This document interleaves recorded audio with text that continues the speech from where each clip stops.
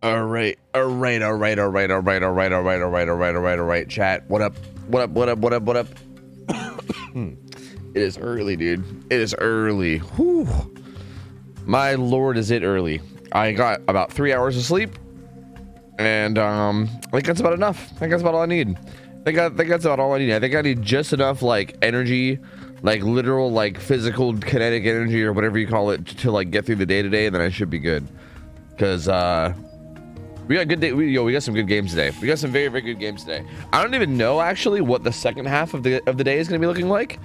Like the schedule right now is made for the first half, and then once they play, we're basically doing 2 whole rounds of games today. Like we're doing double the amount of games as yesterday, so it's a lot of games. And yeah, the first half is kind of already made and ready to go. And then about halfway through is whenever the second round ends, and then they gotta like actually make the third round in terms of like rematching teams together. But for the second round, we have a lot of good matchups. Like we're starting out with a couple matchups that should be pretty one-sided on paper, right? Like Elysium versus Deception is like, again, on paper should be pretty one-sided. Eternal versus Tremor is going to be game number 2, which also should be like that, right? Like assuming both teams play the way you expect them to. The third game of the day is actually a really interesting one. Ariandel versus Trauma. That one is going to be a really, really good game. I think that's going to be a really good set. Like that's going to be super, super solid. Sinners versus Oh Boy also sounds like a really, really good matchup. Like who knows how that one will go. Sinners is maybe the favorite there because they've been doing really well in tournaments lately, but Oh Boy is definitely no pushover of a team, and that one can go anyway as well. X9 versus T5. That one should be pretty heavily in the favor of X9. Calamity versus Severance, that also sounds like a good matchup. Cynic versus Affliction. Zero Practice versus Misery. So yeah, some pretty good matchups today. And then after these matchups are done, there's just gonna be a whole nother set of matches made up where, like, again, like whatever teams go 2-0 are gonna be playing against each other. All the teams that are 0-2 are gonna be playing against each other. And round 3 is gonna be interesting because round 3 is where teams start to actually qualify. That's where we're gonna get our first teams actually qualifying and going through. And we're also gonna see our first teams getting fully knocked out. So round 3 is where it really gets spicy. To be honest with you guys, I almost slept in. Like I almost slept in and just said fuck it, and I was thinking about starting stream like a little bit late. Like I was thinking about just like skipping the first round entirely and just starting to stream at 2 p.m. But I didn't. I woke up instead. Here I am. And here I am. Because I think round 3 is really where it's gonna get like actually super spicy and super interesting. Because that's where, like, again, teams are actually fighting for their lives, right? There's gonna be like teams that are 0-2 that are gonna be like basically needing to get the win in order to even stay alive, and then other teams are gonna be getting sent through. It's really gonna be like the deciders, right? And then every round after that is gonna be like that. Like every round after that is gonna be knocking some people out, and other people are gonna be like going through. So yeah. This round 2 is more setting us up for that. And I'm curious to see how things go. I mean, obviously, like yesterday, we had some weird matchups. Like X9 ended up losing their matchup against Tremor in a really like unfortunate way. Calamity actually lost their match to Trauma, so Calamity is currently 0-3, which is pretty unexpected. Calamity is a very, very solid team here. Like the teams are honestly like they're kind of listed in like a seating, right?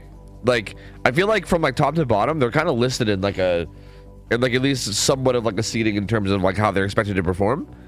Because like yeah, like Elysium has been winning basically all the tournaments lately. Eternal, that was kind of right there with them. And yeah, I mean Calamity, round number 5, and here we go. We got Blight, we got Xeno and Blight up against the survivors of Deception. And again, remember this: the survivors of Deception also are from South America. These guys are Argentinian, I believe. Argentinian. Whatever, it's fine. You get my point. What's interesting is that Xeno goes with Eruption. I've been actually seeing this a little bit more lately, and it's really, really interesting because I feel like you're allowed to run either Pop or Eruption. Like you can't run both. It's either Pop or Eruption. And we've been seeing a lot of people go with Eruption over Pop. And he's also got Call of Brine too, which is also really weird because I feel like this perk has like fallen out of favor a lot. Like no one really has ran Call of Brine for a long, long time after the nerf because it's been kind of bad, right? Ooh, Pandu with the good play with Lithe, getting away from that one. But yeah, Call of Brine, we've seen it multiple times. We've actually seen it multiple times from Elysium, which is interesting. Like we saw it on Zaka's Ghostface Good down there from Xeno. We saw it on Zaka's Ghost Face, and now we're seeing it on Xeno's Blight. It's very interesting, dude. It's very interesting. Like, literally 2 out of 2 games now for Elysium have they had Call of Brine, which is so weird. That's so weird. But this first down comes in decently quickly on the ace. No gen popping yet. See, like, this is where, like, right? Like, you don't have pop. Like, what? Like, kicking that, like, you know, like, putting Eruption down on that is still good. But, like, pop would have been massive there. You know what I mean? It's so interesting to not see pop on these builds. Okay. Gets a hit onto Kate. I wonder if this build is based around, like... In a weird way, though, maybe it makes sense, because he chases Kate off this gen. It's currently regressing from... Oh, Kate's doing a really good job of playing this rock tile. Really good from SMS. I'm pretty sure Xena... Actually, the gen pops. The gen at Shack pops. So yeah, what? What's going on? Like, if that was Pop Goes the Weasel, that gen at Shack gets regressed by like a fuck ton. But instead it pops. And now Xeno has to go back and find a whole new chase. He hits Nia, who has Deli. And apparently he finds Ace as well. Ace is the survivor that was hooked. Oh, good prediction though. Predicts the vault and gets that. That was only 2 rushes that hit too. So his power should be back up pretty soon. And does he stay on Ace? It would make sense for him to stay on Ace and try to secure this kill. Oh, yeah, and down he goes. Man, there's just not much you can do. I'm a little surprised to see them pre-drop the pallet and then try to play it afterwards. I feel like playing with the pallet up feels like it might be the better play. But also, they are playing on really high ping. So, like, who knows, man? Honestly, who knows? They probably have more experience with this one than I do. So, you know, like, maybe that is their best bet. But Xeno... able to put together the bump logic and get it down pretty quickly.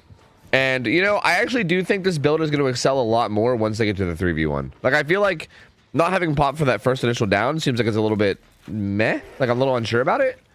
But I do feel like once the kill comes in, like, if you can actually get this kill on the ace, which does look like it's coming soon, then that feels like that's going to kind of put him in a position where he can kind of just kick gens with Eruption, kind of just hold down a big-ass area, and then possibly not allow any more gens to pop at all, right? And that's another down. Very good. Oh, but Kate... But dude, Xeno just knows. He knows, dude. He knows. Like, this gamer is just so aware, dude. Like, immediately ran towards her and pushed her away. Gets the pick up. Like, he's just like a machine of efficiency, dude. Holy. Like, knows exactly where they're going to be coming from. Knows exactly where to look. And that was Kate off of gens, right? She had to get off of gens to hover that as well. So that's a little bit of a benefit for him, too. Trying to sneak a hit there at the end, like trying to make it look like he was going to go into fatigue, and then tries the last minute rush to catch someone off guard. Can't quite get it, but we'll put Call of Brine Eruption down. It's so funny to see him running Call of Brine Eruption. Like, Call of Brine Eruption is literally like the combo. Like, that was like the combo before the patch, back whatever, like before they nerfed it. Like I feel like both those perks are like a much more nerfed version of what they were back when they were meta. Ooh, Kate really trying to be tricky here. This Kate SMS, by the way, this Kate player is honestly nuts. I feel like every single time we see Deception play, SMS is always like a player that you gotta watch for, because they are always pulling off some crazy shit. Like, I feel like they are very, very good at like making plays happen. And you can kind of see it in that chase, right? Like, trying to make something happen there. Obviously didn't get away from the hit, but like really making it hard and like making Xeno have to work for it. Xeno gets another quick down on the Nia too, though. I mean, like, this match is such a rough game because it's such a mix of like Xeno just being insane at killer, right? Especially Blight, on top of just like the South America ping as well. It's just so tough to deal with, dude. Like look at him. He's just all over, dude. Like, he's constantly on top of things. Like, I feel like no matter what they do in terms of movement, he just knows. And he it's so rare to get him to like mess up a like bunch of rushes, right? Like, he almost always is gonna make his rushes turn into a hit. And dude, look at this. He's like he's trying to hold down all these gens with Eruption, and he might realistically be able to. He's slugging really heavily. He finds the Claudette, but he's gonna bail for that. I think he's gonna go look for the Nia instead, maybe. Huh? This is interesting. Because he saw the Claudette, but he decides against it. Now he's gonna hop on her. No, still looking back towards the slug. They do get the pickup. So this is okay. This is interesting. Maybe this is a part of the strat. Maybe the strat is you run Colorblind Eruption, and then you just slug like crazy. Because that just popped Eruption right there too, right? So like, in a weird way, maybe that's the point of Xeno's build. Because like, yeah, bam, there you go. And now Colorblind is telling him exactly where Claudette is. Yeah, so this is okay. Yeah, this build, it feels like it was literally designed to just slug out in a 3v1. The problem right now is that there is still Deli Unbreakable in play. Like, Nia still has Unbreakable, so Nia will be able to pick herself up. But regardless, as long as he continues doing this, right? Like, he's going to kick this gen again. This is the only gen that's been being worked. He's going to kick it again. It's going to have Eruption on it. So, I mean, yeah, Nia has Unbreakable, but she has to Unbreakable herself, pick up the Kate, and then also hopefully have this Claudette not die, which, you know, best of luck with that. Ooh, good try from Vendit, though. Very, very good attempt there. But yeah, these gens are just not going to be going very much. Actually, did Unbreakable already get popped? Maybe Unbreakable already got popped, actually, because she's not Unbreakabling. I know that Lucas has Unbreakable, but I thought if they had it, they would have popped it already. But maybe not. They also have Deli too, which is still significant, right? But this is still looking like a 4K4 regardless. Like, I feel like even if Deli comes into play, all the gen progress they had is going to be regressing. So, like, there's not really going to be a gen anywhere close to being done. So this is actually just legitimately looking like 4K4. They popped it already? Yeah? Wow, dude. That's crazy. I mean, again, Deli's still in play too. So, like, Lucas will get off the hook or whatever, most likely. But, like, by the time that happens, it's going to be way too late because everything's already done, right? Like the gens have regressed so much. Like, Fednit's going to be going to struggle. Kate might full die. Like, even, like, honestly, even if there's a bleed out and they, like, get and they get, like, deducted some actual, like, hook stages or whatever, it literally doesn't even matter because it's at 4 gens. It's at 4 generators, dude. Like, the survivors from Elysium now just have to finish 2 gens, no matter what. So, like, even the bleed outs don't matter that much. Like, obviously, I think Xeno would like to find them and not let them bleed out because that would obviously be, like, the better scenario here. He is going to find Lucas. And this is Deli. So we'll see what they can maybe piece together here. But, dude, what? Again, Xeno just so wild, dude. Such a wild killer to watch. Like, always running these, like, really weird, unconventional builds. Wait, what? Oh, he almost rushed right to him. He must recognize that it's Deli or something. And, dude, like, the game sense of this man. Like, literally the game sense of this man. I think he might have recognized the fact that, like, they were maybe splitting up on the ground, right? Like, having one slug on one side of the map and the other slug on the other side of the map, I guess. Like, maybe that was the call out. But, like, dude, the fact that he even finds him right now, that's crazy. That is actually crazy. I'm not ignoring you guys. I already answered you. What are you talking about? Bro, you please. Please. Oh. The wiggle out. But I don't think he's going to go very far, right? I mean, there's like nothing really here. Ooh, great bump logic from Xeno. And yeah, I mean, he's not really, he just can't really make it anywhere. And Fendit's about to die soon. And once Fendit dies, he can just put him on hook without even worrying about Deli, which he seems to be aware of Deli as well. Actually, no, Fendit already is dying. Actually, Kate is the one that I was talking about. But he's just gonna carry her. Is he just gonna carry her away from? I think he's just carrying her away from Hatch. Well, maybe he was going for this hook, I guess. I think he was trying to put her on a hook that was far enough away from Hatch. They didn't have to worry about it. But at this point, we're just doing this weird, like, little song and dance around Deli. Oh. Okay.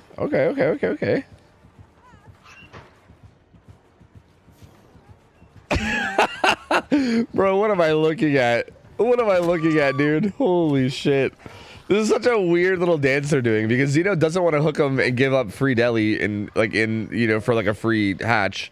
But at the same time, it's like, yeah, well, this dude's got to die on hook slowly, and now he's dead, and now he gets the hook, and now we should be good. He actually might still have a chance to Deli, maybe? Right? Yeah, he actually will. But the problem is he just doesn't go anywhere, right? Like, he's got 10 seconds before his endurance runs out, and he just doesn't really make it anywhere. Xeno's just going to put, you know, like, I'm pretty sure Xeno's just going to do the old Alexis set a timer for 10 seconds strat. I mean, he makes that, but like, ooh. This Nia's just doing shit, bro. She's just doing shit. She's just, dude, she's just pressing buttons. She's like, fuck it. Oh man, and there, and yeah, and there it goes. She's gonna go down, and yeah, that's gonna be 4K4 for Xeno, dude. I mean, like some of these killer players, man, like are just so good, and it's like, it's so like disgusting. Like I just don't like even understand like how you can be this goddamn good at the game. Like Xeno is just consistently putting out these like insane results. And yeah, like the Survivor team, again, no joke. Like we saw them yesterday in the Singularity set. Like these guys are very, very good. This is not some like pushover team. Deception is a very, very solid team. And Xeno just, I mean, again, I know ping's an issue too, but still 4K4 is like an absolute absurd result to get. And Xeno just, I don't know, coming out with this weird ass build, Colorblind Eruption, and just making it happen. And now Survivors from Elysium in a pretty good spot, man. In a pretty good spot. All they need to do is do 2 gens. 2 gens. That's it. 2 gens is the win con. So this is gonna be, so this looks like it's gonna be a pretty good spot for those guys. Elysium will most likely be going up 2-0.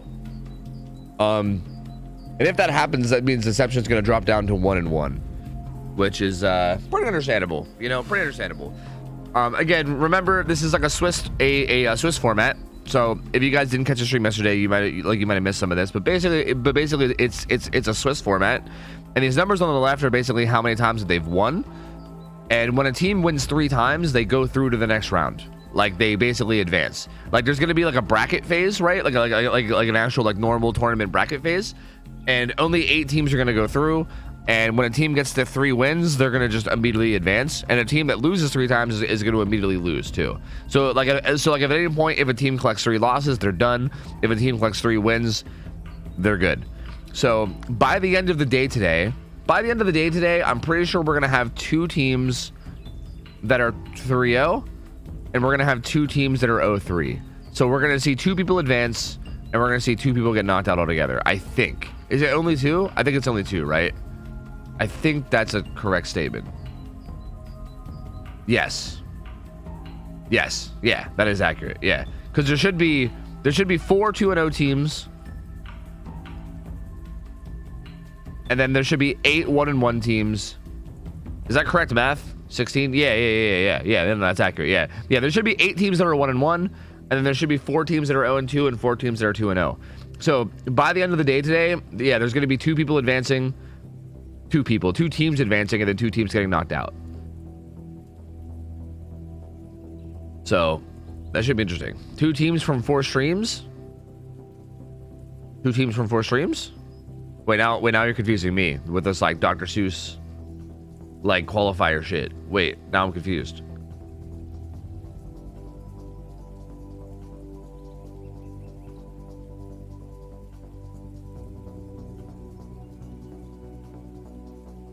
What are the codes we'll be saying today? Do you know what? I actually don't know. I don't actually know the answer. I'm gonna be finding out as you guys find out. Like whatever channel has the like picks and bans, I don't actually see it in Hens's Discord. Like the role I have in his Discord is like a caster role, and I can see the matches as they're coming up.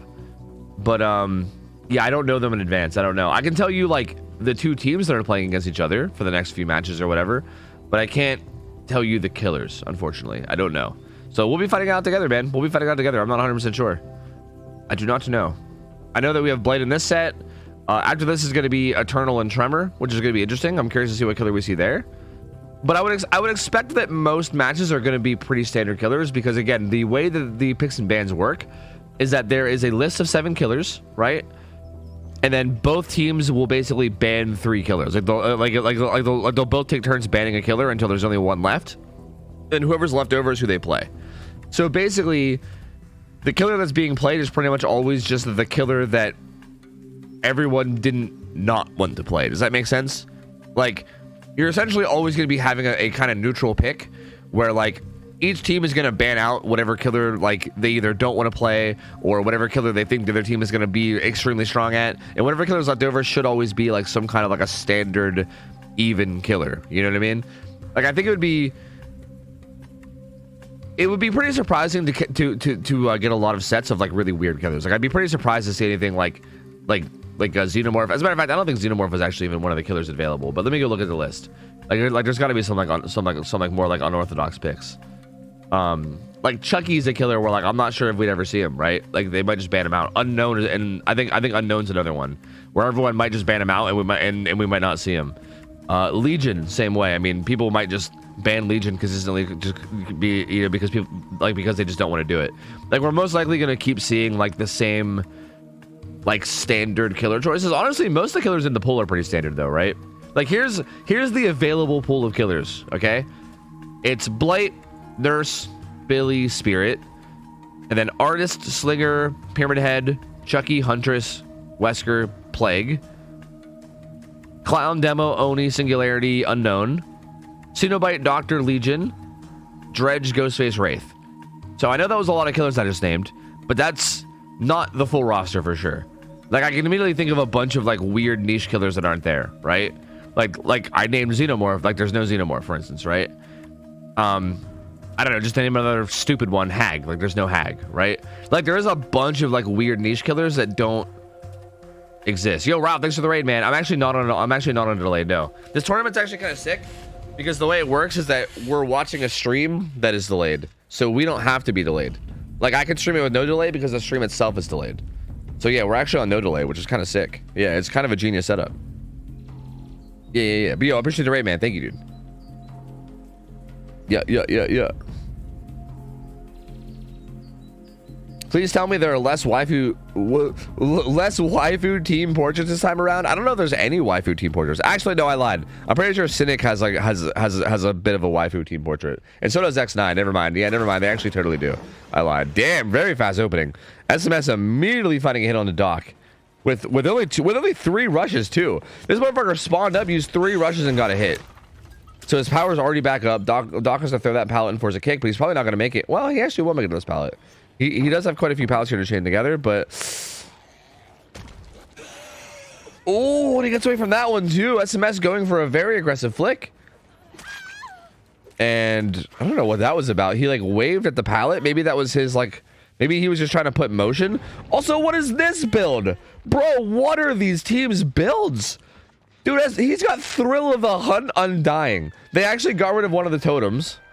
He's got Ruin, Thrill of the Hunt Undying. He is like full sending Hex. This is like the most committed I've ever seen someone beat a Hex Ruin in a fucking tournament game. That's crazy.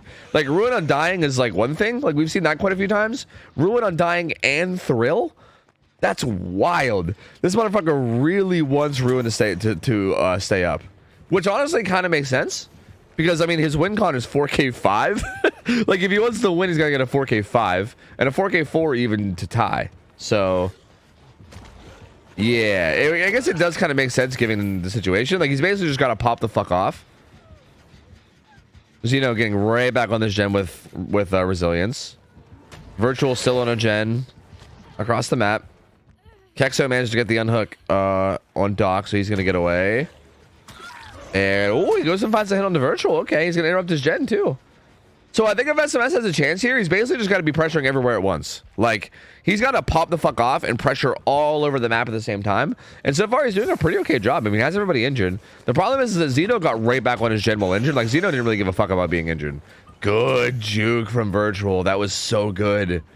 So unfortunate for SMS there. He really needed that, man. He really needed that. There's a gen popping. That secures the tie, at least. And now, yeah, this is already just too much, I think. This is already too much. Like, Virtual just won, like, 2 or 3 50-50s there. And I think that's already enough. Like, he's gonna die now, but that was enough time. They popped the gen. They reset everybody. And again, considering the win con's only 2 gens, that's basically gonna be enough right there. Ooh, Doc trying to win a 50-50 on that pallet, but doesn't quite do it. He's gonna get hit. But I think that was 4 rushes used up, so that will still buy some time before SMS can rush again. And SMS knows, man, he has to just slug everybody out. He can't even bother hooking. Like, he literally can't even bother hooking. His entire thing here is that he basically has to slug everybody out and just try to get regression from Ruin. Good stun there from Kexo as well. They're protecting the totem. Does he get it? He does. Okay. But was that Ruin or was that Thrill, though? That's the question. Because if that was ruined, then they don't have to worry about thrill, right? Like, who cares? That was ruined. Okay, so they can just ignore thrill. Like the build's basically he basically has no perks now. Like SMS is basically just no perk Andy now. So yeah, he gets us down on dock, but yeah, there's no way. There's no way at this point, right? Like there's got to be like literally zero chance that you hold this now with no ruin active, right? Like again, one more gen needs done. They still have 3 players up. It's looking pretty dunzo. It's looking pretty dunzo. Overcome is not banned. No, they do have overcome on their survivors. And so far, I mean, there's not a gen that's like immediately in danger of popping, but like they're all being progressed. And yeah, again, like, even right here, Kexo's gonna run for grab the sun hook, just to keep SMS on his toes and keeping having him to chase people. Tries to get that stun too, but the ping doesn't allow it. He's gonna go down. No unbreakable on Kexo, interestingly enough. He's got Deli, but no unbreakable. Ooh.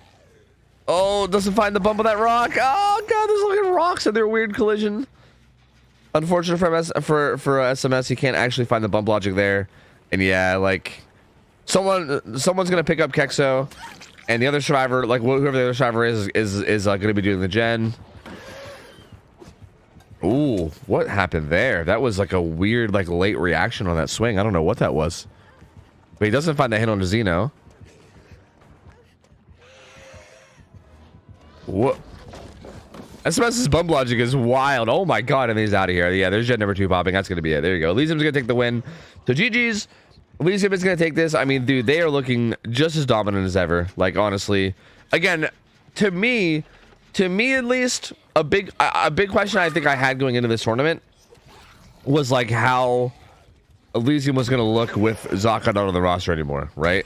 Like Zaka is like arguably one of the best players in the entire world, right? Like you could easily put him at number 1 in the world. Like you could easily just say that. I think a lot of people would say that Zaka probably is like the overall like on both sides number 1 player in DBD. Like I don't even think that's that crazy to say. So like he left the roster to go back to Eternal, right? And I was wondering like how much is that going to affect him, right? But like this team is honestly like it's such a stacked lobby. Like it is such a stacked lobby. It's a stacked team. It's like so stacked in every way that I feel like him leaving just leaves them with 4 other super top. Like there's still 4 other super top tier players, right? It doesn't like it feels like it doesn't even change that much. Like this team is still so strong. And I don't know, man. Like it's just so tough. I think the inevitable matchup of Elysium versus Eternal that's gonna happen at some point through this tournament is gonna be really sick to see, man. Like I feel like that's gotta happen at some point. I mean, there is a minor chance that it won't. Like maybe if they both make it to the bracket stage and they both get put on separate sides of the bracket, there's obviously like at least a minor chance that maybe they won't get matched up together. Like maybe one of those teams will get knocked out by somebody else. But like assuming that happens at some point, that's gonna be such a crazy matchup, man. I guess there's like a 50-50 chance if they both stay undefeated. There's gotta be like a 50-50 to even happen in Swiss. So yeah, that's gonna be a crazy matchup, man. Everyone's injured right now. They're actually kind of in a little bit of danger, but there's only 1 gen left. Kexo's gonna grab that unhook and get tagged for it. Ooh, and they're currently resetting. But the fact that all 4 players are alive means that this final gen is most likely going to get done. Yeah, they took the time to heal Doc because he's Death Hook. But outside of Doc, I don't think they're even going to bother. I think they're just going to stay injured and slam gens. Good vault from Kexo. He's going to force some rushes at least, and he will go down. But, dude, it's something that's impressive about these survivors is like okay, they're all playing on like 200 ping or whatever because of like South America to EU, right? And even with them playing on like 200 ping, every little situation like what happened back there, even right here, Zeno just bumped him to the side, right? Zeno right there just body blocked him and like bumped his rush and made him go to the side. Wow, that was actually sick. Zeno not going down there and not even having to use a pallet, that was actually just insane. But what I was gonna say is something that I think is really impressive is how they're able to just consistently buy like a little bit more time out of like almost every chase, right? Like Kexo at Shack gets that really good prediction vault in and forces him to use rushes. It's just like even if you're only buying an extra like 5 seconds each time, an extra 5 seconds every single time the killer finds somebody adds up so much over time. And these survivors have done such a good job at that, even on this high ping. And Kexo now in a bit of an awkward spot. He will go down again, but again, he's got delis, so even him going down is not really the end of the world. Ooh, good fake for virtual. And that gen of the bus is going to be popping soon.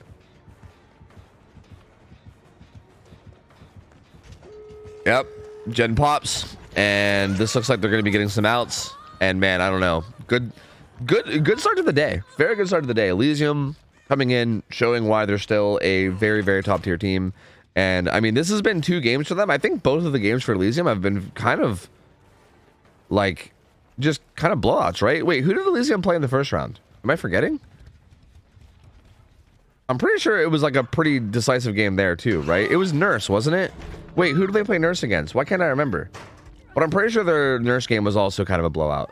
Like, I'm pretty sure Elysium's had 2 games now, and both of the matches have just been very, very dominant. Like, they have definitely shown that they're probably, like, again, like, between them and, like, Eternal, probably, like, the 2 teams that are most likely going to be the favorites here. And even then, like, they're not even favorites by much. There's still other really, really good teams in this. But they're definitely extremely strong. And I think only, like, the very, very top teams are really going to have a chance to pull out any wins against them. Oh, yeah, they played against Cynic. Oh, yeah, they played against Cynic, and it was Nurse. That's right. Yeah, no, that was a super dominant game, too. Yeah, both of Elysium's games so far have been super dominant. Like, Nurse yesterday. Yeah, wait, Xeno got a 4K5. That's right, I forgot. Xeno got a 4K5 yesterday. Yeah. So you got a 4K4 today and a 4K5 yesterday. That is crazy, dude. That is fucking crazy. So yeah, Xeno's he's getting a pretty good track record in terms of results so far. So far in this tournament. And honestly, the survivors from Elysium are also getting outs in both these matches too, right? Well, I can't guarantee that they're going to get outs this game. I mean, we'll see. Xeno just went down. But with both survivors being full health, it looks like they're in a position where they could. But SMS actually might be able to get the 4K here. It's going to depend. Because he also finds virtual here now too, right? So he kind of sees them both. But regardless, I mean, it's still huge results. Like, huge... Oh. That was sick. That was actually super sick, dude. They both just kind of sat there and looked at each other like, oh, fuck. Virtual's like, yeah, dude, I did that. Yeah, I did that. Yeah, that's right, I'm him. Yeah, I mean, no biggie, but, like, I'm kind of him. No biggie. That's fine. But, yeah, dude, honestly, just so good. Just so good. I was talking about that X9 game yesterday. Dude, the X9 game yesterday was so unfortunate. Like... On both sides too, like Boo liking out on Cynic's, or sorry, on Tremor's side was super awkward. But then also, oh,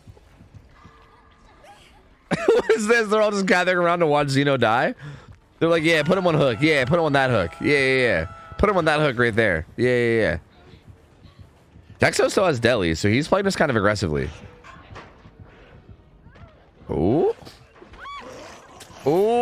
he's gonna get the down on the virtual, but that's gonna open up Kexo for the grab. He's gonna go down 2. And Xeno should be out. And they should most likely get one more out too. Oh, good body block there from SMS. Oh, but the emote. Oh, he doesn't quite get it. Okay, so all this ended up being for nothing because it's gonna be the same survivors getting out. Xeno's still gonna die, and these 2 survivors are still gonna get out. Right? They gotta make sure Kexo doesn't get grabbed early. He hits him on hook. Nice. Yeah, hit him on hook. Yeah, get him. Assert dominance. Yeah, get him. All right, there you go. 2 survivors are gonna get out. I think it's gonna be what? Quick mass. 8 stages? 8 stages is gonna be the final result. Yeah, I mean, again, super dominant performance. Again, I'm pretty sure the Nurse game was a 4K5 versus 6 stages, and now the Blight game is a 4K4 versus 8 stages. So like, both of these games from Elysium have just been nuts. Like, absolutely nuts, dude. Like, they've just been completely blowing their opponents out of the water. So, wild stuff, man. Good try from Deception. Good try from SMS, too, by the way. Like, he was obviously put in a really tough spot where his win con was literally 4K5, you know? So, like, considering the fact that his win con is 4K5, I think he did a pretty good job, right? Like, his build was spicy, and it kind of had to be. But he just couldn't quite make it happen, and I mean, you can't really blame him. You know, it is Elysium survivors. So like, what are you gonna do? Looks like it's gonna be Eternal versus Tremor next, and we got Clown. Oh shit, yo! I've heard stories about Nightlight's Clown. Nightlight actually is gonna be playing Killer, and I've legitimately actually heard stories. Not stories. I remember the one time.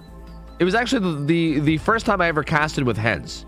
Was way back during Scrim Nights. It was like the first time I ever had Hens join me for Scrim Nights. And I remember him telling me that Nightlight was like randomly a like god tier clown player.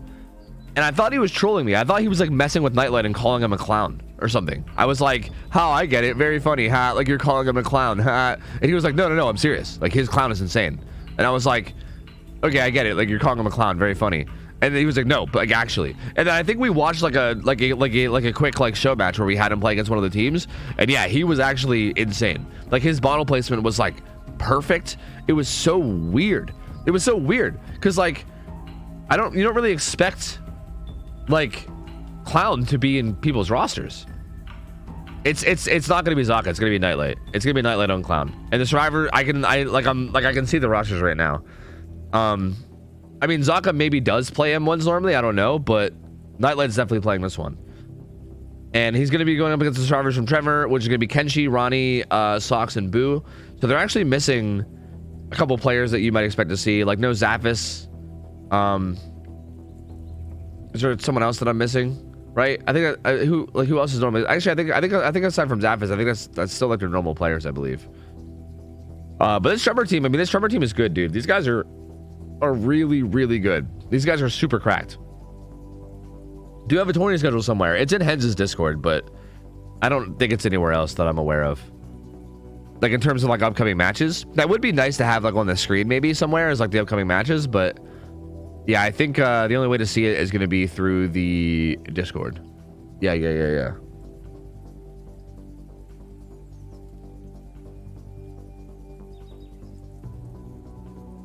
How long does this tournament last and how long has it been going? So this tournament is going to be 3 days this weekend and 3 days next weekend. So it's going to be Friday, Saturday, Sunday this weekend, and then also Friday, Saturday, Sunday next weekend too. And yeah, so it's been going for what, a day and a half now? Not even a day and a half. It's been like a day, and we're just starting day 2. And then it's gonna be all day today, tomorrow, and then 3 days next weekend. It's gonna be the bracket stages too. Oh yeah, Gamba, you're right. Thank you. I don't know anything about Poison Ivy or whatever to know what Tremor is using for their icon. I don't know, man. Everyone's always just got some like some kind of a, well, I was gonna call it edgy, but not really. Oh shit! Here, let me give you a prediction real quick. Okay, here we are. Nightlight on Killer. He's got brutal, ruin. Actually, no corrupt. Also, this Killer is playing on Grim Pantry. What the fuck? I didn't even really realize. What the hell? Okay, so Grim Pantry. And he doesn't have corrupt intervention. This is interesting in like a lot of ways already. This is already very, very interesting. Let me give you guys a prediction. I'll give you guys just like 2 minutes to Gamba. So you guys are all working with the same information, right? Like I know the game already started, but you guys all have the same information, so the game is going to be fair regardless. It's fine. Sox is going to get found and going to avoid the damage so far. Oh, and it gets a double vault there too. That was really good. But he will get hit now.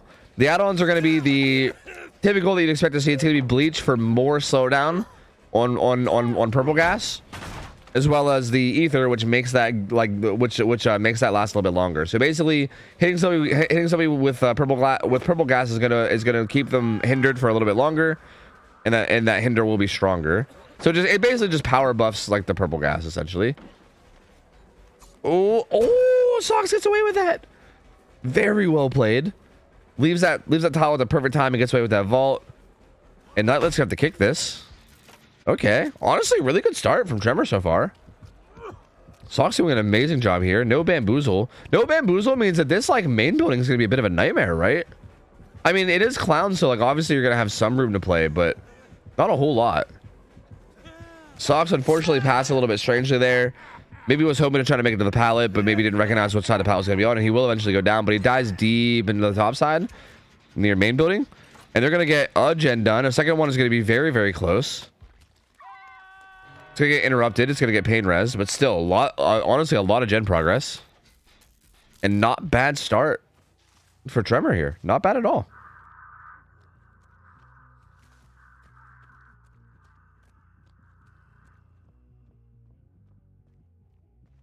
He's kind of looking around now. This is such an awkward map because like this main building is so huge, and it's so hard to like actually hold vision here.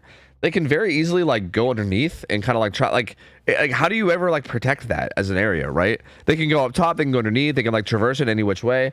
So yeah, that's actually really interesting. Like Socks, I think dying deep in that main building side makes this really tough for the killer, because how do you ever like hold that? I don't think you do. As a matter of fact, like the gen setup is almost always going to be far away from that too, right? There's never going to be a gen setup over there either. So like that main building side almost always feels like a safe place to die, to the point where the killer's not really going to be able to hold it in any like significant fashion.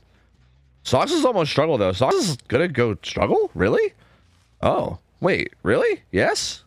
Yeah, that's interesting. That's interesting because Nightlight didn't even like really hold that much at all. Like he basically gave all the room in the world for the unhook there, just no one went for it. So I guess the call was maybe they expected him to camp it out, so they just full sent gens. But that's gonna work out kind of okay because yeah, I mean he goes struggle and Nightlight still did manage to harass gens at least a little bit, right?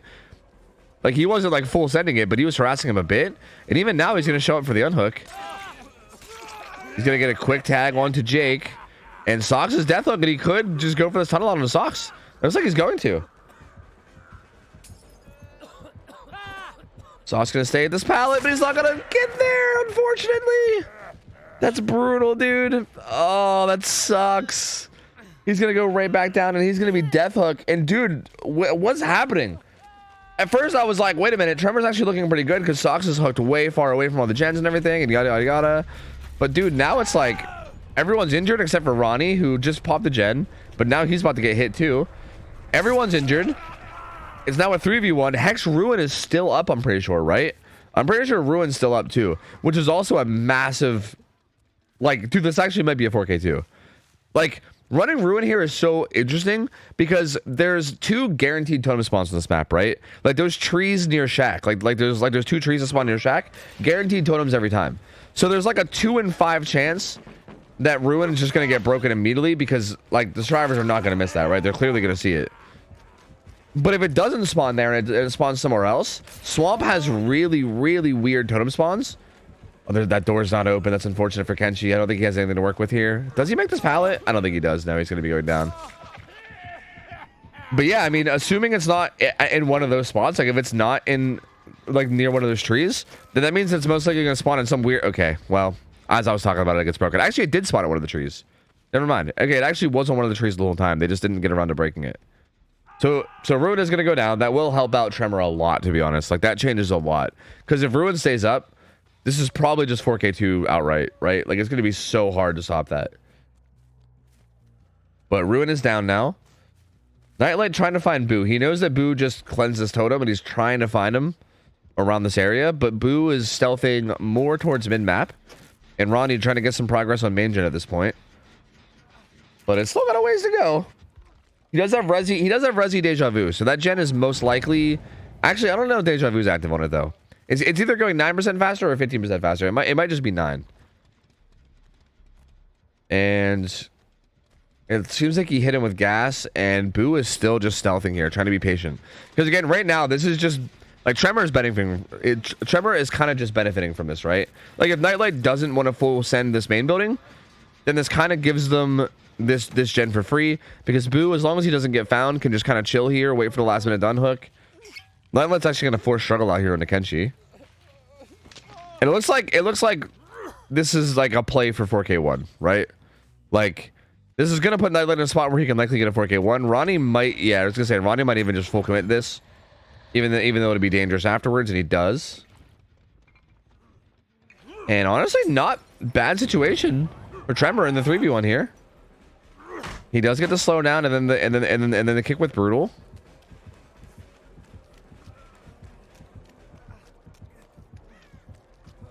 And Ronnie has his main building though, and he's gonna try to use it and be a bit annoying. Does he make it around to this pallet? He does, but this pallet's really weak. Oh, and down he goes. Down he goes. But still a decent bit of time being saved. They both get the reset off. Kenshi's gonna preemptively stealth for this unhook. That's gonna leave Boo and a gen across the map. Not bad, man. Not bad so far. Painter's gonna come through. There you go. Painter's hits this. This is interesting. Tremor could still get outs here, realistically. Like, if Kenshi doesn't get found here and can manage to sneak up on this unhook, that's going to be really big for him. And if they can kind of just keep cycling these chases and these downs, they could still pop this final gen, right? Like, it still could happen. Kenshi does get away with it. He's still stealthing around here, and he's going to go grab the unhook now. Nightlight finds the gen that Boo was working on, but doesn't find Boo, interestingly enough, too.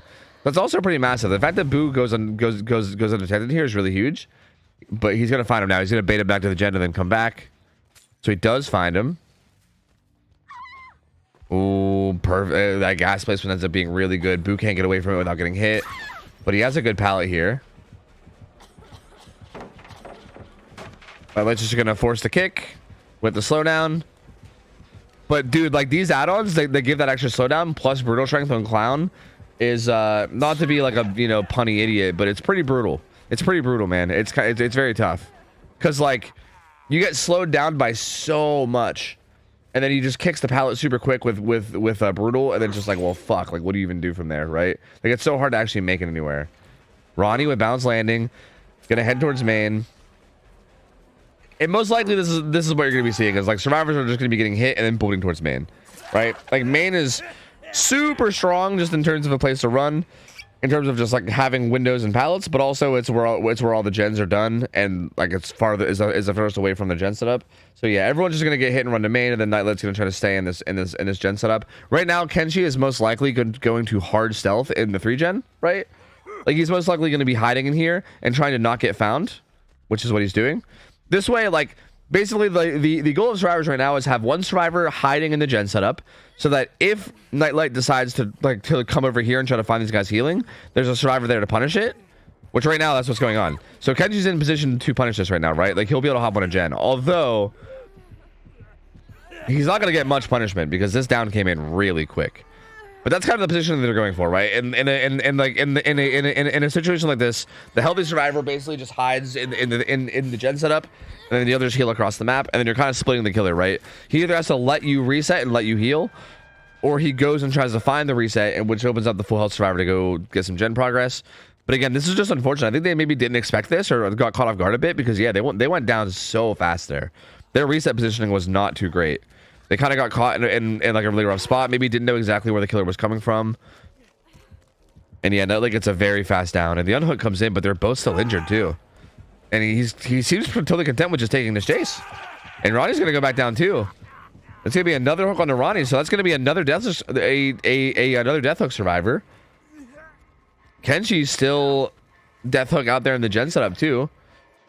And I would argue that, like, no matter what right now, this is still, like, I feel like even if Tremor gets out right now with the current stages, it's still going to be, this is still an insane result. Like, this is still an absolutely absurd result, I think, on Clown on this map especially. Like, I feel like with Eternal Survivors up next, this is going to be very, very hard for whoever's playing Killer from Tremor to match. Like, this is going to be tough. But Nightlight's in a position where he might even still be able to 4K1 this. Boo heading over towards docks. And yeah, he currently has Ronnie hooked at least by a couple of these gens. Actually, kind of near all the gens. Is the last one tucked back in this corner? Well, no, yeah, they're all here. Yeah. He actually has them in position relatively near the gens. And yeah, this actually is going to be 4K1. This is almost surely going to be 4K1. I don't think there's any way they get the final gen done here. Because he's protecting this hook. He doesn't know that Boo's not here, but Boo's like across the map right now. And yeah, Ronnie's going to die. Ronnie's going to die, and it's going to be a 2v1. This is actually going to be a 4K1. That's so wild, dude. That's so wild. They get the reset at Shaq, but yeah, at this point, like, it is extremely unlikely that he's going to give anything up. Great bottle placement there. Ketchy's going to get hit. And there is still some pallets up over here, right? But I don't think it matters, because at this point, like, even if you piece together like a decent chase, Nightlight, if he feels like he's gonna lose a gen, is just gonna turn around and go back and go back to defend him, right? Ooh, good stun. And we saw Boo in the distance, slow vaulting into Shaq, so he wasn't really in a position to start doing a gen just yet. And Kenshi is gonna go down. Lithe not quite able to get popped. And yeah, man, that's gonna kill Kenshi. And Boo is not gonna be able to pop a gen. I mean, obviously we know where Hatch is gonna spawn, and he's actually gonna try to make a play for gate. But regardless, no matter what, we're here, right? Like if Boo can get a gate out, that's gonna be really good. But regardless, it is still gonna be a 4K or sorry, it's gonna be one gen left, like no matter what. Like whether it's a 4K or not a 4K, it's gonna be one gen left, which is still really good, right? Because that means win con for Elysium Survivors now is just to pop all 5 gens no matter what. They don't really even have to worry about getting outs. It's just finishing 5 gens and that's it. So we'll see. Maybe Boo can make something happen here. He's gonna do the gate a little bit, then try to stealth away. And these gates are very split. So if he doesn't get found here, oh, Nightlight knows. I don't know how he saw him. I'm not sure what he saw, but he saw something. Because yeah, he's gonna find him, and yeah, he's gonna be going down too. So he has Poglog. Wait a minute, Poglog. Poglog? Nope, no Poglog. Nope. God, Clown is such a fucking goofy killer, dude. God, he's such a goofy killer. My lord. He just looks so silly. Like, I feel like Clown gameplay is just, like, literally so silly. It's so absurd. But, dude, very good showing from Nightlight, man. I mean, that's a very good result. Like, I don't feel like Clown should be getting a 4K one here. Like, I feel like this felt like a bit of a fumble from Tremor. Like, I don't think they played exceptionally bad or anything. I just feel like maybe that kill came that kill that came in on Socks was a little too fast. Like, I'm very surprised that they didn't unhook. Like, with Nightlight giving so much room for the unhook, the fact that they didn't get it, they never rotated anybody for it. They like let him go struggle, and then they unhooked him like pretty shortly into struggle as well, right in the killer's face. Like, it all just kind of happened in a way where Nightlight was able to get that tunnel out really, really quickly, and then from there they were just in a really bad spot in like the 3v1. So that's pretty brutal, man. Pretty tough. Very, very tough. And that's going to put their killer in a spot now where you basically, like, now you need to 4K1 Eternal Survivors on Clown just to have a chance to tie this. So, yeah, that's definitely not the spot you want to be in. That is definitely not the spot that you're hoping to be in. Killer's going to be Boo. And the survivors are going to be Zaka, Ivan, Royalty, Dan. So Nightlight's gonna be sitting out Survivor for this one, but yeah, I mean, that team of survivors is disgusting. That's gonna be a ridiculously hard team to do anything against, and we'll see what they can do. I mean, I don't know. Boo's got to try to piece together something here. Tofu mixing up Goofy with annoying again? Yeah, you think he's annoying? Well, look, maybe annoying to play against, but I think watching him play is just goofy. Like, I think he's just silly. He's just kind of a silly killer. I don't know.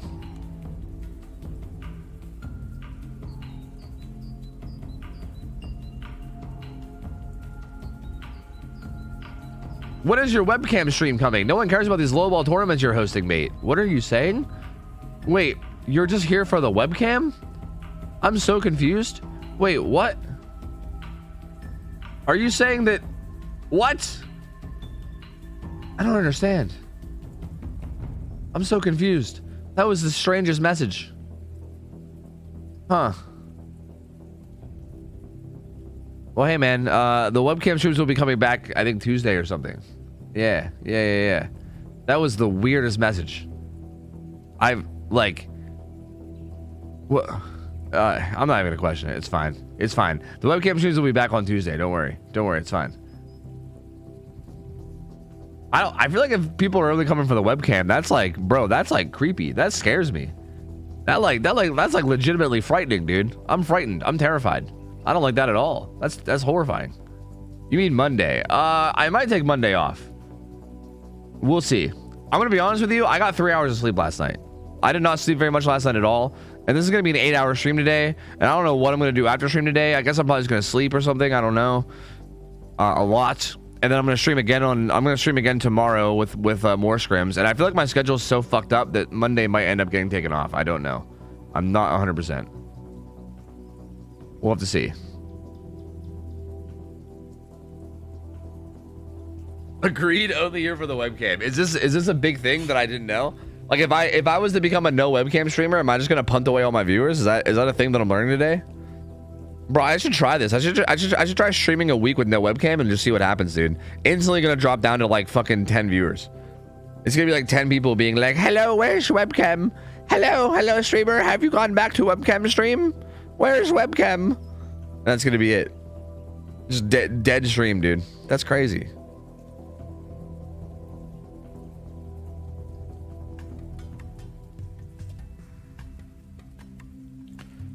I'm curious to see how this next game goes. I feel like Eternal Survivors are probably going to make this so hard on Boo.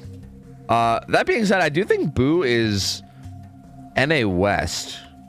I believe Boo is NA West, so this will be pretty tough, like ping-wise, on Eternal. But that being said, this feels like the kind of setup where, like, maybe if you just have really solid macro, even that feels like it's going to be hard to really get around. So it's hard to see. Clown 1v1s? Hell no, dude. Hell no. I thought webcam streams were something else. My bad. Yo, chat, chill. Jesus. What is wrong with you guys today? Holy fuck. My lord. My lord, my lord. When's the hot tub stream, though? Yeah, that's never happening, bro. That's never happening. Nope, nope, nope. Not happening. Bro, the signature killers for Tremor is interesting. Legion, Sino, and Wraith. Like, Legion is one of the killers that they chose as, like, their signature killers. That is very interesting. Like, who's a Legion made on Tremor? And, like, why is that? That's so weird. That's such a weird killer to, like, be listed as, like, a team specialty, you know? Huh. I'm curious to know, like, who their like Legion player is and why they would feel confident in that, because that's a very interesting matchup.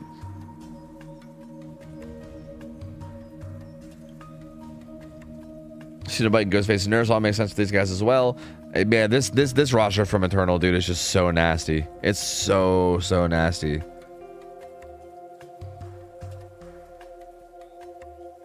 The webcam streams can be found at OnlyFans/OhBabyTofu. OhBabyTofu. Yeah, is that my OnlyFans name? Hey man, you know, I dig it. Good marketing. Good marketing right there. I dig it.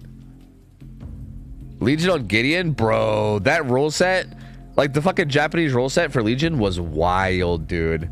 Like that build they put together for for that matchup was so brutal, dude. It was so awkward and brutal. Like constantly oblivious, constantly injured. That shit was so wild, dude.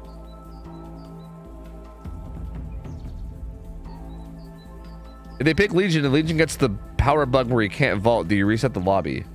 I don't even know what bug you're talking about. I've not seen said bug.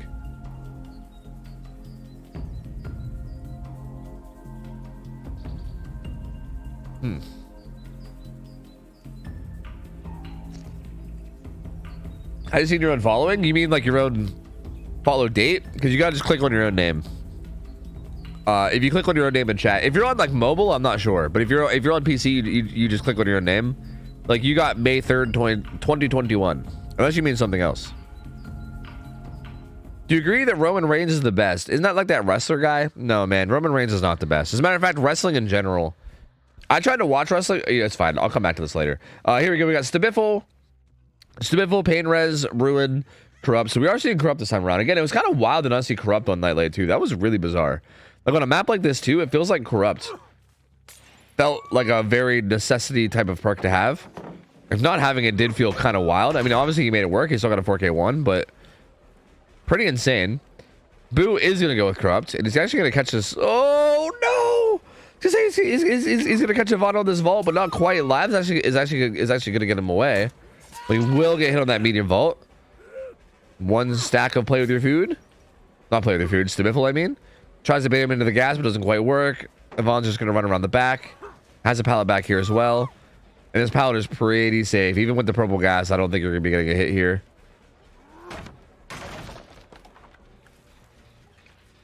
Yvonne going to get... Honestly, he's doing a really good job. Just going pallet to pallet to pallet. Using up all these safe pallets, buying time. And actually... Looks like Zaka already finds the Ruin Totem too, so he's going to be breaking that. The other two survivors are on gens. And this feels like a really good start already for Eternal. Yvonne's going to be in trouble now, though. He is getting hit with bottles over and over. Is he going to lock her? No. He's just going to go down. He was trying to make it to pallet. Oh, God. What is happening? Oh, God. Wait a minute. Wait a minute. Zaka running up and getting hit. I think he was trying to maybe set up for some kind of a pallet save, but that was like really far out. Did he have a firecracker too? Maybe he was going for a firecracker. I don't know. He was trying to make something happen there, but Painter is going to come through and hit Dan's gen. That's going to delay that a little bit longer. Roy currently has main gen being cranked. It's going to be done soon. So 2 gens should be done relatively soon. The dying position of Yvonne was in a really good spot to the point where both those gens are still safe. They're both still really far away from this, so they both will pop pretty safely. And yeah, we'll see what Boo can do from here. Two gens are going to be done for this first hook. And now you're in a bit of a weird spot where, like, if you can make something happen similar to what happened to Tremor survivors, then anything is still possible here. They get the reset on Azaka. That was at main building. And I feel like Boo should know that. Boo should know that that reset happened at main.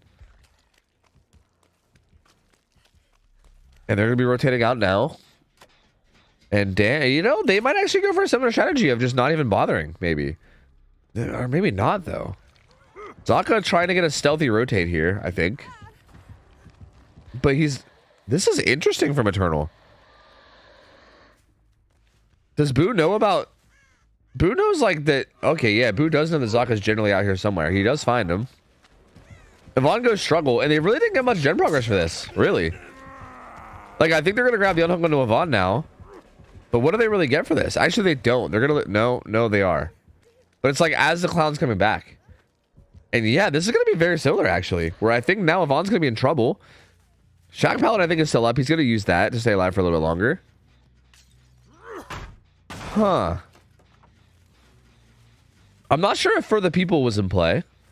And if it was, I'm not sure. Was it Zaka that had it? I think Zaka might have had it. So I don't think For the People is really very much in the question here. But Yvonne just going to use whatever God Pallets he has. This is also pretty much a God Pallet, so you can throw that. So he's going to force kick on this, and then he's going to probably pop live on this window. There he goes. There's Live as well. That'll give him some distance towards main. And honestly, Yvonne is playing this chase so well. Like, he's doing such a good job. He ran to 2 different God Pallets, used them both. Now gets to main, has some resources he could use here. Probably just going to pre-throw this as well. Yeah, he is. And yeah, he's just going to try to play his life here at main building. And as long as the rest of the survivors... Oh, body block there from Dan. That's going to keep him up even longer. He's going to get upstairs. Into the window. Okay, yeah, this is really good. A 3rd gen popped. And Boo, I think Boo really knows that he needs this kill. Like, he needs this kill onto Yvonne. But it's just so tough. Yvonne actually heading back into the map. He's going to be using this filler. Oh, no, God. And I mean, Yvonne is... I was gonna say, there's not gonna be very many survivors that are gonna play these check spots better. Yvonne, one of those like 1v1 fucking cracked out juicer fucking grinders. So he's clearly gonna be pretty comfortable in this scenario. That being said, it is West ping. So he's playing on like 150 ping or some wild shit. So that also plays a role too. But they're gonna finish gen number 4. And this puts them into a 3v1 now, where now the goal in this 3v1 is to finish 1 gen. Dan got a sprint burst 99. So he's gonna be running around here and possibly trying to take aggro. We'll see if Boo takes it. Yep, Boo is going to take the bait. And he's going to chase Dan for now. But yeah, Dan's most likely just going to like let his 9 sprint burst go through. So there he goes. Yep. Lets the sprint burst pop and he gets some distance. Gets him into main. Insta-vaults that. And actually wins that 50-50 too and gets away from it.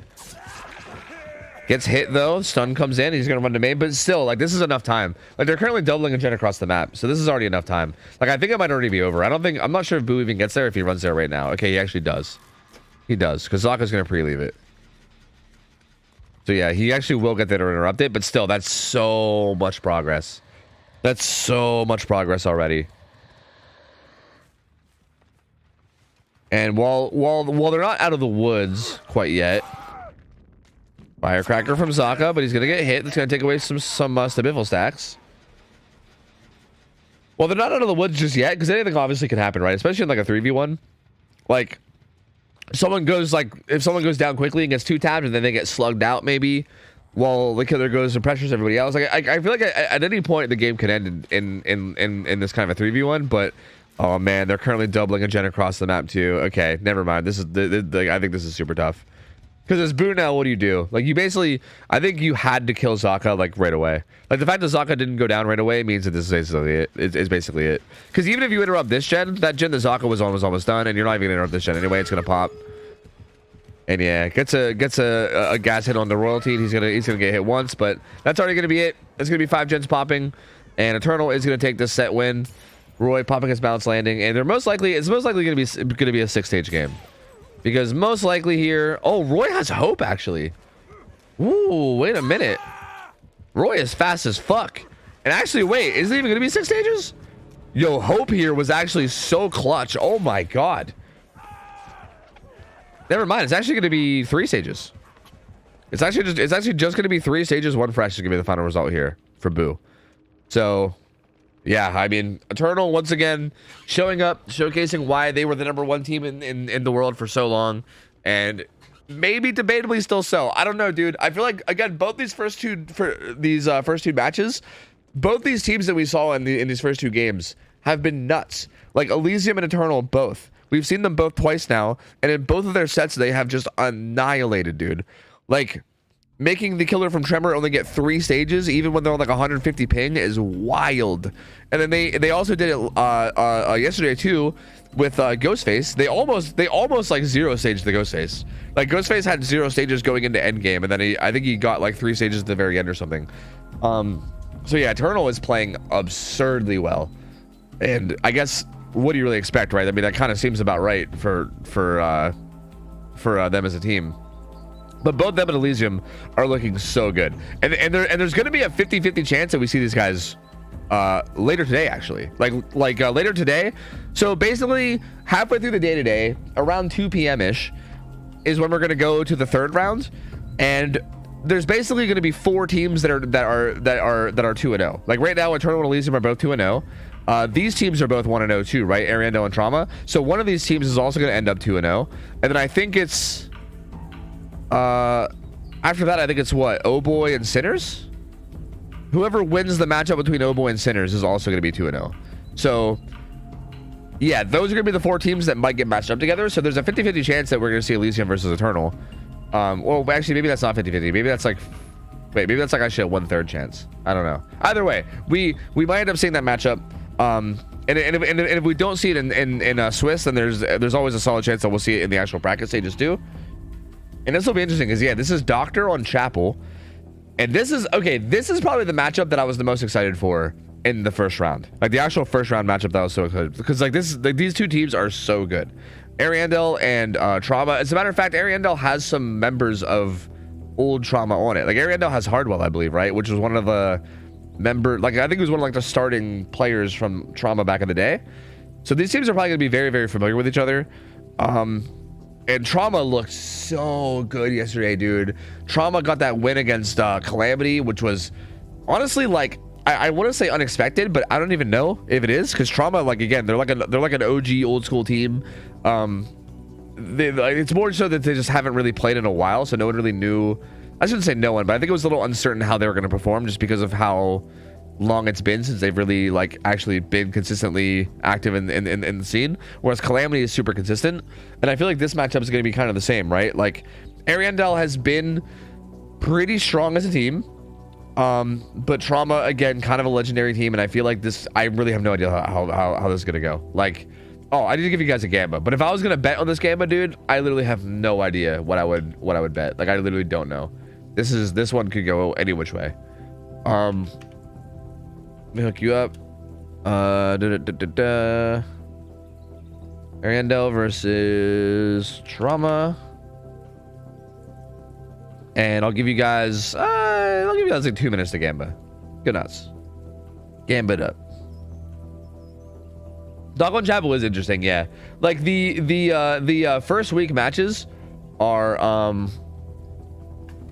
the first week matches are kind of set up on maps that are like slightly unorthodox, like not like super unorthodox. Like Doctor on Chapel has been a thing historically. Like, as a matter of fact, the first ever tournament that I ever casted back in the day, which was like the Swiss tournaments, back in the day, that's what Doctor was on. Like, I remember the first ever comp game I ever saw of Doctor was on Chapel. So it's not like unheard of. Like, Chapel Doctor is a map that he gets put on sometimes. Like, it's not like absurd, but it's definitely like the less orthodox one for the most part. Like, Cool Tower is probably what you'd expect to see most of the time. And yeah, for week 2, actually week 2 he's gonna be on Wretched Shop, so he's actually never gonna be on Cool Tower. It's Father's Campbell for week 1, then Wretched Shot for week 2. But pretty much every killer is going to be on, like if they're going to have the killer on any kind of a weird map, it's going to be week 1. I mean, some killers will be on the same map. Like I think Ghostface, for instance, is on Treatment Theater on both weeks, I think. So sometimes it won't change. Like sometimes like the killers will just be on the same map just because the map works so well for them. But typically, yeah, typically like the first week is like when you might see weird maps. Wow, interestingly enough, I wanted to check Dredge because I assumed Dredge would be on Midwich for both.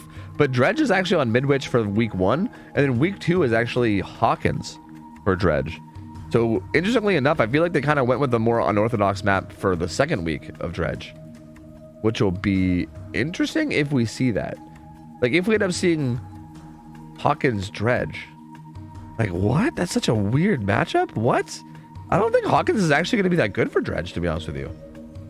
Like I feel like that's actually going to be like, I don't really think, like for instance on Midwich, it feels like every single palette is like free zoning for Dredge, whereas on Hawkins I don't really think that's true. Like on Hawkins I feel like you probably don't even pop your power half the time, and you probably just chase people down because of the palettes being kind of weaker. That's such a weird setup. I don't know, that's odd. Yeah, every other killer from what I'm looking seems to have like pretty standard maps. Yeah. Yeah,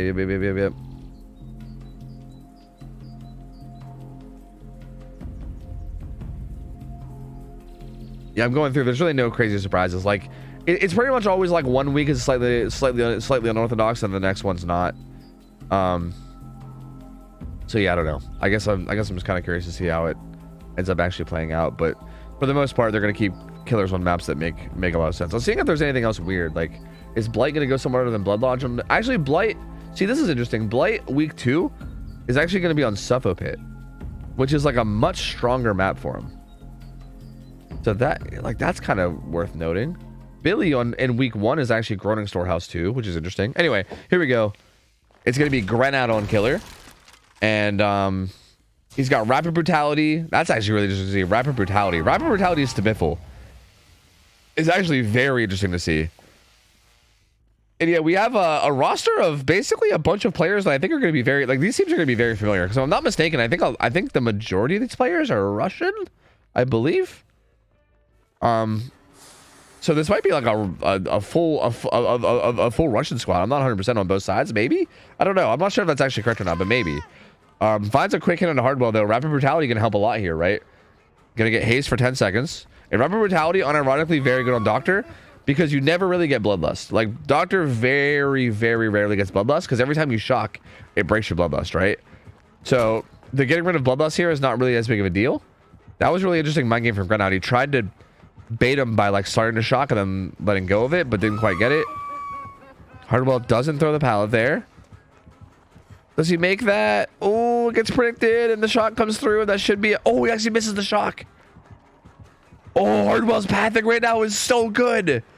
Oh, this is nasty from Hardwell. I think he's going to be going down now, though. He will be dying now, but he'll die under pallet. That was really good pathing from Hardwell, though. That was so good.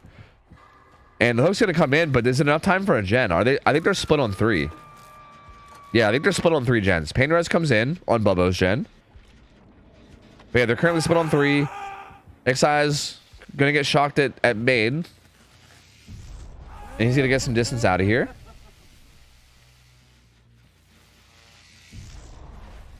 Ooh. Interesting. Grenade seems like he just wants to hold this gen plus the hook for now. Like, he's trying to just hold the rotations here. He seems like he's pretty, like, he's like, okay, I'm going to be losing gens down to, like a down on Shack side no matter what, right? But there is still, like, a 3-gen setup kind of deep in the Carnival. And the fact that they have a bunch of progress on this main gen means that he can kind of watch it regress or, like, patrol it a little bit.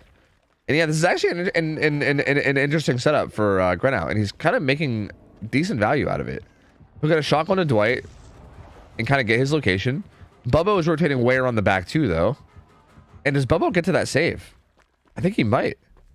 He's rotating way... Actually, no. He rotated way back around and got on a gen at the Carnival. Okay.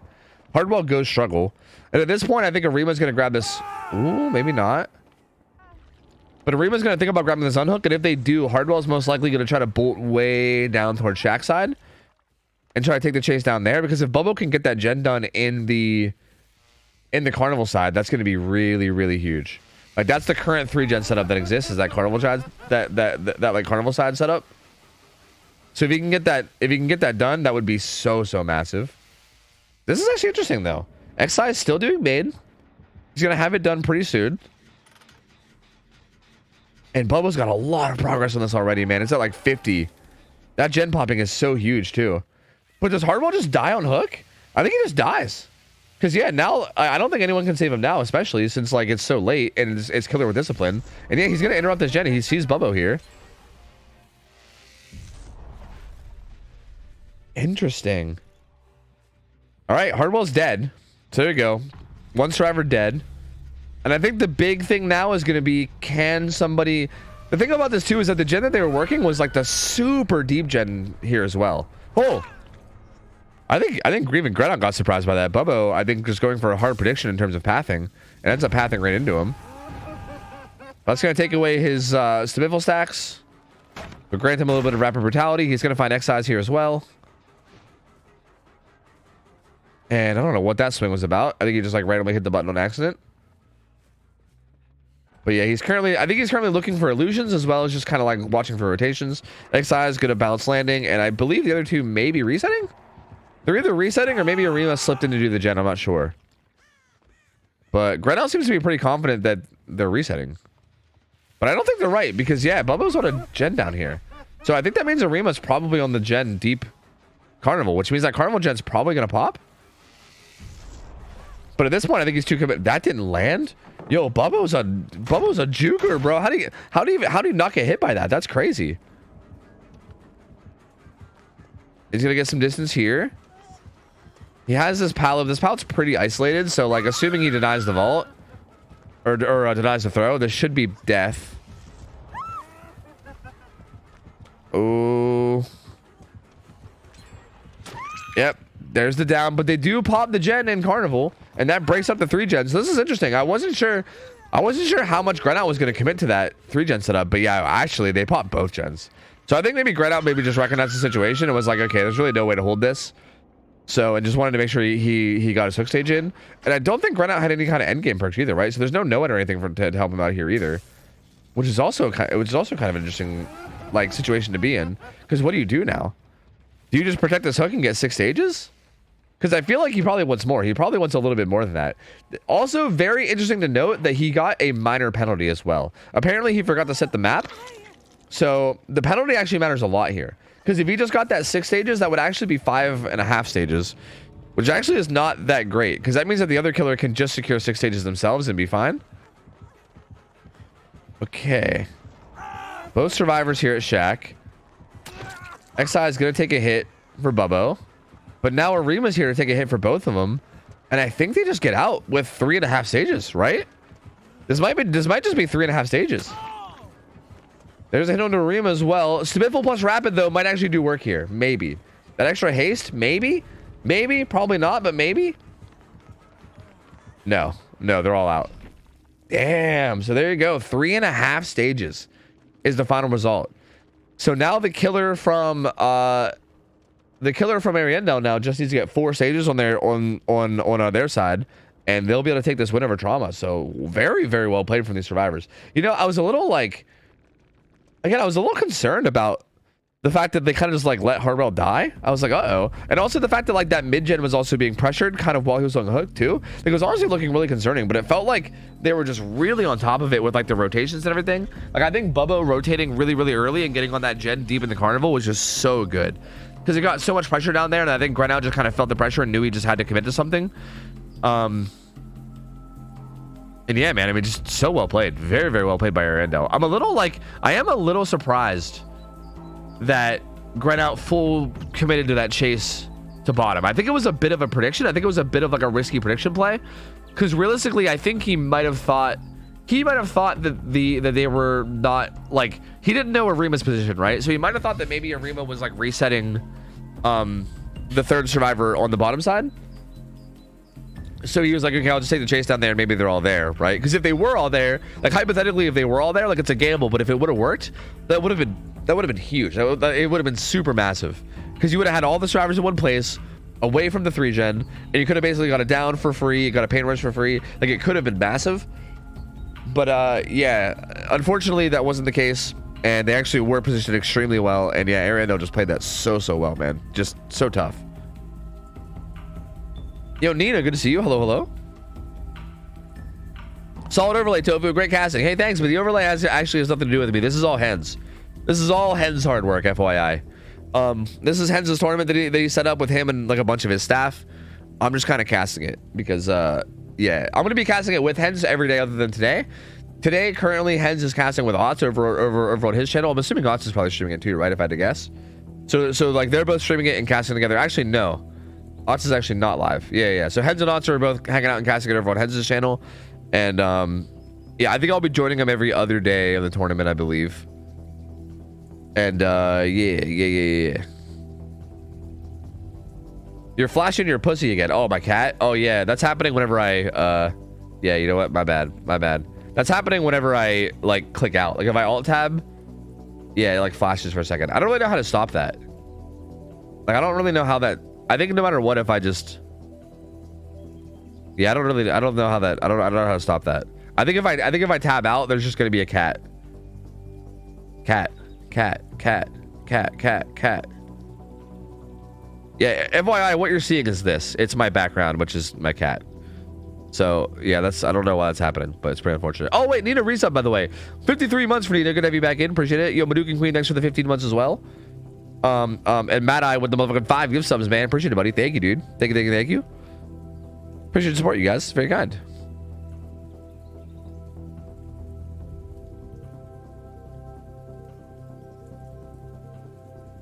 I'm guessing Bubbo's gonna be on the dock and he's gonna go wild. Yeah, Bubbo is playing Doctor. Yeah, Bubbo is so good, dude. Bubbo is so good. And it's gonna be Bubbo on Doctor. The survivors from Trauma is gonna be Grenout, Swatter, Nothing, and Divoch. Hopefully I'm saying that right. So very similar roster as yesterday, except instead of 24 mins, we have Divoch, who's a survivor I don't think I've seen yet. But again, these Trauma survivors are really good as well. Like, while this win con is extremely hard, and it is kind of looking like Ariando is most likely gonna be able to win this, right? Like, I feel like, especially considering that they know the win con, and they also can kind of just slap on Noed, right? Like the fact that the killer can slap on Noed and just be like, and just be like, okay, let me just secure these stages. Like that's probably enough that Ariando is most likely gonna take this, but this definitely isn't free, man. These survivors from Trauma are really good. So, yeah, we'll see. Bubbo immediately finding a chase with Swatter, though. And that's gonna happen towards Carnival. Swatter gonna get denied this pallet over and over, but he's gonna keep looping around and buying as much time as he can. Tries to firecracker, but nothing, and he will get hit. So there's hit number 1.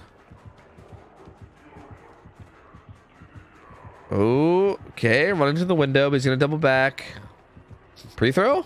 Gonna pre-throw this, yep. Pallets are much stronger pre-thrown against Doctors, so if they have the opportunity to pre-throw, they're most likely going to. Ooh. Oh, he doesn't get the vault in time, Bubbo. Gets the down. That's a really fast down. Considering the win con is needed, this down is probably way too fast. This pain res might even interrupt this gen too if it's close. If there's a pain res close and interrupts this gen, that's gonna be massive. I don't think it is. Oh! Never mind. I think it is. So yeah, pain res interrupts main. So they're not going to be able to get that done immediately. And he's going to static blast everybody too as well and interrupt it some more. So that's gonna definitely stall out. Oh, he's actually going to walk up and interrupt it. So it's not going to pop at all. He'll be able to maybe hit it with like a quick dry kick. But regardless, this is a lot of time off gens for the survivors. Ace in a tough spot here. He's going to get shocked. He's going to loop around the small side, but one more shock and he should be hit. They get the unhook on Swatter. But there's the hit with Sloppy. But even this, right? Like, I feel like if you're Bubbo, you don't have to worry about going for a tunnel out or anything, right? Like, you don't have to worry about, like, camping hooks or going for a tunnel out. You can literally just grab whatever stages you want. Because, again, no matter what in endgame, you basically just have to secure stages endgame. Which feels very viable with Doctor. So, like, especially with Noed and you know, like, with Noed being in play as well. Good pathing so far from Ace. He won't be able to get this pallet throw yet. Ooh, he avoids that shock, though. That one lands, but he's going to keep looping and trying to buy time. Oh, nice. And then Granout runs up and throws the pallet for him. That's actually so cheeky. Like, he doesn't even body block for him yet. He just throws the pallet at first, and then he body blocks afterwards. That's such good teamwork. I kind of love that. Like, literally just having him throw the pallet for him is so huge. Will deny that vault, though. He's going to make it into Shack, but Shack pallet's already gone. And Bubbo just continuing to deny everything. Every time Mace is about to make it somewhere, the shot comes through. The down does come in now, though. But somebody's here, but nothing. Yeah, they're trying. Yeah. Like, Swatter's here, and he's trying to make something happen. Actually, he doesn't have... Wait, why is he here? I thought he had a firecracker or something. Was he going to, like, hop in the locker and try to get a head-on save or something? I'm not really sure what that was. That was interesting. Maybe he's just trying to... Honestly, maybe he's just trying to rotate to a gen up there. Like, unironically, that could be it. It might not even be him trying to go for a save at all. He might just be trying to rotate to a gen on Jack's side. I'm not sure. But he is going to grab the unhook right away. Second pain rest comes in. And at this point, we're currently 2 hook stages away from the win being secured for Ariandel. So, Granout gets found. He's also injured. He's stuck on an LT wall, which is not great. He's holding that diagonal check spot, but... Yeah, I mean, this is tough. He's got a pallet, but it's Doctor, so it's going to get denied pretty often. Ada is here. Okay. See, this is where Ada can maybe do what Granout did earlier, where she can, like, maybe run up and throw the pallet for Granout, and then maybe take a hit when needed. Okay, there, the hit tank comes in, so there you go. That's going to buy Granout more time and help him get somewhere else. This will get denied too, though. Ooh, goes for just a hard prediction there, but works out. Oh, unfortunate. Couldn't quite get the read there as well, but still buying a lot of time. Again, like these chases are going well for Trauma. Like, they're playing this well. It just feels like, again, with the win con being what it is, and Bubbo knowing that win con, it's just not enough. You know what I mean? It's just not enough. Because I feel like Bubbo, he just doesn't care. Like, he's not playing around the hooks or whatever. Like, he's just like, whatever. I'm just going to keep taking chases. And as long as I can just get some hooks in before the match is over, then who really gives a shit, right? He has no one to fall back on, too. Like, he knows he doesn't have to get any kind of, like, massive, huge result. And, yeah, at this point, the next hook stage wins. So, and he has no end, too. So, like, at this point, the only way Trauma wins this is if they do both these final 2 gens, get the exit gates open, and get everybody out through no end. And multiple people being injured and it being Bubbo and Killer. So, like, man, rough spot, dude. Very, very rough spot. Feels like Bubbo probably not gonna let that happen. As a matter of fact, he might even just camp out this hook stage. Oh, never mind. Nancy actually gets it without even getting hit either. She kind of just stuck in there at the perfect moment. And Granout sitting by this pallet, body blocking it. That was really good from Granout as well. He sat there and body blocked the pallet with his endurance. And basically was just like, yep, I'm going to either get this pallet throw or you're going to have to hit me. And he forces out the hit, then gets the pallet throw. So good from Granout, man. So good. Oh, but Ace gets caught in a position. Oh, no. Unfortunate. He's going to go down. And yeah, that's it. That's it. Again, like, really good try. Like, Trauma still looks really good as a team. And I'm still excited to see, like, how they do throughout this tournament. But this just wasn't quite enough. I think a big part of it was just the unfortunate, the unfortunate result for Granout on Killer as well, right? Like, had Granout maybe gotten like 7 stages instead of 4, like that maybe would have made this a lot different, right? That maybe puts him in a position where Bubbo can't really play in this like really safe way that he is, and maybe you can try to make something happen. But I think Bubbo just knowing the win con here and knowing that he doesn't really have to get like a huge result, can kind of just play around fresh hooks and just kind of take whatever chase that he wants in order to get hooks. And yeah, that's going to be enough. Ariandel's going to go 2-0. And that moves Ariandel into that potential matchup between Elysium and Eternal, right? And there's going to be one more team that goes 2-0. I think it's what, Sinners and Oh-Boy? So Sinners and Oh-Boy are going to be playing later as well. And that's going to be the final 1-0 teams, right? Like, that's going to decide who the final team that's undefeated is. And those 4 teams all have a chance to play against each other. So it's going to be Ariandel, Eternal, Elysium, and then one of those final 2 teams. And I'm really curious to see, because Ariandel, their survivors look so good. Bubbo, obviously a beast as a killer as well. I mean, it's hard to say, like, as killer, because I feel like Bubbo just kind of played around his win con and knew what he had to do. But yeah, they look really, really strong here. I mean, again, Trauma, like, if we remember Trauma yesterday against Calamity, they looked so strong. But then like Ariandel just comes in here and just kind of like, I want to say makes easy work of them, but not, it wasn't really easy work. But you know what I mean? They just played very, very well against them. So that makes it really exciting to see how they can do against whatever team they get matched up tomorrow, right? Should be a very, very good set of games. Still one gen left though. Devotch died. And is there, I don't think there's any kind of like a really good gen setup, right? There's like one gen out here that has some progress. There's a gen at Shack. Yeah, the gen split's it's a pretty wide gen split. There's not going to really be any way for Bubba to hold this. But I'm assuming he's going to wait until he finds a chase that looks at least somewhat enticing and then probably just going to commit to it. Realistically, if you're still trying to optimize your stages or whatever, this is actually the best chase right here, right? Finding Nancy is probably the most ideal way to optimize your stages and everything. Because most likely the final gen's going to pop here, right? Ooh, Granite actually comes in and takes a hit for him already. That's interesting. He's still at full even. Balanced landing, though. Oh, it's because he has adrenaline. Okay. Granite had adrenaline, so he runs up, takes a hit, gets, I guess the adrenaline. Maybe he was hoping that the aggro would switch, but yeah, not quite. Oh, nothing going for the stun. But Bubbo not allowing it. Oh, wait a minute. Is this going to be a no and down? Oh, God. Okay, he gets away. But yeah, down goes Nancy. Granite gets the gate open, and I believe these two are just going to get out. And that should be 8 stages? This should be probably an 8-stage game. But we'll see. I mean, I don't know. They might actually try to go for this. Oh, they found Noed. Oh, wait a minute. Maybe they'll actually go for this. No. Nope. They're actually no. No, they're just gonna go. They actually did get Noed, but well, actually, wait. Actually, again, hold on. Pushes up glasses. Well, actually, maybe they will, because they got Noed, and SWAT are currently doing the gate that's closest to the unhook, and Granite's gonna go get in position. So actually, yeah, there still is a chance here.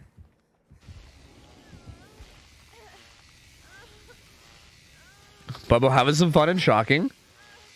Now, realistically, unhooking against Doctor is hard, right? Like, he can kind of spam shock the hook, and it can be really, really hard to get the unhook. So, we'll have to see. No, they're just gonna go ahead and do the old standard double unhook. Ooh! He gets in front of Grenout, but this is balanced landing on Nancy. Oh, Grenout's trying to get in front of him, but he can't quite do it. The balance landing might even be enough, though. Oh, wait, he has the rock. Yeah, he can circle the rock. Oh, but how do you ever get out of this? They're going to have to bail. Grenout's still here to take the hit. And hit gets taken, but now with Nancy being inside, does she make it anywhere? The problem now is that Nancy has multiple places she can go, right? She can go to Shack at Hatch, or Hatch at Shack, which looks like what she's going to try to do. Ooh, but does Bubbo cut her off? He does. She just stopped. She's like, God damn it, Bubbo, fine. God damn, Bubbo, fine. Kill me. God. So there you go. Bubbo is going to get that kill into Nancy. He's going to secure that 8 stages. And there you go. Ariandel getting up 2-0 in the Swiss. So one more win for those guys is going to be enough, right? At this point, the only way Ariandel doesn't make it into the top 8 is if they lose out from here. So they're looking to be in a really good spot to advance. Trauma is going to drop down to 1-1, but again, Trauma looking so strong as a team. I still feel like they've got to be a favorite to make it to the actual brackets, right? Like, Trauma needs to win 2 more, but they also have to lose 2 more to get knocked out. And yeah, this team still looks really strong. I still have faith that they're most likely going to make it into the top 8, but very good showing from Ariandel. And GG's, man. GG's. It's so cool to see Trauma again, man. Like, that team is like, it's such a legendary team, dude. Like, again, when I first started watching comps so long ago, they were like, it was basically like Eternal and Trauma were like the 2 teams, right? Like, Eternal was like probably the #1 team in the world, but Trauma was like right there with them, and Trauma was like winning multiple tournaments. Like, Trauma was like the only team that really had like a realistic chance of beating Eternal in tournaments. Like, and they would occasionally take tournament wins away from Eternal. And it was so sick. Like, it was basically like those 2 were the top dogs. Like, Eternal was probably still #1, but Trauma was like a very, very, very close #2.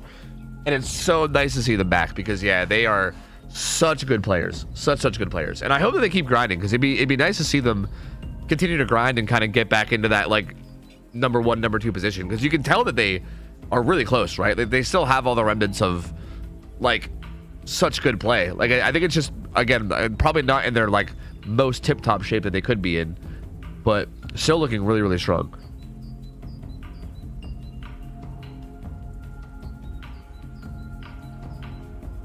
All right, Pyramid Head up next. All right.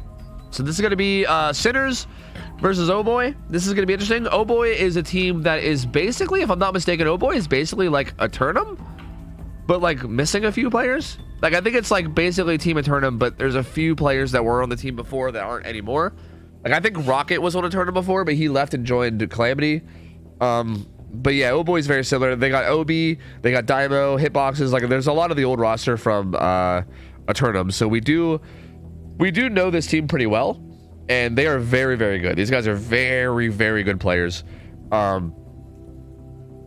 And apparently Oh-Boy is like an old name. Like I think that was like an old team name that they like kind of went back to. But this team is very, very good. And Sinners is kind of like the super team out of South America, who also is insane. Everyone's gonna be playing on a really high ping, so it's gonna be a little awkward. But this should be a good matchup. This should be a really good matchup, man. I'm excited for this one. This one feels like it's gonna be really close.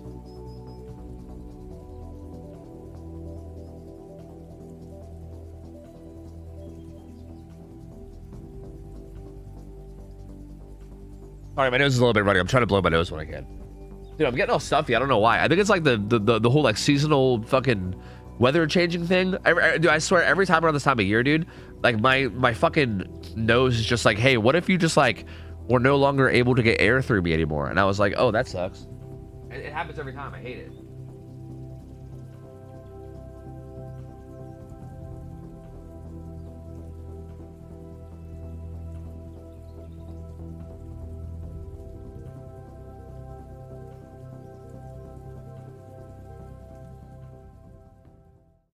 All right. Here we go. We got Dunder on Killer, up against the survivors of Sinners, and he's gonna have Pain Res and Pain Res Pop Eruption, so triple regression. I mean, I guess not that surprising because like, I mean, oh yeah, Gamba, you're right. Thank you. You're right. Okay. I'll still give you guys a gamble. Not that surprising because Pyramid Head doesn't really need any chase perks, right? Like, what chase perks are you gonna run on Pyramid Head? Like, I don't really think you need any, right? So it kind of makes sense to just run triple regression. I mean, maybe you can get away with something like a agitation or, you know, something like that if you wanted, but this build does honestly make sense, all things considered. Gustavo, bro, watch for Gustavo. This motherfucker is a juicer. I feel like every time we've seen Gustavo, he is nuts. I don't know, there's really no other way to say it. He's nuts. Like, I feel like every time we've seen him, he's so good. I probably just jinxed him though. He's probably about to die in the next few seconds. Oh, maybe not. But here, let me give you guys your game real quick. Oh boy, Sinners. You guys are all gambling with the same information, so, you know, even though the game already started, whatever. Here's 2 minutes. And Gustavo, again, like I said, never mind, not jinxing him. Wait, maybe me saying this is going to jinx him now, though. But Gustavo doing so well already. Taking the chase even deeper into the corrupt side. Is there a pallet here, too? There's not, but he's going to use his pallet at main and juice that one as well. Gustavo, bro, I'm telling you, Gustavo is a fucking juicer, bro. I'm telling you.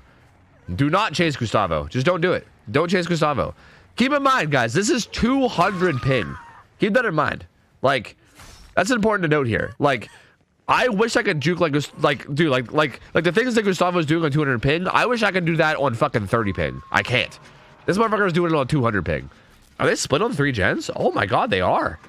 They're actually split on 3 gens, and they have a lot of progress between the 3. Okay.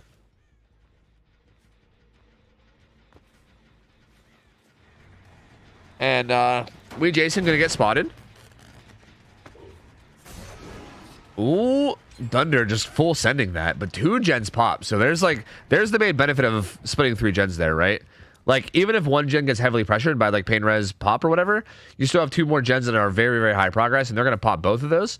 Thunder, recognizing that all survivors are on gens, is gonna try to catch off the rotation, but actually doesn't make it there in time. Bucky's gonna get that unhook. Ooh, good shockwave though. But Gustavo's going to be the tunnel target. He still has Lithe. And he's going to want to try to get that Lithe off if he can. He's got a jungle gym here. He's just got to try to not eat this shockwave. Oh, no, he does. Unfortunate. Very, very good shockwave from Dunder, though. That he really needed that, honestly. Like, I really do think he needed this badly. He's going to cage him. So, second stage coming in for Gustavo. Like, if Gustavo gets, like, if he even just gets his live off there, that's really rough. That's super rough. Excuse me. So, if you're Dunder, that's really, really good. Like, getting that down right there is basically perfectly timed. Like, if you let that go on any longer, that's going to start to get really bad. He manages to spot the cage of Gustavo. So, he's probably just going to hover this area, right? Like, he's just going to secure this kill on Gustavo. So, now it's a matter of, like, how much time can they... Or how much can they get done in terms of gens? I think there's actually still a 3-gen here, too. Oh, yeah, there is. Oh, no. Actually, all 4 gens are kind of close. Oh, no. It's actually big trouble for Sinners.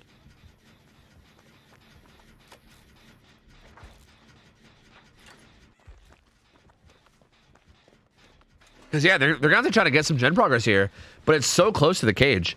And, yeah, Gustavo's dead. They're not even going to bother trying to go for it. Realistically, you can't really save Gustavo there because the Pyramid Head's so close that even if you go for the uncage, he's most likely just going to send a shockwave out that's going to insta-kill because you don't get the, like, the built-in borrowed time when you get unhooked from the cage, right? So if he just times it right and waits for the uncage to be over, he can basically just send out a shockwave, insta-kill Gustavo, and also injure whoever unhooks. And that's just, like, giving out a bunch of free damage at that point. So, yeah, Pyramid Head, exceptionally good at actually securing kills when someone's in a cage and he knows where they're at. So, yeah, they basically just have to let him die. Now it's a 3v1 with, like, a pretty decent 4-gen setup. Like, this gen setup over here is actually super nasty. And I'm curious to see how they handle this. This could easily be... Like, okay, this could easily be 4K1. This could uneasily be a 4K2, but could happen. I would say that's kind of more unlikely. But 4K1 actually seems semi-reasonable here. Obviously, Sinners not going to want to settle for that. They're definitely going to want to try to make something happen and try to avoid that. And so far, Zoom doing a really good job over here, buying a lot of time.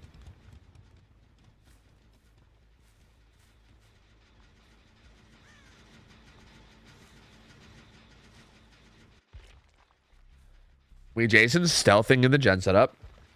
So, and this is going to be really important too, right? Like, they're going to have a survivor most likely, like, hard stealthing in the gen setup most of the time. That way, if the killer ever commits away from it, they can just immediately hop on gens and be in a position to get a lot of progress fast. And if at any point Dunder finds that survivor, it's going to be rough, right? Because there's a potential for them to go down quickly. And that's what, and I think he recognizes that. Like, I think Dunder knows that, and that's currently what he's doing, is he's trying to find that survivor. And he finds a scratch mark, so he actually does kind of find it, but Jason positioning really well, and he gets out of there. So Sinner's handling this really well so far, man. Like, actually doing a fantastic job. And yeah, they pop 1-gen, so we're now down to the final 3-gen, right? But there's no more 4-gen, it's now just a 3-gen. But this 3-gen is still really tough. But if Sinner's just continues to position really well, this is actually, like... I mean, like, the thing about Pyramid Head is that obviously he's strong in chase, but realistically, you need to get 2 hits, right? You can't one-shot down with Pyramid Head. So, like, as long as they play their health stages really well... Dude, fucking Gustavo's corpse is still there, bro. That's some, like, Vlad the Impaler shit. What is that, dude? Holy hell.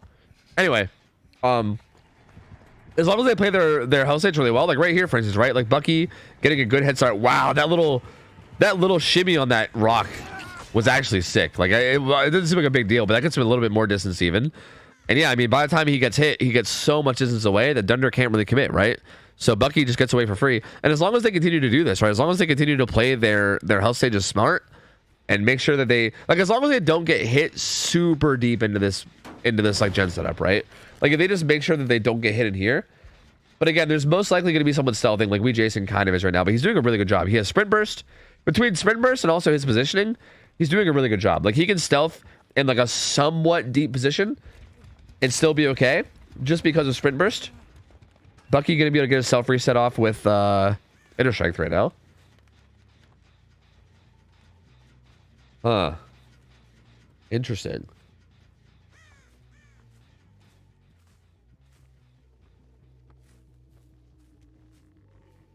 All right, he's venturing out. He saw the heal on the Bucky, and I'm wondering if he thought... Like, he might have thought that was a reset of 2 survivors, right? But that was actually a self-reset. So he does venture away from the gens a little bit, and whoever was back here, which I think it was we Jason, will probably get a little bit of progress for that. But man, this is a slow crawl, isn't it? We might be here a while, boys. We might be here a while.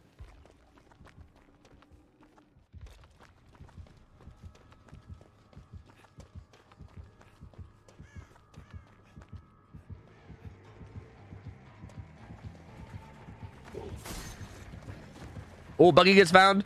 Sorry, I was blowing my nose again. Buggy gets found. He gets zoned. He's going to get hit. But again, same thing as before. He's just going to bolt away. And this is the important thing, though. If this shockwave lands, this is kind of what Dunder needs. Dunder is choosing to commit a little bit now. Oh, the shockwave does land. Okay. This opens them up to a... I mean, that pops Eruption on the gen. And this also opens them up to a pain res. They're currently doubling it, right? But this is going to get pain res, most likely, as well. And he's also going to show back up with pop. So there you go. Although it made the anti-3 gen sound. That's kind of, you know what's actually kind of manga about this is I feel like with the anti-3 gen, realistically, can you hold this 3 gen the whole way to the game being over? I don't know, actually, because that's gonna be like number 5 right there, I think, right, or something. Like the fact that it made a sound already means that I think that's like maybe regression event number 5. And when Eruption goes off again, like hypothetically, if that gen gets Eruptioned and then pain resed and then kicked again, that's like 3 more right there, right? So, yeah. How many more regression events does that have, you know? And yeah, and, you know, I didn't really think about that, but interestingly enough, Dunder might actually have to be really careful about, like, how many times he just kicks these in general. You know what I mean? Like, I feel like if the survivors just continue getting progress when they can, it's kind of a losing battle, right? Because like they're gonna keep getting progress, and if at any point like you gotta actually be really careful about when you actually take the time to kick it. Because if you kick it and make it start regressing, and then they stop that regression, then that's just one regression event basically gone. You know? So this actually makes this very interesting in terms of a situation here. But there's like no gen progress. Holy dude, it's all basically back to 0. So if you're Dunder here, you probably still are feeling good, right? Like you did. Ooh, gets that on the Bucky. He cleansed the totem to charge his inner strength, but I mean, immediately gets hit, so he's gonna have to use it, or he might even go back down. We'll see what Dunder can do here. Ooh, doesn't quite get it. So Bucky gets away from that one. He's gonna head way deeper into this bottom side. Has Shaq. Dunder just full setting these. Hoping to catch Bucky out in a juke, but Bucky just holding W. And the W holding is working really well. And he's going to get away. He's going to be able to reset now. They're currently doubling this gen. But again, and now what, right? Because now he has to come back and kick this with Eruption again, right? Maybe?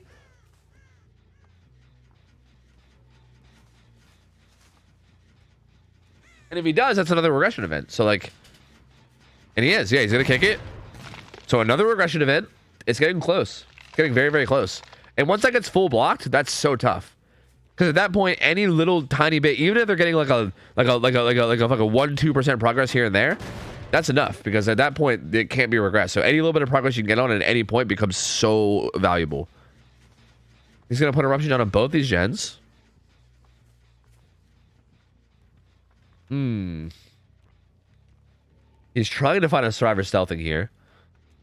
But Jason's been the one to stealth back here most of the time. And he's usually, yeah, well, that's Bucky. Usually Jason's positioned in a way where he gets out pretty freely, especially with Sprint Burst. Dunder's trying to find him, but can't quite do it. Bucky getting hit by that shockwave, but he's gonzo. This is basically, bro, I feel like the past like 5 or 10 minutes has just been Dunder finding Bucky, getting a hit on him, Bucky running away, resetting himself with inner strength, and then us rinse repeating. And I feel like this is like maybe just like eternity at this point. Like, are we just gonna be here forever? Is this like the like what the fuck you call it? Like we're like I feel like we're stuck in like limbo at this point, and we're just gonna be living this out forever. Bucky getting chased and resetting, and Bucky getting chased and resetting. We're in fucking purgatory, dude. We're in goddamn purgatory. Okay, actually, Nia gets found though, and Nia is a potential pain res. So Dunder, I think, is going to decide to just commit to this, especially because he knows that Bucky's injured. So he knows that like realistically, Bucky wasn't in a position to immediately hop on a gen. So he can chase this. He knows he's going to get the Eruption to pop off. So there you go. Eruption does pop off, and he's going to actually be able to cage her in the 3 gen. This is actually kind of interesting. because that cage is going to go right into the 3-gen, and even if they unhook it right away, they still have to be careful because now he's injured in the 3-gen, and if he goes down in the 3-gen, that's going to be really brutal. This is potentially a setup for something really strong here. Ooh, he was a little bit late on it, and the final gen pops. The final gen pops. Adrenaline from Wee Jason. Good juke there as well. Oh, that one lands though. Beautiful shockwave from Thunder. And he's just going to keep sending him. Nope, he's going to follow him down now. Wee Jason's also the fresh hook. So, this is definitely the target that Thunder wants. Zoning, zoning, zoning, zoning, zoning, still zoning. And shockwaves. Down he goes. Wee Jason goes down. But that's going to be 8 stages. They're going to get out. It's going to be 8 stages. 4 fresh is going to be the final result for Sinners. Honestly, very well handled from both sides, I feel like. Like, I feel like Sinners honestly handled this really, really well on their Shriver side, like, given the situation they were in. But I do feel like Thunder made the best of what he had and managed to still get a pretty good result, all things considered. And really, I think this can swing either way. Like, I think this can swing either way. I really don't know how this is going to go. They are on really high ping, which does play, obviously, a factor here. But Torment Creek's a pretty good map, too. So, this will be interesting, man. This will be really, really interesting. But very well played from Sinners, man. I think they handled this really well. And, good try from Thunder. Dude, I gotta go grab like some tissues, man. I'm sorry. Give me a second. I'm gonna play some ads. Just give me a quick second, guys. I don't know if you guys can hear it, but I'm so stuffy, dude. I am so fucking stuffy. Give me a second, guys. I'll be back in just a moment. BRB. BRB.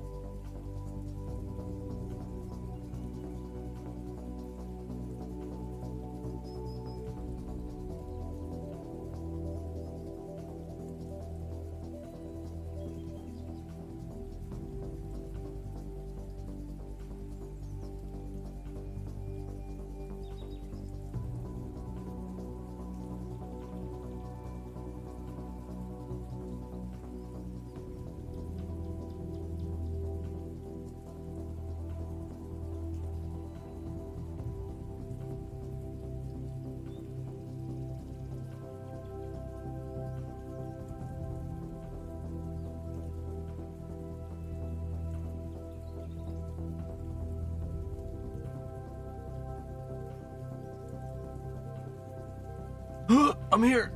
Hello. Hello, I'm here. I'm back. Hi, hello. Ugh. Yo, Slobby, what up? How's it going, gamer? Hello. Yo, Nasco, thanks for the raid. Appreciate it. Hi, hello. I found some like Vicks Vapo Rub. How's this stuff work? Where are you supposed to rub this? Where's the directions? Chat, be my directions. Where are you supposed to rub this shit? For maximum relief, rub ointment on 3 places: chest, throat, and back. What the fuck? That's so much work? If desired, cover with a warm cloth, but keep clothing loose. What the fuck? That is so much work. What the hell? Chest it under your nose. Okay. Alright, cool. Sick. How's one getting into comp? Because I'm fairly experienced and I've been considering getting involved. Realistically, you can just like make a team and start scrimming people, right? Like that's the thing you could do. There's like this like really big like scrim server that the comp community generally uses. But most teams you're gonna run into there are like extremely experienced, so it's gonna be really hard because you're just gonna get slapped around. Realistically, you can get started through like my scrim night events that we host every Friday. And there's even a solo queue form that Shay has that you can fill out. If you type !@ solo queue, you'll get a link to a form that you can fill out where we'll basically match you up against other players that want to get into comp, or maybe already are into comp and just are looking for a team. But yeah, I don't know. It's kind of a lot. Like I think watching comp content and kind of getting a feel for like how it plays and stuff is a big thing. Like learning clock callouts on Survivor is pretty huge. It also depends, right? If you're trying to play both Survivor and Killer or just one side. Because I mean, if you're just trying to play Killer, then I mean, obviously, like maybe things matter a little bit less. But wait, how do I put it under my nose when I have a mustache? I can't really rub it in my mustache. How's that work? Fuck. Fucking facial hair, dude. Facial hair sucks. Okay, here we go. We Jason on Killer. Needs 9 stages to win this. On your nose holes? Okay, sounds good. I don't like the term nose holes. Finds a very fast hit onto hitboxes though. Very, very quick injury. So hitbox is gonna take 1 health state. Looks like lucky break though. Yep, lucky break from hitbox is gonna get him some distance, and maybe he'll be able to work with that in some way. Throws Shack Pallet, running over this jungle gym. Very similar build for Jason, except instead of eruption, he's gonna throw a no-ed. So this is kind of the benefit, right? Like, I think Dunder was maybe going for a build where he thinks he can maybe end the game before he even gets to late game. Whereas Jason knows, he's like, yeah, I mean, even if it goes to late game, it's fine as long as I get my stages. So he's gonna not run eruption, and instead he's just gonna pain res pop and then no-ed. Down comes into hitboxes, and this will be a pretty quick pain res. This feels much faster. This is definitely faster paced than the last match. They're doubling a gen, and even the double gen gets interrupted. And as a matter of fact, if Jason can manage to find this gen, like if he beelines straight to that gen with pop, that could be massive. Although that gen is really far away, so actually I don't think he'll make it. That gen should pop. So yeah, that double gen should pop. Main gen's also being worked as well, and it's got a good bit of progress. He might show up there. Don't do nose holes, it'll burn. That's so awkward because I read that literally as I was applying it to my nose holes. So I guess we'll see. Oh, it kind of feels nice though. It feels like I just like inhaled a fucking. This feels good though. Oh, goes for shockwave on hitboxes, but it doesn't quite land it. Shockwaves actually has DS though. Do not touch. Okay, wash hands. Yeah. Will do. I'll make sure not to touch my eyes before this match is over. He's gonna go down under pallet. He's got smash it. DS smash it. This is so good. Because you can DS this and then he can stun afterwards and it gets him so much distance. So there's the stun. Smash hit's gonna come in and he's just gonna fly away, dude. Gonzo. That's such a good combo. DS into smash hit and going down under a pallet is so strong. That being said, the pathing from Jason here was actually really good. And even though he got a good bit of distance, it doesn't end up being that far. And Jason just landing these shockwaves like crazy. So, yeah, very, very good down. And that's going to be Hitbox's second hook. And Jason does seem like he still wants to go for the stun out. But good hook positioning from Hitboxes, though. I mean, he went down way deep on the shack side, and now he went down way deep on the main side. So this should give his team the opportunity to get the gens done where they need to get them done. Daimo already in position to... Wait, did I say Jason? Hitboxes, whatever. Daimo in position to get this unhook. While I think Obi and Dunder are currently cranking gens. Yeah, no, this is my first time using Vix and it's fucking crazy, bro. Holy shit. Unhook comes in, but that actually didn't land the hit on the hitboxes, interestingly enough. They get the hit on the Daimo, but hitboxes remains unhit for now. which means that they can just vault this window in his face and eat the shockwave if they want to. But Jason's not even gonna bother going for it. He's just gonna wait for this one and then zone him out. Ooh. Zoning, and the shockwave comes in. Bro, Jason is so good. Dude, he's so good. Like, his patience and his timing on when he actually sends out the shockwaves. This is interesting. He's actually gonna hook Daimo because I think he wants to pop because of the weasel, I think. So he could have just chopped him, but I think he wants to hook him so he gets pop up. So he can go in there with pop because, yeah, he suspects there's gonna be a gen with high progress, which I think he is right. Yeah, Obi's gen has a good bit of progress over here. That's gonna give him pop to potentially come hit this gen, which is gonna be really, really good.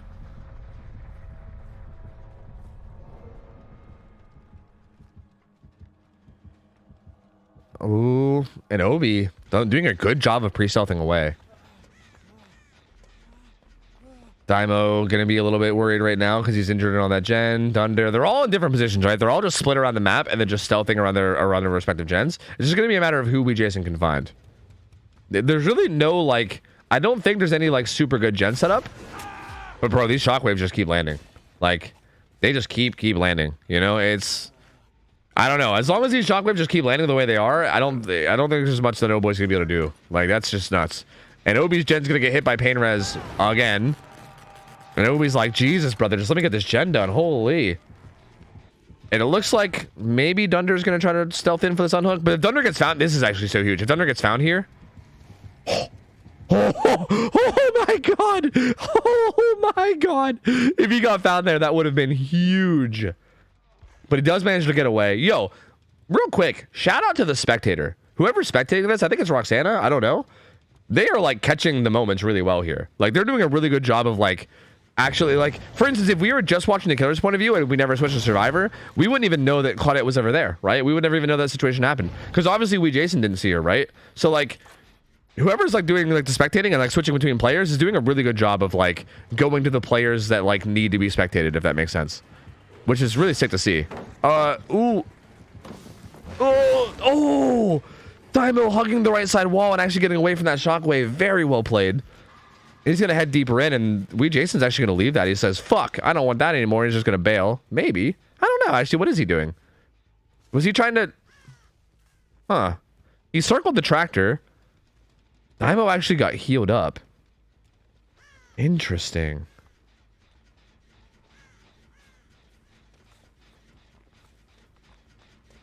And yeah, this is gonna be Dunder here, full health, but he's gonna get hit. So there's one tag for free. That gen that Obi's on's gotta be popping soon, right? Like that, like Obi's been on that gen for a very long time, and even though it got hit by pain res a couple times or whatever, it's got to be getting close. If you have to imagine.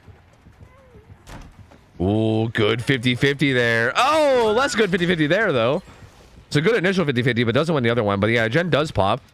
And yep, last gen is still about 40 though, so there's still some time, right? Obi pops his gen, and now we're done to the last one. This is probably going to be pain res, most likely. Actually, yeah, most likely going to be pain res on Dunder.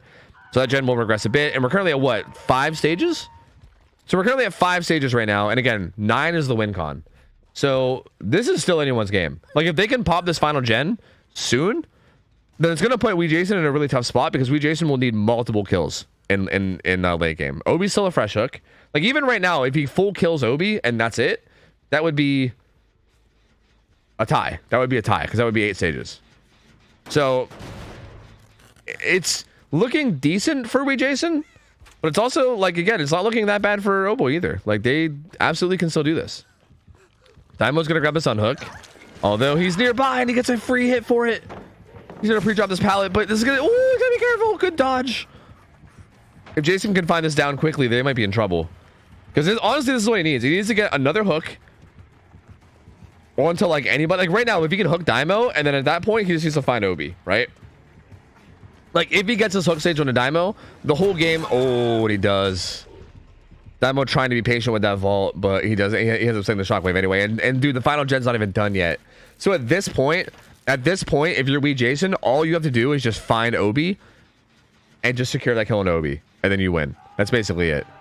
Like you also have no ed too, so like, yeah, you just find Obi and you fucking kill Obi. And there's yep, and I think that's him finding him.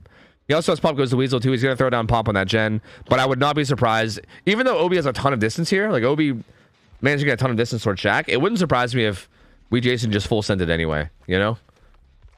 Actually, he's going to come back to hook.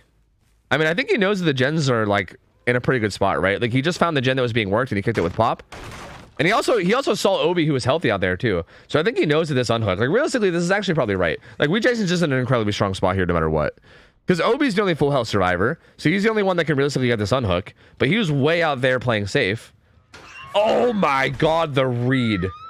Holy shit, Jason's brains in the fucking cosmos. All right, that's GG. That's GG. Sinners is going to take this. There's no way that they got out of this one now. So there you go. Sinners is definitely going to be able to take this. Like literally nothing saves them now. Daimo dies. That's going to be hook stage number 7. Yeah, there's just no possible way. There's no possible way. Well played by Jason, man. He did such a good job in this match. Like his shockwaves were on point. And like even just like these reads of like where they like where they are and like everything. I feel like every time Jason plays, it kind of goes the same way. Every time I watch him, he always just makes like the correct reads. He always goes exactly where he needs to go in the right moments and stuff. Like he's so good. He's so good. Like his like decision making is just so on point. And this is actually gonna make Sinners be the final 2-0 team. So yeah, we have all 4 of our undefeated teams going into the second round. It's going to be Elysium, Eternal, Ariandel, and Sinners. Those are the 4 teams that potentially will play against each other. So we're going to get 2 matchups between those teams, right? Obi's going to get hatched, but at the end of the day, it doesn't really matter. It's still 4 gens versus 5 gens. So we don't even have to look at hook stages because Sinners got more gens done. So yeah, no matter what, Sinners wins.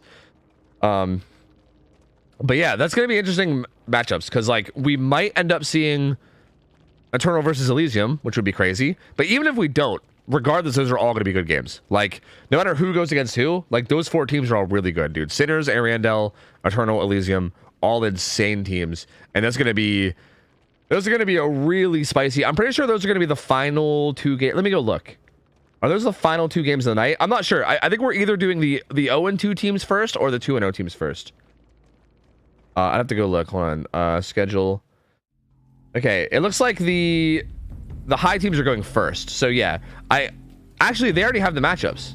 It's going to be Elysium versus Sinners and then Eternal versus Ariandel. So the matchups are actually already in play. So yeah, we're actually not going to get our Eternal versus Elysium set yet. We'll probably have to wait for the brackets for that. Probably, but you never know. I mean, Sinners and Ariandel both could come out on top and maybe, you know, keep these guys in the Swiss for longer. But assuming like Elysium and Eternal are probably like the 2 favorites to win this whole tournament in terms of like the top 2, I would debate. And that means that like if they win and they both go 3-0, they both get knocked out of, well, they get knocked out. They both advance out of the Swiss. Like we won't see them anymore during the Swiss. So if they both win, then they'll both be basically advancing into the bracket and we won't get our Elysium Eternal matchup yet. So we'll see. No, me and Hedge are doing the same sets. He's just casting with OhTofu right now and I'm just chilling and solo casting. He wanted to have a day to cast with OhTofu, and I mean, fuck, I told him that he can take the whole fucking tournament to cast with OhTofu for all I care, because like really at the end of the day, Hens did all the hard work for this tournament, and him involving me in any way is just him being super polite. Like I have no obligation to be here at all, bro. He just like invited me and I was like, hell yeah, dude, you're fucking right, I'll take part, absolutely. So yeah, he wanted to have a day to stream with OhTofu, which I fully support. I mean, I love OhTofu too, and I love OhTofu getting involved, and hell, if you wanted to take more days with OhTofu, I'd be even down with that too. But yeah, right now he's currently taking a day to cast with OhTofu, and I think he said that me and him are going to cast every other day, if I'm not mistaken. So yeah.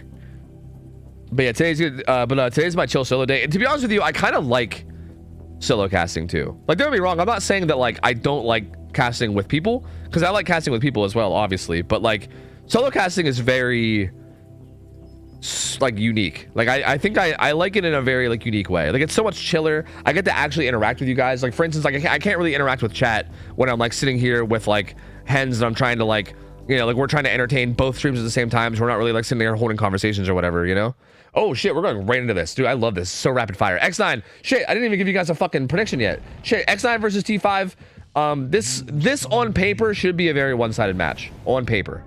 That being said, T5, very capable team. We'll see. X9, though, got to be the favorites here. X9, unfortunately, took a loss in their first matchup, mostly because Jaw was having some hardware issues. So they lost their matchup against Tremor. And I'm just gonna call these guys T5, and I'm not gonna type out the whole name just so I don't get it wrong. And here you go. You guys have 2 minutes to Gamba. And it looks like Note getting chased right away, but he's playing this jungle gym extremely well. As Balance landing up on this hill too. Note doing such a good job, dude. Note's a fucking juicer. My lord. Chasing around Note seems like such a nightmare. This whole team though are juicers, man. These guys are so good. Wispy, Note, Jaw, Haunt. Like actually like all-star lineup here. These guys are so difficult to get anything going against. And Abo finds Haunt, but doesn't quite get the chain on him. His build's interesting too. He's got Noed, he's got Sloppy. Seems like a pretty standard build. Nothing in terms of chase. And we don't really need a whole lot of chase perks on Sino, assuming you're landing your power, so I guess it could definitely make sense. But yeah, definitely not like a... This definitely isn't a build that's like really going to go for like a huge result. This feels like just trying to get like a safe, decent result, which feels like pretty reliable. Honestly, Cenobite shouldn't be putting up huge results here, I don't think. Like, even if he gets like a kind of low result in terms of stages, it still might be a good overall result because Cino should probably struggle here a bit. Wispy going to get chained. This will probably be a hit on the Wispy. So there you go. Yep, Slobby applied. And Wispy doesn't have an exhaustion perk of any kind. It has head on. Unless you count that.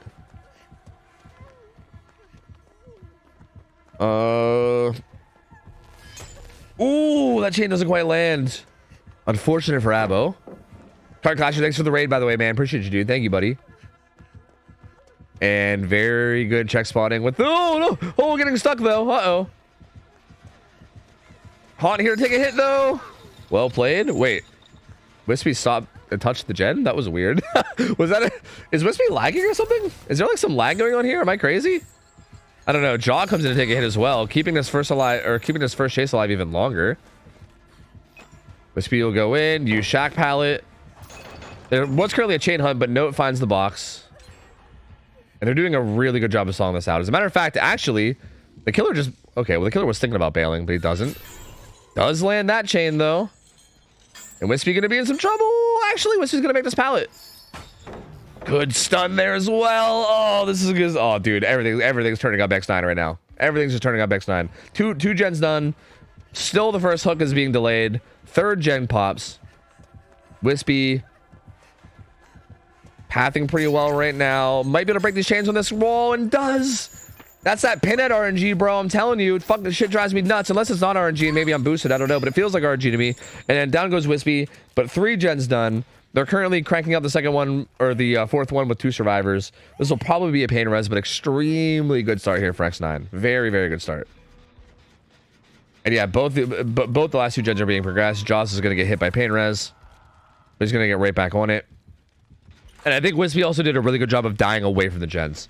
So this hook positioning is so far away that realistically Abo cannot realistically like try to like control that hook at all. You basically just have to allow the unhook and try to go back out and find a chase, which is super rough, right? Because like we saw how that first chase went. Obviously, like, you know, there was a lot of resources used in that chase, so clearly like the next chases are going to probably be a little bit worse.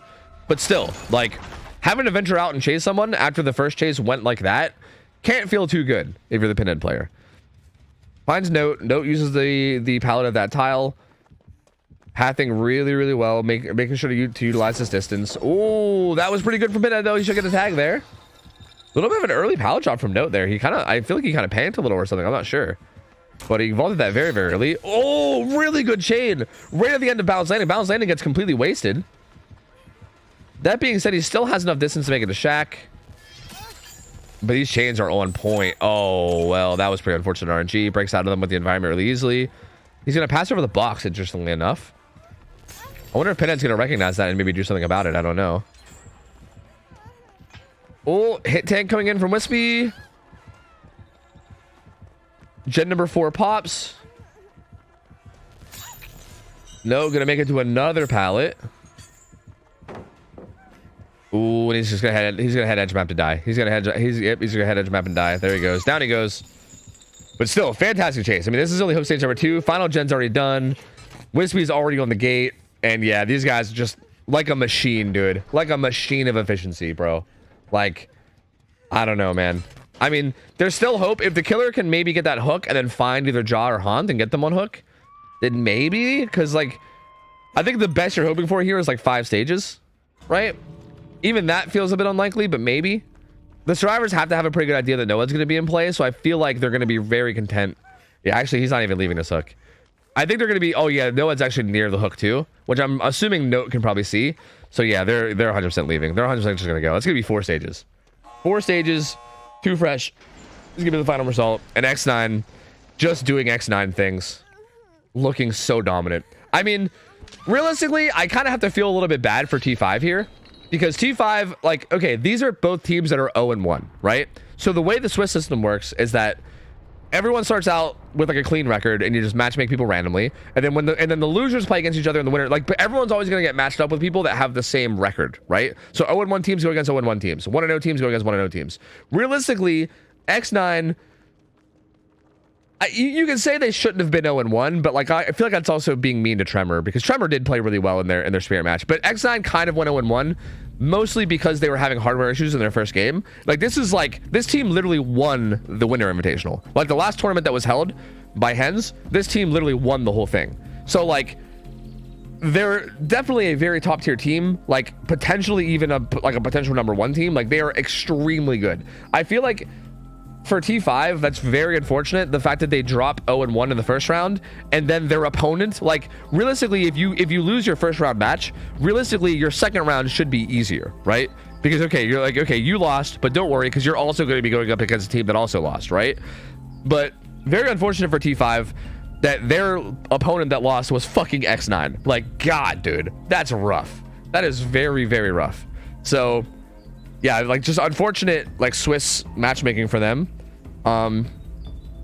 Again, realistically, I guess it's still not like impossible to try to pull something out here, but 4 stages is definitely not a whole lot, and I believe Wispy will probably be on Killer, and we know how good Wispy is.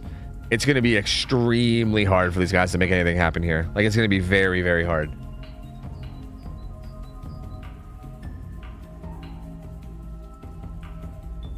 Deep Souls, they're going against a killer from the opposing team. Nothing here is random. And yeah, Deep Souls, basically the way it works is 2 teams get matched up against each other, and they have like a preset roster that they signed up with, and they basically can send out anyone from their roster to play killer against the other team's survivors, and then they flip flop, and the other side does the same thing. So yeah, and also, the way that the killer is chosen is both teams are presented a list of 7 killers, and both teams take turns banning a killer until there's only 1 left. So yeah, like for instance, I don't know what 7 killers were presented here, but both teams banned out killers until Pan was the only one remaining. So then that's the killer that they end up playing. So yeah. How's the Vix on the nose holes? Oh, dude, you guys were right. It did kind of burn, but like it burns so good, bro. It burns so good. Like, I fucking love the pain. I love it. Oh, it hurts so good. No, it's actually great, though. I feel great. It's helped a lot. I feel so much better. Did you wash your hands yet? No, I haven't had time, man. I wiped them down with the tissue. Is that good enough? I wiped them with the tissue. That's going to have to be good enough. I don't know. Like, is it going to stay there forever until I wash them? Or is the tissue good enough?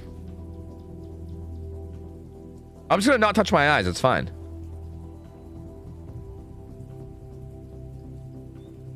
Let's go wash them real quick. 15 seconds to save you forever. Oh, dude, but the bathroom's so far away, man. What if I just like pour coffee on my hands and do that? I could wash it with coffee.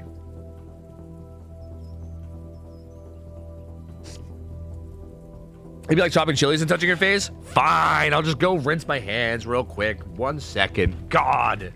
Okay, Mom. Fine. I'll go brush my teeth. Mom. That's 1 second. BRB.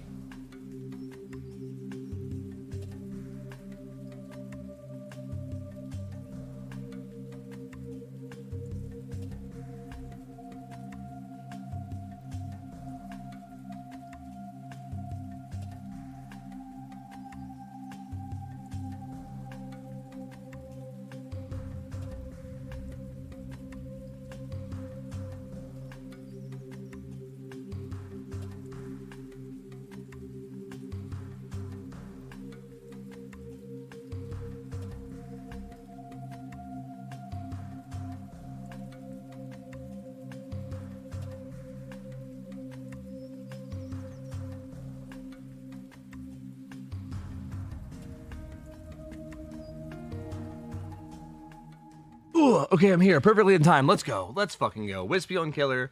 Rapid Brutality, the choice of perk. That's interesting. Rapid Brutality is Stabiffle as well. So like kind of like full ascending both. This is like, isn't this the same build we saw on Doctor earlier for who? Grenaut, I believe? I mean, it does kind of make sense. Again, similar to Doctor, you're going to lose your Bloodlust every time you try to use your power in Chase, which realistically, you should be using your power all the time. So, like, Pinhead really shouldn't be Bloodlusting, like, ever. Can you explain the scoring at the top? Yeah. Ooh. Wispy finding the box right away, too. Very good find. So, the way that the scoring works is that the number one, like, there's basically 3 different things that decide the winner, right? It goes in order. Like the first score decider is gens done. Like if one side gets all 5 gens done and the other side doesn't, then clearly that team wins, right?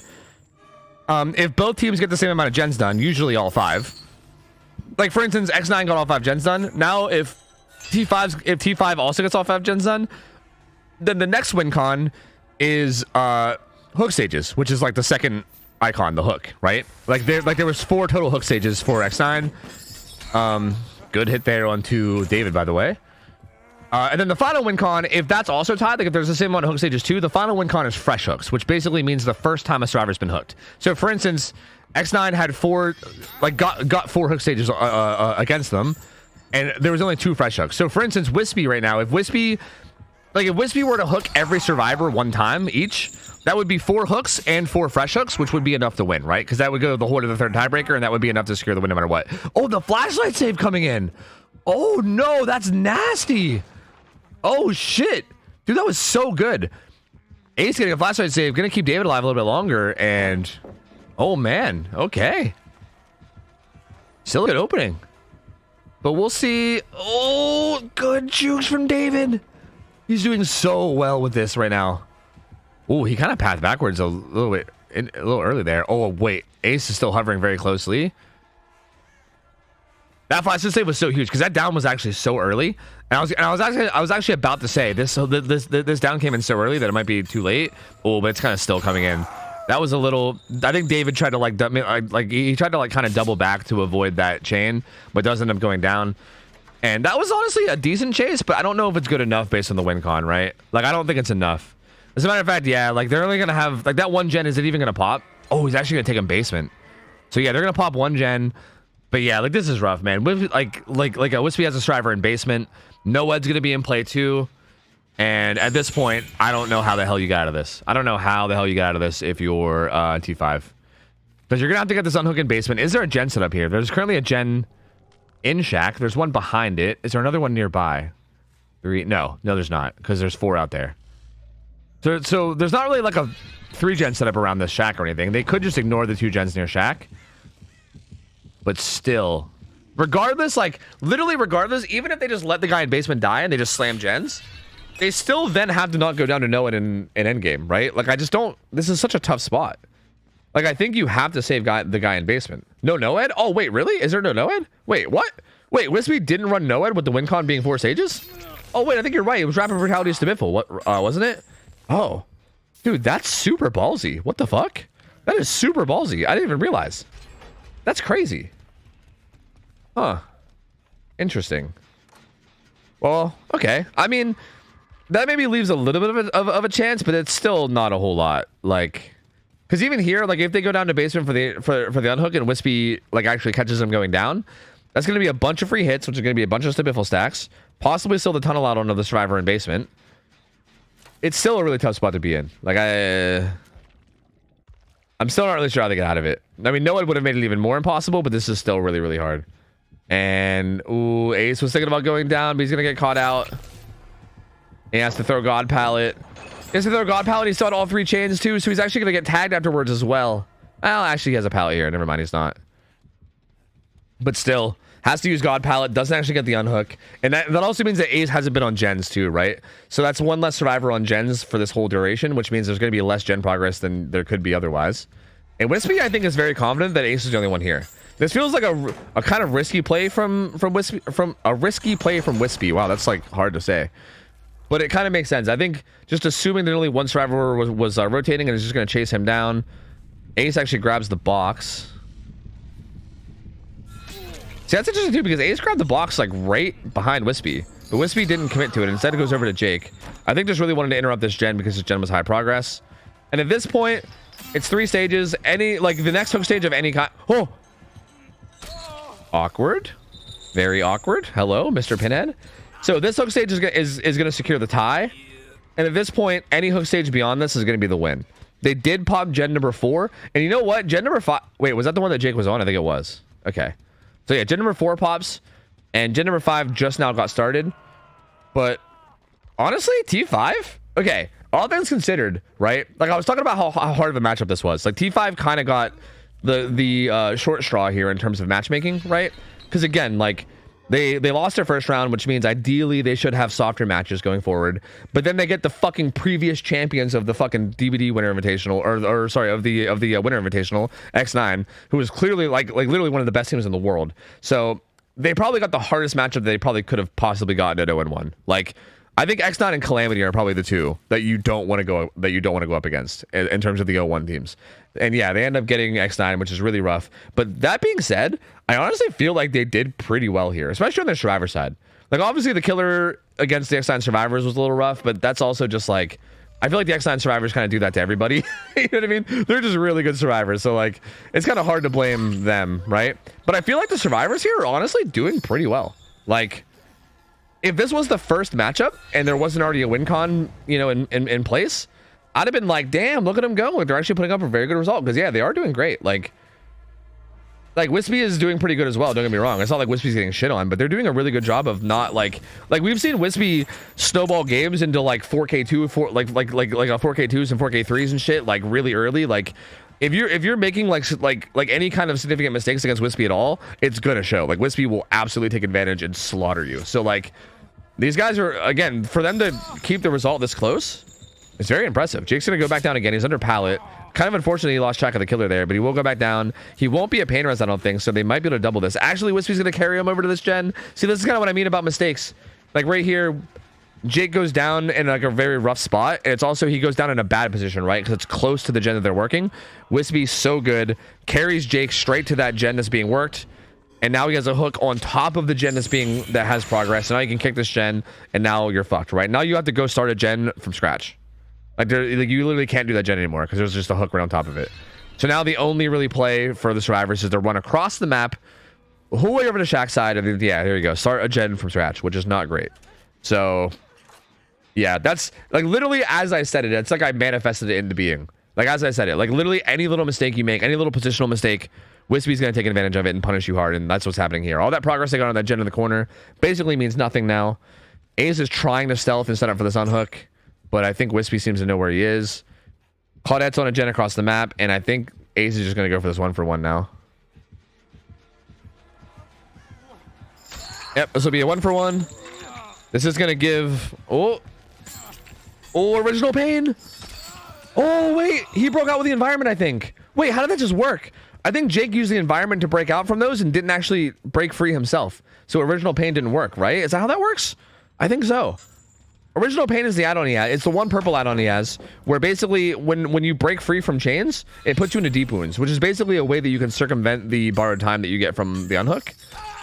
But yeah, Jake managed to get away from it somehow without going into deep wounds. And then he ate a hit that put him into deep wounds. And Claudette might be able to get this gen done now. She has adrenaline too.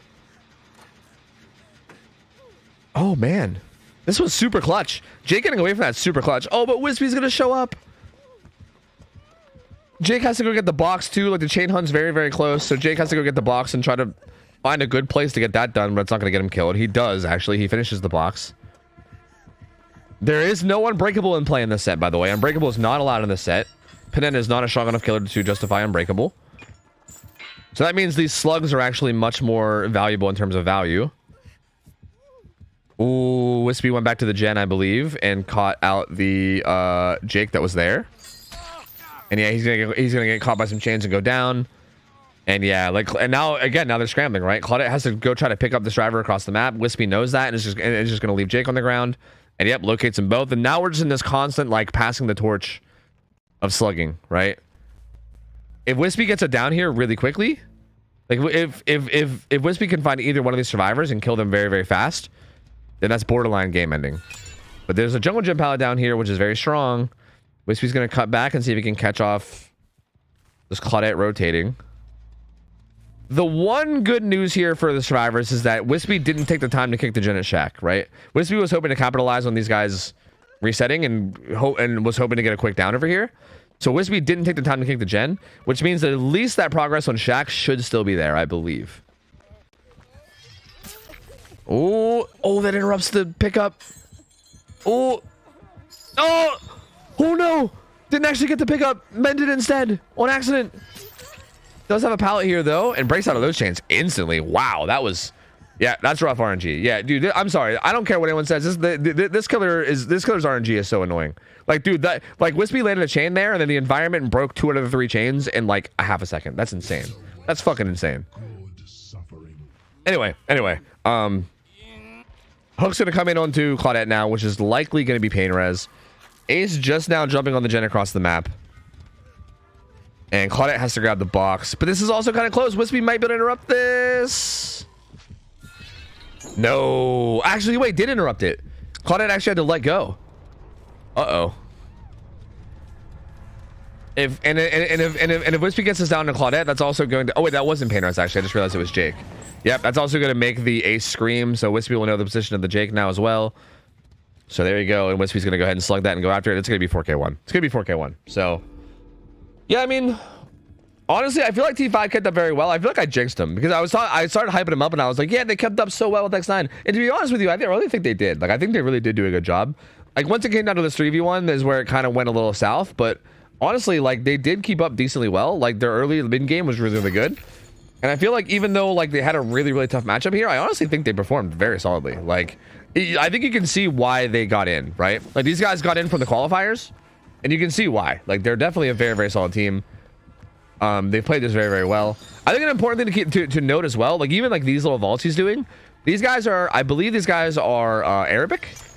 So they're from, I'm not sure if they're Saudi or if they're just Arabic. I don't know. I'm not sure exactly where they're from, but I know they're Arabic. So I know they're like around the Middle East area.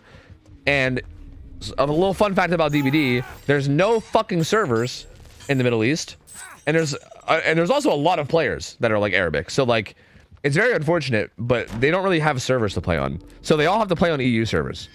Or I mean, well, this is actually like NA because it's Wispy host, but still, like their ping is very high. Like even on their own servers, it's like 100 ping. And then on NA servers, it's like 200 ping. Like it's really brutal. But yeah, they honestly did do really good. Yeah, they did a very, very good job. Just again, X9, just a little too good. And again, unfortunate for T5 that this was their matchup in the actual like losers round in terms of like people that are 0-1. And that's going to drop them down to 0-2. X9 is going to advance to 1-1. And again, important thing to note now is that T5 is now 1 game away, like 1 loss away from being eliminated from the tournament altogether. So if T5 wants to make it to the brackets now, they have to win out from here. They cannot lose another match. They have to win every single game from here until the end. So again, that's what makes this so rough, right? Like they have to win every game from here on out. And it feels so tough for them because like, one of their losses is X9. Who did they play against in the other matchup? Their other matchup was... Let me go look. Oh boy. So they went against Oh boy, and they're now going against X9. So 2 really, really good teams. And I mean, obviously every team in this is going to be good, right? But like, Lord, like it's... Like you could say, arguably they maybe even had a harder matchup in their like losers bracket round than like the actual first round. So after this, they'll be going against another O2 team, and they'll have to win that to stay alive. But X9 gonna get 1-1. They're gonna advance to the to like the middle ground, and we'll see how that goes. Is there a particular reason they can't give a server out there? Apparently, from what I've heard, apparently there used to be a server in Dubai, but like really early on. I can't confirm this is true. This is just something I heard somebody say. I heard that there used to be a server in Dubai, but apparently like the population was too low or something, and they like deemed that it was not like worth it, I guess. Like they were putting money into the server, but there just wasn't that high of a population of people playing on it, so they were just like, yeah, there's there's like, yeah, there's no point, which is tough. And you can maybe just call them greedy bastards for that, right? Like I don't know, like you can look at that in like, you know, different ways if you want. Like in one way it's like, yeah, like they're a business and obviously they don't like it makes sense to try to do things that are going to, you know, make your income good. But at the same time, it is like, come on, man. Like, maybe you could afford one more server, right? Like, I don't know. It's a tough situation, but it is what it is. Unfortunately, they just don't have any servers. Oh, and here's the other team that's getting cucked. Okay, who's the other team that's getting cucked? Calamity up against... Who are they playing against? Severance. So Severance... Man, that's a bummer, because Severance's matchups are so rough right now. Severance had to play against Eternal in round 1. So... Their first round matchup was really tough because Eternal, obviously one of the best teams to ever play DBD, and now they drop down to 0-1 and kind of like T5, right? Like usually when you lose, your next matchup should be like significantly easier, right? Because you're going against another team that lost. But unfortunately for Severance, Trauma actually got a win versus Calamity in the first round and dropped down Calamity to 0-1. And Calamity, if you guys don't know, is like one of the best teams in the world. They are so good. This team is really, really fucking good. So I won't sugarcoat it here. I'm not going to sugarcoat it. This, on paper, should be very, very in favor of Calamity, right? That being said, Severance is a really good team. We did see them in the qualifiers. Like in the qualifiers, they looked so good. I mean, obviously, like the competition in the qualifiers was a little bit less because like the invited teams weren't there. But they were looking really clean in the qualifiers, and Severance are very good players. So like I wouldn't count them out. Like do not count them out. Like this definitely isn't like a free win for Calamity by any means. But I would be lying if I said that Calamity wasn't the very solid favorite here. Like Calamity is easily one of the best in the world, and yeah, this is like, again, this is one of the situations where I feel so bad for Severance, man. Eternal and then Calamity, and then if they lose this match to Calamity, they're going to be down 0-2, and then they have to win every other game to stay in the tournament, right? Which is so tough because like that's such a hard schedule, dude. That's such a hard schedule. But here, I'll give you guys a Gamba. I'll give you guys 5 minutes because why not? There you go. Go nuts. Bam. Mexico, yeah, Mexico doesn't have any servers either. Yeah, it's unfortunate because yeah, you either go west or east, and no matter what, you're gonna have like 60 ping. Yeah, it's not really great. Yeah, to be honest, it's kind of like that with a lot of places in like Latin America. Like Latin America in general kind of gets cucked because even South America, the only server in South America is in Sao Paulo, which is like pretty south, you know? Like it's not super south, but it's like southeast South America, right? So like if you're in like, I don't know, Colombia or some shit, or like Costa Rica, like where the fuck are you connecting? Like no matter where you're connecting, you're probably gonna have decent ping, you know? Anyway, here we go. Bullatar on Killer. It's gonna be Slinger on ARP, by the way. So this is a really interesting matchup. Slinger ARP is very, very interesting. The survivors from Calamity. Interesting that they have Yokot in there as survivor. Yokot is a killer main. Like he's a very, very good killer player, and if I'm not mistaken, I thought Calamity picked him up to kind of fill some killer gaps that they had.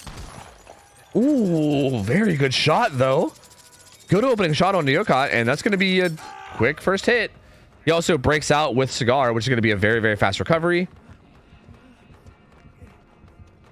Oh, but the rest of the roster for Calamity is here, which is Pedro, Laser, and Marco. Extremely good players.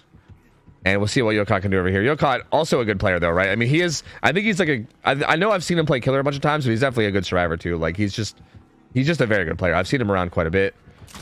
Oh, tries to bait that, tries to get a little greedy, but he's gonna go down. So pretty fast down though for the killer. So Bullatar getting a pretty okay start here. They're not gonna have that much gen progress. This map is so big, so like they had to spend a big chunk of this time just rotating to the gens. So there's not going to be that much progress on the actual gens themselves. Also, Sword of Thorns, thanks for the resub, by the way. And, you know, thank you for the kind words. I appreciate you. Thank you. Thank you for the 10 months. Appreciate you, gamer. The Pain Res comes in on this gen. Laser's going to pre-leave a little bit here. He's got sprint burst, so he's just going to walk until he has to sprint. And here he goes. Although, he does kind of get zoned back in towards the T-wall here. So actually, this is kind of bold from Laser. Like, in a weird way, I wonder if it would have been better for... I mean... I trust the Laser's decision-making to be better than my own here, but I wonder why Laser... Like, there must have been a reason for it, but I wonder why Laser didn't just sprint burst way deep into the other side of the map. Like, he had a whole-ass giant map behind him that he could have just sprint bursted into and got a ton of distance. I think he actually maybe wanted to keep aggro for the unhook, maybe, was what it was. Because, like, the second that they took that shot was when the unhook came in, so maybe that's what it was. I think Laser was maybe trying to get the killer to stay aggroed on him. Because, yeah, they did get the unhook on the Yokot. Yokot now... Who even knows where he is? I don't know. Bullatar doesn't seem to know either. Is this him? Was this him? Did he rotate the whole way up and around? I think so. Bulletar's like, dude, where the hell did that guy go? So yeah, I mean, I think that was a very calculated move there. I think Laser trying to keep him occupied mid-map so the unhook could come in. And Laser getting found again. Oh, and there's nothing here, so he's just going to be kind of heading edge map to die. He does avoid that shot, though, and now he can circle. Actually, he has an edge map. He has an edge map pallet. Never mind. He has something to work with. This is still basically a death spot, though. I mean, this pallet isn't great. You can try greeting it a bunch of times, but eventually you're going to have to throw it, and once it's thrown, it's pretty dangerous. Ooh, but Laser doing such a good job of greeting it. Again, like, you might as well, because, like, once it's thrown, you're dead, right? Unless you get a stun like that. But even still, you're still probably dead. Because, yeah, this is not very safe. Oh! He tries to shoot, but he lets go of M2 on accident. Oh, and the zoning. And Laser avoids that one, too! Laser's fucking juicing, bro! He's cracked! And he's gonna head right back to this pallet as well, and as long as he gets the fall... Oh, he's... Okay, he'll probably go down to that, though. He will be going down to that. But that was such a good chase. Wow, dude. Laser doing work, man. Such a good player. Holy. Gen number 2 pops. This will be another fresh hook onto Laser. And yeah, there's the pain res hitting Marco's gen.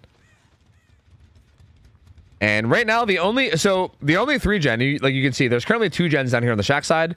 Up here on the main building side, there still is a 3 gen. So once they get one of the gens done up here, and again, this was all very calculated by them, right? Like Laser going down deep in that corner is really far away from this 3 gen. So realistically, Bulletar can't hold that hook and the gens at the same time. Bulletar is going to come down here and see if he can interrupt these gens. And yeah, the unhook comes in completely for free. Laser can just get unhooked, get healed. He's basically A-okay. And at this point, it's just a matter of, can Bulletar try to make something happen on this top side with these gens? It is important to know that the gens that are on this top side, oh, that was such a good shot. Wow, that was a good shot. Bro, there was barely even vision of that window. Like, holy shit, you could barely see that window. That was, I don't even know if that looked as impressive as it was. I don't know, but that was an insane shot. That was so good. Holy. And he finds the double shot on the Pedro, too. This is so sick. Because now he has Pedro down in the 3 gen. This is exactly what he needed. Disgusting from Bulletar. That was so good. Wow, dude. Wow. That was so good. And now Pedro is going to be hooked in the 3 gen. And this is the exact spot you want to be in if you're killer here. This is the exact spot you want. Because now the survivors have to venture into the gen setup in order to get the unhook. And if you can just, hypothetically, if you can keep cycling hooks in this 3 gen setup, that's kind of your way to get a big result here, right? Ace not breaking out. He doesn't want to give him free cigar value. So we get the climbing crescendo sound. You love to hear it. The ever climbing fucking crescendo fucking anxiety sound. But Yokot's gonna go to this edge map palette. He actually is gonna get a stun. Very well played. He's gonna bull. I was gonna say he's gonna bolt away, but no. Bulletar gets another good shot. And down goes Ace. And they actually didn't even get the unhook yet either. Oh, Laser's doing a gen on the top side. He's sneaking a gen. This is sick too. Bro, Laser is doing work this game. Yep, that was the top side gen. That breaks the 3 gen. So now there's currently 1 gen way down on bottom side and then 2 gens top side. So there's no 3 gen setup anymore. There's realistically no gen setup that Bulletar can ever hope to hold at this point. And I think at this point you're just trying to maximize your stages, right? Like Marco's a fresh hook, so I think at some point you're definitely going to want Marco for that fresh hook. And you're just going to try to get as many stages as you can with no ed with late game. But honestly, I really do think Bulletar is doing really well here. Like, I think especially if he could maybe find Marco at some point and maybe like secure a kill on him late game.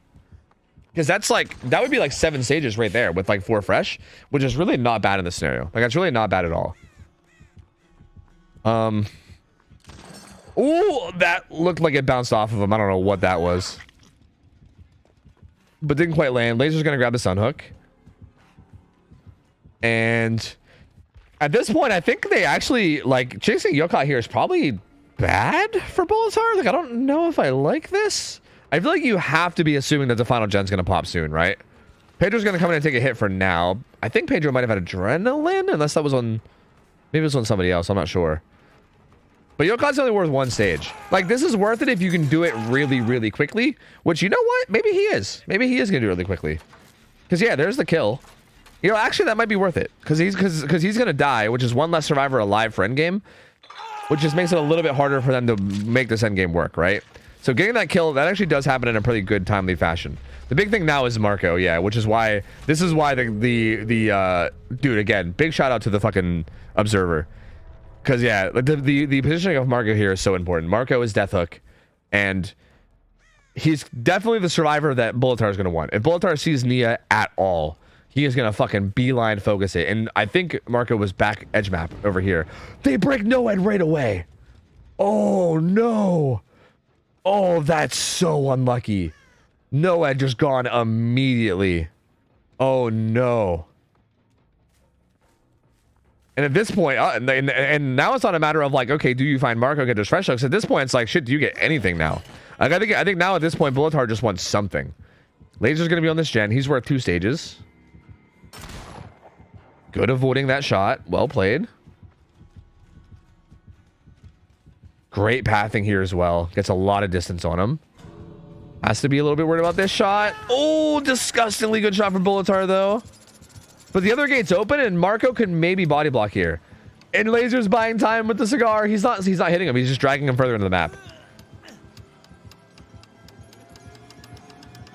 Pedro leaves.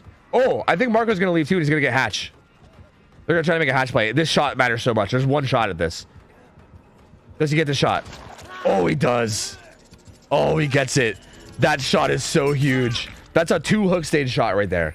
That shot is the difference between it being 5 stages and 7 stages, which is a huge difference. That is a huge difference. Well played by Bullatar, man. Very well played by Bullatar, honestly. This was really good. This was really, really good. Like, don't get me wrong, I think Calamity still played it well as well. Like, 7 stages, 3 fresh is definitely not bad on their side either. But this could have easily been 5 stages. This could have easily been even less than that. This team of Calamity, like these survivors of Calamity, are really fucking good too. Like, bro, you put me in this game as Deathslinger, I'm getting like 2 stages max, if even. Like, Bullatar did so good here. He did such a good job. And that opens up his team to potentially be able to maybe squeak. If they could squeak out a win here, that would be nuts. That would be nuts. That would absolutely be absurd. It's going to be hard. Like, obviously, the killer player from Calamity is going to be very, very good. And the survivors from Severance are going to have to make sure that they also have a very, very good game. But ARP is honestly a solid map for Survivor. And, like, realistically, this could be beaten. Like, this actually could be beaten. So, we'll have to see. We'll honestly have to see. I don't know. Very well played, though. Some of the shots from Bullatar were fucking nasty, dude. Those are some nasty shots, man. My lord.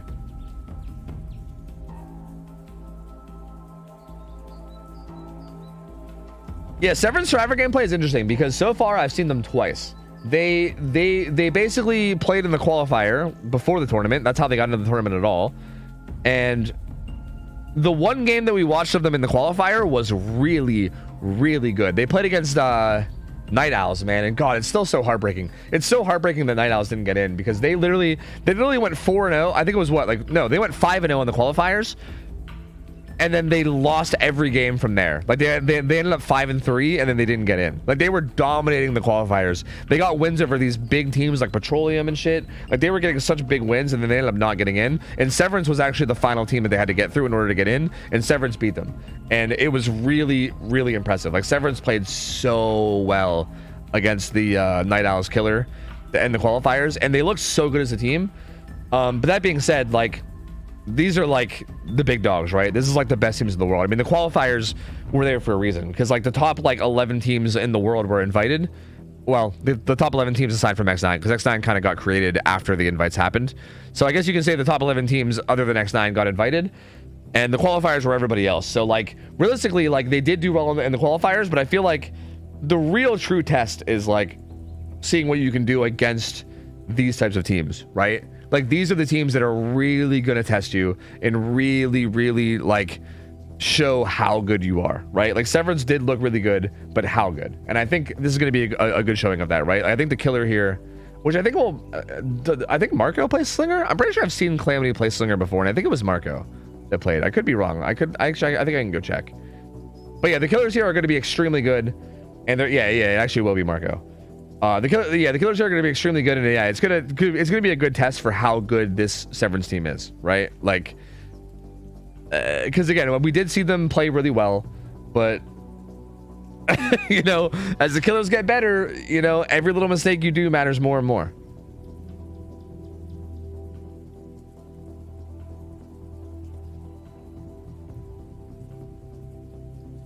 Yo, Silent Death, thanks for the 50 bits, by the way. Appreciate it, gamer. Thank you, buddy. Should I get Detective Tap or Lori Shred? Probably Lori, man. Lori's pretty good. DS is pretty solid. DS is pretty solid, and honestly, even Soul Survivor can be solid if you like ratting it up. Like, if you want to rat it up and try to get hatch, Soul Survivor, none too shabby, honestly. None too shabby at all.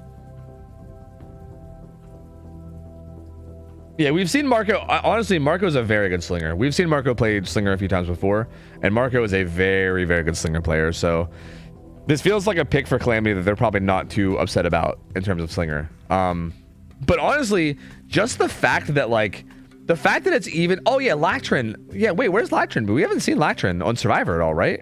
That's kind of odd. Where's he been? I wonder if he's like busy this weekend or something. Anyway, here we go. Realistically, the fact that Severance even has a chance to win this is crazy. Because if Calamity were to drop to 0-2, that would be such a weird thing to happen. Like, that would be really, really wild. Marco's got Agi and then Pain Res, a Noed, which makes a lot of sense. Did the last killer have? The last killer had Pop, right? Was it Pop Pain Res? Wait, what even was the build for? Now I can't remember. I actually can't remember the perks. I remember it was Pain Res Noed, but I can't remember what the last perk was. But yeah, this build makes a lot of sense. Agi is very, very valuable here for getting your hooks in the right positions. Very patient with that shot on the hens. Or sorry, not on the hens, on the Henu. Hens is casting. Sorry, he didn't shoot hens. Hens is casting. But shot on the Henu, he gets him injured. And he's trying to play this pallet now. He's just going to zone him a bit. He's going to break it. And Henu will make this next pallet. Marco trying to bait the throw. Doesn't get the shot, though. Henu doing a really good job. Henu's a juicer, bro. You got to watch for him, man. He's a juicer. He's very, very good. And Marco's got to run him down now, but Henu's going to be in trouble. He'll most likely just be dead here. Yeah, shot comes in. Henu will go down. And this was in the... Was this in the gen setup, actually? That's kind of interesting. They have a... Oh, no, they have a gen doubled. The one gen pops by the time the first down comes in. Honestly, the gen progress is looking great. This is actually better. This is actually a better start for the survivors than last game. Like, Severance and survivors are actually off to a quicker start than Calamity survivors were. Because that gen gets done, and the second gen should be getting done shortly. This is a little bit faster. Not like a huge amount faster, but at least a little bit faster. And Marco has this... He has him hooked pretty deep. Oh, he finds the scratch marks of the survivor here. They go for a really fast pull. Oh, he tries to get a prediction shot onto Tap, but it's a little bit off. He doesn't quite get it. Shack pallet being thrown by Henu. It's going to give him some distance. Oh, this gen's got a ton of progress. Wait, this is the gen that was being worked? That's so interesting. It's also so interesting that they ran this way. Marco's trying to, like, pressure the gen while also trying to get this down onto Henu. Does get the down. If you can interrupt this gen and then put the hook on the hill near it. Oh, no, they pop it, though. Huge. Huge play. Massive. Now the only 3 gens on the other side of the map. And I don't even know if Marco wants to hook Henu here. I think he might want to try to get a hook on the other side. Oh. Good juke from Bolitar. And winning these 50-50s. He will get hit here, though. Marco seems like he's trying to hit him without using up his shot so he can save it. But they pick up Henu. Bolitar gets away. This is actually looking really good for Severance. Like, actually. Because this is all happening away from the current 3-gen, too. So, like, if they could just get one of those gens done on the opposite side of the map. Bro, there's no way, right? There's no way. Good stun from Tap. And there you go. No gen setup now. It's currently a 2-2 split. There's 2 bottom, 2... Wait. Yeah. 2-2 split. There's 2 bottom, 2 top. There's no good gen split now for Marco. Oh, dude, Calamity might go 0-2. Dude, Calamity might be going 0-2 here. This is crazy. What? Henu is going to go down here. I think at this point, Marco's main hope is going to be killing Henu. Because he's going to put Henu on his second hook here. I think his main hope for pulling this out is going to be to kill Henu. And then once the game's a 3v1, maybe snowball it from there. Either with or without Noed, right? Like either before Noed or even when Noed's in play. I don't think UB is allowed on this set, but actually I need to go check because this is actually super important. I haven't seen I don't know if you guys might have seen already. Maybe Unbreakable was on one of the builds. I'm not sure. But I need to see if Unbreakable is allowed in this. Good shot there. Unbreakable is banned. Unbreakable is banned, so no Unbreakable. So yeah, I think the main hope here is to like kill Henu and then maybe like try to get a lot of pressure with slugging in the 3v1. Good juke there from Tap as well. Henu also got unhooked and he's basically going to be okay now, right? Like nowhere, like Marco's nowhere near. Dude, how do you pull this back from here? I think you just need to dominate chases, which so far has not been happening. The Severin survivors have been doing a really good job of getting away from these shots. Oh. And amazing pathing from Tap here. Such good pathing. He gets so much distance. And this chase is not going well at all for Marco. And I think he's in his own head now, dude. Like, well, like he shot that tree. He was trying to go for this like really cheeky shot where he like threads the needle. Bro. Severance is looking like they're going to take this. He needs so much. This is only his 3rd stage. He's going to slug and check on the Shack gen. But the gen pops. Henu has adrenaline. He has Noed. Finds Cartney. Actually, wait. This actually could...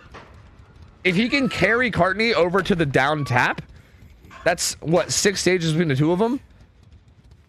That would hypothetically be 8 stages. He's going to drop him right away. He's going to... He knows. So, Cartney lockering up there, like, basically tells him he's trying to just buy enough time for someone to go pick up.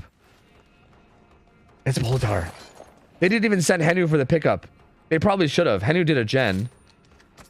Or sorry, not a gen, a gate. And they can leave Cartney. They don't have to save Cartney. I think Tap was still stuck here though. Like he didn't see Tap leaving, and there was no trail of Tap leaving, so Tap I think was still stuck down here. Oh, but was that him? That's him. Someone else is rotating down. The scratch marks here. Noed's down here as well, which is really good for Marco. But Henu can die. Henu can die. As a matter of fact, I think, dude, if Alos and Bulletar leave, then they win. They win. And there they go. They're going to win. Dude, Severin's taking the win over Calamity. There's no way. There's no way. Calamity drops down to 0-2. There's no way.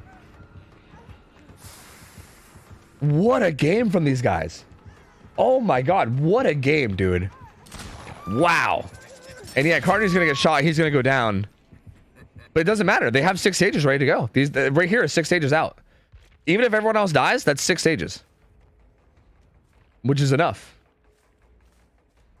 Alos is gone. Bulletar is still hanging in there for now. Maybe just waiting for Henu. I don't know. And Henu's out. That's going to be 5 stages. Final result's going to be 5 stages for Marco. Not enough. Wow, dude. Wow. Wow. Severance. They are here to play, dude. They're here to play. And their schedule has been so tough, dude. Eternal into Calamity. Like, that's such a hard schedule, and they're still just showing up, getting results. They end up going 1-1. Sending Calamity. Calamity is in trouble now. They're close to getting knocked out. Calamity has to win out now. They can't lose another game or else they're gone. That's crazy. Calamity, dude, what? What is happening? Oh my God. All right, well, whoever bet on Severance is getting a fat payout now. So here you go. Dude, wow. Very impressed by these guys. Very, very impressed by these survivors. This whole team. Bulletar's shots were nasty, and these survivors just played this so well. Wow, wow, wow. Okay, this is another one of those situations where I'm gonna feel really bad for whichever team has to go against Calamity. And if it ends up being T5, I'm gonna feel especially bad. Because if T5 ends up having to go against X9 and then Calamity, that's gonna be horrible. Because yeah, that means that a team that's 0-2 is gonna have to play against Calamity, and if they lose, they're out, which is a brutal situation to be in, right? So I'm gonna feel bad for whatever team that is. Wow. But up next we have Cynic versus I didn't even see. Fuck. Cynic versus Affliction. So Affliction is the team out of, I believe they're Brazilian. It's a South American team. We saw them play against Sinners, where they actually had a really good showing. They were very close to beating Sinners, but they just barely fell short. Just barely fell short. And Sinners, we saw them earlier, obviously a really, really good team. So Affliction definitely seems like a team to be worried about here. Cynic is a very, very solid NA team. And honestly, this one could go either way. I really don't know. This feels like it's going to be a good matchup, man. I'm really not sure. Like, I'm a big fan of Cynic. I know a lot of the players on Cynic. And I naturally feel like I have this bias where I want to say I give them an edge. but I don't want to count Affliction out. They looked really, really good last time we saw them, so I really don't know this. I think this match could go either way. Let me give you guys a Gamba. Here you go. You got 2 minutes. Wow, dude. I still can't believe Calamity has to win out now. That's crazy. That is crazy, dude. If Calamity doesn't make it to the top 8, that's going to be wild. Calamity has been like very consistently in like the like top 3, at least like top 4 of like every tournament for the past like months, by the way. Just FYI. Like, I've been keeping track with a lot of tournaments. I've been even casting a lot of tournaments. Calamity is almost always there. It's almost always like, it's pretty much like Elysium, Calamity, Sinners, and then like Ariandel and X9 also slip in as well. Although X9 was like disbanded for a while, but like they were pretty much always there, like top 3, maybe top 5, even if you want to like, you know, give like Ariandel and like X9 a bump or whatever. But they're always in the discussion for like best teams, and it's crazy to see them drop to 0-2. Like, that's crazy. Wow. Yeah, Cynic. Yeah, Cynic yesterday had a really tough match. Cynic had to go against Elysium yesterday, and yeah, it was really tough. They actually got 4K 5'd, which is very rare to see, but they got 4K 5'd by Xeno, and then their nurse player kind of struggled to get things going. So yeah, they had a really rough day yesterday. Like, I feel like that might have been a little bit tilting, a little bit demoralizing, but hopefully it doesn't affect them too much, because I love this team. I know a lot of their players. They're fucking great dudes, and they're very, very good at the game, and I know that they're capable. So I'm hoping that like maybe the performance yesterday doesn't get to them too much, and they can come through here and have a very, very good showing. Because I know they're very capable, but Affliction is going to want to prove something too, because we've seen them play really well, and they definitely don't want to drop to 0-2, right? Like both teams do not want to lose this, because again, losing this drops you down to 0-2 and puts you in a position where you're very, very close to getting knocked out. It's also going to be Artist on Suffolk Pit 1, by the way, which I would argue is a pretty strong map for Artist. Like, this feels like this could be big results on Killer side. Like, I think Artist is like, it's kind of funny because we just did Deathslinger on ARP, and now we're doing Artist on Suffolk 1, and usually those maps are flip-flopped. Like, usually Deathslinger's on Suffolk, if I'm not mistaken, and Artist is usually ARP, because ARP is almost like the slightly more difficult Suffolk, right? Like, they're both like the same map in a weird way, where they're like, you know, the whole like split map where there's like clearly one side with like a choke point in the middle or whatever. But ARP is just a bigger map, so like it's typically a little bit harder for killers, as opposed to Suffolk. But Suffolk still, or sorry, but ARP is still really strong, and I would say Artist maybe a little bit stronger than Slinger too. So I feel like this could end up being big results.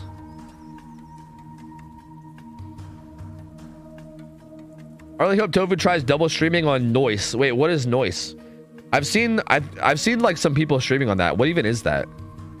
You know, I think they might have reached out to me like a year ago, and I was just like, I think I was getting reached out to by a bunch of different like streaming services, and I just like, I'm gonna be honest with you, I just kind of ignored them all. I was just like, yeah, I don't like, bro. It was like around the time that like Kick was a thing, and like Mixer was like dying out, or what, I don't know. I mean, I think that was more than a year ago, but there was like a million different streaming services all trying to be like, we're the next Twitch, and I was just like, dude, I don't care. I just don't care. You know. But apparently, yeah, apparently a bunch of people are streaming on Noise. Is it called Noise? Is it like Noise? Is it like someone from fucking California saying nice? Noise. That's super noise. It's fucking noise. Because yeah, I saw Tom was streaming there. I think I saw Hens did a stream there, and I think they're like maybe sponsoring people or something. It's a platform with built-in Gamba, no money involved. Your audience is dealt cards, and they have point values. They select the card, and the value builds up. If it works out, then they get the points. What are the? Can you give me some examples of like what the cards do? It's very chat interactive, and you could. And are you able to do duo streams? California? Yeah, I guess I was thinking of like a surfer. Yo, really noise. That's fucking noise. That's what I was going for, but honestly, maybe that's not right. Nice is actually pretty interactive and fun. Chai is partnered there, and Hens has done it too. Really? And you can be partnered there without losing anything on Twitch, apparently. Yeah. Interesting. Australia, maybe? Yeah, maybe you're right. Maybe it's more like Australian. Yeah, I don't know. Does Australian accent? What? That's not an Australian? What the fuck? Why are we casting separately? Because Hens is casting with Ots today. Realistically, I could have brought on my own co-caster today, but I'm gonna be perfectly real with you guys. I kind of like solo casting. Like, for instance, my ability to answer this question that you asked in chat right now is because I'm solo casting. Like, if I had a guest in here casting with me, I wouldn't be able to talk to you guys. Well, not that I wouldn't be able to, but I definitely wouldn't be doing it nearly as much because it just kind of feels rude to sit here and talk to chat while I have a guest in call with me, right? Like, fuck that. So solo casting is so much more comfy. Like, I don't know. It's fun to just chill, hang out, watch the games, talk with you guys. I enjoy it a lot. Yeah, like, I'm the same way. Yeah, I agree with you guys. Like, I love solo casting. I don't like unenjoy. That's a dumb word. Unenjoy. I don't dislike co-casting, right? Like, I do like co-casting with other people. It's always fun. It's also like a bit of a break from having to talk all the time whenever you have a co-caster too, which can be nice. So, like, don't get me wrong, it's not like I'm against co-casting or anything, but yeah, solo casts are definitely nice to do. Like, it's very comfy and chill, and yeah, I enjoy it quite a bit. You can answer questions about things like wieners. Exactly. See, exactly. Try it out. Are they gonna sponsor me? Do I get paid? Like, am I gonna get paid to stream on Noise? Because, like, bro, if they'll pay me to do it, then, you know, hey, I mean, maybe. Especially if you can duo stream, dude. How's that work, though? Like, if I'm duo streaming on Twitch and Noise, are the gamers that are watching on Twitch just gonna be, like, mad confused as to what the fuck is going on?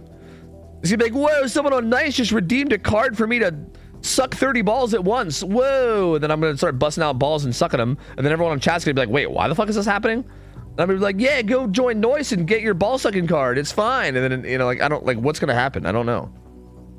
It's not confusing, really? Well, you know, I guess something probably pops up on screen or something, right? I guess that makes sense. Anyway, sorry, we'll come back to this later.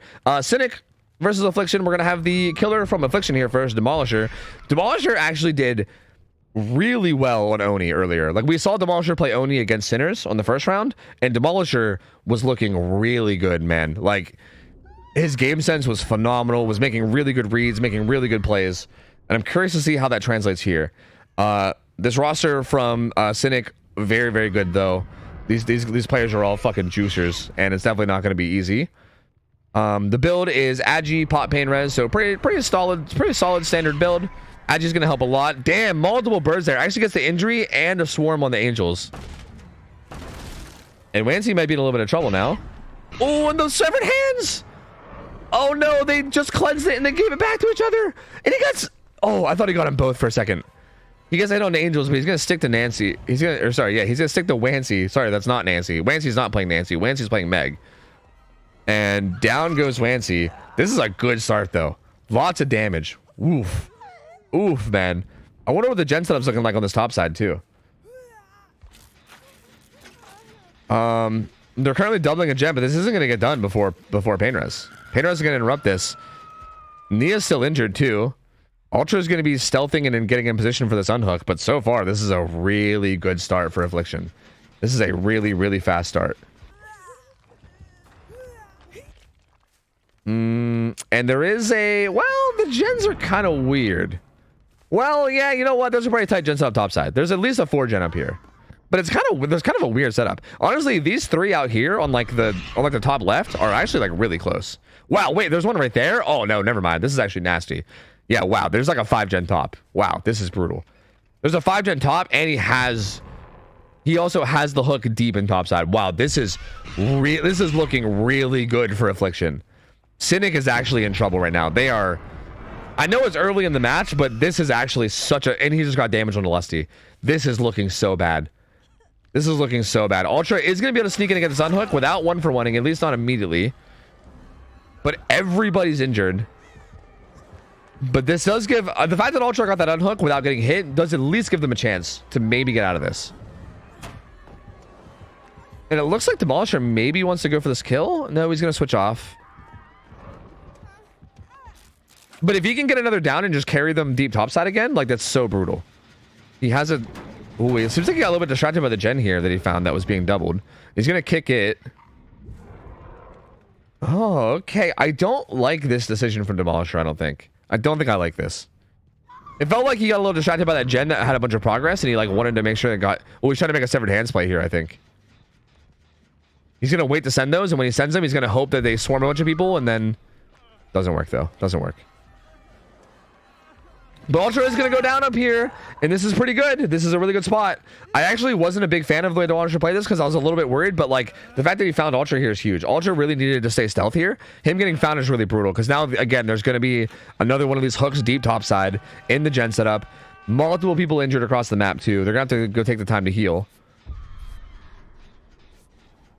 Those crows barely miss.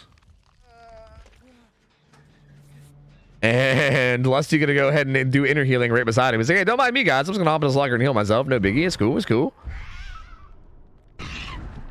Swarm one to Nancy. But she lockers up to get rid of him. And all three survivors are bottom side right now, and I think Demolisher knows that. I think Demolisher has a pretty good idea that all the survivors are bottom.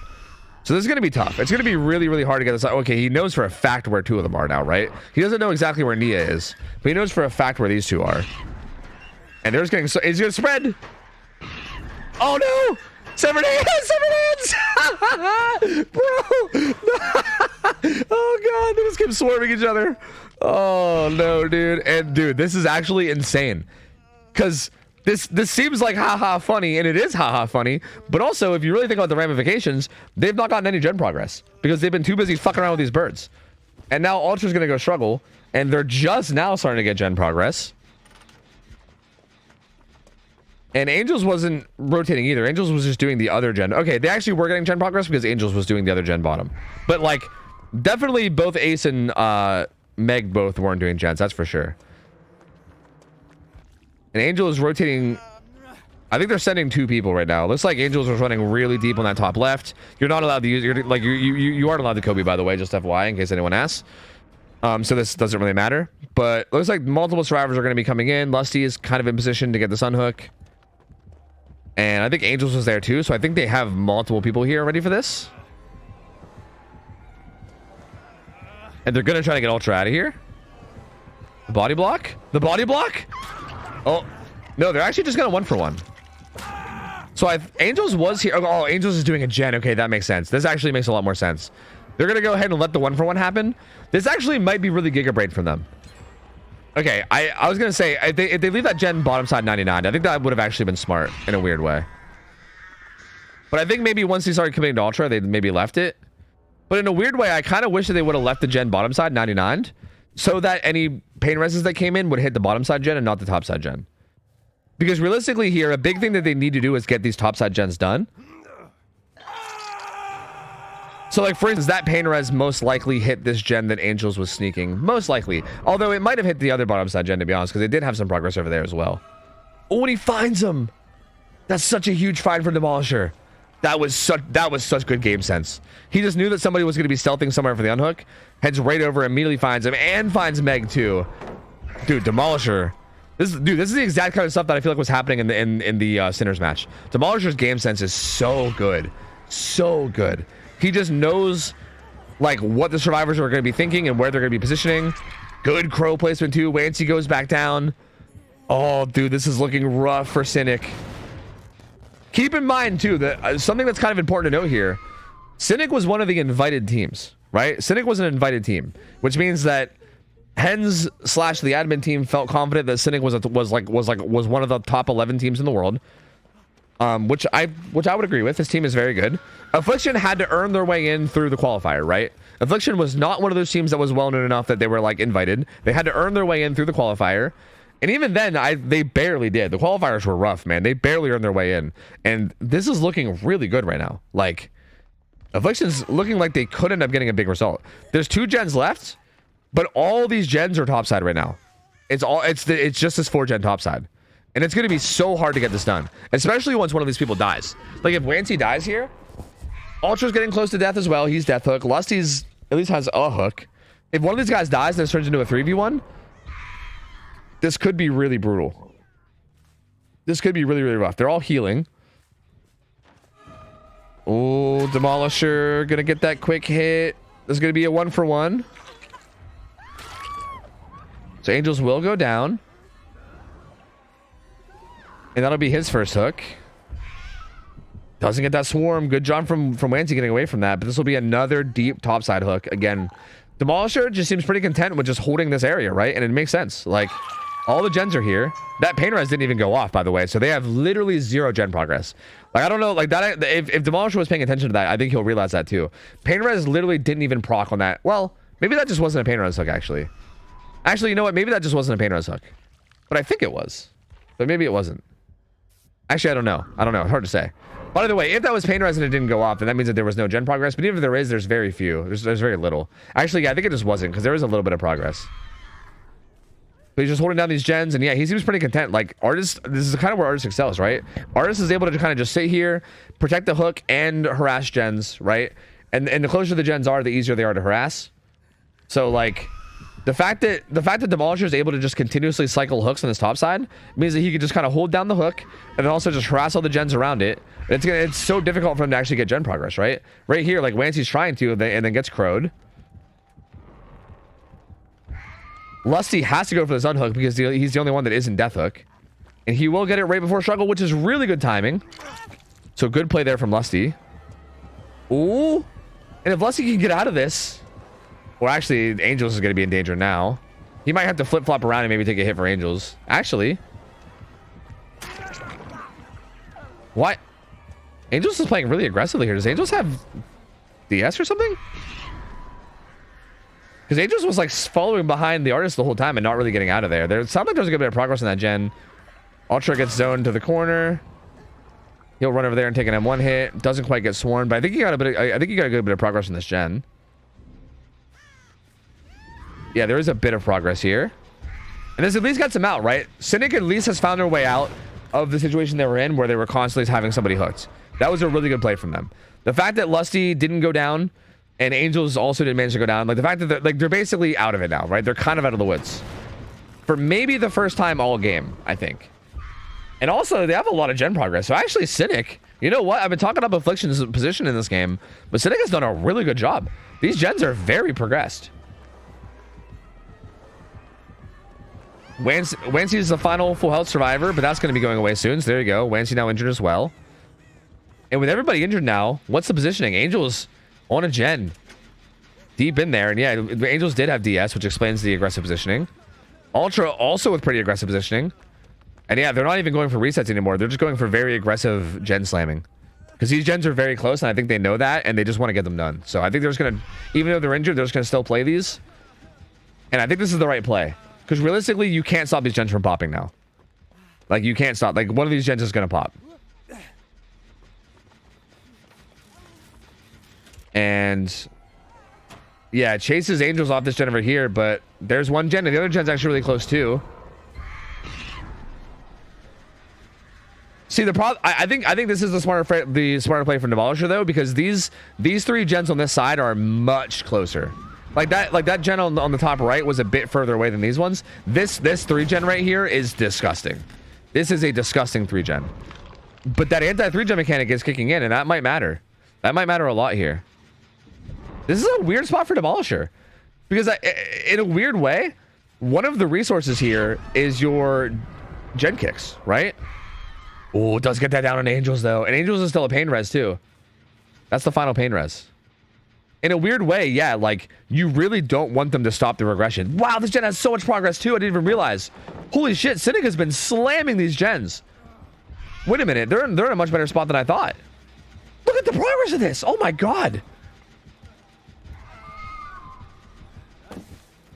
Wait a minute, Cynic has been doing much better with gen progress here than I initially realized. And they're actually in a really good spot to get this done. Angels gets picked up. And they stop the regression on this front gen. And Demolisher's trying to find a way to make this a 4K, but I don't think he's going to. He's trying to find... If he could... Actually, if he could down Ultra. But Ultra has lockers. He's just going to lock her up. Oh, he almost... He sent it to the locker, but it was just a second too late. Good positioning from Ultra there. Just made it in that locker just in time. And as long as Ultra doesn't go down, they got this, right? Because Ultra is still just pressuring this gen over here. And as long as he doesn't die, as a matter of fact, he's just going to stick this. When he has adrenaline. And if Ultra dies now, he's only worth 1 stage, so he doesn't even really mind. He's like, yeah, go ahead and kill me. I don't give a fuck. The gates are both on the other side of the map. And yeah, they're out. They're going to be out. They should be good here. Unless they get hit by a slingshot. Fuck, I call it a slingshot. Fuck. Unless they get hit by a stagger of crows, they should be good here. They really shouldn't be dying. These gates are miles away. and there's really no reason that this should be like anyone should be dying. Even if they get hit by a stagger of crows. And right now, Wancy's positioning in place to kind of catch the crows, by the way. That's why Wancy was kind of standing there. Wancy was kind of standing far out to catch the crows. But there you go. Wow, dude. And that ends up being 7 stages? Really? Wait. There was 2 more Deathhook survivors. That's 2 more plus 1 more, 5. No, that should be 8 stages, right? I'm pretty sure that scoring was wrong. I'm pretty sure that was 8 stages if I'm not mistaken. Because there was 2 survivors death hooks. That's 4 stages. Another one was hooked. That's 5 stages. Plus the kill was just 3 more. That should be 8 stages. Yeah, that should have been 8. I think the scoreboard maybe just wasn't updated yet, but I believe that was 8 stages. 8 stages, 4 fresh is the final result.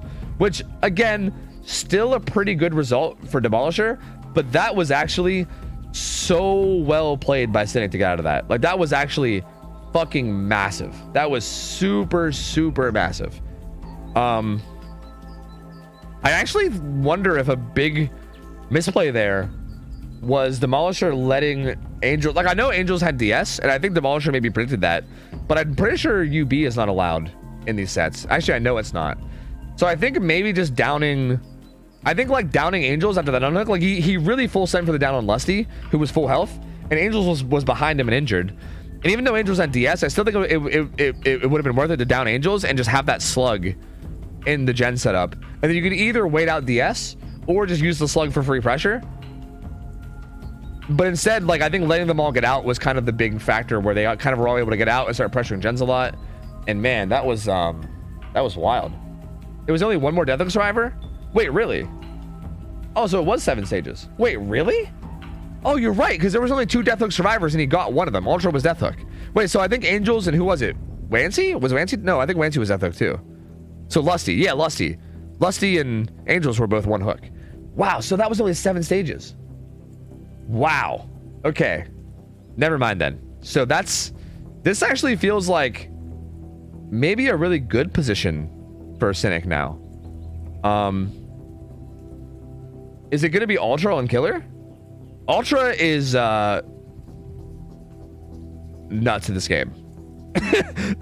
I was trying to think of how I wanted to word it, but that's how it came out. I don't know. You know, I sat there and thought about it for a second, and that's how it came out. Nuts at the game. Ultra's nuts. Ultra is, from what I understand, he seems to be very well known as like one of the like GOAT killers of NA. Like, he is insane, and he's always been one of the best killers to ever play in NA. He's fucking nuts. He's very, very, very good. Like, for instance, at one point he like took a break from the game or whatever and kind of like left the team, and Cynic was like not the same without him. Like, they were not able to do anything really. I mean, like, their survivors were still doing okay, but like on the killer side, it was just lacking so hard without Ultra in play, because he is so good. He is so good.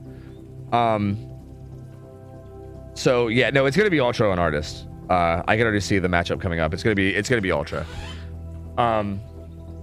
So yeah, it's gonna be interesting to see. And you know what? I actually, okay, looking back, I wonder what would have happened. Okay, wait, remind me, how did that game go, guys? The first hook that he got, did they go struggle? I think he either went struggle or he was very close to going struggle. I remember Angels went in and got the unhook at the last second. I think it was right before struggle. So yeah, it was actually not struggle. But I still wonder how the game would have went if there was more focus on getting one of the kills, you know? Somebody went to struggle, right? Maybe it was Wancy that went to struggle. I think somebody went to struggle on hook. I can't remember who. And I wonder what would have happened if there was more priority on getting that down to a 3v1. Because I think what happened there was literally just the fact that all 4 survivors were alive made that so that Cynic was able to just kind of like overwhelm, right? Like, they just swarmed the gens while injured and just played their positioning really well, and the fact that there was 4 of them just made it so hard to actually stop the gens. Whereas I feel like if at some point Demolisher could have turned it into a 3v1, I feel like that could have been huge. Ultra went struggle, whoever the Quentin was. Yeah, that would definitely be Ultra. Yeah. Yeah, also, I agree with Bucketman too, that after the final gen popped, I agree that he shouldn't have, like, you either need to down Ultra and then slug him and go bottom, or just ignore Ultra altogether and go bottom. Yeah, with both gates bottom side, I do feel like you just got to go bottom side, and I also think you got to make sure that you don't target one of the Deathhook survivors, right? Because like, it might not sound like a huge deal to have 1 hook stage difference, but it honestly kind of is. Like, if you would have, for instance, found like Angels or Lusty, and got one of them killed instead of Ultra and got this to 8 stages instead of 7, that's honestly pretty significant. Like, it's like, that's definitely not nothing. Like, that's definitely a big deal, and that could end up being a decider, right? So yeah, I mean, that was also a minor slip up too. But man, I mean, you got to give it to Cynic, man. Like, you gotta hats off to them. Like, they played that so well. Like, they played that so well considering the position they were in, I would say. Like, considering the early game position, because I think early game was not played that well. Like, there was a lot of like hits that came in kind of for free. Like, they were in a position where there was someone hooked deep in the top side 5 gen with 2 people injured, right?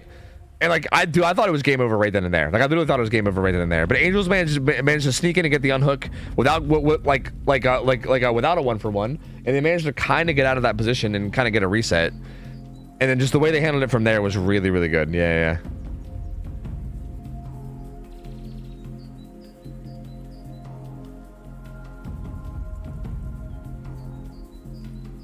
Am I missing some context here? What, from the guy whose name is, or from the guy that said I'm gonna bomb you?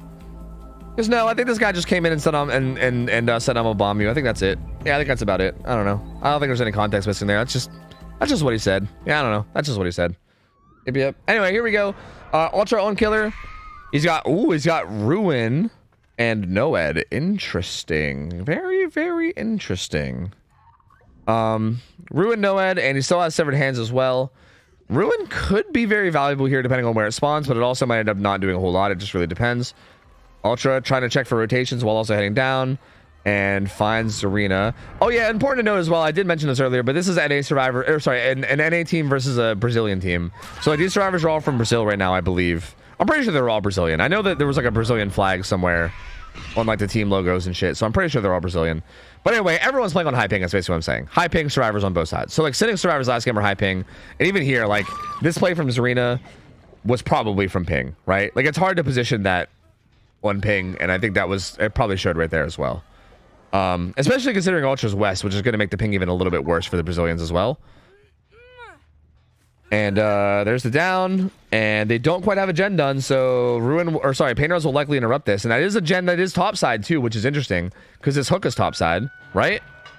Wait, that was topside logs, right? Yeah. And it's gonna get interrupted. Crows are coming over. The somewhat good news here, at least for Affliction, is that the hook is... Oh, he got damage with that. Jake actually took damage from those crows. Okay. Also, he sees them all, right? Or no, that was the other survivor that decrowed. Never mind. My bad. The somewhat good news for these guys is that the hook is in the opposite corner of topside, so they still do have a realistic chance of doing this gen, right? I mean, obviously it's going to be getting harassed by crows, so it's going to be like a little bit of a slower process than usual, but they likely can still get it. This hook on the hill though. Oh, can you body block this? He's gonna set a bird up. Oh, and if that does oh, good juke from the Zera. If that crow would have did damage, it would have interrupted the unhook, and it would have been like literally just a kill on top of the hook. But that was a really good avoidance of that bird. And it's just gonna be a hook trade. And Ultra's just gonna take the hook trade. He's not gonna bother. I mean, again, feels like the same kind of strategy is going on here. Same kind of strategy where I think Ultra has a gen set up here, and I think he wants to just continuously hook on this hill over and over again. And actually, this is even a pain res hook, which is interesting.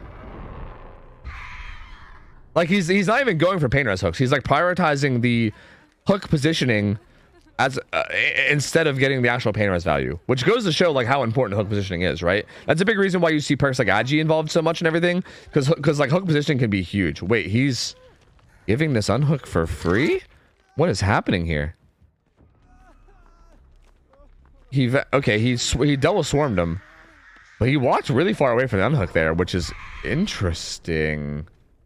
He got he put Nia into deep wounds just now. And there she goes. She's trying to get out of Meow. That'll be a swarm. And she's in trouble here. This is pretty zonable. Yep. Good crows from Ultra. It's going to be another rehook. I'm very curious. Oh, the DS though. And the pallet. Oh, and the artist is on the wrong side too. It's going to give her the map. And Ruin's going to go down. Oh, no. And it's going to give Nia so much distance towards bottom side. Uh-oh. Puts her crow up there. Good prediction on when she was going to cross. Gets the down. But this is going to allow them to do Jen's topside. There's a survivor already pre-stealthing down here. You can see them right there. And that's going to be... That's probably going to be pain res, right? Like, that one will probably be pain res. And if Zarina doesn't get found, especially, which it doesn't look like she is, she'll be get this unhooked for free. Pain res did interrupt this gen, but they're likely going to be able to get it done before he gets back there, right? As a matter of fact, Ultra's not even going back. The way that Ultra's playing this is interesting to me. Because, like, he prioritized the hill hook in the corner as opposed to a pain res, but then he didn't really, like, protect it as hard as I thought he would. And now here he, like... I think maybe he was trying to find, like, the stealthy survivor that was going for the unhook, maybe? Like, maybe he was looking for the person stealthing and he just looked in the wrong place. But Nia's close to death. And it does feel like Ultra has the idea of wanting to get a kill, though. Like, that definitely seems to be a thing. Maybe. Right? Yes. Yes, he's still here at Shack. He's trying to zone him. He's trying to zone him. Okay, yeah. It might have seemed weird. Like, you might be like, okay, why the hell is he trying to outplay Shack Pallet? But he's just trying to zone him and make sure that when he kicks the pallet, for the people, baby, for the people. He's trying to make sure that when he kicked the pallet, Nia was tucked back into, like, the deep edge map corner. Which he did get, but then the for the people play comes in, which buys her even more time. And now she has Water Tower, too. Oh, this is looking really good for Affliction. Water Tower is so strong because you can see her head over the walls. And you can just kind of hold distance. Although she didn't hold as much distance as I thought she might have. And she will eventually die, but, like, at what cost? At what cost? I ask.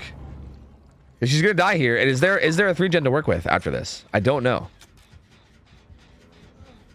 Even if there's not a 3-gen to work with, honestly, it might still be good enough. There's still 3 gens left, right? Like, 3 gens are still left up.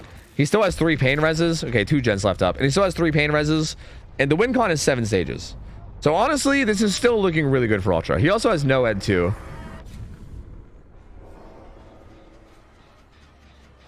Good blind from Jake, and he probably has balance here, you'd think. Yep, there it is. But really, where does he get to? Is there a... I don't know if there's a pallet in this corner. I'm not even sure if he makes it with ping. He's not going to make it. Down he goes. See, this will be hook stage number 5, and we're getting dangerously close, right? 8 stages wins it. And this is hook stage number 5. So we're getting dangerously close now. And yeah, like, and I think that's all the gen progress they have, right? Like, they popped gen number 3, but I'm pretty sure there's not much left. And is there a 3-gen bottom side? Wait a minute, no. There's a 3-gen bottom, isn't there? If there's a 3-gen bottom, this is basically over. And I think there is. Yeah, there is. Because I only see 1-gen top. There has to be a 3-gen down here. That's yeah, this is going to pretty much be over. I don't see a way the Affliction gets out of this. This is going to be so difficult. Okay, it's not actually over. I shouldn't say it's actually over. You never know. You definitely can get out of situations. I have a tendency to, like, overreact with that, okay? So let me not get too carried away. But this is most likely going to be over. This is a really, really tough setup. In a 3v1 on high ping. Most of the pilots down here on bottom side are used as well. So, like, Jake can't even get out of here, right? He's just going to go down and get rehooked. DS is already out of play because we know that it was on the Nia that got tunneled out. And yeah, this is extremely tough. Considering the win con that they need too, I don't think it's happening. Like, it just feels really hard. And now Jake's also going to be death hook. Oh, man, dude. This is brutal. This is really, really brutal. And yeah, Ultra's going to sit down here and protect these gens, protect the hook. Currently sitting at 6 out of 8 stages needed to win. So 2 more stages is going to be enough. And yeah, I mean, currently Zarina's cranking out that gen topside, but ooh, I wonder if that gave Killer Instinct. I don't think it did. I feel like that was too far away. Literally, Nancy was like directly in the middle of that. That was like perfectly positioned to not get spotted there. And Ultra wants to secure this kill. Yeah, he just wants to secure this kill. Or force a 1-for-1. Like, I think he understands that there's no way that they're gonna finish one of these bottom side gens. Like, yeah, maybe top side gen will finish, and there it goes. But there's no way that they finish one of these bottom side, there's no way that you finish one of these bottom side gens before this guy dies. And yeah, Nancy, as a matter of fact, has just been hiding, which is also interesting. She wasn't even really working the gen bottom, and she's also gonna get crowed. That was Was that just like a prediction crow? That was perfect. Right onto her hiding spot from Ultra. And he gets a follow-up crow too. Oh my god, Ultra. Check him's PC, bro. What the? That was nuts. If you're Nancy, you're just like, bro, what just happened to me? Like, literally, what just happened? Like, what the fuck? And yeah, that's gonna be GG, because if he even just hooks Nancy, that's hook stage number 8, which is gonna be enough. But he wants, I think he just wants to end the game now, though. He just wants to go find Zarina in the game right now, and he almost does. Did he hear? He might have heard her slow vaulting. Oh, God, dude. He didn't even have vision. Like, his timings are fucking phenomenal, dude. Like, he was rotating around there. He didn't see her. He just predicted when she was going to go past. Bro. This is what, dude, Ultra is so good. Wow, he's good. And yeah, down she goes. This is going to be 4K1 for Ultra. And... hey, man, well played. I mean, very, very well played. This was honestly looking like it could have went to Affliction for a while there. Like, I think the Survivor side for Cynic kind of had me sweating a little, I'll be honest. I was a little concerned. And even this round was very weirdly played. Because I honestly, like, maybe this is just... I don't know. I don't know if this is coming from a place of ignorance. Maybe I just, like, didn't recognize something that was happening in game. But I almost feel like there should have been more gen progress than there was. Like, I feel like the Nia did a pretty good job of like buying time with the tunnel out and everything. And it just didn't feel like the gen progress was really there to like compensate for it. Like, I was very surprised that there was still a 3-gen bottom side. Like, I didn't think there would be. I thought they would, like, with her sitting on hook top side for so long, I thought that the 3-gen bottom side would be gone, but it wasn't. So I'm not really sure what happened there, but it just felt like the gens didn't go as fast as they could have. So maybe there was just like a little bit of inefficiency in terms of like rotations and what gens they wanted to do, and you know, like decision making, because honestly that's all it takes, right? Like, it might sound dumb and you might like just think like, oh, they just weren't doing gens, lol. But like sometimes what it can be is like, if you're not like right on top of rotations, like if you're like second guessing like who's going for the save and where you're going to position and yada yada yada, like sometimes if you're just second guessing things, you won't be in position. Like, knowing exactly what to do and knowing in the like on the fly with a split second knowing exactly what to do is so important, because that means that everything is perfectly efficient. There's no time wasted. You immediately go to the gen the second that you're able to. You get all the progress you can in the amount of time that you have, right? And it feels like it might have been one of those things where maybe they just weren't like perfectly efficient in terms of their like rotations and decision making and all that. Because yeah, that definitely felt a little different than how a lot of the games end up going. But yeah, Cynic is going to end up going up 1-1, and now Affliction is going to be unfortunately 0-2, and they're going to be in danger of getting knocked out. So Affliction only has one more chance. If they lose their next game, they are going to be knocked out of the tournament altogether. Cynic going to go 1-1, and they're going to be staying alive for a little bit longer, so we'll be seeing more of them, and we will be seeing more of both teams later. But now we got Misery versus Zero Practice. This should be a good one, because this is also a very wild card game. I don't know. Both these teams extremely capable. Like, okay, from what I've seen Misery quite a lot, right? Misery is a team that I'm very familiar with. Zero Practice is a team that I've seen maybe like a handful of times. But from the handful of times that I've seen them, they feel like they are very capable, but sometimes they kind of fumble and die. You know what I mean? But I also feel like Misery is the same way. Like, I think both these teams are capable of playing incredible. Like, if they're having a good game, they're playing at like top level. Like, they are disgustingly good when they're on point. But I also feel like they occasionally will have rough games where they're not on point, and sometimes you're like, oh no. Like, I feel like there's a little bit of like consistency issues there for I think both teams. Although I do gotta say, Zero Practice I've seen less of, so it's hard to say. But I know I've seen them play really well, and I've also seen them fumble a bit here and there. But this is a weird matchup. I honestly don't know what to expect. I don't know who to predict. I don't know. It's going to be Wraith on Midwich, which is interesting too. This is not the usual Wraith map, but Midwich Wraith feels potentially really good for Wraith, right? I would assume this is a really good Wraith map. Like, this feels like a really good Wraith map. So I guess we'll see. I don't know. Although he isn't going to have like I'm thinking of Dredge, and Dredge, like, is it better or worse than Dredge? I think Dredge might be better here than Wraith. I don't know. This is gonna be weird. I actually don't know what to expect out of this. I really have no idea. So I guess we'll see. But here we go. This is also going to be NA versus EU, and by EU more specifically Russia. So high ping on both sides, of course, as well. But this should be a good game. This should be a very, very good game. These teams are both very, very good, and again, it's wild to think Both these teams are currently 0-1, so whoever loses this game is going to be in danger of getting knocked out, which is wild considering how good both these teams are. And here we go. I believe you say this guy's name like Tree Trick? Tree Trick, I believe is how you say it. So Tree Trick's going to be on killer. He's got, ooh, a vast opening hit onto Vistuous. He's got Swift Hunt and Shadow Dance. So no Windstorm, which, you know, he's got Devour Hope. I just realized he has Devour Hope. That's fucking insane. That's fucking insane. Holy shit. There's the Shadow Dance value with the faster vaults. I'm wondering if Shadow Dance is more worth it here than Windstorm. I don't know. I think I might be a Windstorm gamer here if I was the Wraith. But either way, I mean, it's not going to be that big of a difference. He does get a pretty quick down into Vicious. Pain Res is also tough here. Like, I'm actually kind of surprised with this build.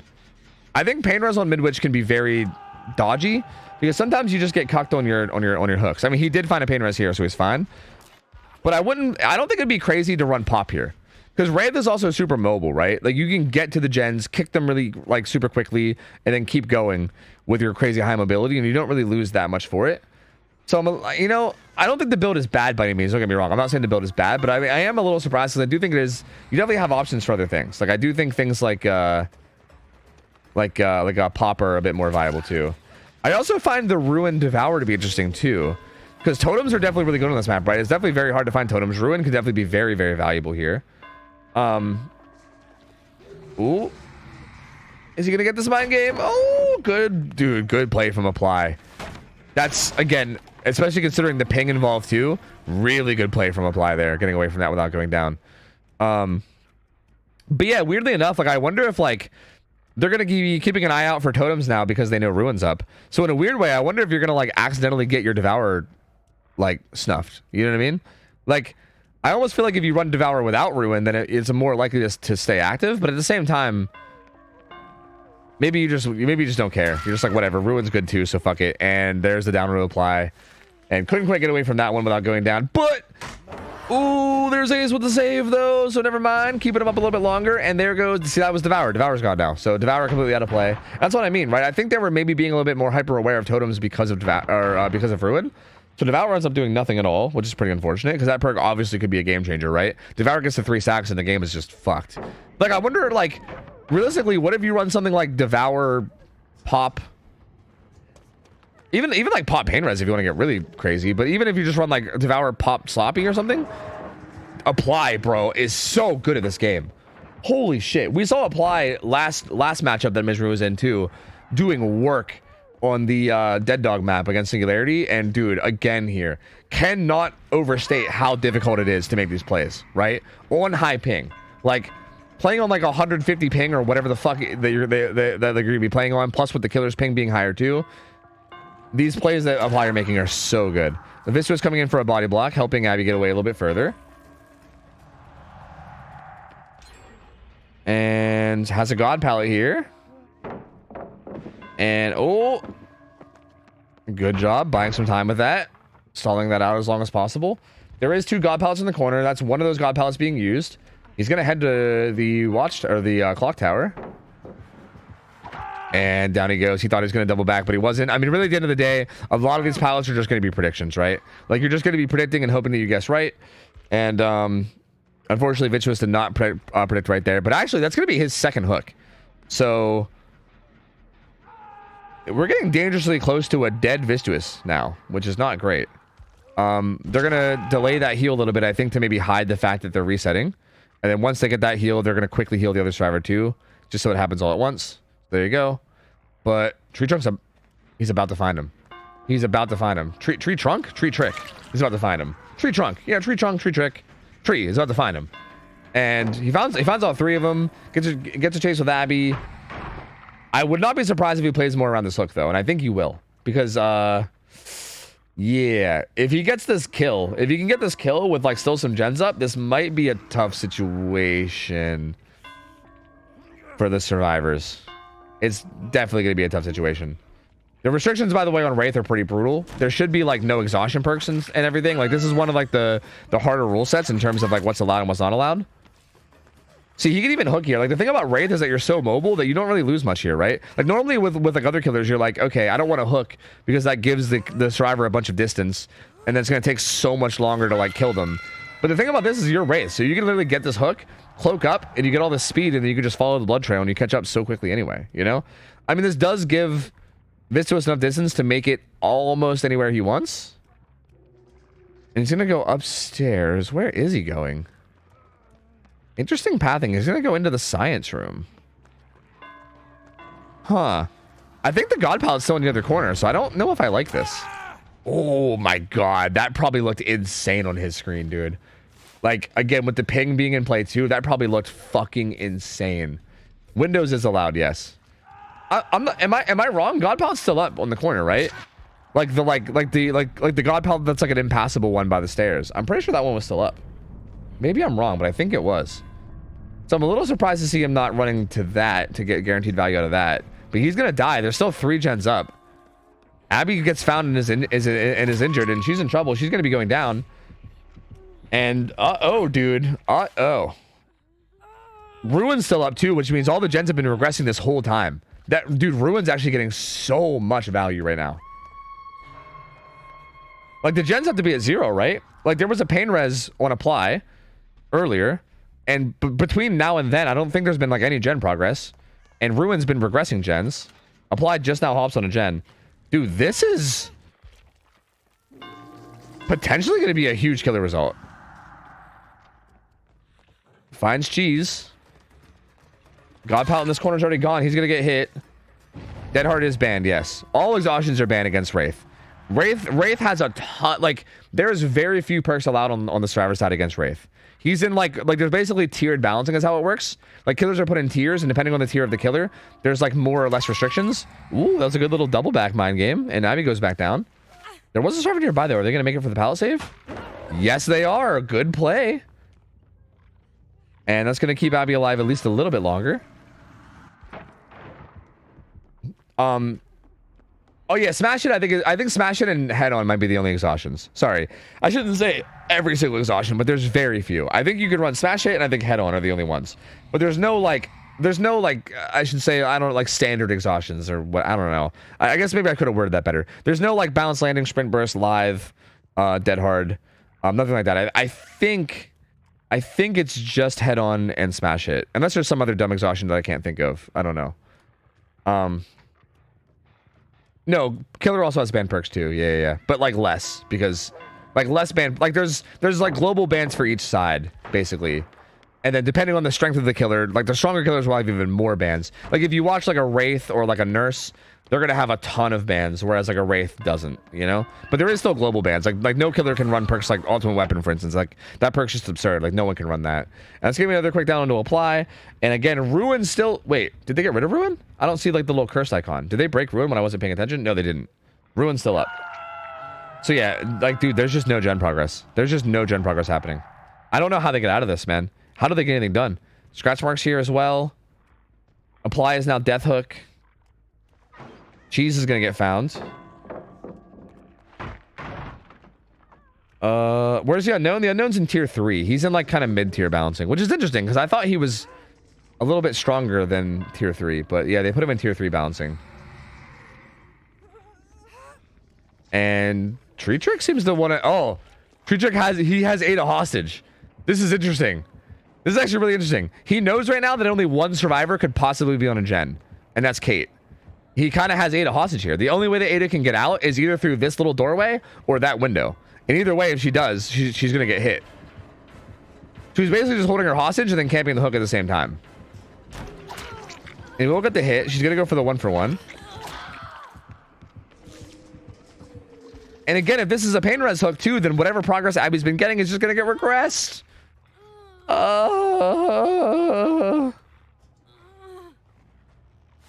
Yep, there it is. Pain res. And you even saw the gen too. Even sees the gen that explodes, so knows what gen has progress. Sees the blood trail as well from apply. This is 4K3. This is 4K3, dude. That's wild, man. That is wild. There's that down as well, and he's not even gonna bother trying to cut off the rotation. He's just gonna get the kill into apply, guarantee get this kill, turn the game into a 2v1. And again, with Ruin up, there's no possible way. There is no possible way. This is just done, dude. This is done. Dude, huge result here from Tree Trick. 4K3 is massive here, dude. That is massive. This is gonna be really hard for Misery to beat. Because now the survivors of Zero Practice are just gonna have to get 3 gens done. That's it. Like the win con is finishing 3 out of the 5 gens. Which realistically, I mean, that could still be a struggle, right? Like Wraith is extremely mobile, and again, especially on high ping, is gonna be extra deadly, right? Like super deadly and super mobile. And realistically, it's not gonna be impossible for Misery to do something here. But oof. I feel like it's gonna be hard. Like they're gonna need to, like, I feel like a win for Misery feels maybe out of the question here. Like a tie is probably going to be your best bet, because a win is a 4K4. Like a 4K4, bro. Like I don't know how the fuck. Like what are you like? What? How the hell are you gonna get a 4K4? I don't know. A 4K3 to tie it maybe could happen, and even then you'd have to get lucky and like really pop off hard. Well, to be fair, actually, if Abby gets hatch here, this hatch play actually matters. If Abby gets hatch here, that changes the win con a bit, because that makes a 4K3 a win. Oh, and she will. She hears it. Okay, you know what? This changes a little bit. Oh, the Wraith was right there too. Okay, that does change a little bit actually. That actually does change a little bit, because now if the killer from Misery gets a 4K3 and they get all the kills, like if they don't let someone get hatch, then it'll actually be a win for Misery. So realistically, this makes it so that a win for Misery is like actually like very minorly possible, I guess. Again, still looking really good for Zero Practice though. Like I think Zero Practice still is in a really good spot to take this, but yeah, the win is at least somewhat reasonable to happen now. Like in a perfect world. Yeah, ties are actually settled by 1v1s. Dude, they fucking took our idea. Tina, can you believe it? I mean, I'm not mad about it. I kind of love it. I want this to become the norm. I really, really want this to become the norm. I can't believe it, dude. Like, we literally fucking did this for scrims, and now they're doing it in a fucking tournament. It's sick. It's so sick. Dude, I don't even care that they took it. I'm glad they took it. I'm so glad. I want that to be the norm, dude. That's so good. Setting your, we've actually had it. We had it happen earlier. We had it happen with Calamity versus Trauma. Calamity and Trauma was actually decided by 1v1. And interestingly enough, Rocket was playing for Calamity and he lost to Grenout, which was wild. It was actually such a good 1v1. Like it was actually such a good tie-breaking 1v1. Like it was so like intense and high skilled. It was sick. It was sick, dude. I gotta play some ads real quick, but yeah, they did perkless cowshed, so it was kind of interesting. But yeah, the 1v1 is Trapper on cowshed. I think they're going with the old school meme of 1v1 me cowshed, right? So it's and again, I think that's a big reason why people like Rocket might struggle a little bit there, because Rocket is a 1v1 grinder, but I think Rocket's going to be very, very comfortable with like the rule set that he knows. You know what I mean? And like this is very different. Like cowshed is not a map that anyone plays in ones, as far as I know, in terms of like, well, like on the ladder anyway. Like on the ladder, no one does cowshed. So the map is a little bit odd, and also like the lack of perks is a little bit odd too. Like it changes a lot about the 1v1, because I feel like if they did Suffolk 1v1s like with like DBDL like balancing or whatever in terms of like the 1v1 balancing, like I don't think very few people are going to be able to beat Rocket there. Like he knows that so well. But yeah, I mean, Grenout definitely got the better of him, and it was really well played by him. And yeah, it was interesting, man. It was interesting to watch. Less than zero, thanks for the sub. Welcome in, manager of the emotes. Thank you, dude. Rocket pathing wasn't rocketing enough. True.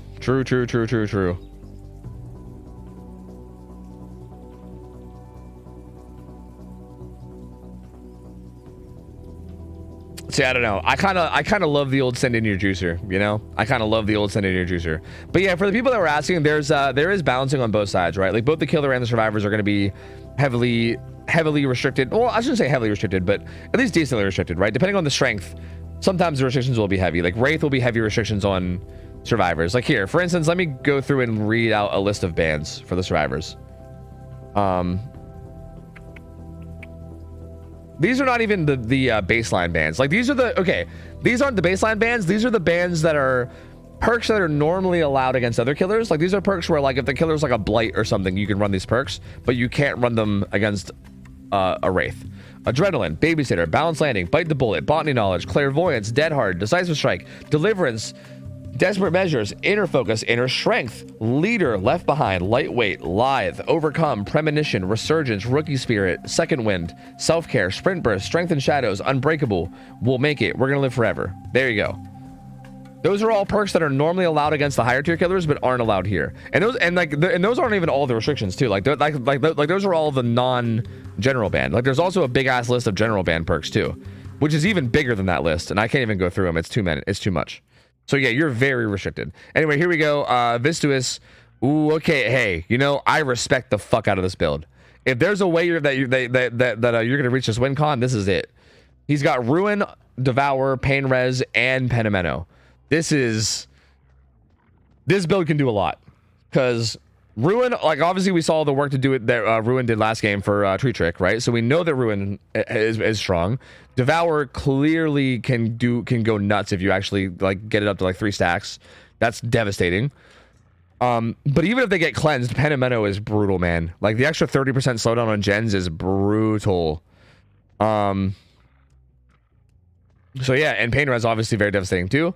And this is one of the maps where you kind of can get away with no Corrupt Intervention, right? Like you can kind of put away Corrupt Intervention here, and especially with Wraith being mobile, as well as this map being like one of these like weird funky indoor maps, you can kind of get away with no Corrupt Intervention and do fine. And this is where Windstorm gets a lot of value. He cuts off that pallet and gets a hit there quickly onto Ada. Gonna stealth up, vault it. He's gonna be turbo speed now. Does Ada stay though? She does. Good pathing though. She makes it back to the window, and she has a pallet here too. Both these pallets plus this window makes this a little bit hard, but you can go for the uncloak speed hit here. Does she wrap around? She does. Good play from Vistuous. He baits her into wrapping around, and he claims the pallet, and then he does it again, which is really good. This is really, really good Wraith play. That's a really good way to do it. Because you know that if you go for an uncloak around the side, they're likely going to path around because that's the safest thing to do. But then you can kind of force them into another unsafe spot. So very well played by Vistuous. That'll be a down. But to be fair, Ada did buy at least a bit of time, right? Pain Res goes off. Very convenient there's a Pain Res hook there. And this gen gets poofed by Ruin. And Felix gets found. The problem with Devour here, though, is that, like, how do you get out of Devour range, man? Like, this is currently in Devour range right now, right? Like, I feel like getting out of Devour range feels difficult with this map half the time. And does he get the 1-for-1? He does. And he doesn't even go down for it, actually. He actually stays up a little bit longer. Oh, and by a little bit longer, I meant a very little bit longer. Only a very, very tiny bit longer. But one gen does pop. So we're getting there. 2 more gens and it's game. So 1 gen done. 2 more to go for Zero Practice. And they have another gen that has a good bit of progress too. I mean, that surely got Pain Res, so that was even closer to popping, right? Before the before the Pain Res came in, so. Oh, but he finds Ada! And he blocks the window. Oh, good play. And down goes Ada. This will be your second hook. Okay, Vistuous. Okay. Wait a minute. Wait, hold on a fucking minute here. He might have something. He's gonna put her back on hook. They're actually very late for this unhook too. They get it now. And he finds the gen with progress too. Oh no. This is potential. This is potential. Again, this win con incredibly hard to read, but incredibly hard to reach, but this is potential. He finds David and he'll likely get a hit here. Ooh, doesn't quite get it actually. Wraith split in 3, like, you know, as usual. I think he was hoping to get a hit on him, and then whoever was up by that gen would get the unhook. But it was actually David that was up by the gen. Because I think he's hoping to get the Devour stacks, right? There's Devour stack number 2. Ada's now Death Hook as well. Ooh, these yeah, I was gonna say those are not. I don't think those are mind games that are gonna work. He was trying to make something happen there, but I don't think those were mind games that really were gonna be very fruitful. And Ace gets away from that with no damage, which is really good. So far, Zero Practice is doing a really good job of playing these pallets. Like, obviously, there's some, you know, instances here and there, like the Felix kind of got 2-tapped with that pallet earlier, but for the most part, they're doing a really good job of playing the pallets well, even with their high ping. And gen number 2 pops. So at this point, no more gens can pop. At this point, if Vistuous can 4K at 3 gens right now, then that'll be enough for the win. But he can't even find anybody. This is really bad. This is a long time of no pressure on anybody, which is really, really not good. He finds a gen here with a ton of progress and a full health ace. Okay, and he will stealth up and maybe stay on. He has a god pal in this corner though, so this is guaranteed to be free time being bought. Vicious just tried it for the 50-50, hoping he was going to try to greet it, but he doesn't. He does throw it. Stun comes through. Ruin still in play means that these gens are regressing every time they leave them, but yeah, another survivor hopped on it. It's got a good bit of progress. It's an injured survivor. There it is. Gen number 3 pops. Well, there it goes. Zero Practice is going to take it. I think Vicious might still be able to pop off of this build though, so like, even though Zero Practice takes this, I'm curious to see if he's able to make this build work and kind of pop off with it. Ada's death hook, but like I think at this point, if he hooks anybody and just gets that third stack of Devour, it's going to be super rough for these survivors. But so far, they're handling it really well. That Ada kind of got away from that chase pretty well in that room. Everybody's injured now. This gen's regressing.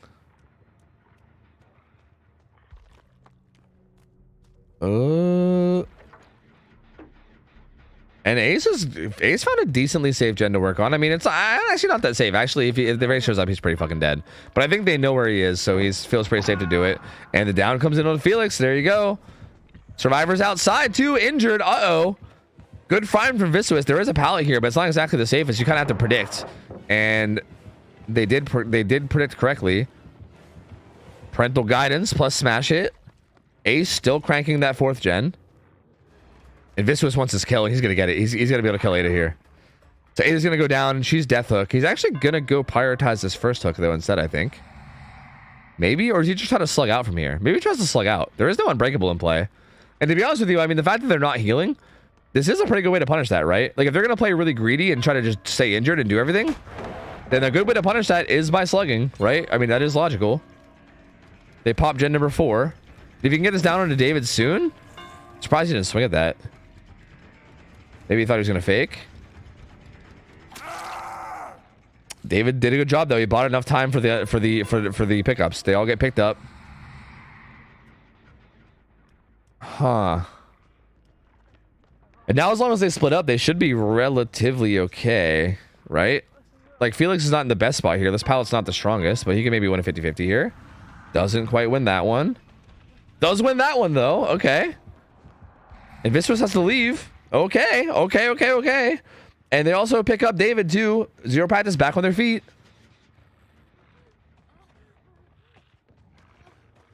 Still a pallet here too. And Ada doing a good job of buying some time with this.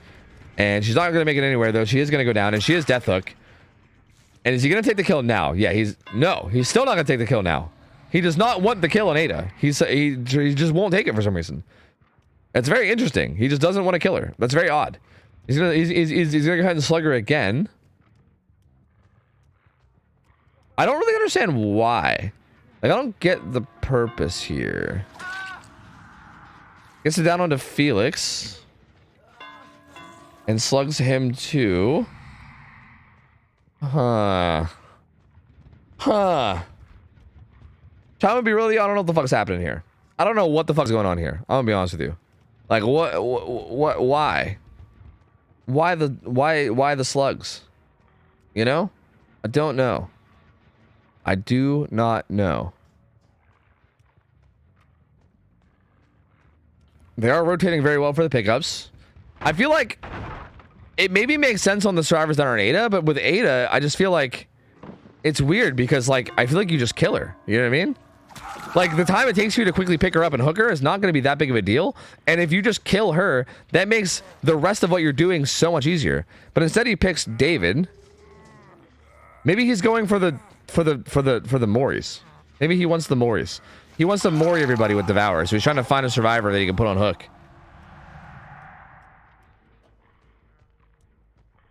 The time to pick up, they finish that gen. I would argue that if that's how it, I think if the gens are that progressed, that the time that it takes to pick up is going to be a gen. At that point, the gen's going to pop no matter what, though. Like, at that point, you're not stopping the gen regardless. Like, no matter what, you're fucked. So I don't even know if that's. These guys did the old 50-50 locker play. Like, I feel like if he just takes the gamble and hooks Ada, and if they don't pop the gen, then you might actually be able to hold the gens in 4K1, right? But I feel like if you don't, like, I feel like not hooking Ada there every time he downed her just guaranteed that he's not going to get a 4K1. You know what I mean? Because like, if you're leaving all 4 alive, there's just no way. There's no possible way. Like, you're trying to get lucky with a 4-man slug out, which I guess, like, could happen, but you need the survivors to kind of fuck up a lot with that. I don't know. It's just strange. It's very odd the way he played it out. And yeah, these guys are going to get out. It's going to be 7 stages as the final result, and that's going to be the final matchup of the final matchup of round 2. After this, we're going to see all the teams again. So we saw every team just now, right? We have all of our teams' records. Every team has played 2 games. Zero Practice is going to go to 1-1, and Misery is actually going to go to 0-2, and they're going to be playing for their life in the next round. So that's really rough. So again, next round, all the 1-1 teams are going to be playing against each other, right? Both the undefeated teams are going to be, all 4 of the undefeated teams are going to be playing against each other. So like next, so it's going to be soon too. It's going to be happening today. Like, it's not, the stream's not over. It looks like they said according to our plan, they said the main, okay, yeah, there's gonna be a timer. Okay, there's gonna be a timer. Yeah.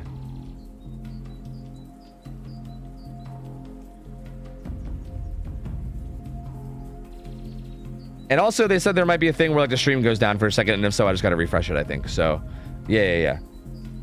But yeah, basically now what's gonna happen is that, yeah, we have two teams are guaranteed to go through. 2 teams are gonna go through and advance to the actual playoffs from here. And it's gonna be between Elysium and Sinners. Like, so it's gonna be Elysium versus Sinners.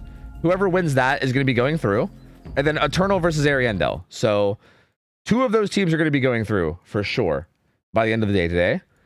Oh, I think that was the refresh they were talking about. Okay, I think that was the refresh they were talking about. Yep. Okay, give me a second to get this back up. And yeah, there's also going to be 2 teams getting knocked out. So who are the 0-4 teams right now? Or sorry, the 0-4, the 0-2 teams. It's like Misery, T5, Calamity is 0-2. Oh my god, Calamity is 0-2. And I can't remember the last one. Affliction, I believe. Yeah, Affliction. So between those 4 teams, 2 of those teams are going to get knocked out. So yeah, 4 teams are going to be basically gone from the Swiss by the end of the day today. And we got to see you. I cannot believe Calamity's 0-2. That's crazy, dude. That's so crazy.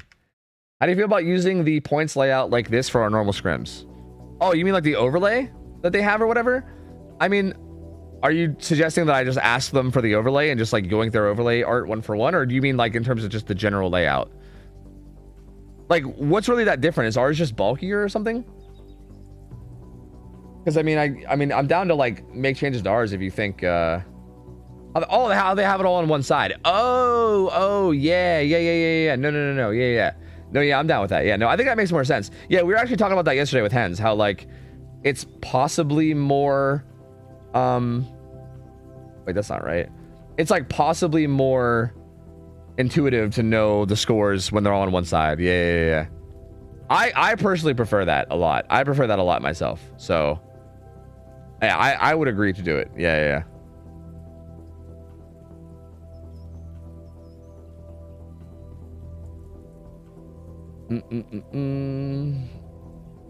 All right. We got some time to kill. The schedule is still being updated, but we do see some of the matches. Actually, we only see the 2 matches from the winners.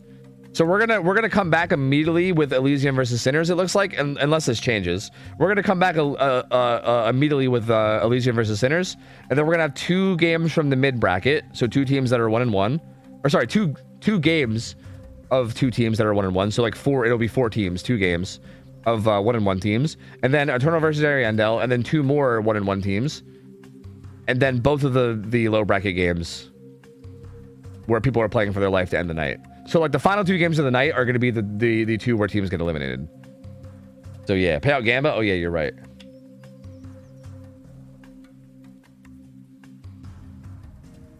Why would killer hooks be on the opposite side? Because it's mad confusing for somebody to look at the scoring and then try to keep track of what's going on. When like, if all the numbers are in one place, it's very obvious how a match goes. Like, for someone who doesn't really know much about comp to look at like the scoring and be like, okay, so this side has like hooks and gens, but I'm comparing that with the gens from the other side. It's just really complicated. It's so much easier to have it all in one place. It's so much easier. It's like a million times better. Let me pay this out.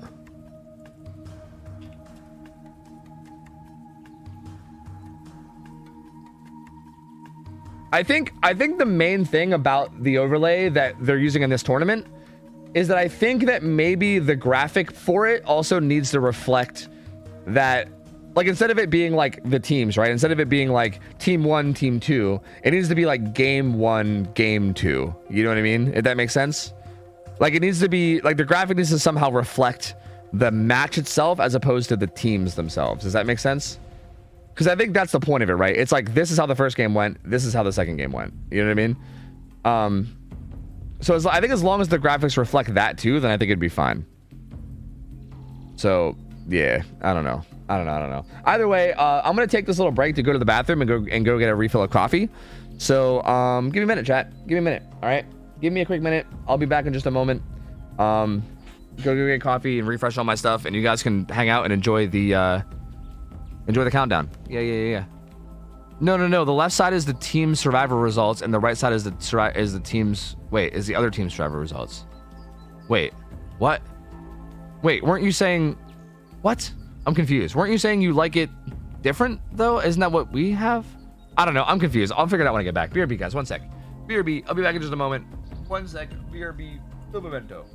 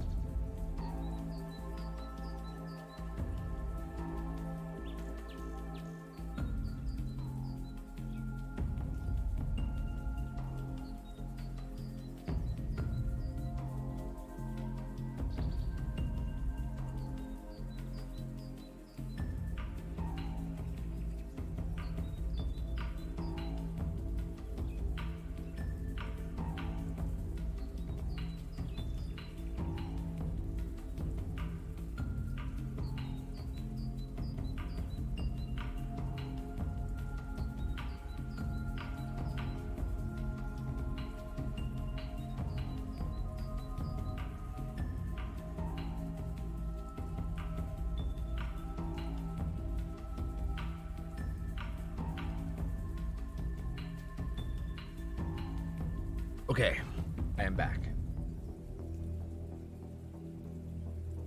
Okay, I am back. Okay, I am back. All right. Maybe I'm the dumbest bitch to ever exist. I mean, not maybe. I mean, I think we know that I'm the dumbest bitch to ever exist. But let me see what it is you're talking about. I'm gonna be perfectly real with you. I don't actually know 100% what the format is in these. Like, you guys are talking about, like, can we like adopt the format or whatever?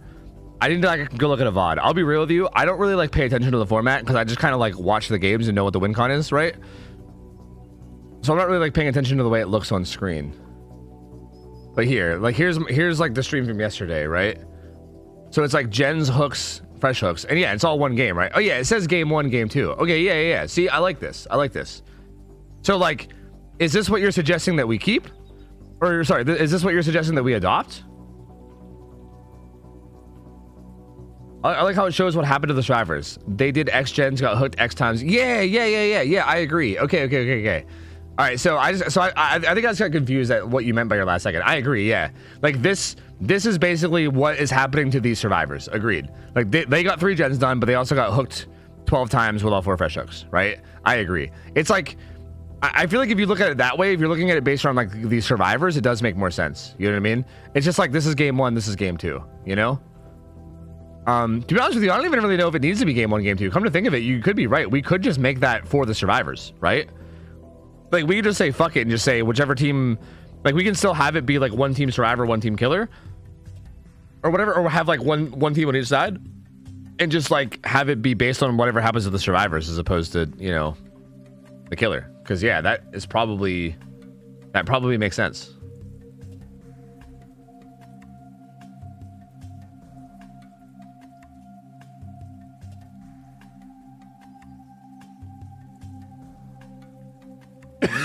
Yeah, exactly, Toaster. I think that's a good idea, actually. I kind of like that. I kind of like that a lot, to be honest. Yo, Huffpuff, thanks for the 28 months. Welcome back, man. Appreciate it, buddy. Dark Passenger, thanks for the 50 bits as well. Appreciate you guys, dude. Thank you. I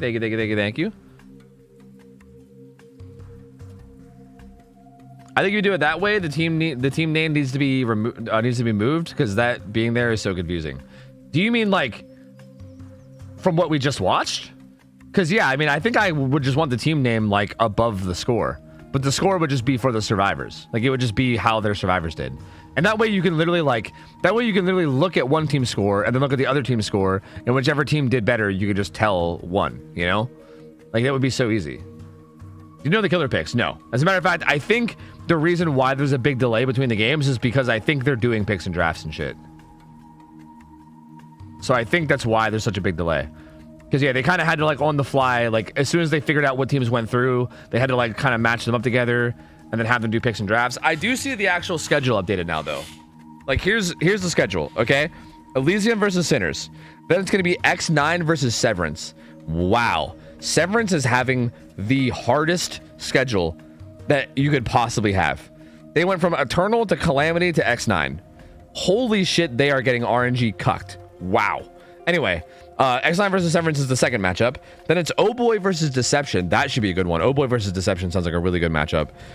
Trauma versus Tremor. Eternal versus Ariandel. That's going to be to decide who goes through and is 3-0. Cynic versus Zero Practice. Should be a good matchup. And then the 2 matchups to decide who goes home is Calamity versus T5 and Misery versus Affliction. So T5 also kind of got cucked. I'm going to be honest. Both Severance and T5 are, yeah, they're kind of getting cucked in terms of matchmaking, I feel like. Like T5, like, to be fair, T5's first round matchup, I guess wasn't like, it was Oh Boy, which is not like insane. Like Oh Boy's a really good team, don't get me wrong, but like after that, like again, like when you the idea is that when you lose, you're supposed to get easier matchups, right? And like they're just getting like the strongest teams that are the same as that has the same record as them. Like they like X9 was 0-1. And they were probably like X9 was probably the strongest 0-1 team, and they had to play against them. And now Calamity's 0-2, which is a huge surprise, and they're clearly the strongest 0-2 team, and now they have to play against them too, which is really rough. Like that's really rough. Oh yeah, sorry, I still have Cat up. There we go.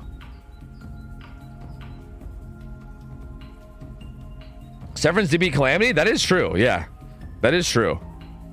But I'm very surprised that Severance did beat Calamity. I mean, I'm not like, I guess I shouldn't say I'm very surprised. Severance is honestly a good team. Like, it is a great team. It's very, very good.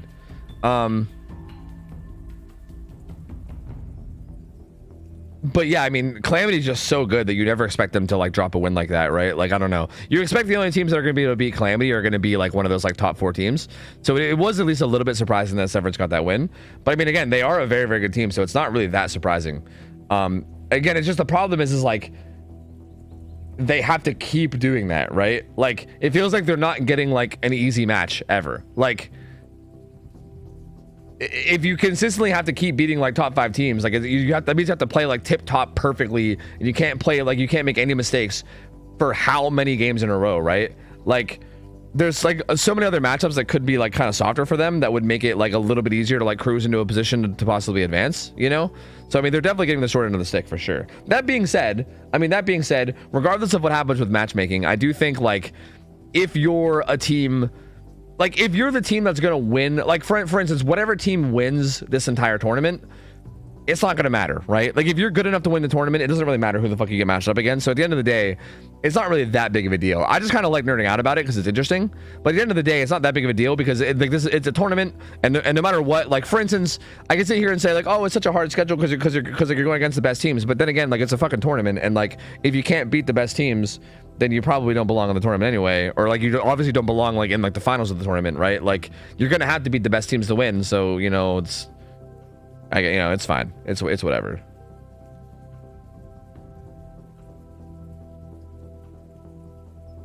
It does make you wonder if the mental fatigue of having to be 100% every game will come into effect. Yeah, exactly. Like exactly. That's kind of, I think that's what it is for me. I think it's more like the mental fatigue, right? Like I feel like even though obviously you have to be good enough to play against every team, I almost wonder if there's a certain point where you're just like, bro, can we just like get pitched a softball for just like one round? Like, can we have like one round where there's like a softball where we can have like, you know, like obviously no, like I don't think any team in this tournament is like a free win, by the way, right? Like every team in this tournament is really good. So like there's definitely no such thing as like a free win here against any team. But like clearly I think you're going to have a better matchup against some of the teams that got in through qualifiers versus like Eternal or Elysium or X9, you know? Like those teams are fucking nasty good. Like they are insane. So yeah. Yeah, you know, yeah.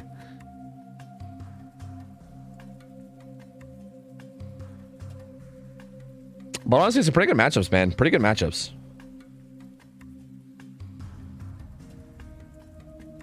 All right, you guys want to do predictions? You guys, here, I'm gonna give my predictions, okay? All right, this is gonna be Tofu's predictions for this upcoming matchup. This is currently the message I had in Discord. This is like the schedule that we have coming up, right? Wait, oh shit, that's not right. Wait, what happened to the screen? Is that bugging out? Oh, I guess that bugged out because I alt-tabbed? That was weird.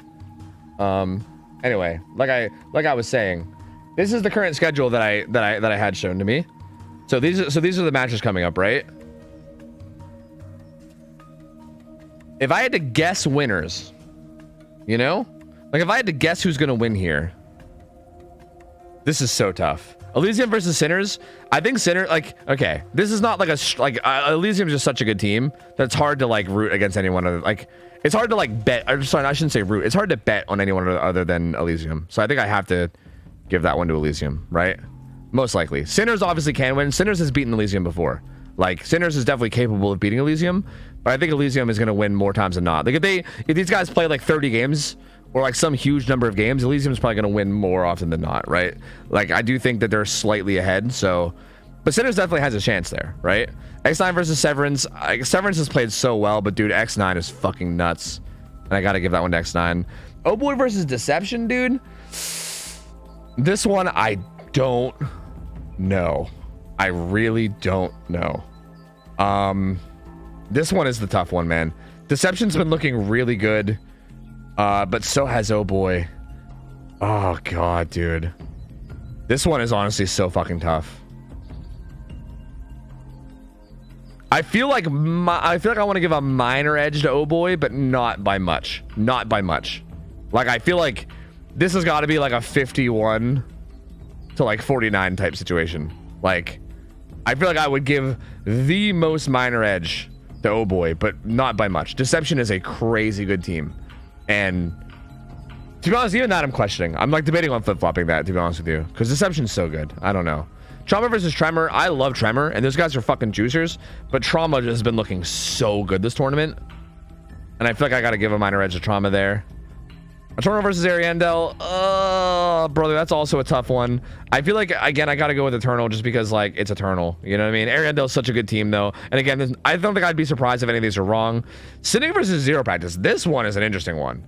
Like, who the fuck do you choose here? Oh, no, dude. Zero Practice did look really good, but so did Cynic. Oh, God. I don't know, dude. I don't know. Oh, fuck. I don't know. Shit.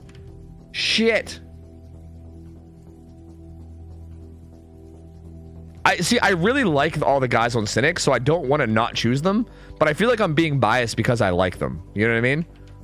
Like, I like them as people. So I'm going to ignore my gut, and I'm going to go with Zero Practice for that one. They did look really good. They looked really, really good in terms of, like, their play in the last few games. Calamity versus T5. I feel like this is the only match that should on paper be a bit of a blowout, and I feel so bad for T5 because these guys honestly are playing really well, and they're like a really good team, and they've just had a really unfortunate schedule, as well as, I mean, an unfortunate schedule as well as just tournament just being really high demand, right? I mean, there's so many good teams in this tournament that it's so hard to, like, I don't know, it's tough, right? It's very, very tough. So, like, this one's hard, but I feel like Calamity probably gonna, like, blow them out of the water, and that's, again, most likely. I would love for T5 to pull out, like, a surprise win. I mean, would I? Because I don't, like, do I want to see Calamity eliminated? I don't know. I don't know if I want to see Calamity eliminated. I mean, I don't know. I think if T5 pulled out a crazy win here, that would be wild, but at the same time, that would just make me question, like, wait a minute, is Calamity okay? Because, like, Calamity shouldn't even be O2. Like, it's crazy that they're even O2. And then Misery versus Affliction. This one can go either way, too. Both these teams have been playing really well. Fuck. Bro, I don't know. I might give this one to Affliction, too. Just because, for funsies. This one's like a coin flip. But I don't know, man. I really don't know. Maybe Misery, actually. Maybe Affliction. Oh, God. This one's so hard. Dude, this one's so hard. And one of these teams is going to go home. I'm gonna give it to Misery, actually. I'm gonna give it to Misery. Misery plays really well. I think they might be able to. I wouldn't be. Affliction's right there with them, though, dude. I don't know. That's tough. I think the only match here that's actually, like, that, again, on paper shouldn't really be close is this one. This is, like, the only one. Like, I think every other match should be really close. Like, very, very close. Like, I would not be surprised if I was wrong on pretty much every prediction. Maybe, like, X9 Severance should on paper be very in favor of X9 too. Maybe. On paper, but Severance did look really fucking good against Calamity, dude. Like, they looked so good against Calamity. And they're probably feeling so good right now, too, right? Coming off a win against Calamity, they're probably, like, morale is probably high, bro. Like, they're probably fucking ready to juice, you know? So, like, this one, like, on paper, like, if this was, like, if we didn't just see the performance of Severance, like, if we went into this completely blind without seeing how they performed earlier today, this on paper feels like it would be very in the favor of X9, right? But those are pretty much the only two matches. Every other match is like, dude, who fucking knows? Like, literally, who knows? Is there a short answer to what makes top tier teams different than a team like T5? I don't think there's a short answer. It's just efficiency. I guess the short answer is efficiency. Every single little thing they do is more efficient. Like, something you'll kind of notice when you watch, and I can even, like, if you pay attention, I can even, like, really explain it. Like, if you watch, like, the first matchup we have of, like, Elysium versus Sinners, you'll see both these teams, Elysium and Sinners, are, like, there's, like, no wasted time. What time zone's the schedule on screen? That's Eastern. That's EST. It should be starting soon. But there's, like, no wasted time at all. Like, rotations are, like, perfect. Oh, that updated. Sorry, that 9 minutes was actually wrong. There we go.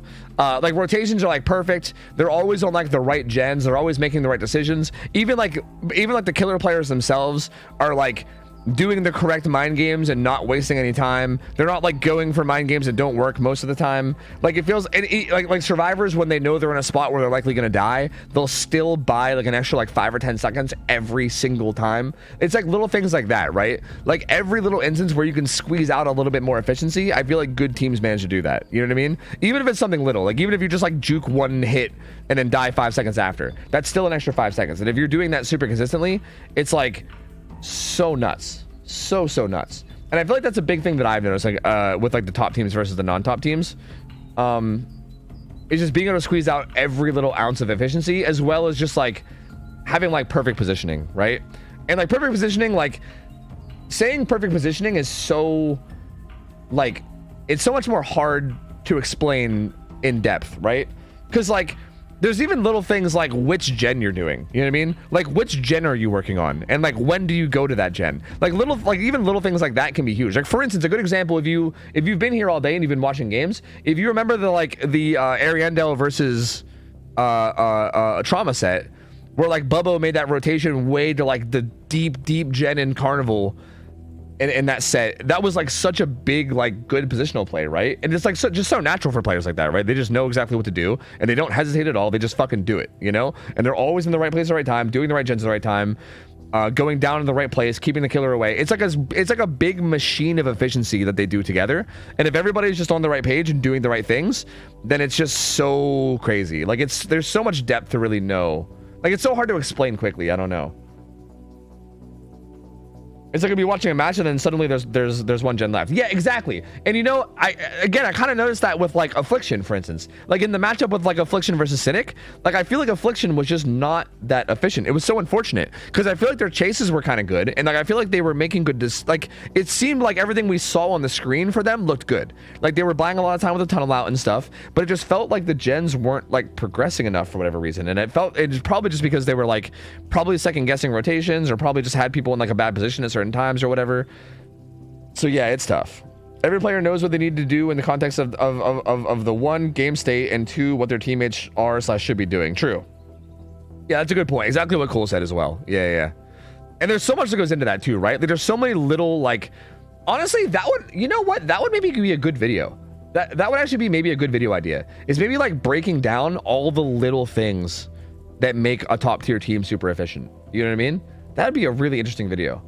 Because again, like if you watch a team like Elysium, like I bet I'd be able to point. I bet even like this next match, if I really was to focus on it, I'd be able to point out so many things, like real little things, like going to lock her up in certain situations, right? Like sometimes like they know they're gonna die, so they just go and they like force locker just to like force a grab, and like the little animation of like a 5-second grab is sometimes enough for them to like finish a nearby gen or something, you know? Like little things like that is so, like it can be such a huge deal.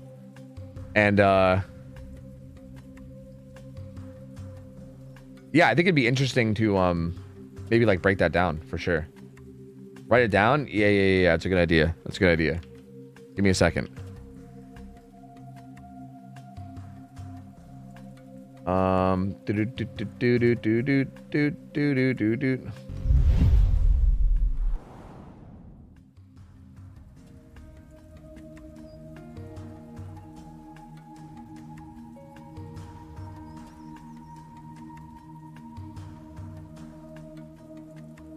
Oh, Demogorgon on Temple of Purgation for this matchup too. Interesting.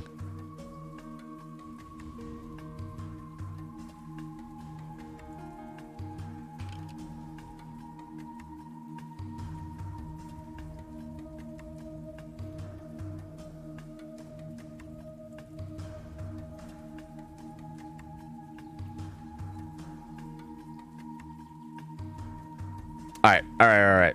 I wrote it down so hopefully I won't forget. Yeah. Yep. So Devil and Temple, and again, Elysium versus Sinners. This will be a really good matchup, man. Both these teams are very, very good. Elysium has Myers as a signature killer. Do they? That's interesting. Myers. Who's a Myers player on Elysium that is a signature killer? Huh. That's really odd. I don't know why. Yeah. Billy, Blight, Myers. I mean, Billy and Blight both. Like, I would imagine. I would feel like that should be like Nurse or something. I mean, to be fair, like, what killers do they not You know what I mean? I feel like with a team like Elysium, it's like it's hard to find a killer that they don't play well, you know? Like their roster is so fucking packed. I mean, I feel like maybe now that they lost Zaka, maybe like for instance, I wonder who would play Ghostface for them. Probably I guess Zeno, right? Zeno would probably just play every killer nowadays, maybe. But yeah, I mean, Zeno can play pretty much everything. Anyway, here we go. Zeno already in chase, by the way. Holy. So off to the races, we got Pain Res, Pop, Eruption. So triple regression. And already in chase with Bucky. He gets a tag on to him. Yeah, best of one throughout the whole Swiss. Yeah. The whole Swiss is best of one. It won't be anything other than best of one until we get into the bracket. And we'll see how long Bucky can last here. I think he's already out of stuff. And yeah, down he goes. Down he goes. Pretty fast down. Very, very quick down for Zeno. The volume actually seems a bit louder, so I'm gonna turn it down a little bit. Oh yeah, no prediction. Oh, you're right. Also, wait, how come when I alt tab it goes away? What the fuck is that? Wait a minute. Stop that. Wait, come back. Wait, what? What's happening? Yo, what? What the fuck is happening? Can you not?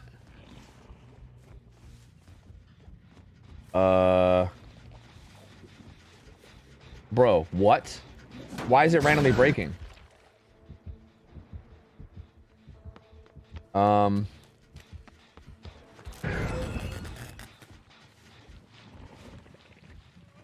Okay, hold on a minute. Hold on a minute. I didn't try to fix this. What the fuck is happening? Please.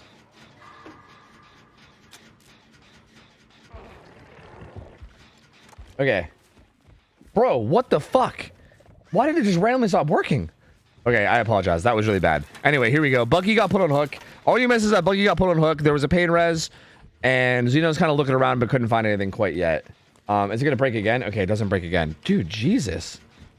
I'm sorry. Let me give you guys a prediction. That was so... I don't know why that's never happened the whole time. And it randomly just happened right there. That was so weird. Anyway, Elysium versus Sinners. Gustavo getting hit. Bucky actually went struggle. That's interesting. I'll give you guys 2 minutes to gamble on this.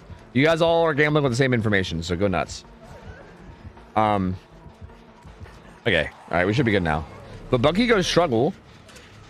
And they're still at 5 gens, too, interestingly enough. And Zeno comes back in time to force the 1-for-1 too. Such a good read from Zeno to come back at the perfect moment to catch him in rotation. And Sinners is in big trouble, dude. Sinners is actually in big, big trouble. Zeno is happy to take that Shack Pallet break instead of the hit to ensure that Shack Pallet doesn't stay up and that Bucky just goes to endure. He dies.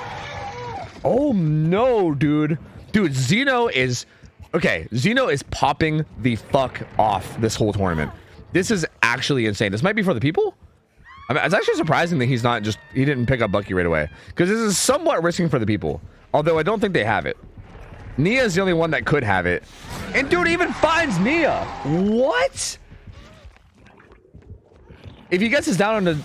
He's gonna get like a 4K4 here, dude. Okay, Nia gets away. Bro, Zeno is fucking popping off. Oh my god. They're gonna get Bucky up. He's got sprint burst. Okay. You know what? They actually recover a little bit. I mean, Sinners is still in trouble because Bucky is still gonna die. Down he goes. He's still dead. But they at least think they honestly looked like they were about to get snowballed on to the point where it was gonna be like a 4K4.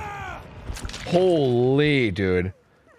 FYI, just for the record, the previous matches that Zeno has played this tournament so far has been a 4K5 as Nurse and then a 4K4 as Blight.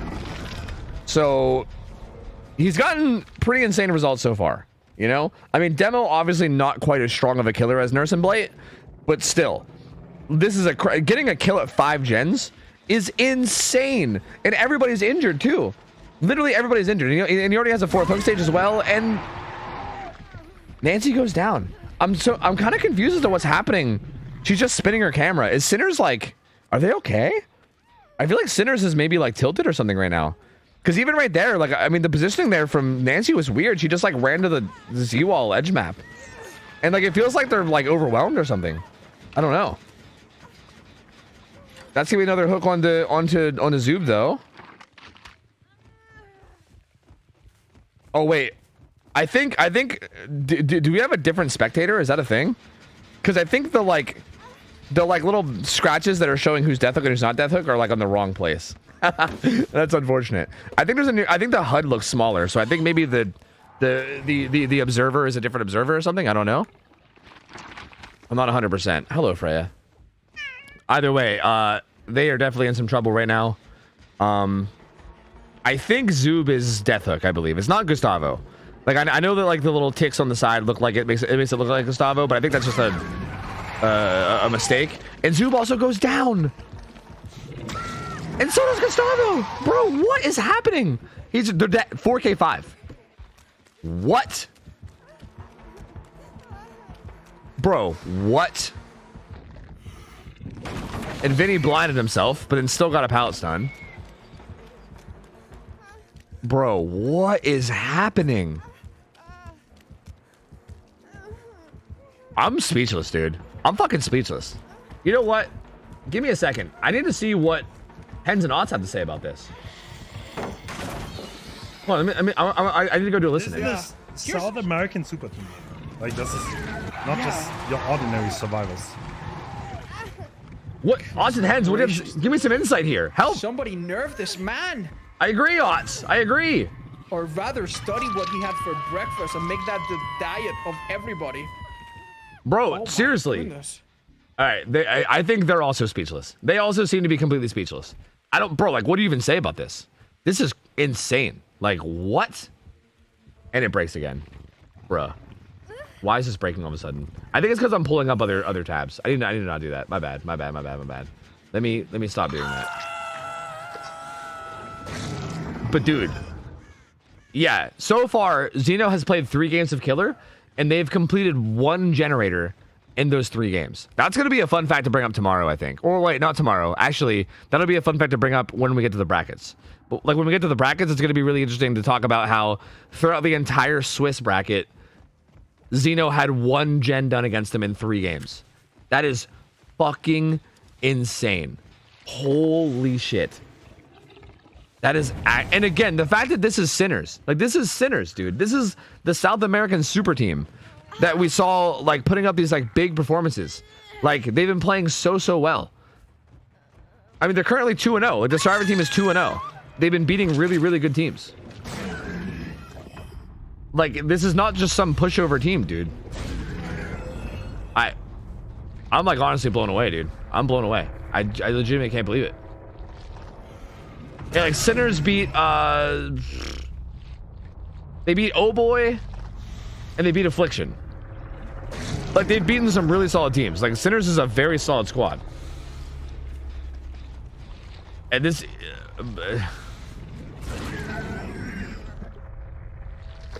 yeah, that's wild, man. That's wild. That's just, I don't even know what to say about it. I don't know what to say about it. I mean,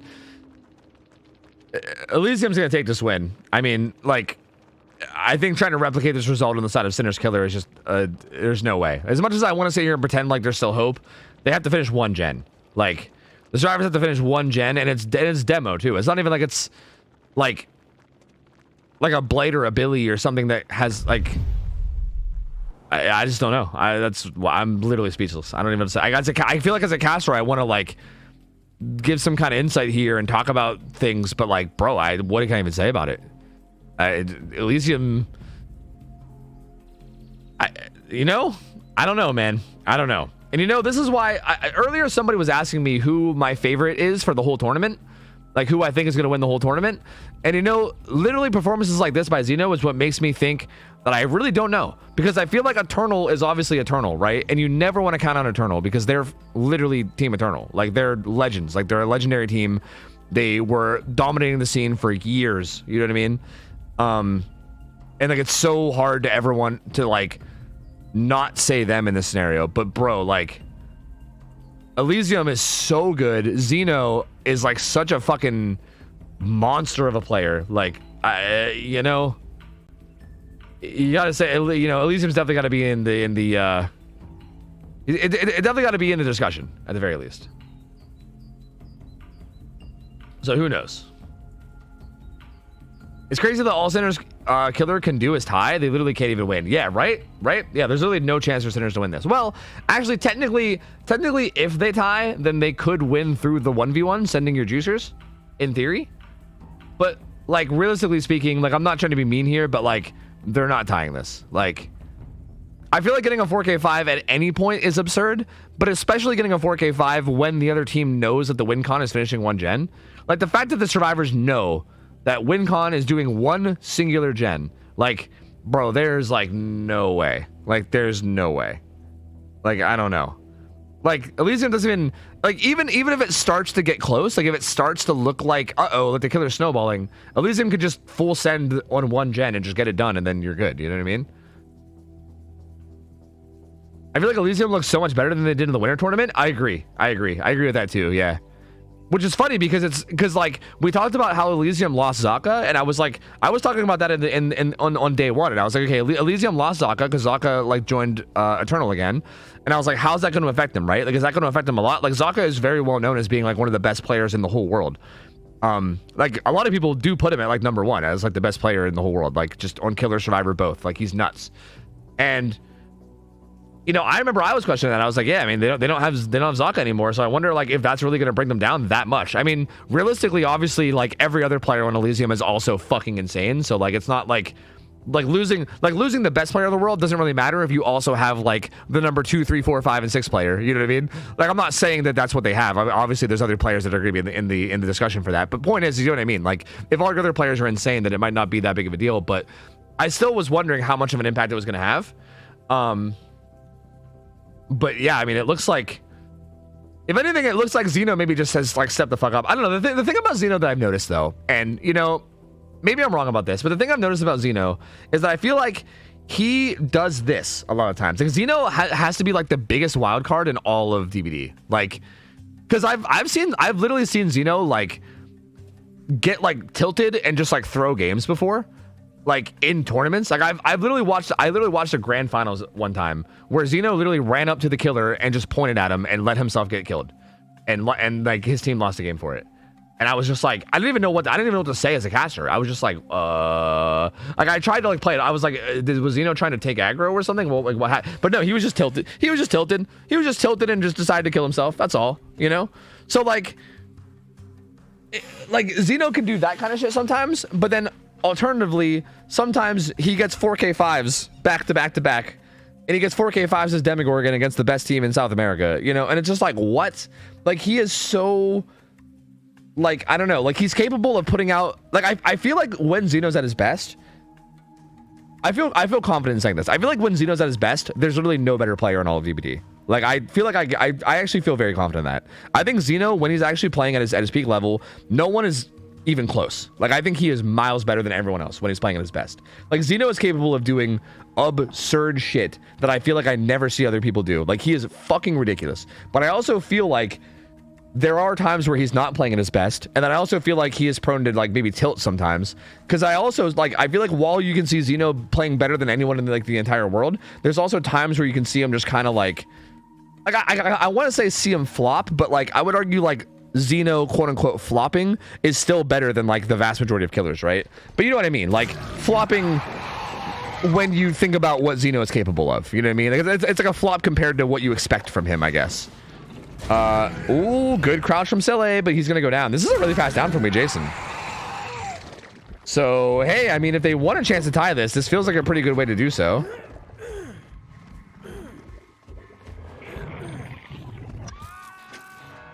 There's a very fast down with pain res on the Sele. I mean, Jason is a beast, and like, I want to have faith in him here. But again, I mean, like the win con, he's probably running a build for that. I mean, Ruin's up, right? I wonder what his build is. Ruin Undying Pain Res, maybe? Ruin Undying Pain Res would make a lot of sense here. I didn't actually see his build. Ooh, Xeno tried to crouch that, but didn't quite get it. He's going to get hit and run away. He does have balance that he can use, but no one's going to get that unhook quite yet. Yeah, Jason is super good. Yeah. Again, if the win con was anything better than 4K5, then I would honestly have at least some faith. But 4K5 is just so ridiculous. Like, even for a good killer like Jason, I just don't like... This is such an absurd win con. Xeno does go down, though, and you might be able to follow this up with a hit onto Silhe. Doesn't get that hit, so Silhe actually gets away. He's going to zone him, though. Ooh, it doesn't get that crouch check off. But again, like the others are just coming into a gen right now, right? The others are just sitting on gens. Like, how do you beat this win con? Like, even with these downs coming in like a pretty well-timely fashion, like there's still a survivor way out there on the other side of the map that's doing a gen, you know? And nothing's stopping him. This might be pain res and maybe that'll stop him, but yeah, Doc's almost got this one done. And that was pain res. But like even if that hits Doc's gen, then Virtual's on a gen across the map too. And it looks like Elysium, interestingly enough, Elysium is playing around the win con, it looks like. Yeah, there you go. Gen pops, so game's over. Like it really did seem like they were really full setting that. As opposed to like, for instance, like Doc could have like got off that gen and got that nut and got that unhook on the sail, hey, while the hook was happening on the Xeno. But it looked like they were actually like genuinely playing for the win con. Like they really just wanted to make sure they got that one gen done, just in case. So yeah, I mean the one gen's done. That means Elysium is going to go through and they're going to go to the brackets. And yeah, I mean, I don't know, man. I think if Xeno keeps up the play that he's been doing in the Swiss, it's going to be fucking hard for any team to really do anything here. Like, there's no other way to say it. Like, it's just going to be hard for anyone to get anything done against Xeno if he continues playing the way he is. And again, I mean, these survivors also really good as well. So yeah, this team. I mean, I think when I mentioned like having a favorite or whatever, I think Hens told me that his favorite for winning the whole tournament was, I believe Eternal, but even then it's like barely, right? It's like Eternal, but like only by a little bit because Elysium has been the #1 team for a long time, and with Eternal coming back, I mean they were like the old school #1 team, but like, are they still? Like I don't know. It's hard to say. Hard to say, man.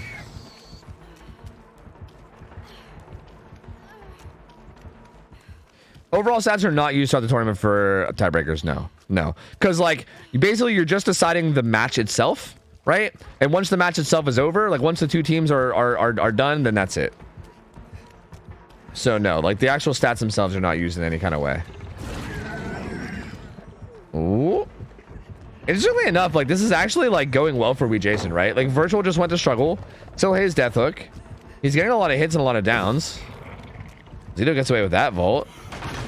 He's gonna get zoned a bit.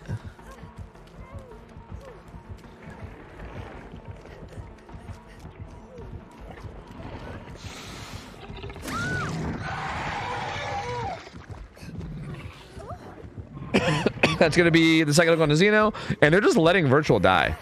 To be perfectly honest with you guys, knowing these players, I wonder if that like they might like legitimately be trolling each other right now, because like.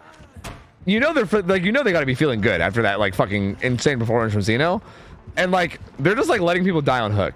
Like it wouldn't surprise me if like Virtual like said something in voice, and then the other two were like, yeah, fuck you, Virtual, we're gonna let you die or something. Like that's probably what's happening, right? I can see it. I can totally see it. Because like I don't know what they're doing, but they're like not unhooking. I feel like they're probably fucking with each other right now. You know? I think they're just like enjoying the high and just, you know, having a good time at this point. Because yeah, like I don't know.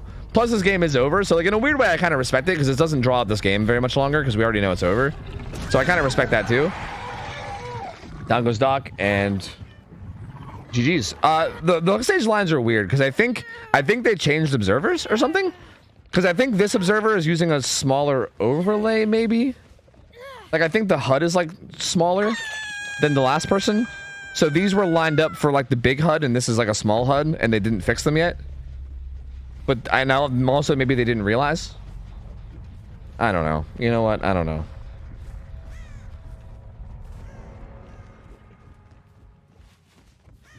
But yeah, man, I mean, I don't know. I'm not much to say about this. GG. Elysium, just insane team. I don't know. I feel like there should be a minimum of 2 gens to do. If they get 1 and not 2, it would be a tie condition. Really? Wait, why would that be? Like if one team gets 4K5 and the other one gets 4K4, do you don't think the team that gets 4K4 deserves the win? That's an interesting take, to be honest.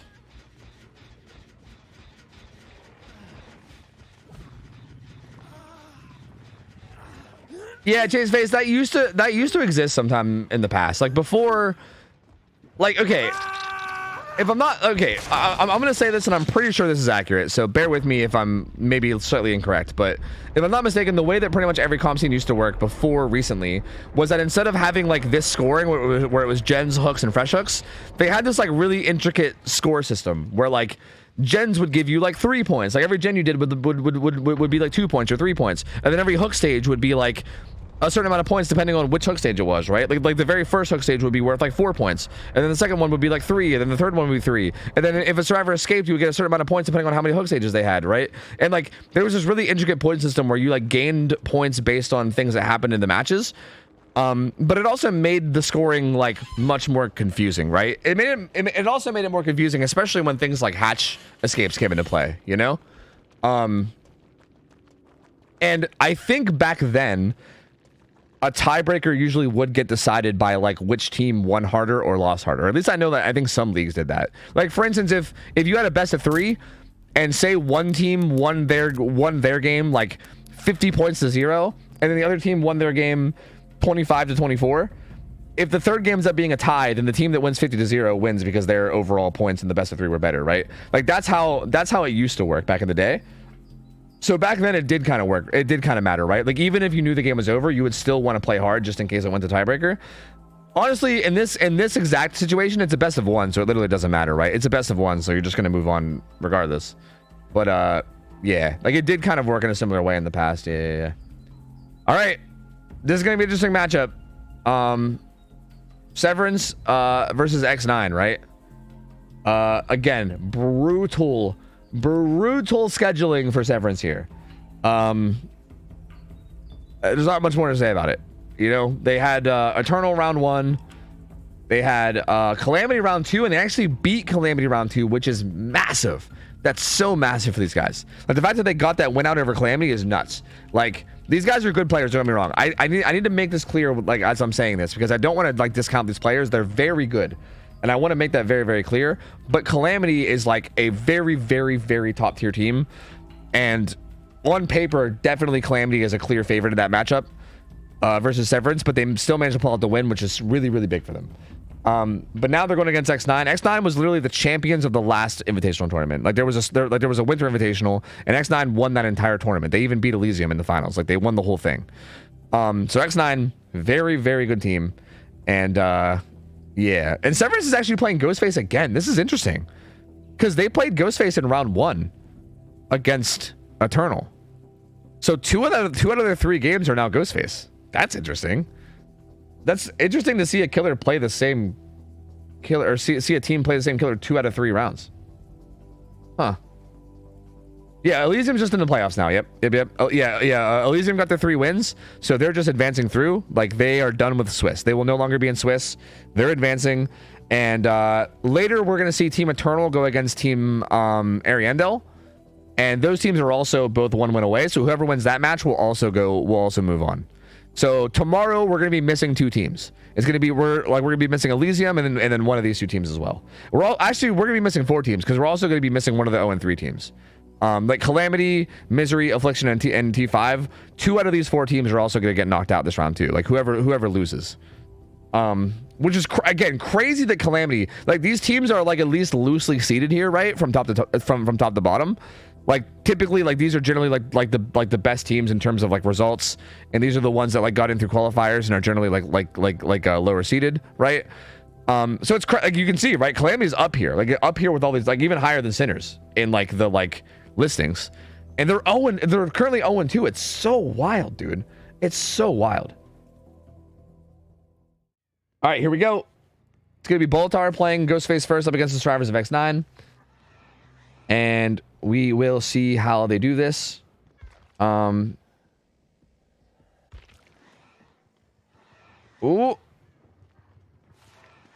Find some stock on a jaw. But gets broken out pretty quickly. Okay, another survivor here. Looks like it's Note.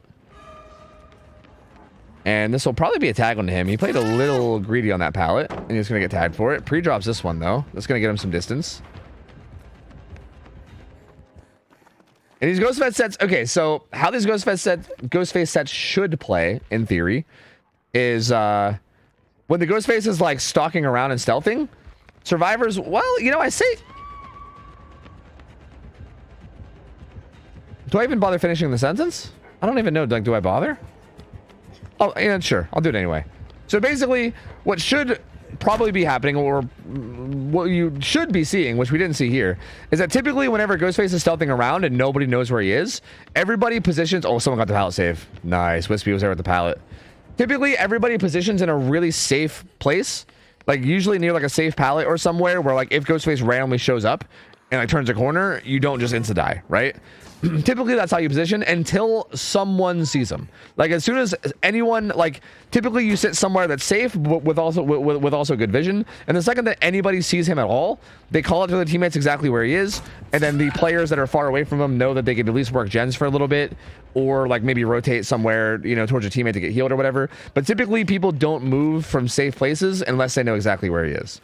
That's how it gets played a lot. I was gonna say that, and then immediately Note gets caught out in a bad spot and gets down. So you know, maybe there's a little bit of bad timing, but we'll see. We'll see.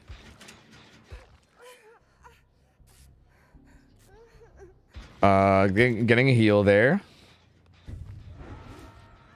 I'm curious to see how X9 does in this Ghostface set. Because again, I'm surprised to see it like as the killer choice again. Like Severance had it earlier. X9 hasn't played it yet, but we did see Severance on it earlier, and it's interesting to see it up again. Still no hooks though. Like X9's done a really good job. I mean, he's gotten it down, but they've basically fully reset, right? Jaw is 99% stocked, so Jaw's gonna be in danger. Okay, like the other big thing to note here, and again, I'm sorry if. Oh no, you didn't lag out, did you? Oh no. No way, bro. I hope Wispy didn't lag out. Oh, is that just controller movement? That might just be controller movement, then. I don't know. Hard to say. I hope so, because if that's a lag out, that's going to be devastating. Jaw gets found in stock, but he has God Pallet here, so he's going to use God Pallet to get some distance. And realistically, that should be a very hard chase to take, because this map is pretty strong, right? Like, if you know how to play the pallets on this map is pretty powerful. Like, Jaw just pre-throws this pallet, and he's just going to hold this position, and there he goes. Gets vision of him. And Jaw doing a really good job of showcasing these pallets, right? A lot of these pallets are extremely powerful, and if you know how to play them, that was actually really interesting pathing there. I felt like that was kind of risky. Ooh, Haunt getting stalked a bit too. Anyway, I keep getting ADHD brain. I keep getting sidetracked. Sorry, this might be obvious to some people, but just in case it's not, I just want to say it out loud. A big thing you're going to be seeing a lot is like this kind of like 99% stalking thing, like stalking people to almost full and then leaving them, because ideally, like again, with everybody trying to play so safe, if you just get a hit on somebody and get them injured, they can run away and find a safe spot to go, and they can just heal that, right? Like realistically, you're gonna have to hit them twice, and they can realistically get a heal off. Whereas with the 99% stock, like being 99% stocked is almost like being injured but not being able to heal it, right? Because like if at any time Ghostface shows up in stealth, he can just insta stock you and then one shot down you. So it's almost like the same thing as being injured, but there's no way to actually get rid of it other than getting hit or dying. You know what I mean? So yeah, it's ooh, Note gets caught out here and gets hit. So yeah, like 99% stalking is super huge, and you're gonna probably see that a lot in a lot of different sets. Oh god, my cat's stepping all over my voice changer. Uh-oh, I'm gonna have voice changer 2.0. Oh god. Step on anything. Get off of that thing, please. Please. Is my voice okay? My chat. Ah! Rhea! Bro. Rhea is fucking destroying everything. Oh my god. Oh my god, she's just destroying everything. Holy shit. She ran through my headset cord and got tangled in it and tried to run away and went bah! And now she's okay. Anyway, I'm sorry, I missed stuff. It looks like this gen's gonna pop. That's the third gen, and the first hook is coming in just now. So dude, yeah, she's being a fucking agent of chaos, bro. I'm sorry, she's being such an agent of chaos. Anyway, this looks like it's going very well for X9 though. I mean, first hook just now coming in. It wasn't even a pain res even. So no pain res, and first hook just now coming in, and there's 3 gens done. So far looking really good for X9. Note does get caught out again. He is by a pallet though. He still has a little bit of endurance. He's gonna agree that this pallet is not safe. Oh, he's gonna go down. Yeah, these guys are on ping, and also this pallet is really not safe. This is a pallet where like you have to get the stun, and if you don't get the stun, then the killer can just go around as you throw it, and then you're basically dead. So that pallet's honestly pretty risky. But Note is going to go back down, and he'll get put on hook, and this might be pain res now, but they're going to pop gen number 4, so if it is pain res, it's just going to hit one of the last ones. Interesting.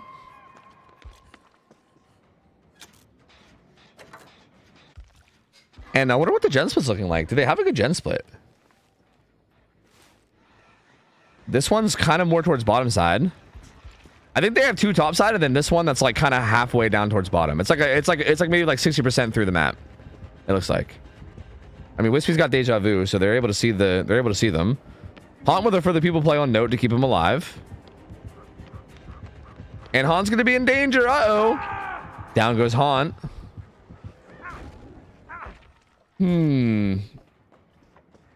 Interesting.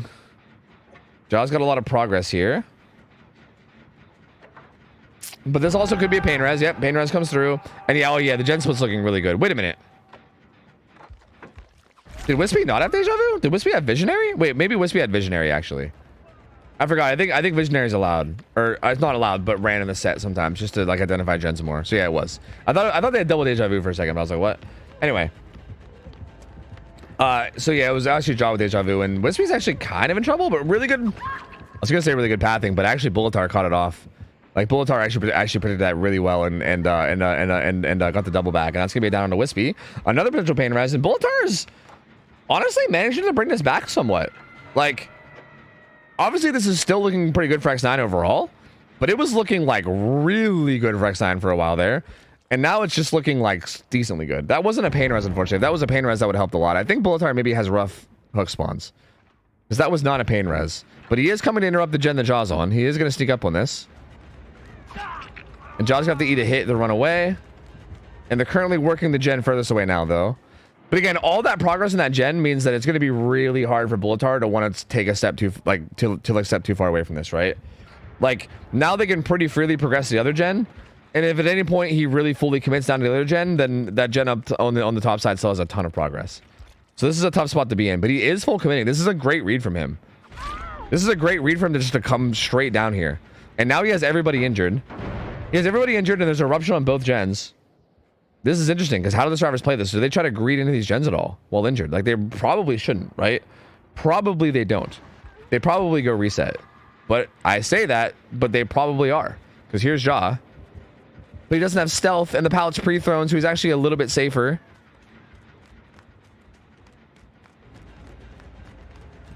And yeah, this pallet should be pretty solid now that it's thrown. Interesting for him to loop around there. Like, these guys are playing on ping, so like maybe that's a ping thing. But I feel like looping around that small side feels weird to me. Because I feel like even on ping, you could probably just check spot that, right? Am I wrong about that? Maybe I'm wrong about that. Again, I mean, I would have faith in these players to know more than I do. So I'm always skeptical to like criticize, because I just always assume that they know much better than me. I mean, they're all better players than I am. But like, that seems like the type of palette that you can check spot even on ping. So it's a little weird. I think John maybe just misplayed there, if I'm right. And, you know, just maybe went around. Like, he maybe was just going for a hard prediction that he was going to double back, and he didn't. It's pretty unfortunate, because yeah, I think if he stayed, I think had Jaw stayed alive there and maybe forced the kick, that maybe would have bought time for Wispy to pop that gen, and they would have been in a good position to get out with more stages. But he gets hooked, and they get unhooked, and then they do pop the gen immediately afterwards. But currently sitting at 5 stages is Bulletar, and he's gonna get this down to Jaw too. And honestly, even getting this kill and getting like a 7-stage game, good pallet save from Haunt. Regardless, though, still, if you can get a kill on Haunt, Jaw, or Wispy, if you can get one of these survivors that isn't, but Wispy's still full, they might be able to get him out. If you can get a kill on one of these survivors that is worth more than 1 stage, that could be pretty big. Just to get to like a solid 7 stages. Wait, Wispy got found and hit in there. That's interesting. No one's full health now to take hits. But maybe Wispy opened the other gate? Is that what it was? Are they all out? I think they were splitting gates, and I think they've got them both. I think they're all out. Note's going to position to die if anyone has to die, because Note's worth the least amount of stages. But they're going to maybe try to heal tech. Oh, he body blocked it. He body blocked it. Well played by Bulletar. That's going to give him 1 more stage. That's going to give him 1 more hook stage. So Note positioning a little bit more aggressively, so that if anybody has to die, it's him, because he's only worth 1 stage, whereas others are worth 2. And that's going to be 6 stages. 6 stages, 4 fresh. It could be the final result for Bulletar.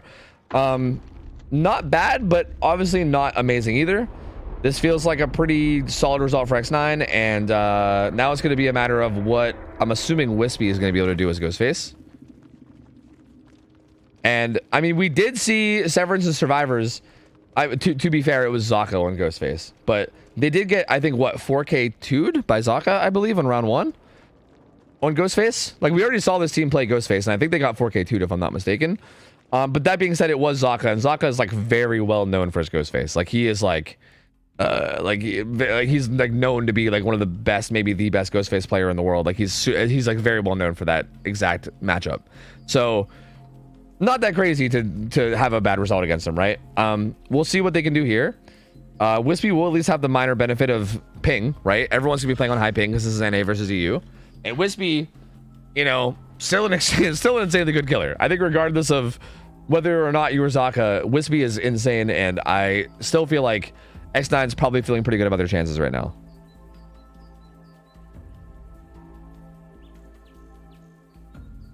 But that was wild, man. Like, that start to that match like felt a little sloppy from X9 with like the down happening so quickly, but man, they just really like adapted and overcame to that very, very well. Like, that's something about these good teams too, is like something I've noticed is that like it feels like good teams, even when things are kind of going south, they feel like they're so good at just like pulling themselves out of those bad situations. Like, I feel like they do that so well. Like, wait, Jaw played on laptop when bought another laptop. I think that was a typo. I think I meant to say then bought another laptop. Nice. Yeah, the Palisades were super clutch. Yeah, like they managed to pull themselves out of situations really, really well. So yeah, man, very, very impressive. And Severance, I think, a little bit on the back foot here. Like, this is definitely not impossible to beat, but it's going to be really hard. It's going to be really, really hard.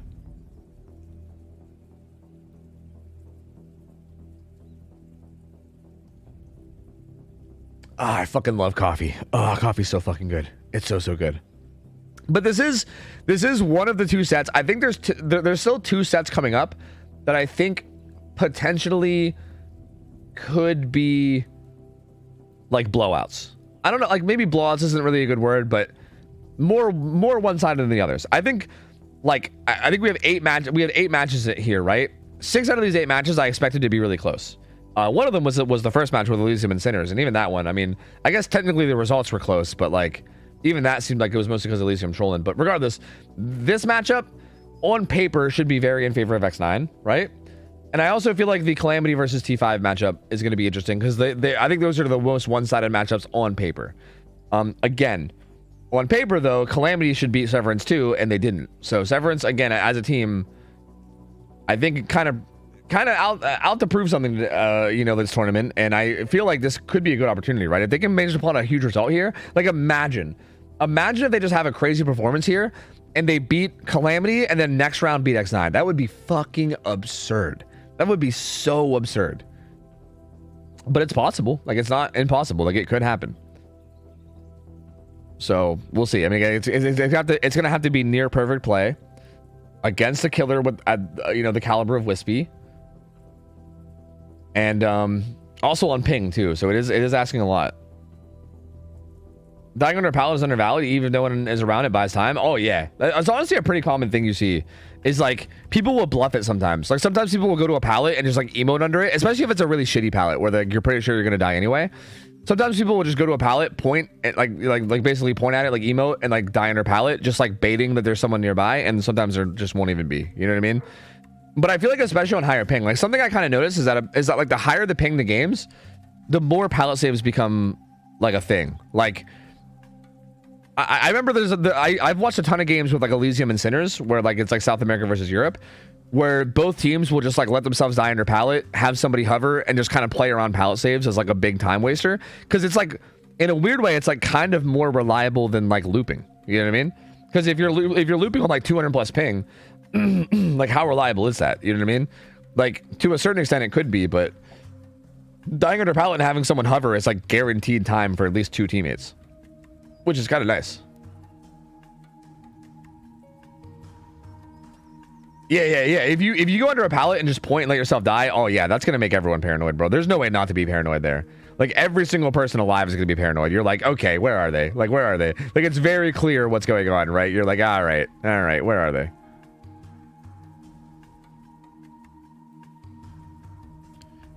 I wish Team Tremor is related to Tremors, like the movie. Yeah, they're actually all a bunch of sandworms. Is that what they were? Like sandworms? Like gigantic sandworms? Yep. They're all sandworms on computers. Yep. Anyway, here we go. Wispy on killer now. WinCon is going to be 7 stages. Has Ruin, Pain Res, and Sloppy. I think Ruin here also a really good pick, obviously. I think we've actually been seeing... It's really interesting. Ever since Ruin got buffed, especially... Even before Ruin got buffed, we actually saw it a bit. But especially since Ruin got buffed, I feel like we are seeing this perk so often now. Like, it's got to be, like, one of the most common perks that we see. Like, honestly. Like, if we had, like a stat table for, like, what perks get ran on killers, I feel like Ruin would be in, like, the top 5, maybe, even. Like, Corrupt, Pain Res, Pop, Ruin. It's probably, it might, I think we might even have seen it more than Pop. Like, I feel like Ruin might be actually more common than Pop. Ooh, the head-on stun, knocking Wispy out of power. Good play from Tap.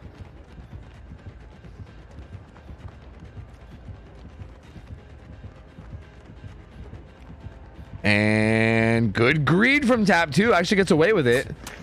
Oh, gets away with it entirely. Even gets that vault on ping. Oh, Lord, dude. And did that scratch mark misdirection kind of work? Bro, this Tap is cooking right now. He's cooking. He is up to no good. He is up to no good for sure. Ooh, does get kind of baited there. Wispy wins that 50-50, and that will be an M1. But still, they're getting a lot of time to this chase. Like, that was a good chunk of like 30 seconds or so that gives the other survivors time to do gens, right? Wispy's gonna bail from that now.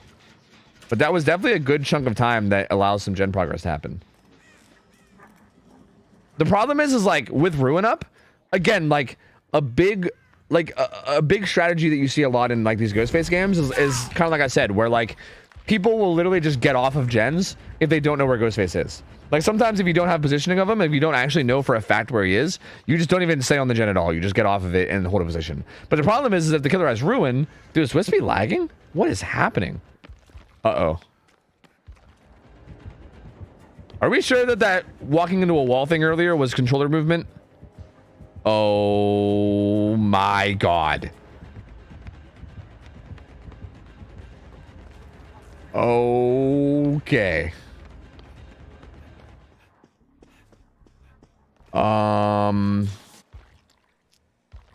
Dude, X9 is having a lot of internet issues. They're having a lot of issues in general. Like, I feel like they lost their first round match because of a bunch of issues. Like, Jaws, like, mouse broke or something and couldn't even play. So they were basically, like, 3v1ing the first game. And now it looks like Wispy's having some internet issues. I don't know what the fuck is going on. But hopefully it kind of stabilizes.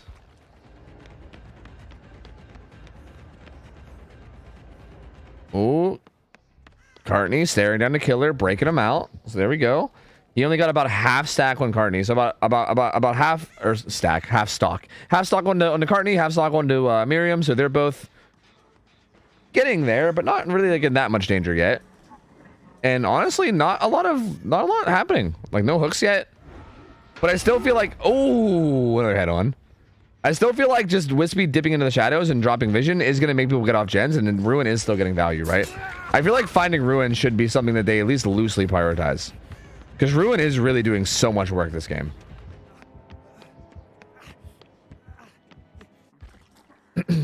First game, their team also had someone DC. Yeah, but it was a Death Hook survivor DCing towards the end of the game. Like, don't get me wrong, both teams did have issues, but like, I don't know. I think if we're being realistic, like, I think a Death Hook survivor DCing at the very end of the match or towards the end of the match is a lot different than one of your teammates being basically AFK from the start of the match to the end. You know what I mean? Like, that's, I don't know. Regardless, it doesn't matter. It's fine. Hopefully the internet stuff is like, you know, okay, and hopefully Wispy is able to keep playing. It seems like it's okay now. It seems like there's just like little stutters, maybe. I don't know. It's fine. Tenu though gets a tag there. They managed to get everybody reset, and Cartney's the only one that's even remotely stocked right now. And even though there's no gens being done, it does feel like Severance is doing a really good job of just playing the safe. The problem is like, I think a big value that Ruin is getting right now is I'm wondering if the survivors are maybe playing too safe. Like, oh, they found Ruin. Okay, that's Ruin. They really, really, really need to get that broken. They really need to get that out. Because the big problem with this is like, you really should be playing safe against Ghostface, right? But the problem is that if you're playing too safe with Ruin up, what the fuck was that? The old reverse pallet stun, I guess. The problem is if you're playing too safe, what ends up happening is like you're using resources, right? Like Severance has been doing a really good job of not giving up any hooks, right? There's still 0 hooks and we've been so far into the game. But the problem is like we're using up resources, right? Pallets are getting used and gens haven't been getting done yet. I mean, there's a gen getting done now, but like it feels like whatever gen progress they were getting was kind of just going away anyway. And it feels like we might be heading towards a direction where like we might get to a point where there's like not that many resources left and then they're kind of just fucked, right? Because generally speaking, like throwing every pallet on the map is okay if your team gets gens done for those pallets, right? Like fuck, you can go pre-drop every single pallet on the map and throw every single pallet the second you get to it, as long as you stay alive and don't give up free hooks, you know? And as long as your team is doing gens. But if you do that while your team's not doing gens, then you're just in a barren wasteland. And I mean, I don't know. And Ruin's still up over here. Wispy kind of patrolling. I think Wispy actually maybe is holding this bottom side a little bit now. Like maybe thinking about it. I think Wispy is recognizing the amount of value that Ruin's getting though, right? The fact that only 1 gen spot, Wispy's probably like, okay, Ruin clearly doing work for me right now. And yeah, at this point, it's like a war of attrition. Like look at that, 2 more pallets down. Which again, I mean, this makes sense to play this way. This isn't bad play from Henu at all. This is good play, right? Because at the end of the day, like the number 1 important thing is to stay alive and buy time. Again, I'm just concerned about what they're doing with said bot time, I guess. God pallet down as well. Lots of strong resources being used up. And he said, hey guys, sorry, I'm getting tunneled out, so we're using every strong resource on the map. They did get rid of Ruin now, so that's good. Okay, that makes this all much, much more valuable too. And Henu doing a very good job here. They still have a really strong pallet. But Alice runs it and throws it. And also gets a blind, I believe. And Henu, I think, is trying to just take some unique pathing to get away.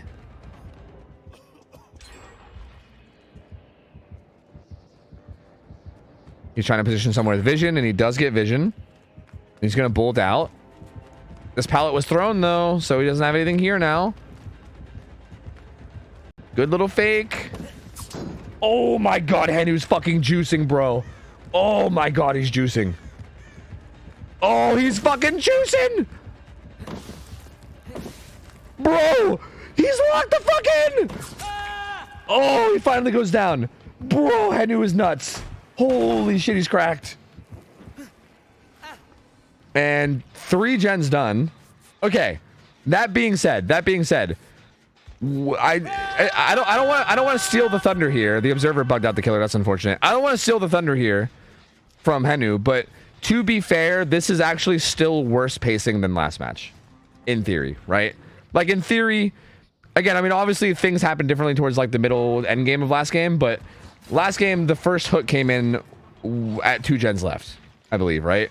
So in theory, this is still going a little bit slower paced. For the survivors, I mean. Like, for the survivors. It's going a little bit slower. Like, it's going better for the killer than last game. In theory. But, I mean, that being said, the rest of the game still matters, right? Because I do feel like there was a couple minor mistakes from X9 at the end that maybe if Severance can avoid and have, like, very, very perfect play here, they can do something. The killer's not actually face camping, by the way. I mean, the killer... I think the killer's camping the hook. The killer does seem to be camping the hook, but he's not face camping. Okay, there we go. Maybe he was face camping. Maybe that was actually not a spectator bug at all. Actually. You know, maybe I'm just wrong. And like, now what? Do you tunnel Henu? I guess so. So now a lot of this is going to boil down to like, how much is Henu going to juice? Because, oh dude, they're full sending this. This is bold from Severance. Oh, and it might not pay off. Oh, it might not pay off, but maybe it still will because they popped that gen. This is really bold. They're making a hard prediction here. They were making a hard prediction that Henu was getting tunneled, because even right there, Nia got on that gen while injured, and I think Tap is also injured on his gen too. So they're playing gens really aggressively right now, which normally Normally you don't see a lot, right? Because normally you want to play really safe and careful. But I think they were really, really gambling on the fact that they were going to be able to get that gen done in time and maybe not even take it down. Henu did get found too. And I think Ace might be trying to hover for a hit here. Oh, bit of mispositioning from Henu. That's so unfortunate. What rough timing. And what's the gen progress looking like for Ace? I don't know. He's doing library gen. But he got off of it. He got off it. It got interrupted. Library gen is interrupted. And now it's looking rough. Now we're at 4 stages. The win con is 7 stages. And there's still a gen that needs to be done. And these gens are not that far apart. This is actually a pretty good 3 gen. Oh no, Severance is in trouble. Severance is in trouble, man. Oh no. This was actually looking so good for a while, but now it's... Yeah. Tab loses that 50-50 as well. That's going to be hook stage number 5. Oh, man. These gens are all so close together, dude. Oh, man. This is so unfortunate because they were actually really close to making this happen. Like, they were really, really close. But it's not looking likely now. It's not looking likely. I think X9's going to be able to take this. That's going to be hook stage number 5. Again, not over. Technically, even the next hook stage wouldn't even be a tie unless it's on Ace. Because if it's 6 stages 3 fresh, that's still Severance ahead, in theory, right? So, but Ace does get found and hit. Hi, Freya. And assuming he gets put on hook, I don't know. I don't know. Sorry, cat flashes, my bad. But Wispy seems pretty content with just holding down this 3 gen area. And again, yeah, dude, these gens are so close together. And all these resources are gone, dude. Like, all these resources are gone, too. That's kind of the issue. Like, is there, like, any pallets left down there? I genuinely don't know. Cartney gets found and hit. Everyone's injured. Wispy can pretty much... Wispy probably knows for a fact that the other 2 are resetting, right? Like, very, very unlikely that they're going to be trying to, like, slam a gen injured in this scenario. So I think Wispy feels pretty comfortable with even taking the chase up here. And even kicking some more pallets topside, too. Like...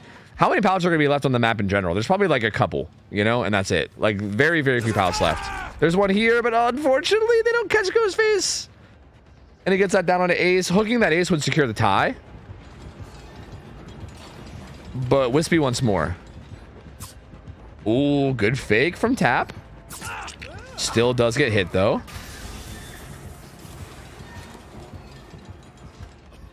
Good blind on that vault down. And Wispy actually wants this 4K1. Wispy doesn't even want to just like settle for like a safe win con. Whiskey's just like whiskey.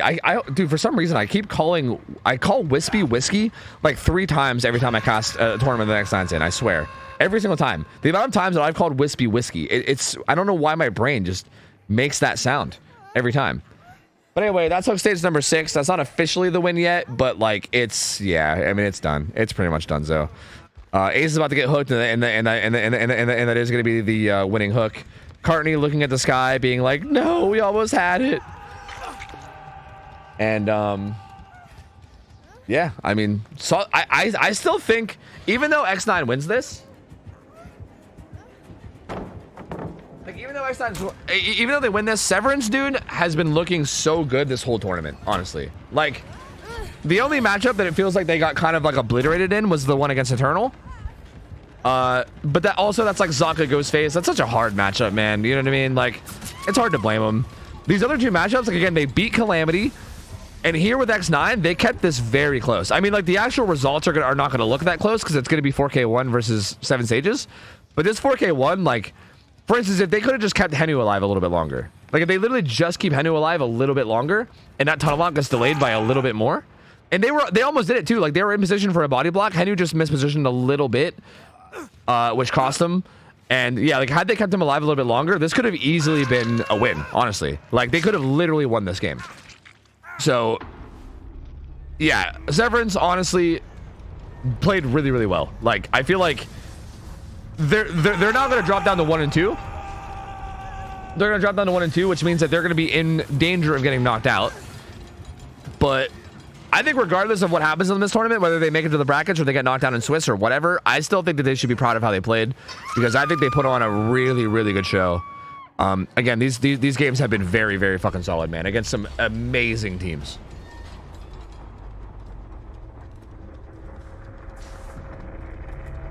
Freya is the hairless, yeah. I feel like whenever she goes, that's because Freya never sits still long enough. It's hard for me to show Freya because she never sits still. She's always being a demon and like just like fucking zipping around the room, being all chaotic and breaking everything. Like even now, she's like, she jumped over somewhere else and she's like over there fucking with my plushies now or something. She's just always been, she's always up to some fucking demonic bullshit, you know? Anyway, well played by X9, obviously. Well, we do have a giant cat tree. I literally have one right beside my desk, and she plays around on it sometimes, but she likes chaos, so it doesn't really matter. Like it doesn't distract her enough, because she just enjoys the chaos.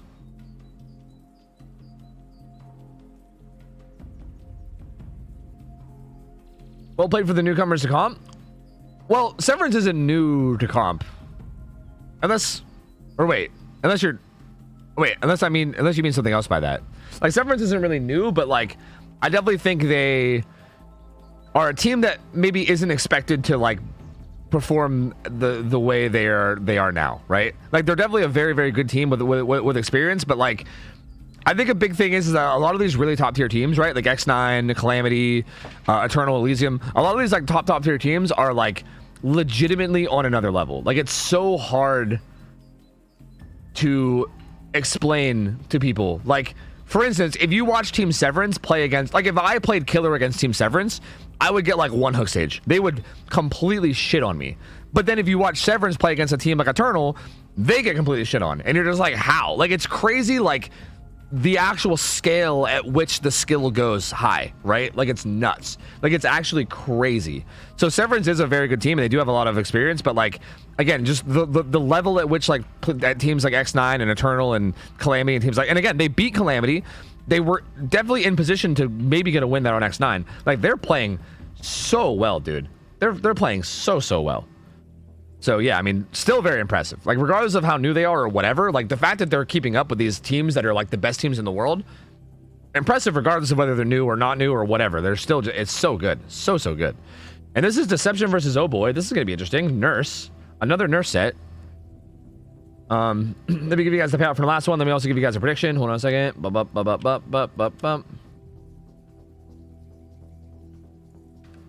Again, these are still the 0-1 teams. These teams are playing for their second win or their second loss. Like right now, Severance is 1-2. So Severance is now in danger of getting knocked out. The next match that they lose will be their last. So they have to win from here on out. They have to win 2 more games. They can't lose any more from here or else they are donezo. And we have Oh Boy versus Deception. These guys are kind of ending up in the same boat where one of these teams is going to move on to 2-1. The other team is going to drop down to 1-2. I'll give you guys 5 minutes to gamble on this one. Go nuts. Well, Severance, I mean, even saying that Severance just formed as a team, even that's kind of like stretching it, right? Because if I'm not mistaken, Severance is just Team Aberration, right?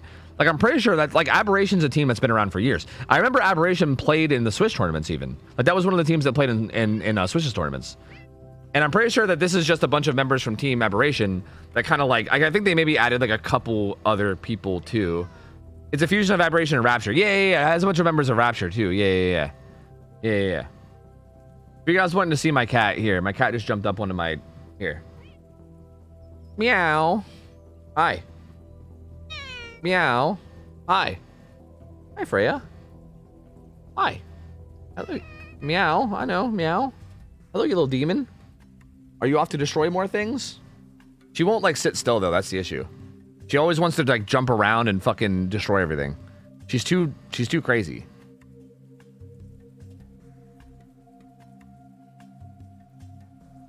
And yep, off she goes. Yep, that's Freya. Yep. She's a little demon, but she's kind of adorable. Let's see who's gonna be playing up next in terms of Killer. It looks like it's gonna be Deception on Killer first, up against the survivors of Oh Boy. And Killer's gonna be Pandu. I feel like we've seen Pandu before, maybe. So curious to see how they perform. Also appears as though there's an unfortunate penalty. I think Oh Boy forgot an offering, and they had to restart. So I think Oh Boy's going to be having a very minor penalty, like a half a hook stage penalty. So that's pretty unfortunate. We'll see if that actually plays a role at all in like the win con or not. It might.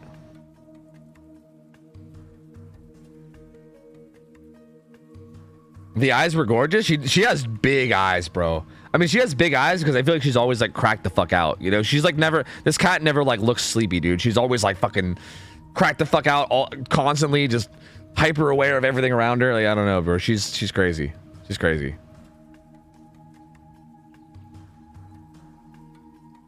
Exactly how my Krusty Dusty is. Is that the name of your cat, Krusty Dusty?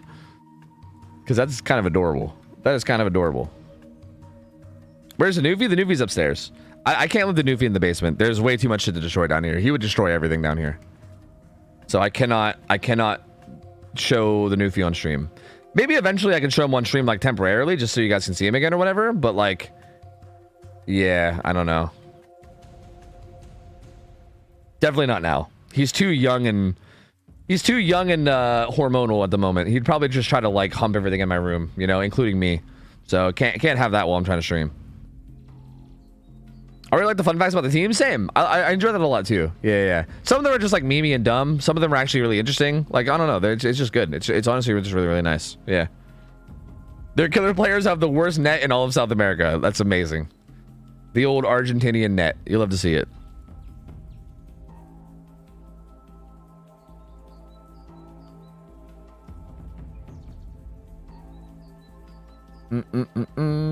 It's Team Penguin? Yeah. True. True.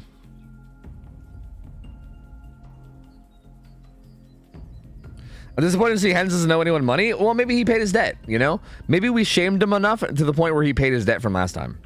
If anything, we should be happy about it, you know? The debt's finally been paid. Zeno finally got his $5. As there was Hens hiding in the bush. Bro, the little Hens emote, he's up to no good, dude. Keep an eye on him. He'll fucking sneak in and out. Sometimes he'll like whip out a tongue and fucking like tongue at the fucking screen. Like, dude, that little guy's up to no good back there. I'm telling you. I've been keeping an eye on him. He's always doing shit. Like, you think he's just back there chilling and relaxing? Nah, man, he's up to no good. Scheming. He's fucking scheming. What we're saying is we need fun facts for scrims in between games. I mean, if you guys want this level of production for scrim nights, then any volunteers? any volunteers? Because I can't do this shit. There's no way, dude. There's no way I can make anything look this fucking good, bro. There's no way in fuck. Hell no. See, he's sneaking in again. See, the little bastard just bounced in. I'm telling you, man, up to no good. Up to no good, that little guy. I'm telling you, he's gonna fucking tongue some shit. Just you wait. He giggles after the tongue too. I saw. Does he? See. Scheming, man. First tournament stream I've seen. How long do they typically last? So today we still have 6 matches to go, maybe. Let me go check. Yeah, we have 1, 2, 3, 4, 5. Yeah, we still have 6 matches for today. So this one's gonna be going for like a while still, probably like another like 3 hours plus. And then tomorrow we're gonna have some more matches too, and then also next weekend, Friday, Saturday, Sunday, there's also gonna be matches. So this is like a 6-day event. Any unknown in this tournament? Unknown is in the pool of killers. I just don't know if anybody picked them. Realistically, we might not see unknown at all in the actual Swiss section, because like the main issue with unknown right now is that the way that these, like the way the killer picks are working right now in the Swiss, because like so like the Swiss is best of 1, right? Like it's not like a best of 3 or whatever. It's a best of 1. Every team plays 1 killer, and whoever wins, and that's it.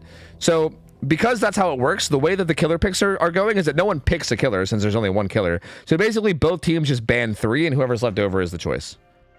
So people usually just ban unknown is basically what I'm trying to say. Anyway, here we go. Pandu on killer has Ruin Undying Eruption. Huh. Ruin Undying Eruption. So Eruption is not going to come into play at all until Ruin Undying are broken, right? Like you cannot even apply Eruption while Ruin's up. So that's interesting. That being said, goodbye Undying. So there's half of Ruin Undying already gone. Does find a hit on the hitboxes though. And there's Ruin gone too. Okay. So, hey, I mean, I guess the killer is just an Eruption gamer now. The killer has Corrupt for a little bit longer and Eruption, and that's the only perks the killer has. Goodbye to the rest of their perks. Ooh, hitboxes with some really good pathing here too. Oh, hitboxes is juicing, bro. Oh no, Pandu cannot find this down actually. Oh my lord. Bro, hitboxes pathing is so good. Oh my god, it's so good. Going for a really strong read there too, and gets even more distance. This is such a bad start. This is such a bad start for Pandu. This is an amazing start for Oh Boy. They got rid of both Ruin Undying, and hitboxes is still not downed. Still juicing it up back in this corner. Going edge map now as well. This is absurd. This is actually absurd.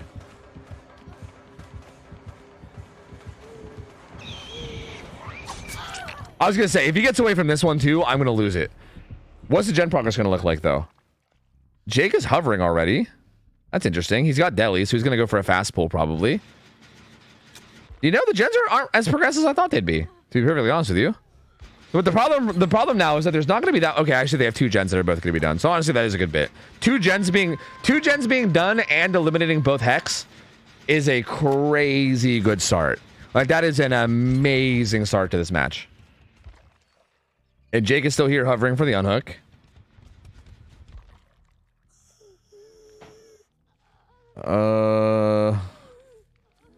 So far, Pandu just seems to want to hover this. Jake is still here, right? He's still here. Kind of just waiting to get this pull. He has Overcome on his build instead of Sprint Burst, which is interesting. So he won't be able to Sprint Burst up. All right. He's going to drop his item and pick it up again to avoid crows. That's a thing you do so they don't get crows on you. And I think... So the call here must be to wait for the last second to unhook, right? They're gonna try to get as much gen progress as they can because the nurse isn't really stepping away. Like, I think basically what's going on here is that if the nurse would have blinked away and then went and like kicked the gen, they would have got the unhook during the gen kick. But because the nurse is kind of just hovering, they're gonna try to pull at the last minute, either at the last minute or just try to get a free 1-for-1, which he did get. So very well played. And that's gonna get his Deli up most likely, unless... Oh, nope, yep, his Deli should be up because that's endurance, and that's going to be balance landing speed boost down towards bottom side. Oh, if they sent that second blink, that would have been sick. Hitbox is going to be in some trouble now, though. Bro, Hitboxes is fuck. He's him. Holy shit, he's him. Holy shit, he's him. Holy dude. This is it. We found him. Here he is. He's that guy. He's that guy, bro. He is literally that guy. He is that guy, pal. He is that guy, friend. This is insane. He's so nuts. He's so fucking good. Holy shit. He's Himmy Turner. Yeah. Himmy Herner? Bro, Pandu. I'm wondering if Pandu is like getting in their own head. This is one of those things where dude, 4 gens done. This is one of those things where I feel like Nurse is one of those killers where if you start fucking up, sometimes you can kind of get in your own head about it. You can start like second guessing your blinks. Oh, and the pallet save from Dunder as well. Oh god, this has got to be so tilting if you're Pandu. You can't tunnel out anymore, right? Realistically, you can't. He's gonna keep trying. Hitboxes is insane. He's so good. He is literally so good. He is single-handedly just destroying this game, dude. Oh my god. Oh my god. This mother... Holy shit. That is insane. This motherfucker is making plays, dude. Like, again, you got it. Like, Pandu's got to be, like, feeling a bit of tilt there, right? Like, that is, like, I feel like Nurse is one of those killers where when that kind of stuff starts happening to you, it's so hard to, like, keep it together mentally. You know what I mean? Like, this has got to be, like, obviously Hitboxes is fucking cracked and is doing work. This has got to be partially, not even partially. I think a big part of this has to be Pandu kind of being in their own head, right? Because, like, I feel like once you kind of start getting tilted and you kind of start like second guessing all your blinks and stuff, that's when like it just kind of snowballs and you know you just aren't really able to recover very well. That being said, these other chases with other drivers are going much better, and Daimo will be able to, or sorry, will they will get the down to Daimo, but they don't even want to hook Daimo. They want more, maybe. I mean, dude, the final gen should be popping soon, right? Ace is on a gen.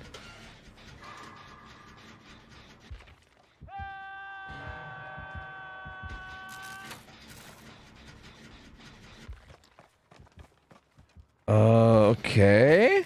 Ace though, he's got some progress at Carnival, but not like a crazy amount.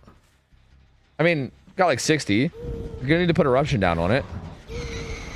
But again, coming over here to kick this gen just means that the unhook comes in for free. And like, what do you do here? Like, Pandu has no options here. Like, you really have no options. I feel like at this point, you're just trying to scrounge up some hook stages, right? Like, there's really no good option here in terms of like what you do. You're just spread too thin, right? Like, there's gens all over the map. Well, I say over the map, but actually there's kind of a 3 gen down here on Carnival, somewhat, with main building. But still, even just main building plus that deep Carnival gen is just so much. And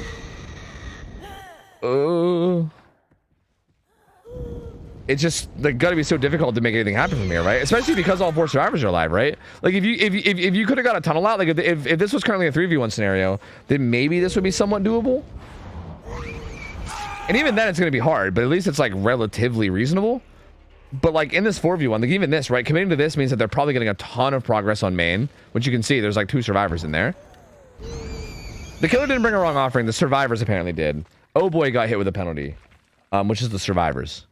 So they're going to have a minor penalty on their end. It'll be like a half a hook stage, I believe. I don't know what the offering was. I didn't see. I just saw they said that they got a penalty. Takes the kick. Waiting for Eruption.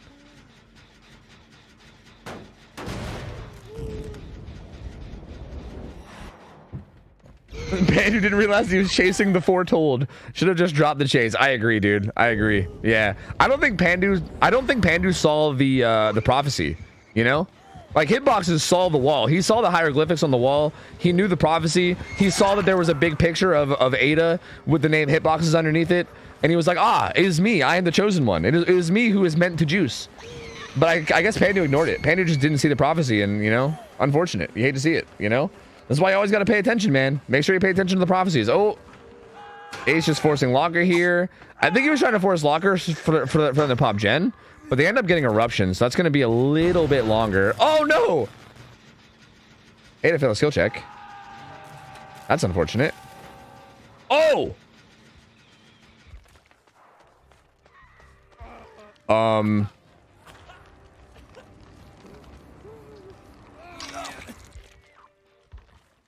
Oh. Wait a minute. This changes some things. Remember that time that I said, hey, maybe if this is a 3v1, this becomes kind of doable. That's kind of unfortunate. I mean, I know you guys are probably joking about it being a rage quit, right? But just just in case anyone thinks you guys aren't joking, that clearly wasn't a rage quit. Like, she was still doing the gen whenever she disappeared. Like, that was like, she must have lagged out while doing the gen, and then it just, by the time it registered, she was just gone. Yeah, and it made her for a skill check too, which is pretty unfortunate. But, you know, if you guys want to meme about being about it being a rage quit, you know, I'm fine with that. As long as everyone knows it's a meme, okay? I just want to make it clear. But you're right. Ha ha, rage quit. Ha ha. She failed a skill check and the rage quit. Ha ha. Because on the Daimo though, he vaults with Lithe. He's gonna get some distance out of here, and this becomes interesting now. This is really unfortunate for Oh Boy, because like this was gonna be like literally like a 5-stage game or something, which is like pretty much in the bag, right? Whereas now I feel like I don't know. Like I don't know. Like now who knows, right? Like right now we're currently sitting at 5 stages, and definitely a lot more available. But I mean, honestly, Oh Boy's they're still in an okay spot though, right? Like this main gen's currently being doubled. It has a lot of progress. Jake was still stealthing around that backside gen. Okay. Like right now, Jake is most likely progressing that gen at Carnival at least a bit. Ada was summoned elsewhere. True. Yeah. Yeah. I think Ada's powers were needed elsewhere. They had to summon her to go fight otherworldly beasts. But powers were needed elsewhere. I think Jake's gonna finish that gen though. These gens are very, very progressed. Again, this is just the point of the match where like you're spread too thin. These gens both have a lot of progress. You're trying to defend them both at the same time, and you just, I think at this point you need a down, right? Like you need to commit to something and get it down so that you can get eruption to pop. And you know what? This maybe could be it. Overcome from Jake helps a lot though. He's trying to use this edge map too, because these edge map walls can't be blinked through. So this is really smart from Jake to use these edge map walls. And yeah, final gen pops. Jake also has deli, so if he ends up being the one to go down here, it's kind of okay for Oh Boy, because he realistically could deli and have a realistic chance of getting out.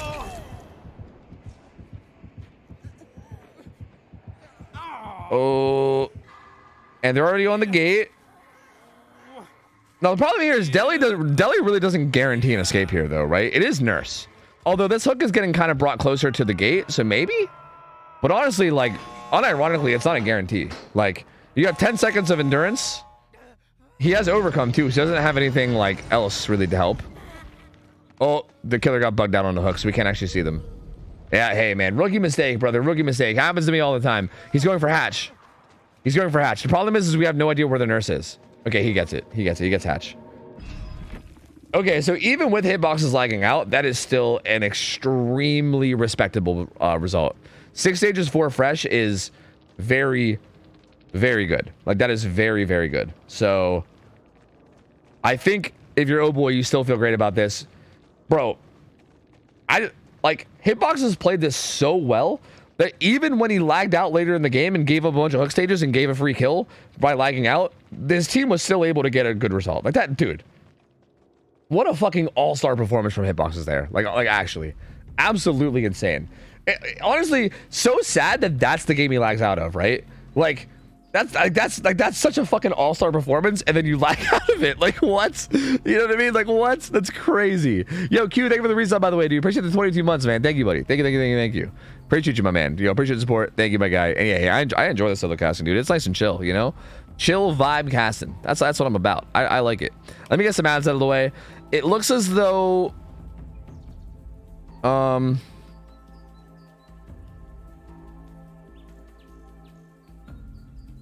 it appears as though Hitboxes was going to play Nurse for them too, but I don't know if his internet is actually back, and they might be bringing in another Nurse player. So we'll see. Which, bro, I don't know. Like, hopefully someone else at least plays a bit of Nurse, because if somehow, okay, if Hitboxes was supposed to be the Nurse player, I'm thinking of this scenario in my head right now. If Hitboxes was supposed to be the Nurse player, oh yeah, they actually gave us a timer. Yeah, because I think they're waiting for Hitboxes to come back, but they might just full send it with somebody else. But a scenario that I'm thinking in my head is if Hitboxes' internet doesn't come back, and he's also supposed to play Nurse, like if he's their dedicated Nurse player, and if they have to fill someone else in to play Nurse that normally doesn't play Nurse, and then they lose this set, that is going to be the saddest timeline that I've ever heard. Hopefully his internet just comes back and we don't have to worry about any of that. But God, that would suck. That would suck pretty fucking hard. Because goddamn, that was such a good showing from him.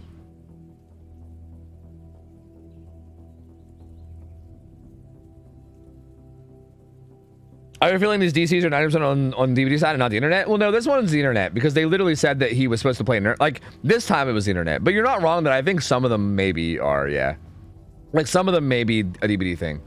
But yeah, this one was definitely an internet thing, because apparently he's supposed to play Nurse and the internet's still down. So yeah, this one's a genuine internet one, but hard to say. Yeah, honestly, hard to say. Like some of the weird laggy things could be more on like DVD side. You know, it's really hard to say.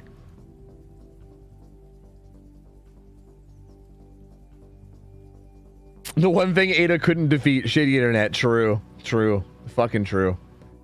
Dude, I still can't believe that chase. That was crazy, dude.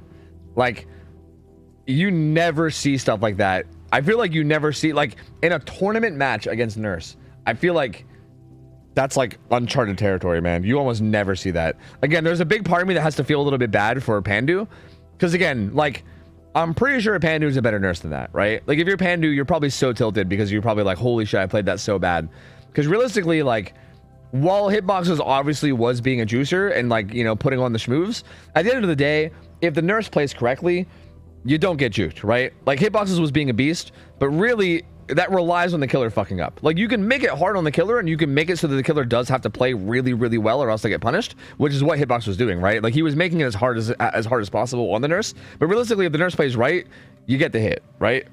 So, like, you know, Hitbox is obviously beast, and I'm not trying to take away from his you know, his thunder here or anything, but I do have to feel a little bit bad for Panda, because I'm sure all the players recognize that, and like Panda probably knows, like, shit, that was like a really bad game. And I also feel like, again, like I said, Nurse is one of those characters where, like, I feel like when you start fucking up, it's so hard to, like, pull it back, dude.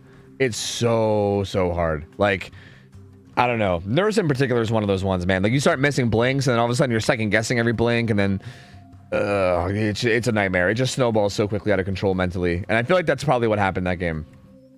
So yeah, I mean, wild stuff, man. Wild stuff.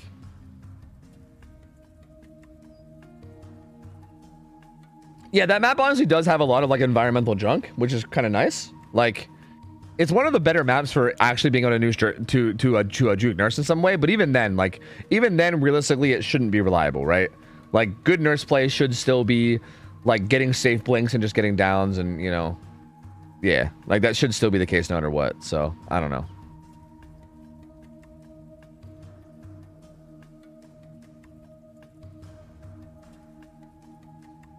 So his little hens in the grass, bro, he'll lick things. He'll do like a little fucking frog tongue lick on like in like the center of the screen. It's terrifying. The little creeping hens, bro. He looks cute, but I'm telling you, he's up to no good. He's scheming. That motherfucker is up to no good. On Killer, the pressure is so real. Oh yeah, dude. Like, there's so much pressure. There's so much pressure, and again, like, especially on, like, a very mechanical killer, right? Like, on a killer that's super mechanical, it's just so easy to snowball, right? Like, I feel like if you're, like, I don't know, Freddy or something, like, you're not really gonna, like, snowball mentally in, like, a mechanical way a whole lot. Like, maybe a little, but with a killer like Nurse, a killer like, I don't know, Billy, or, you know, like Slinger, like a killer like that, where, like, it's like hard mechanical play, it's so easy to just, like, kind of snowball your mentality into a place where you're making bad decisions, going for, like, you know, blinks or shots that you shouldn't be or whatever. Like, I don't know, man. I don't know.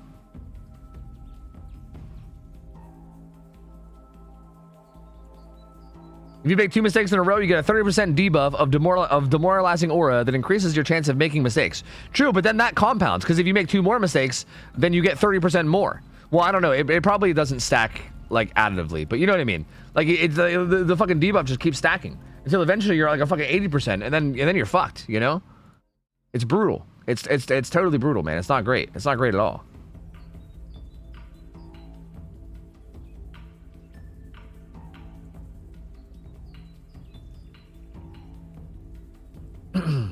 And thousands of people are close to exactly that. I think that's the thing too. Like, the fact that this tournament is, like, so big right now, right? Like, this is like a tournament being hosted by, like, big streamers. Like, right now, Hens and Aughts are currently casting it together. There's, like, thousands of eyes on it.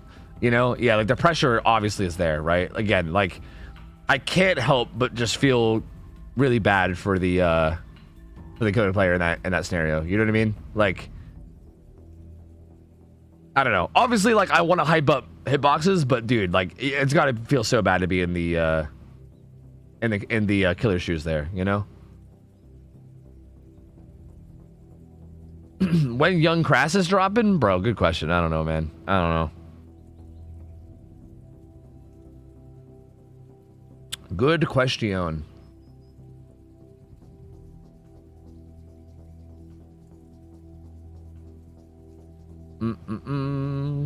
Okay, it actually does look like Hitboxes didn't make it back, and I think they're going to be replacing his nurse with a different nurse player. So again, hopefully this player also knows how to play nurse. I'm assuming. I mean, it's Dunder. We've seen Dunder play killer a couple times before. I think we saw Dunder play Pyramid Head, and maybe somebody else. So we know Dunder's good at killer in general, but hopefully they're, like, not, you know, hopefully they know nurse. Because, yeah, now the win con is going to be 7 stages, which, realistically speaking, 7 stages should be a pretty viable result here. Like, this should be a pretty viable result. That being said, this map is pretty big, and honestly, like, if survivors have near perfect play, it's still kind of beatable, you know? It's still kind of beatable, especially because it's all 4 fresh chunks. Like, I think the fact that they got all 4 fresh chunks is actually kind of a big deal. Because I think it's not totally unrealistic to see, like, 6 stages 1 fresh, or like 6 stages 2 fresh, you know, like something like that could honestly happen. So we will see. Hit on defending it coming through.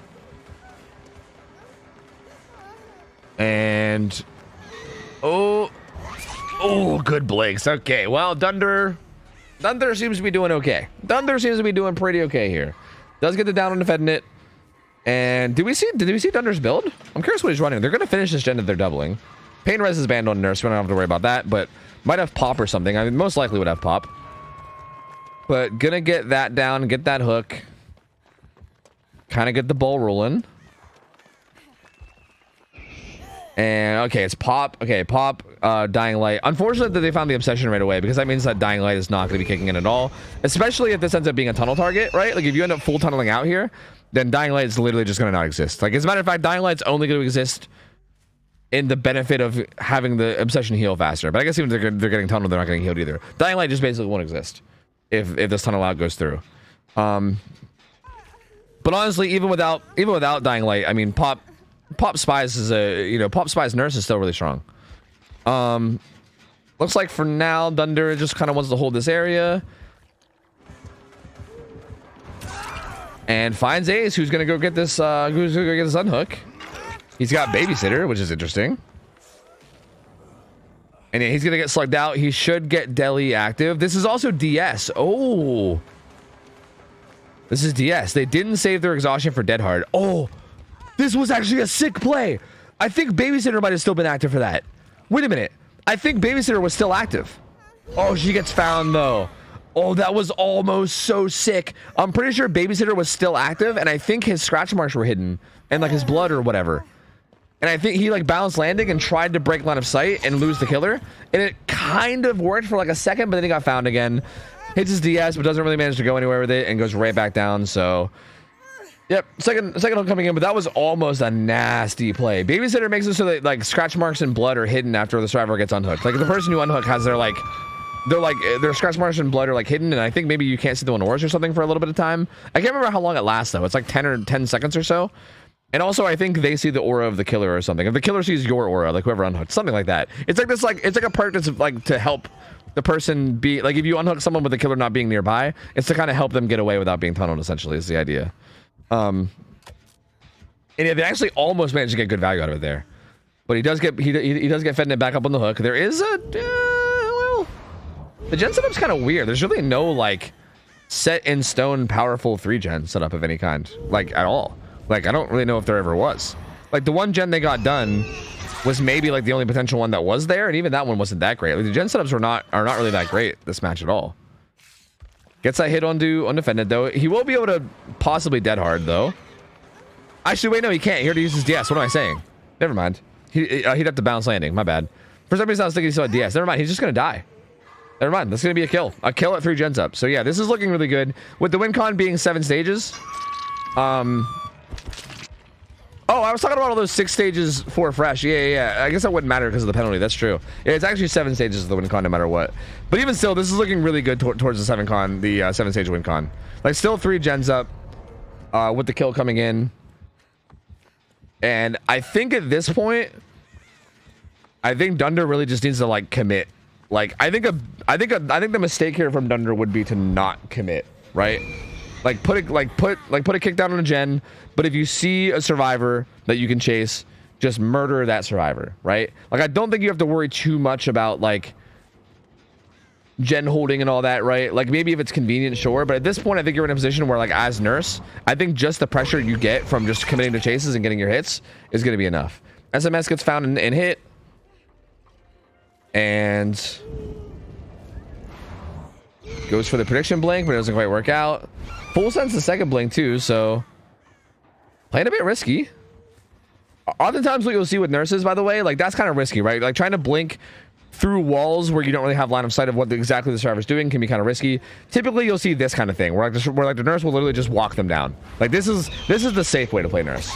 Like if you don't want to get juked, like if you want to just not risk it, sure, it might take an extra 5 seconds for you to like walk them down a little bit first, but if you really want to be safe, that's how you do it. You just walk down survivors, wait until you're in a position where you have clear line of sight, don't fuck around or anything. Just fucking blink down. Bam. You know what I mean?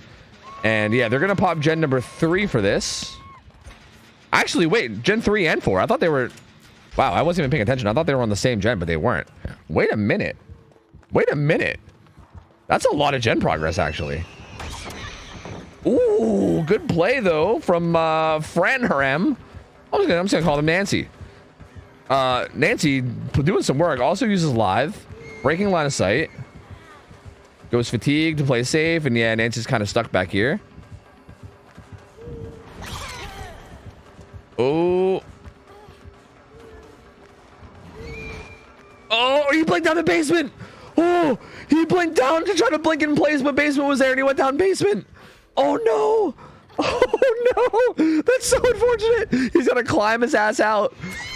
Oh god, and then gets the down. Okay, and the others are resetting across the map. So still looking okay for Oh Boy, but like, man, this is not Delhi. Delhi is still an ace, I believe, right? Yeah, Delhi is still an ace. So no Delhi in play yet.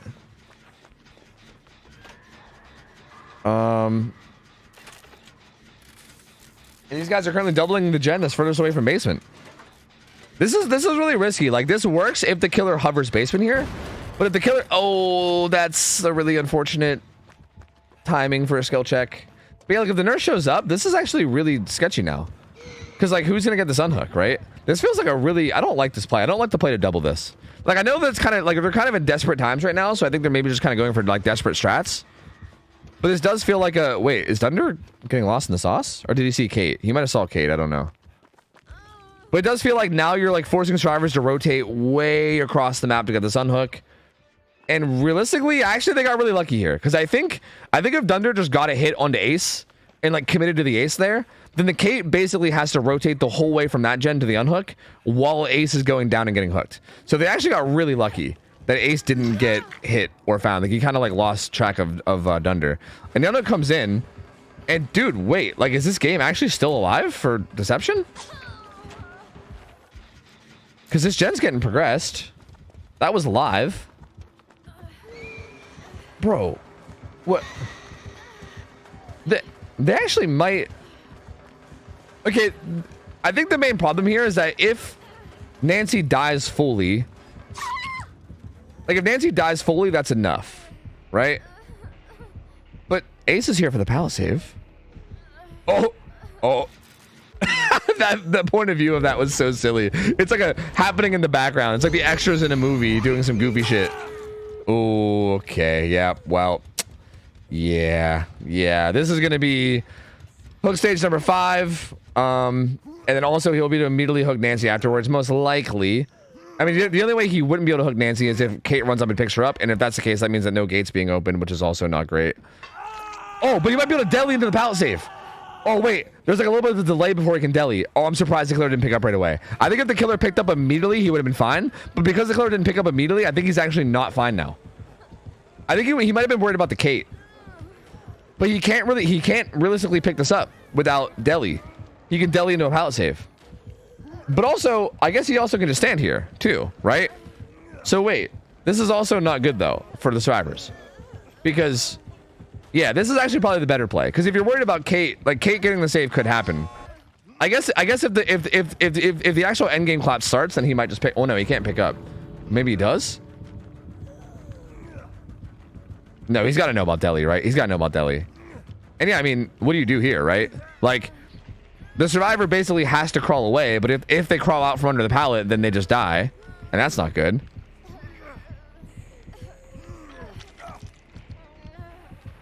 Ace is gonna deli. The nurse is just like, that's fine. I'll just watch that happen. That's cool with me. That's cool. That's fine. That's just chill. I'm chilling. I just want this Nancy. Hey, back up. I just want this Nancy. And he's gonna chase him away a bit. Nancy does, or sorry, not Nancy. Kate does have sprint burst. That's very important. This is like budget background player, you know? Not quite as fast, but that does make it so this pallet save is more of a threat from further away. And realistically, I think that bleeding out here... Never mind. Never mind. They didn't get it. Never mind. They didn't get it. That's going to be hook stage number 7, I believe, which is going to be enough for the win. Yep, so there you go. Oh boy is going to take it. I was gonna go into this deep dive about how I think bleed outs would still be fine, because I don't know how bleed outs work in this tournament, but I think it's just like the fresh hook rule, right? Like I think it's like the same thing we do for scrims, where I think bleeding out just doesn't award the fresh hook. So I think even if Nancy bled out there, it still would have been fine. But yeah, eventually he just goes for the hook, takes it, and yeah, that's gonna be enough. Oh boy is gonna go up 2-1. So they are now 1 win away from getting into the brackets, and unfortunately for Deception, they're going to drop down to 1 and 2. So now they're going to be playing for their life. They have to win out from here on, and then if at any point they lose a matchup, then they're going to be donezo. They're going to be eliminated from the Swiss and from the tournament in general. So solid match, man. I mean, again, oh boy just played this. Okay, what I think is actually kind of sad, I guess. Like, there's 2 things that are sad. First off, oh boy, juiced out of their fucking minds. Like, hitboxes on Survivor was ridiculous. But Deception actually played this Survivor round really well, too. Like, they did a really good job here. Like, this is honestly a good result. Like, 7 stages or whatever, 8 stages or whatever the fuck this honestly is not a bad result at all on their end either. Like, they did play this really well. So, like, massive props to them. Like, Deception definitely did a really good job here. I think, again, I hate to say this kind of stuff because I'm sure the player already feels not great about it, but I think if their nurse play was just like a little bit better, like if their killer had gotten a little bit of a better performance, their Survivor play was honestly very on point here. And I feel like, again, this team definitely did show up and they played really, really well. So impressive, man. Very, very impressive. And they're going to drop down to 1 and 2, but honestly, Deception's one of the teams where like they're 1 and 2 right now, but I could definitely see them finishing out and making it like 3 and 2. Like I can see them making it, honestly. Like, out of the teams that are 1 and 2, they feel like one of the ones that have a pretty good chance. That being said, there are some scary teams down there in that, like, 1 and 2 bracket, right? I mean, Calamity is still 0 and 2, so, like, if they win, Calamity will be in the 1 and 2 bracket. You have Trauma is still coming up, right? Or no? Yeah? No. Wait. Oh my god, I've watched too many games today. Did we already watch Trauma, or was that... No, Trauma's next. Wait, we're seeing Trauma right now. Oh, I'm dumb. Okay, never mind. Trauma versus Tremor. Okay, wait, one of these two teams is going to drop down to 1 and 2, which is also going to be crazy, right? Because these are both really, really strong teams too. So there is going to be a lot of strong teams in that 1 and 2 bracket. So Deception definitely doesn't have like a free ride in by any means, but they're a really good team, and I could definitely see them making it, right? Like, I don't know. I definitely don't think they're counted out of the equation at all here. This one's going to be Trauma and Tremor. Oh, it looks like the Eternal versus Ariendel match keeps getting pushed back. There must be some kind of scheduling issue because they keep getting pushed back. I kept thinking that match was coming up, and then it keeps getting pushed back a little bit further and a little bit further. So this one's gonna be Trauma versus Tremor. This should be a really good matchup. Let me give you guys a prediction. Yeah. Man, Trauma has been looking so good this tournament, dude. They've been looking so good. It's so good to see them back and competing again. But Tremor is, dude, they're fucking juicers, man. They are juicers. Tremor is such a good team. So, brother, I don't know, dude. I don't know.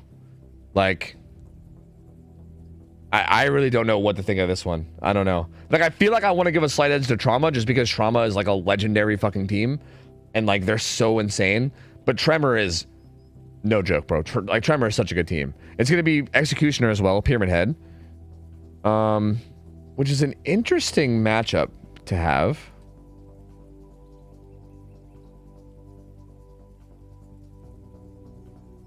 And I feel like, yeah, it's going to be... Okay, so it's going to be Trauma on Survivor first up against the killer from Tremor. Tremor's going to have Boo playing first. I believe Boo is like the main killer for Tremor. Plays most of the killers. We have seen Boo play a few times before, and he's very, very good. Boo is also NA West, if I'm not mistaken. So... And Trauma is from Russia, if I'm also not mistaken. If I'm correct about that, which I'm pretty sure I am, I'm like 99% on this. I think this is going to be an NA West killer against 4 Russian survivors. So ping is going to be, you know. So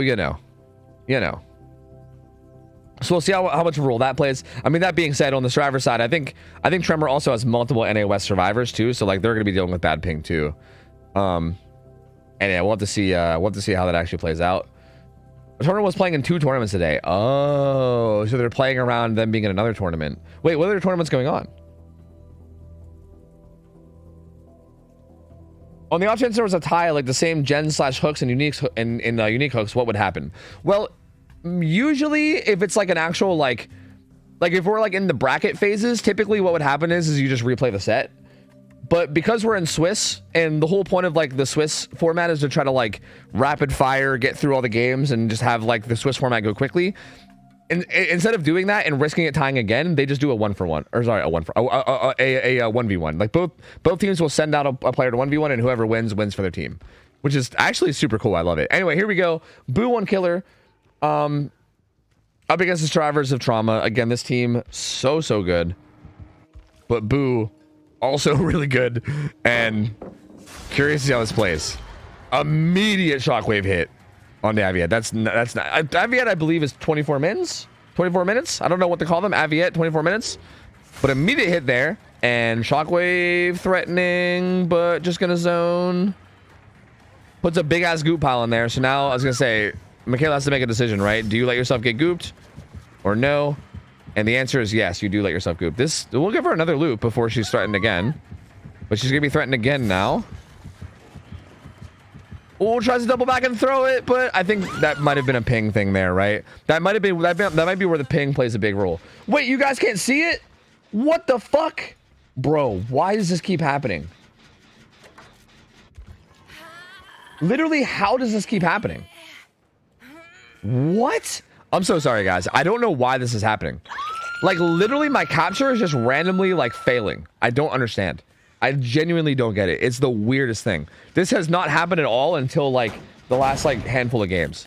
That's so bad. I'm sorry. I apologize. Sorry. There was a chase at Shaq. Michaela did a few loops, but eventually went down. She didn't throw Shaq pallet, so that's what you missed. And now the unhook comes in really quickly, and she does throw Shaq pallet this time. And this looks like the tunnel out target for Boo now, right? Boo is going to want to kill this Michaela. And at this point, it's going to be a matter of how much can the survivors get done before this kill comes through.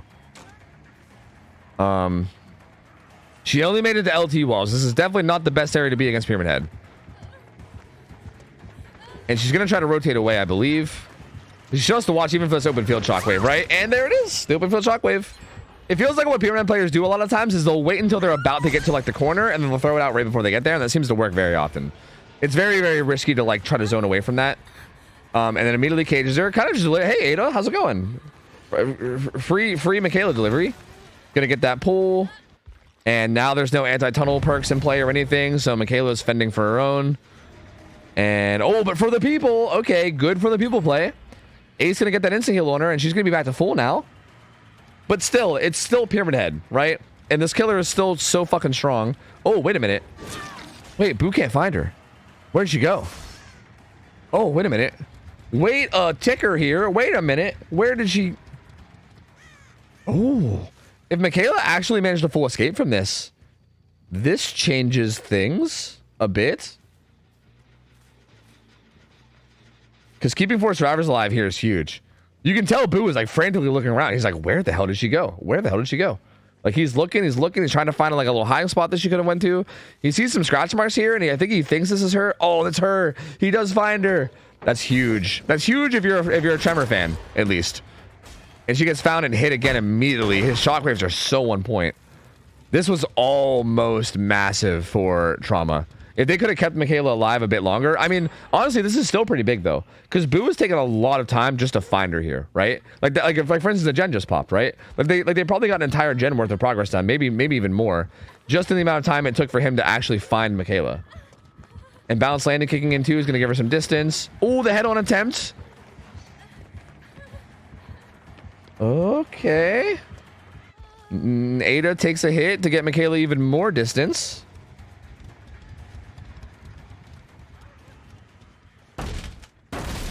Oh. And she's doing a really good job of holding the distance here and trying to stay alive, but it's starting to look like her days might be numbered. Boo's closing the distance, and every time he gets closer and closer, it becomes more and more threatening. Oh, the head-on! And the firecracker! Oh, no swatter! Oh, shit, dude! Oh, yo, Trauma! This team, dude. This team. Trauma is so nasty, dude. They're so nasty. And she actually has flashbang, too, so she could potentially get... I'm actually surprised she didn't craft her flashbang. Because she could have used the flashbang and then saved the firecracker, right? But either way, insane play. And Boo actually has to leave chase with Michaela and now chase Ada, who actually gets the stun too with the inside of the map. Zone the Pyramid Head back to the corner and gets the whole map from that. Oh my god, this is huge. Holy shit, Trauma's gonna get a massive result here. This is gonna be so big. This Ada is doing work, dude. Holy. Has to maybe win a 50-50 here. And oh my god, gets away with it too. Boo doesn't manage to land it. And she just heads back edge map. She even steps in goop, I think, of maybe just being like, yeah, go ahead, keep chasing me, it's fine. And it looks like they were maybe tripling a gen.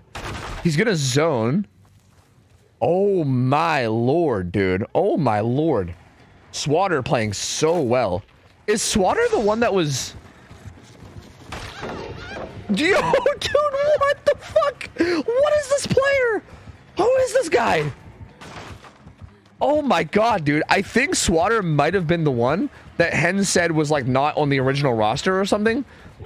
I think, if I remember correctly, that's who it was. I remember there was like a roster that they used in the first matchup where Hens was like, yeah, like 3 of these 4 were like the OG roster, and Swatter's like was like a new pickup of theirs or something. I think it was Swatter. And oh my lord, if so, what a pickup! Because dude, that motherfucker is insane. So cracked. That is nuts. And Boo now just like, what do you do? I mean, you have no ed, right? So I guess what you do is you probably look for either Nia or Ace. Because Nia or Ace are both worth. Oh, and he finds Ace breaking the totem. So this is potentially 6 stages if Ace dies, right? If you down Ace, camp him to death, secure the kill. Oh, he held that check spot as long as he could, but it still was a 50-50. They're breaking the totem, but they're gonna bail from it. Sprint burst is gonna be up on Grenout. Well, Grenout's gonna go back to breaking it. Grenout's got sprint burst, so I think he's not too worried about this, right? He can try to break this, and it's not too much of a threat, but he's got to leave, right? Yeah, he's got to leave. I think they're just gonna leave him to die. There's no way you save here. If they manage to get that no-ed broken, they maybe could have tried to make a play on this, but because they aren't, they're just gonna go ahead and get out. But 6 stages is still a really solid result from Trauma here. And man, I mean, kudos to Boo though. He at least did make something happen here at the end, right? Considering that rough spot he was in, he did manage to find one of the fresh hooks. He hooked him on top of no-ed. He has him in a spot now where he can secure at least these 6 stages. So yeah, it's gonna be 6 stages, 3 fresh. But wow, dude. Such good play from Trauma.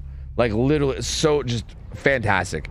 This is exactly like everything I've always heard about Trauma is this exact kind of thing too. Like Trauma is just so good at like team play, you know? Like they had Ace in position to get that for the people play on Michaela when she got uncaged. Even when Michaela got found, her pathing was really good. Ada hovered and took a hit, then got a head on and a blind to buy Michaela even more time. Basically forced the Pyramid Head to drop chase. Then also just had a juicer chase after the fact. Like just phenomenal team play. Like literally just phenomenal team play.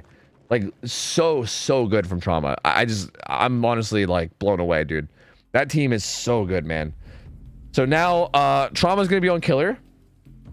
And again, like I said, ping, dude. This was all on Russian ping connecting to NA West, dude. Like that's like, what even is that's like 150 plus ping or something? Probably even more, right?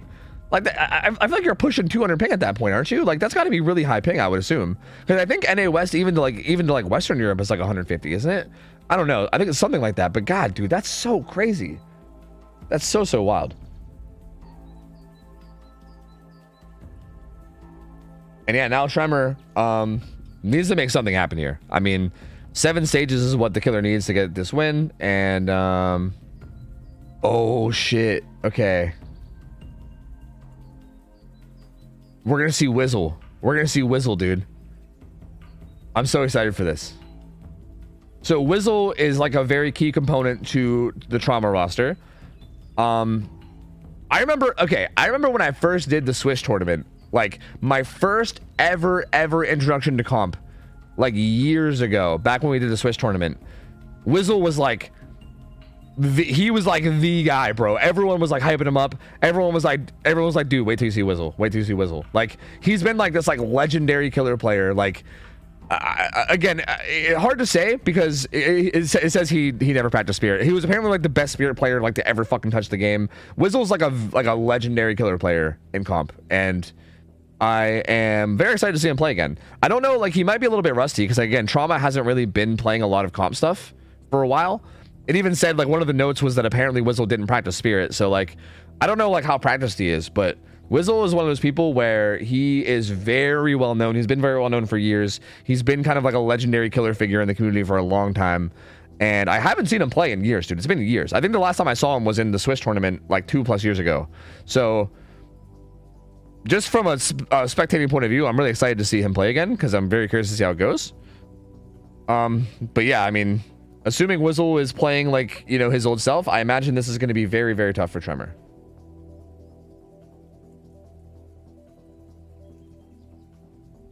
Is the list on the side how many times the teams have won? Yes, that is their wins out of 3. It doesn't show their losses, but I can just kind of maybe tell you. Basically, if a team wins 3 times, they advance. If they lose 3 times, they're out. So far, Elysium has won 3 times, so they're basically out of here. Like they advanced to the brackets. No one else has either advanced or got knocked out yet. By the end of the day today, we're gonna have 2 teams that advance through, and we're gonna have 2 teams that get knocked out entirely. By the end of the day, like Eternal and Ariandel are gonna play later, and one of those teams is going to advance today. Like whoever wins, and also all the teams that are 0-3 right now, they're all going to be playing against each other. At the end of the night too, and whoever loses those matchups are also going to be basically sent packing. You're not joining Hens and Aughts? That's you know, three casters is pretty crowded. I don't know about all that. I don't know. I think I'm down to let them have their duo cast, and I'm just gonna solo cast today, and I think I'm gonna be joining Hens for the rest of the event, like tomorrow and next weekend. But yeah, no, 3 casters is kind of that's a little rough, man. That's a little. Like, it's hard to, like, find a time to even speak half the time without talking over people, you know?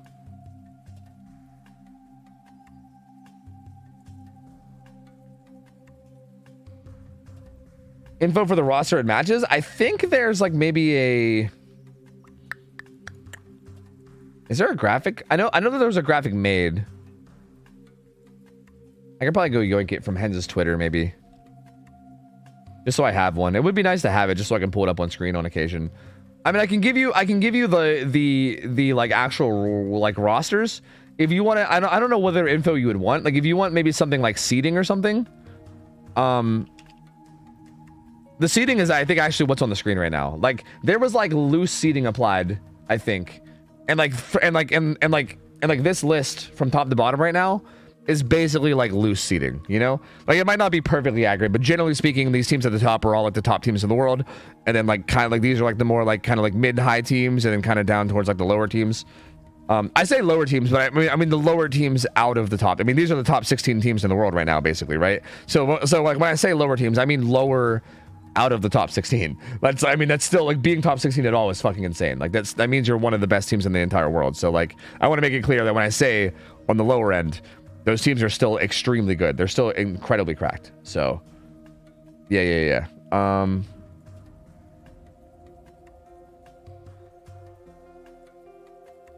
Let me see if I can get an image upload, meow. No,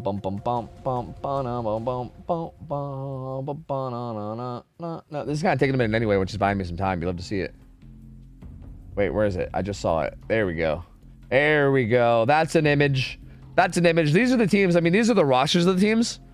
So, I mean, this will give you a general idea of what's going on in terms of like who's playing on what team or whatever. I mean, if you're not super familiar with players, then maybe this won't even really help you that much to begin with. But if you're at least familiar with some players, like, I mean, obviously you might recognize people like Nightlight on Team Eternal. You know, there's obviously some players that you might recognize, but for the most part, a lot of teams might not be super recognizable if you're not very, very familiar with comp. The Eternal lose a set. No, they just haven't played their 3rd game yet. Them and Ariandel are playing later to see who's going to go 3-0. Eternal is currently 2-0. Can I set this up on a hotkey without breaking everything? That's the question. Can I do it without breaking everything? I feel like my capture's going to fucking break again, dude. You know what? I'm going to refresh. Well, no. Do I want to do that? Okay, you know what? Fuck this image. I'm going to try to work on this for a second. Because I don't want this to keep breaking. Let me, like, refresh this fucking whole website. Yeah. Okay.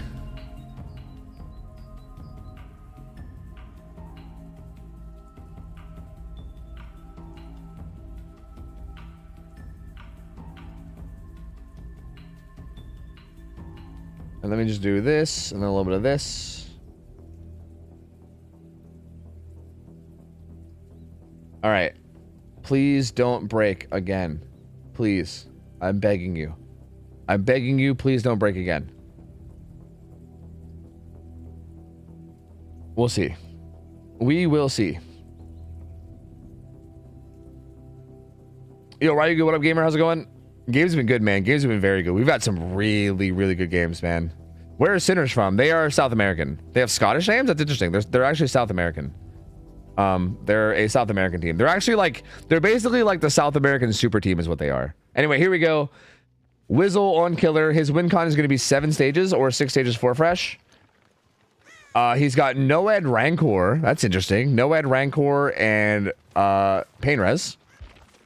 So a very solid build. Not overcommitting to the regression, but Rancor is really good for info. Whoa! Yes, 911. Yep. Yep. I saw a robbery. Yep. I believe I've just seen a robbery. Yep. 911. Yep. Please send the police. I believe I just witnessed a robbery. Ping gets, or sorry, Boo gets away from that somehow. I'm not sure, but he's gonna get zoned out of that one, and he's probably gonna get zoned out of this window too. Actually, he doesn't even bother zoning. I guess he's just comfortable getting the M1, and he will. Boo also steps into the spaghetti, so he's gonna be tormented. Ooh, Wizzle putting a sword on the ground just for a second to get Boo to juke around a little bit. Ooh, does it? He actually did send the shockwave, but it didn't land. So, like, again, some of you guys probably know this, but if you get stunned, like, you can kind of react to the stun. If you react fast enough, you can press M1 as you're, like, as the stun's kicking in, and you'll still send out the shockwave, and sometimes you'll still get the hit, even though you got stunned. And Wizzle actually did that, but it, like, was slightly to the side and didn't land. I think it was because he got stunned on the same side as him, and it didn't quite work. But Boo is eventually going to go down in this pallet, though. They did pop a gen, though, so decent start. Decent start for Tremor, honestly, all things considered. 2 gens done for Tremor. Okay, you know what? Exceptional start for Tremor. This is actually looking very good for them. That being said, WinCon is still not that crazy, and also with Noed being a thing, and you know other things coming into play, Rancor matters as well. There is some things in play here that is still going to make this not exactly free, but definitely the start that you need for Tremor. Like these guys, this is definitely the start that they want. If they want a chance to win this, this is definitely the start that they got to have. 2 gens done, and Boo's currently up on hook deep on Shaq's side. And Wizzle looking around. Here's, it sounds like Ace, I think, from the sounds of the breathing. Yep, finds Ronnie here. Gets the hit on the vault. Well played. And Ronnie gonna head towards main. He's not even bothering. Like, dude, he's nowhere near Boo. Like, he wasn't even bothering to play around the hook on Boo at all. Seems totally fine with not going for a tunnel out. Just seems to want to maybe just get some pain reses and try to secure the win, which does make sense, right? I mean, with this win con, it kind of puts you in a position where you don't really need to tunnel out at all. Like, obviously, if it's convenient to, then maybe, sure, but like, you don't really need to, right? You can kind of just go after fresh hooks, try to get your downs, get your pain reses. Oh, good juke from Ronnie, dude. That was so good. But you can kind of just get your pain reses and also then just try to make something happen late game with your late game perks too. And that seems to be what Wizzle's about, right? He gets us down to Ronnie. Possible pain res here, but this took a while. Ronnie did do a really good job here in Chase. There might be a gen popping soon, maybe? We'll see. The pain res is a bit far away. He's having to take a hike for it. Gen does not pop. The gen does not pop. So pain res comes through. Still at 3 gens.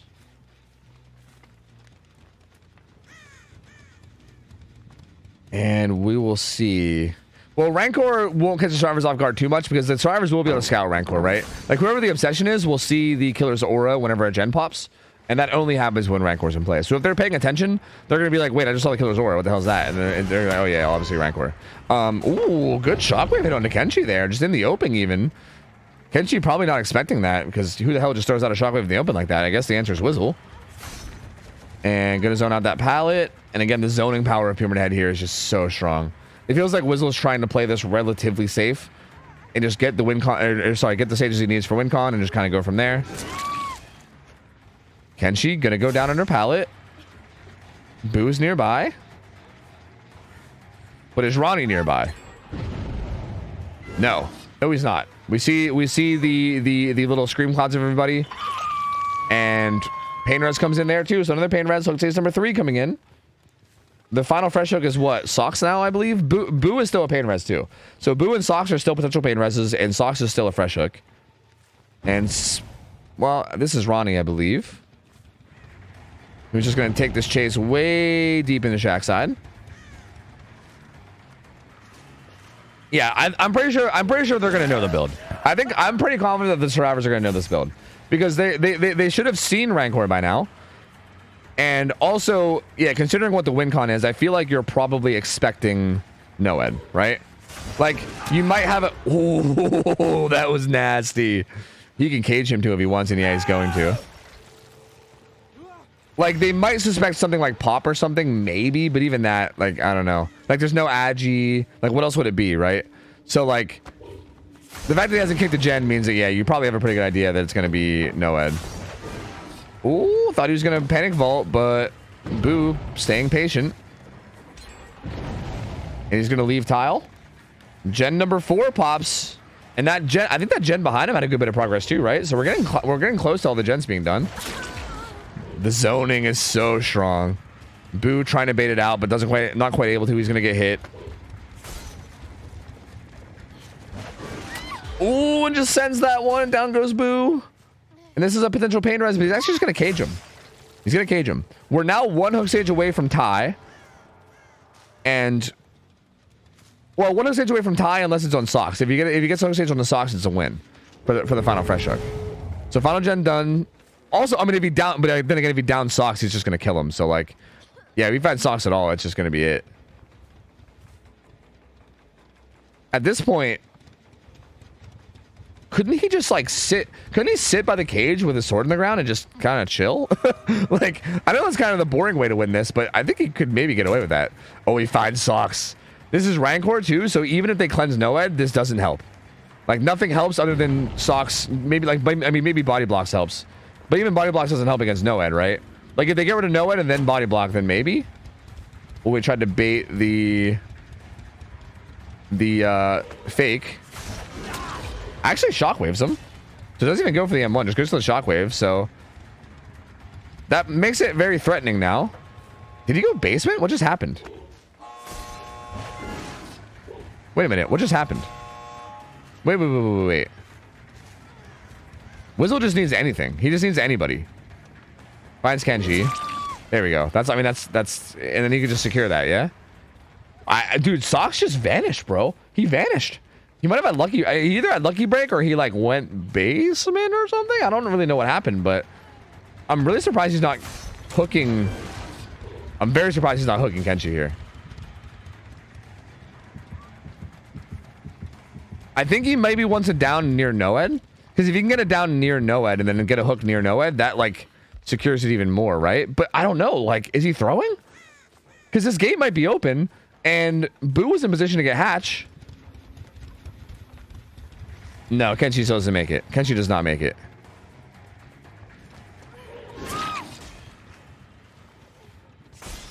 Okay, he's going to take this hook on the Kenshi now. This will secure the tie no matter what. And in order to win... Okay, in order to even get the tie, the survivors need to break Noed, which they just did. They also need to find a way to save the survivor without getting anyone else killed. And Socks can't help. Socks can't help at all. So Socks is basically out of play now because of Rancor. So basically, Boo and Ronnie, I don't think this is going to happen. Because Boo and Ronnie are both injured. They basically need to like heal up. I mean, Socks can at least help them heal. I guess. But Boo and Ronnie need to both heal up and then find a way to save Kenji without anybody going down. And if they do all that, then they can at least tie. Which, you know, they actually will get the heals off in time. But yeah, Socks is going to show up to help with the heal too. So the heal will be done in time. But still, the fact that this is only a 2-man job is rough, right? Like, it sucks that Socks can't help at all. But he really can't. Like, if Socks gets close to this killer at all, he just gets one shot down and then Moried.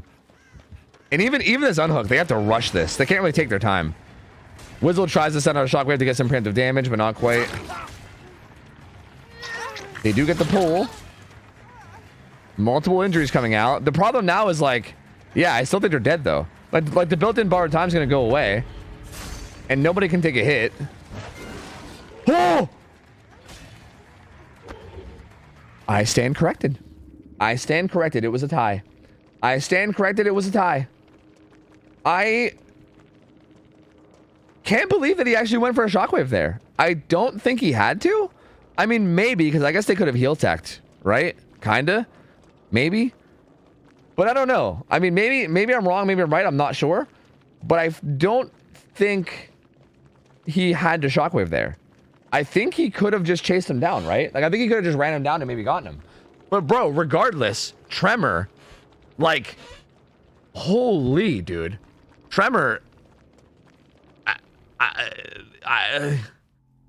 that was amazing. Like, that, everything about that match was phenomenal. They played that so well. Even that save at the end, like, they had to rush that save. There was no time to, like, hesitate or do anything other than just fucking heal up, rush in there, get the save. Socks couldn't even help because he was Rancored. Like, even Socks getting away after getting found with Rancor was massive. Like, everything just went correctly for them there. Like, everything, dude, I love this. I love this. Wow, I didn't even know they had a graphic for this. We're sending the juicers, boys. We're sending the juicers. Hell yeah, baby. We're sending the juicers. 2 are corrupted? Oh, can you not heal tech on corruption? Is that a thing? Can you like cage through healing? See, I don't know. I'm not 100%. But yeah, I kind of feel like he could have just ran him down. I don't think they made it out if he just ran him down, but I don't know. Either way, yeah, we're gonna, yo, trauma now. Two out of 3 trauma sets are being decided by sending juicers. They beat Calamity round 1 by sending juicers. They then lost round 2, and now they're trying to play for their second win by sending the juicers. Bro, wait a minute. Where's Zaphis? Oh, wait a minute. Where's Zaphis? Is Zaphis online? Tremor's got Zaphis on their squad, dude.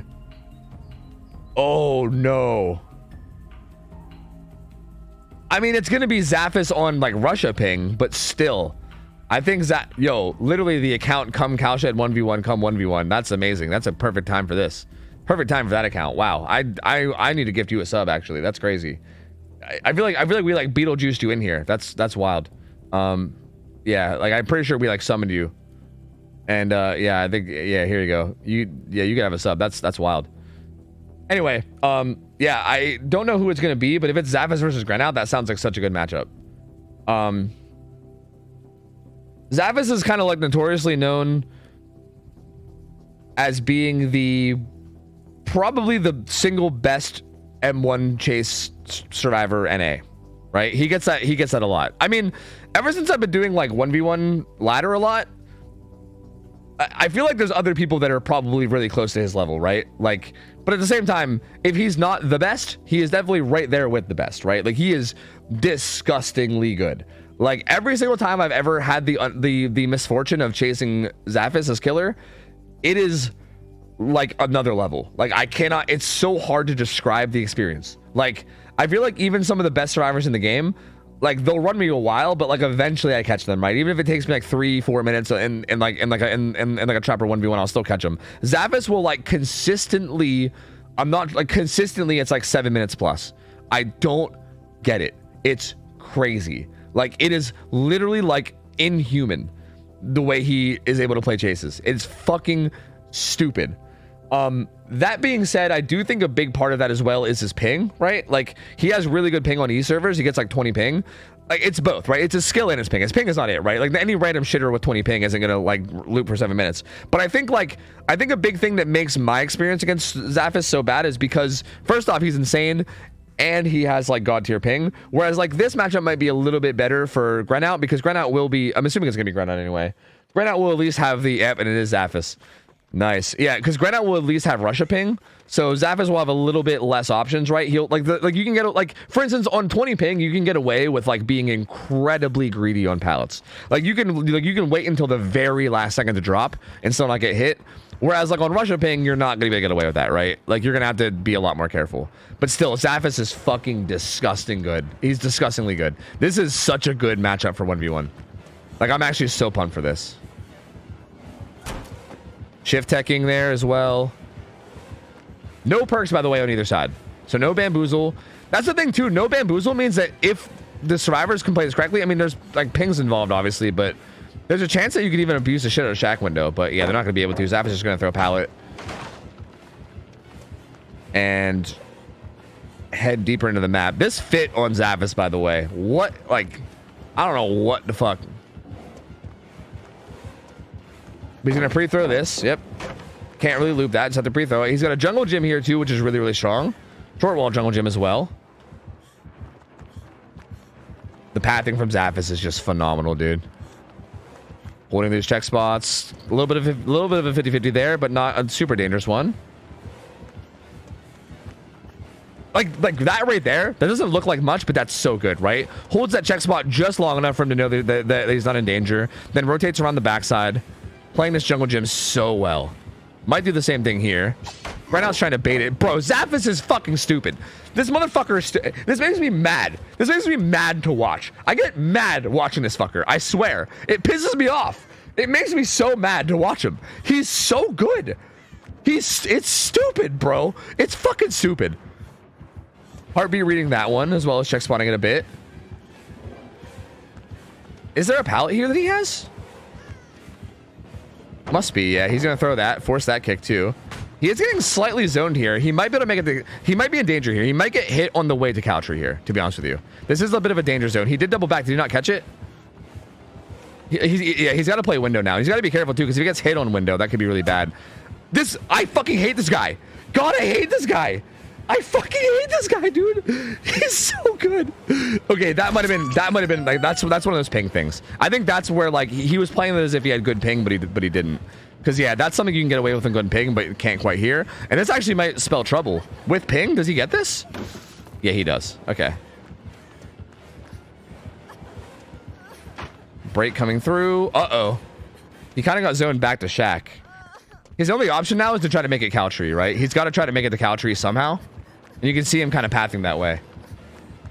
He's like judging distance. He's judging distance. See if he can make vault. He's got to go around. I don't know if he makes this. It's going to be close. He does. He does make it. Okay, now, Grenaut's probably going to zone him here, right? No. Yes, he's going to zone him here. Yeah, he's going to zone him back towards Shaq. He's zoning him, like, this is really good from Grenaut, though. Grenaut's zoning him away from all the resources. He's stuck at Shaq, and there's no pallets here. Like, Zavis is pretty much dead now. The only way he can get away from this is if he gets Grenaut to bite really hard on something. Like, if he gets him to swing at the window while not getting the hit or something, then maybe. Even then, I don't know. Bro, like, what was this guy? Zavis is just so stupid. It's so...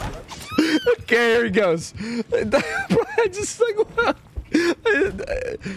This motherfucker is just so good. Dude, he's so good.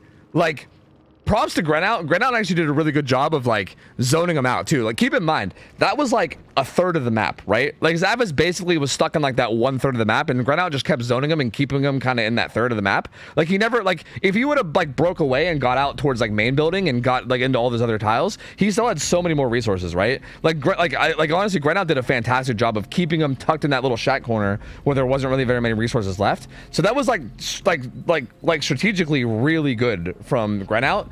But bro, like, the amount of like 50-50s that Zavis wins is just so insane. Like, that window play on Shaq, you know what I mean? Like, shit like that, like, just, it's just, dude, God, it's frustrating to even watch. Like, honestly, it's crazy. He's so fucking good. God. And yeah, again, I mean, this is all high ping too. So like 313, I think was his time, right? I think that's pretty good on ping. Like, not unbeatable. We did see Grenaut against Rocket's killer. Grenaut got to 2 minutes, like, with relative ease. Like, I think Grenaut got to like 2 minutes before he even got hit. So Grenaut is no, like, I mean, okay, I'm talking up Zavis a lot because Zavis as a survivor is just absurd. Like, he's an absurd survivor. That being said, we'll see how good Zavis is on the killer side. Zavis does play some killers, so he is going to know what to do here, at least somewhat. But Grenaut is no joke, bro. Grenaut's no pushover. I mean, Grenaut's very, very, very good at this game. So that was a really good time from Zavis, but man, I mean, it's hard to say. Like, I feel like Grenaut could still absolutely take this. Yeah, and Grenaut also was like the last time we saw Grenaut, he was also going against Rocket, and Rocket like literally grinds 1v1s. Like, that's like mostly what Rocket does. Like, his name on Twitch is 1v1 Rocket. Like, he does once. That's like his thing. And Grenaut beat Rocket in once. Like, not only did he beat him, like, kind of like I said, against Rocket's killer, he didn't even get hit until like 2 minutes in or something. Like, he was playing outstanding. So like, if Granout does that again, right? Like, you know, anything's possible here.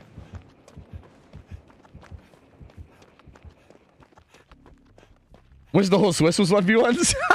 I don't know about all that. I kind of like it as like a periodical thing. I think if it was nothing, I love how the teams just say, come Cowshed. This is so good. The overlay for this is actually fucking amazing. Come Cowshed. Come Cowshed 1v1. Oh, fuck. That's so good. That's so good. Oh, yeah, Red Tyrant. Yeah, yeah, yeah. I think we both realized at the same time. It's so fucking good. All right. Granout gonna take the non-pallet side. Neither side really hard scouting the map either. That's kind of interesting. Considering the fact that like the tournament win is on the line, it's very interesting to me that neither side decided to like scout the map. They both just kind of like, they took like a little bit of a look around, but they were just like, eh, whatever. Let's just send it. Heartbeat reading there from Granout knows that he doubled back and is going for something tricky, so he's able to run away. This is a really good start for Granout. This is a really good start. He just got like 20 seconds on Shaq without even having to use pallet. And now he can use Cow Tree. And Zaphis might be zoning him away from Shaq. Yeah, Zaphis I think is trying to zone him away from Shaq, but this also gives him a lot of the map, right? Like this opens up the whole map to him. He's got this pallet here, which is incredibly safe, as you can tell. It's fucking gigantic, so no real chance of anything bad happening here. Gets a stun too. Is this a jungle gym? Jungle gym here for Granout. Just pre-throws it, not taking any chances. We kind of saw this against Rocket too. Like Granout, like you can saw like Zaphis like really gets maximum value out of every single tile and makes sure he gets like full value. Like isn't really afraid to like greed every once in a while. We see this from Granout. Sometimes he does not mind just chucking a pallet and being like fuck it, just playing safe. Like he does not playing like, I mean, again, he's able to play greedy like here. Like I think did you see that double back? Oh, he double backed. Trying to break Bloodlust. Oh, this should be a hit probably. Yeah, this is probably a hit. Oh, no way, no way, no way. Granout gets away with this. Shift tech. I think he gets hit. Yeah, he gets hit. He gets hit. Still a lot of time being bought though. Did buy a lot of time there. Almost broke Bloodlust. If he was able to break Bloodlust, he actually dropped Chase right at the very end. So it was almost, but just not quite. He throws it. He still has Shaq up. I think he knows that. I think he might recognize that Shaq is still up and he's heading back that way. There's no pallet on that path. He's currently looking around. He's like, where's my pallets? Where's my pallets? Where's my pallets? Dude, there's actually like not a lot here. Uh-oh. He has Shaq, but he needs to make sure that after Shaq, he's safe. As a matter of fact, he kind of is going to greed the window a bit. That was risky. This is also risky. Oh! And Zaphis takes the win. So there we go. Yeah, I think that was unfortunate because I think he was kind of like looking around on his way to Shaq and seeing what he can transition into, and he saw nothing, and I think that made him kind of be like, well shit, now I have to make something happen at Shaq, right? I gotta like, he had to like win like a 50-50 or two at Shaq and make sure that he didn't die. And it felt like there was maybe a little bit of a panic after that vault as well. But yeah, so Tremor ends up winning. Tremor ends up winning through the 1v1, bro. The fucking hidden weapon Zaphis, man. We haven't even seen Zaphis all day today. Tremor has played 2 matches and Zaphis literally hasn't played a single game on Survivor. But they pull him out of his slumber for the 1v1, bro. They're like, oh dude, we got a 1v1 for the fucking sake of our team. Go awaken the Zaphis. Awaken the Zaph. Awaken him from his slumber. This motherfucker just shows up and juices like crazy, dude. That's so wild. Holy shit, dude. That means Trauma's gonna drop down to 1 and 2. Trauma's gonna be playing for their tournament life. Wow, dude. That's honestly kind of unexpected. Tremor getting a big win there. That's a huge win for Tremor, honestly. And this is a super big matchup now. Let me quickly give you guys a prediction. Let me quickly get some ads down out of the way too. Eternal versus Ariendel. 2 undefeated teams. This is a huge matchup right now. Both these teams are undefeated. Whoever wins this match is going to be moving on to the actual bracket phase. So one of these teams will be leaving the Swiss today. And the other team will be going 2-1. So the other team will still be in a really good position to still get to the brackets, but one team's just going to advance right here. Another team's going to have to keep playing until they get their 3rd win. And obviously Team Eternal, I feel like even people that don't know much about comp are going to know Team Eternal. I mean, they're, again, kind of a legendary team. Dominated the comp scene for so long.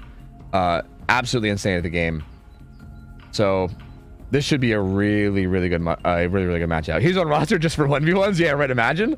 I mean, he's definitely not. Like, Zavis is insane in the 4v1 too, but it is interesting that they like don't have him playing in a bunch of the matchups, and then he'll just show up for the 1v1s and be like, yeah, don't worry guys. Don't worry, I'll just juice this killer all day. It's fine. Dude, fucking Zaf, bro. That motherfucker is insane. I hopefully for the sake of all the teams, hopefully none of them have to go down to the 1v1 with Tremor again, because bro, that's not a fun matchup to have to do. Like, goddamn, not a fun one to do at all.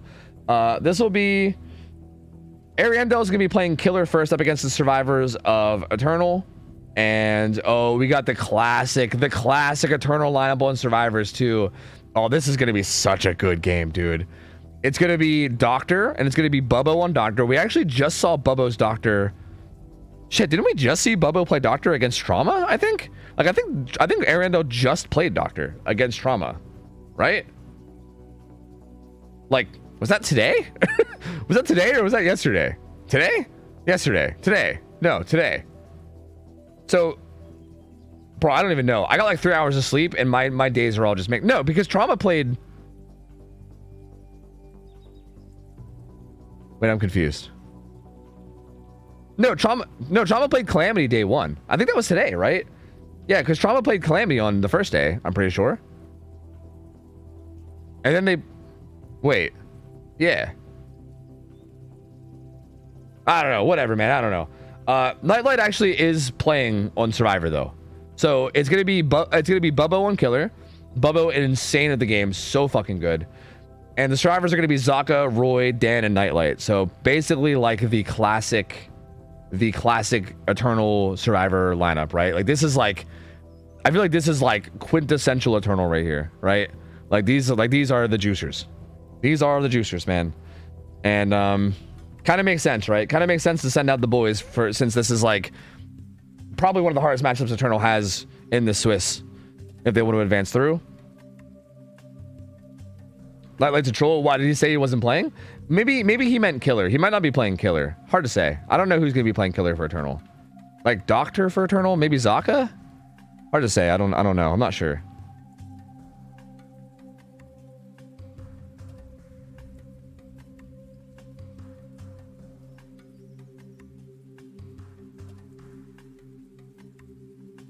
Yeah, I mean, I think it's pretty safe to say that Eternal is probably the best team that's ever played DBD for sure, because like as opposed to recently, like you can maybe debate like maybe like Elysium or like one of these teams is like, again, if they manage to beat Eternal consistently now that Eternal's back, maybe, but like Eternal was the most recent team to dominate the scene, and like Elysium's roster is not that different than what it was when Eternal used to beat them pretty consistently, right? So like that being said, Elysium did keep grinding and Eternal kind of took a little break, so there is a chance that Elysium maybe overpassed them now. But for the most part, yeah, like Eternal dominated the scene, even against teams like the current Elysium. And yeah, it's probably the best team to ever play comp. It's probably not a crazy thing to say that, to be honest with you. So here's Bubbo. He's got Rapid Brutality, Pain Res, Noed, and we'll see. Range Discipline, very solid lineup as well here for the survivors. And we'll see what they can do. Dan already in locker with head on. I wonder if that's a preemptive, like, whoever gets chased is just going to run to Dan. He's just preemptively in a locker. Like, the killer already did his static blast. He's still just chilling in locker. Okay, yeah, he's going to hop out now and go find a gen to work on. And who's he have a chase with here? It's going to be Zaka. Gets the shock. Cutting through the middle of Shack. I think you can hear the laughter. Swings at the pallet for some reason. I think maybe he thought he was going to try to run up and throw it. I don't know. Zaka doing a really good job around Shack, though. Denies this. He has a jungle gym pallet here, too, though. So this is kind of rough for Bubbo, because he's got to deny this and also this window. Like, there's so many things. Bubbo just has to continuously shock to keep denying this, which is tough, because every time you shock, you're giving up distance, right? Oh, he fakes that one. Oh, he fakes that one, too. Very well played by Bubbo. He faked both of those shocks to try to like manipulate Zaka into pathing differently, and it worked out really well. Zaka did path to the side to try to avoid it, and Bubbo takes advantage and gets a hit. That was really good doctor play from Bubbo. Good vault from Zaka. He had to basically pre-vault that in order to get away with it, so he had to just make a prediction. He does get away. Oh, Zaka with the vault, the fast vault at the last second. Dude, Dodger chases honestly are so sick. I can see why. Zaka's him. Zaka's nuts. He's so good. He's gonna be able it. He's fucking nuts. He should be pretty much done so now though. The pallet's gone. He can't, there's nothing else he can do other than eat the shock now, right? Maybe he can try to play for the window, but probably not. He's gonna go down under pallet. Yo, Zaka though. He didn't use a single pallet this whole chase, by the way. Throwing that out there. Didn't use a single pallet that whole chase. All the pallets over there are still up. 3 gens done. And yeah, I mean, we'll see. That's going to be probably pain res. He didn't choose to hook on basement, which is interesting. I think he was hoping to maybe get a pain res off, but then 3 gens pop. So yeah, most likely now there's probably going to be a gen set up near Shack, right? Because that's where the chase was. So likely, actually, there's not even, because there's 2 gens. Wow, wait, the gens were already split 2 and 2. There's not even a 3 gen. Oh, Eternal is nuts. Eternal is nuts, man. I mean, the gen split's already brutal. There's no gen setup you can hold. They can literally just freely slam the gens down by, whatchamacallit? Oh, tries to interrupt that with the hit, but doesn't quite get it. Nightlight will get hit afterwards, though. They both drop down together. We're looping with friends. We're looping with friends. Endurance hit on Zaka, and he also gets the throw on Shack pallet down. I thought Nightlight might just pre-throw this, but I think he's going to try to get out of here. Yeah, I think he wants to try to leave the loop.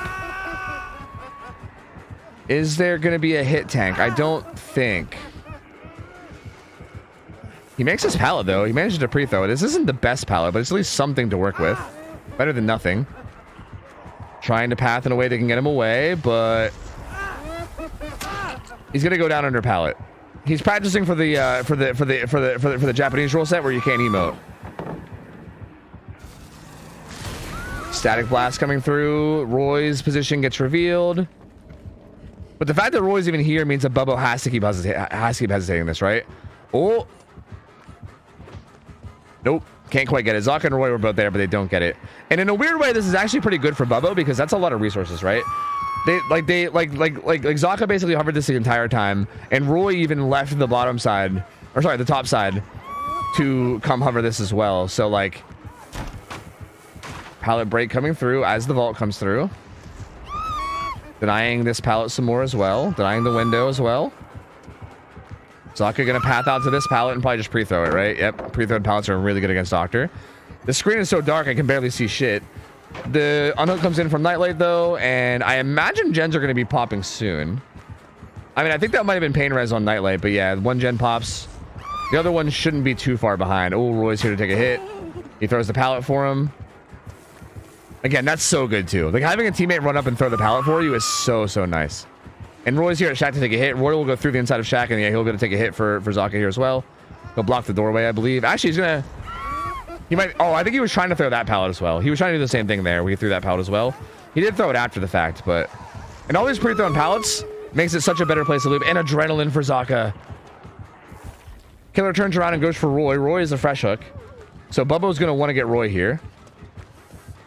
They have to have a pretty good idea that Noah might be in play, right? Like they could try to send Dan for body block, but I don't think they will. They should know. Yeah, there's Noed.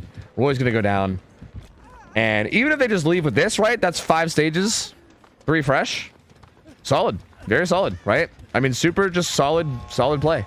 They do find Noed, but the door is already being opened. Well, actually, if they break Noed here, I'm gonna push up my glasses real quick. Actually, oh, he got hooked in basement. Oh well, I don't know about that actually. If there's a gate nearby, then maybe? Like, if there's a gate nearby basement somewhere, then honestly, maybe. Because realistically, they're actually, like, with teams of this high caliber, there is a big difference between, like, a 5-stage game and, like, a 4-stage game. You know what I mean? Like, that's a massive difference. Because it is not unrealistic. Like, if you just walk out of here with 5 stages, 3 fresh, like, that seems like such a good result, right? And don't get me wrong, it is a good result. But it's really not unrealistic for Arendelle survivors to do the exact same thing. Like, it's really not. Like, this could easily just happen to the killer from Eternal 2. 100%. And there is a gate right beside it. Okay, yeah, that makes it interesting. That makes it interesting. They're kind of sending the boys. Oh, he snuck in. He had hope and balanced landing, so his drop down was silent. He snuck in entirely. Silencio. And Bubba looks like he's trying to commit to getting Dan here. But Zaka's here to take a hit. Oh. Oh no. Oh no, Bubba, no. Roy's still at Shack, but Roy might just try to get Hatch. They might just storm out the gate and try to let Roy get Hatch. I don't know. Zaka's or Nightlight's going back for the gate.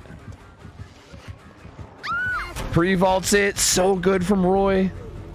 Oh, the vault. Uh-oh, he's in danger. He's in danger. Oh, Roy's nuts. Oh, that's so good. These fucking players are so good. Holy shit, dude. Oh my god. And now Dan is here to take the hit for him. So is Nightlight. And I think Nightlight opened another gate too, and they're gonna get out. It's gonna be 3 stages. It's gonna be 3 stages. Bro, Eternal is back, baby. Eternal is back, baby. They're so back, baby. Well, actually, does Zaka, does he make it to another gate? Where does he go?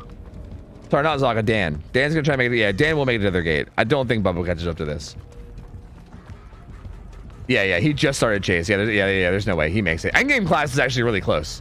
Like, if anything, endgame class was getting kind of scary there. 3 stages. 3 stages, 3 fresh for Bubbo and Ariandel. Bro, Eternal is back, baby. Holy fuck. That was just disgusting. Like, what do you even say? What do you even say about that, dude? Like, it's crazy too because Bubbo played so well. Like, he was making so many good plays, like faking shocks, like forcing Zaka into weird pathing and getting hits. Like, he was playing so well, but dude, like, this team of survivors is just, dude, they are disgusting. This is actually ridiculous, dude. I genuinely don't even know what to say. Like literally near perfect play. Like, I mean, it is. It's basically like perfect play. Like, what can be done better? Like, maybe the only thing that can be done better is maybe winning a couple more 50-50s. But dude, I feel like they won like 80% of the 50-50s that match. Like, every time they would like vault the window as Bubbo shocked them, like they got away with that like 6 times. And like, that's a 50-50 every time you do it, and they kept getting away with it. Like, I don't think you can get much better than that. I really genuinely don't. I don't think you can play much better than Eternal just played that match. That was literally absurd. That was fucking absurd. Like, literally just absurdly good. I don't know. That's just, I'm fucking speechless, dude. Holy shit. I'm so excited to see this team. I'm so excited to see, like, okay, I'm getting even more and more excited for the potential of Elysium versus Eternal. Zaka, so if you guys have missed it, Xeno has played Killer 3 times so far this Swiss. In those 3 matches, 1 generator has gotten done. 1 generator. He's gotten 2 4K5s and a 4K4. So Xeno is playing out of his fucking mind on Killer this tournament, but like Eternal survivors are like, bro, that matchup, like that's like what's the like Newtonian law thing, or what's the unstoppable force meets the immovable object or whatever, bro. I feel like it's like that with those 2 teams. Like, what is gonna happen there, dude? Like, what happens when Xeno's Killer meets Eternal survivors? Whew. Oh man. Ooh, it's gonna be a match, dude. Holy shit, that's gonna be a match. That being said, I mean, this match isn't over yet, right? Like, this is obviously an insane result for Eternal, and now the survivors from Ariandel have to somehow get out with less than 3 stages, which, like, realistically, this is an insanely difficult ask. Like, most likely Eternal is going to be able to close us out because they just need 4 stages. But then again, I mean, you never know. Anything can happen. It's not like the survivors from Ariandel are not like, it's not like they're significantly worse than the Eternal survivors, right? These are very, very good players, and anything could happen here. So let's not call it over just yet, right? But I definitely think Eternal is in a spot where they're probably feeling pretty good about their chances here. Like, this is definitely feeling like it's a pretty solid setup for them to probably take this home. Man, how many more matches do we have? We have 3 more matches.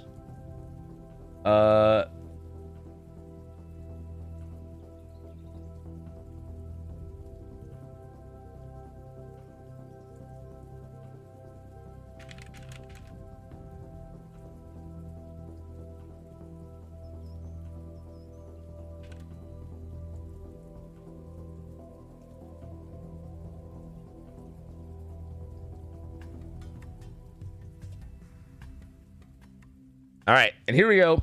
Here we go. Gonna be Zaka own killer, Ruin, Pain Res, Noed, same add-ons that they expect to see. And again, the Strivers here.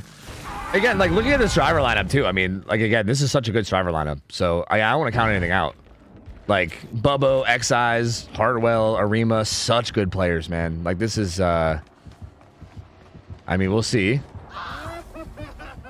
Zaka denying the vault at Shack, and here we are again playing the same 2 tiles. Although this is a little bit of a weaker setup. There's not a jungle gym. Instead, there's a 4 lane.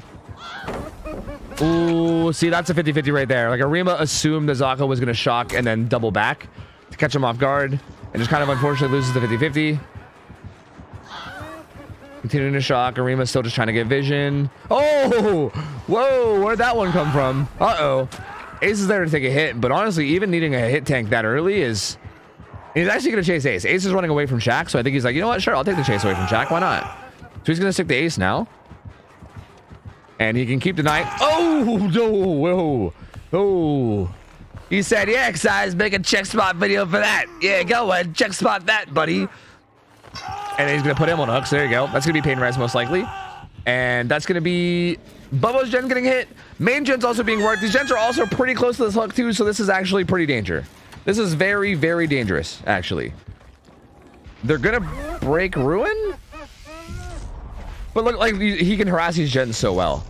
So this feels like Ariandel were kind of going for a very they were going for a very similar like all or nothing strat here, right? I think they were hoping that this first chase lasted long enough because like the gens that they chose to do were these gens like kind of right in the middle.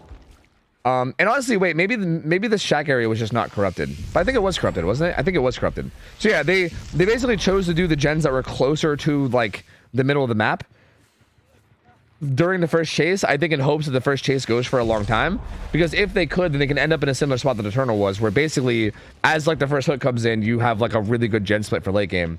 But like the risk of that is if the first chase doesn't last a long time, it's really easy for the killer to harass those gens while camping the hook. And that's exactly what's happening here. Like Zaka harassed the shit of this main building gen, continues to do so, and is still kind of chilling and watching X-Eyes die on hook at the same time.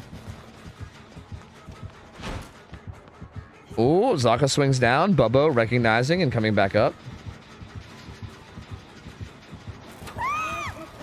Hit taking is the main strategy against Doctor. Yeah, you literally nailed it. Like that's literally the reason. Doctor is a killer where he can get almost guaranteed hits, but the guaranteed hits you get as Doctor are like painfully long. I mean, you saw how the chases have been going in both these games, right? Like you saw how like the Eternal survivors played against Bubbo, and even like these survivors. Like if your pathing is really good, like if you just know how to path really well, the Doctor will just sit there and shock and deny everything, but as long as you path correctly, every time he shocks, he slows down. So you like gain a little distance, gain a little distance, gain a little distance. I mean, you don't gain distance, but he doesn't gain as much distance, I guess is what I'm trying to say. Like every time he shocks, he slows down, and he doesn't get as much distance as he normally would.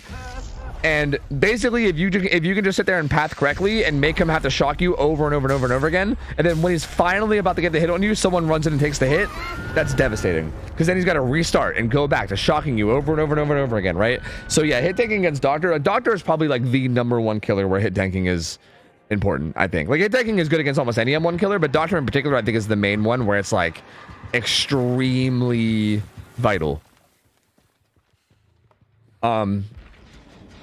But yeah, now there's a kill. 3 gens still left up. This gen at main does have a good bit of progress, and I think it's pretty safe to assume that there's going to be another gen somewhere that's going to be close to being done as well. At least there's at least one more gen that's probably going to pop soon. But still, at this point, next hook stage wins. So now all these drivers have to do is loop long enough to finish 3 gens and then also open a gate and then get out against the killer that has no ed without anybody going down. And the killer also is Zaka. I forgot to include that. The killer also is Zaka, by the way. So yeah, that's all. That's it. It's it's easy. It's totally chill. Bubbo in trouble. He's kind of isolated here, although he can still path towards his window, and I think he will. I think he can actually. Yeah, this is an okay setup with that window there, right? And this is like the pathing we were talking about. Bubbo's gonna probably play this really, really well, and he might be able to get that. No, he doesn't get that vault. Ada is here to take the hit though, and she will. Zaka doing a good job of timing his shocks to really, really make this difficult. Ooh, but Bubbo kind of getting caught out with his pathing here a little bit. Even that was really smart. Ada pre-drops that pallet. Pre-drop pallets are so much better and so much harder for Doctor to play. And Zaka faking his shot over and over again. But Bubbo does get the throw. And you know, Bubbo, you know, playing this chase pretty fucking well. You know, like, and this is exactly what I meant about how this could have still gone any which way. Because like, imagine if this was the first chase, you know what I mean? Down does finally come in now, but Bubbo doing an amazing job here. Arima also doing fantastic, coming in, tanking the hit, throwing the pallet at that filler as well to give Bubbo more tools to work with. Very, very good team play, but unfortunately that's going to be hook stage number 4, and it is going to be Eternal taking the win. But again, I mean, Ariandel's still an insanely good team and still very impressed, right? Still very impressed with their play. I mean, they were 2-0 going into this game for a reason. These guys are very, very good players. Eternal is just, man, Eternal is like, this team's just nuts, dude. They're like on such another level. Like, it's so wild, dude. It's so wild. Like, watching them.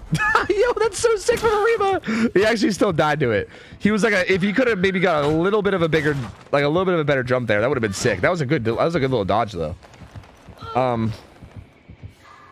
But yeah, this team is just so good, man. Like, this team is just so good. It's like actually like, it's like legitimately mesmerizing to watch Eternal play. Like, they're just so good. Like, even Zaka here is Doctor. Like these survivors insanely good, still are pathing really well, but Zaka's doing these little things as Doctor, right? Like faking his shocks, having just like the correct pathing, able to predict the 50-50s, just doing it what he needs to do and making this look so clean, you know? Bubbo does a good job winning that 50-50 though. He might be able to try to make it to the pallet here, and I think he is. Yep. Again, Bubbo does a great job in this chase. He's even giving him the wave. Yeah, get him, Bubbo. Get him. Yeah, give him the wave. Yeah. Bubbo's like, yeah, it's right, Zaka. Bring it. You love to see it. But yeah, he's, oh, well, actually, he is going to bring it now. He might be in some trouble. Ooh. He gets this throw? No, yes, no. He actually greens it. Arima's close to going struggle, though. Gets away with that vault. Is going to path towards the pallet. Bubbo is doing an amazing job in this chase, though. Like, Bubbo has been absolutely juicing. This is a strong area, too. Like, having a pre-thrown pallet with windows near you is a really good setup against Doctor, right? Like, that's ideally what you want, is you want a bunch of different resources back to back to back to back, so that Doctor can't, like, realistically deny them all. Hardwell, unfortunately, getting stuck on the barrel. You hate to see it. Barrel coming through. Barrel, best player on Team Eternal at the moment, doing work. And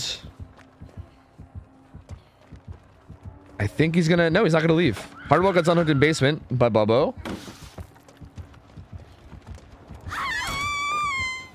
Ooh. Hardwell's camera movement is gonna give me an aneurysm, but he's making sure he's safe. He's heading deep towards Carnival.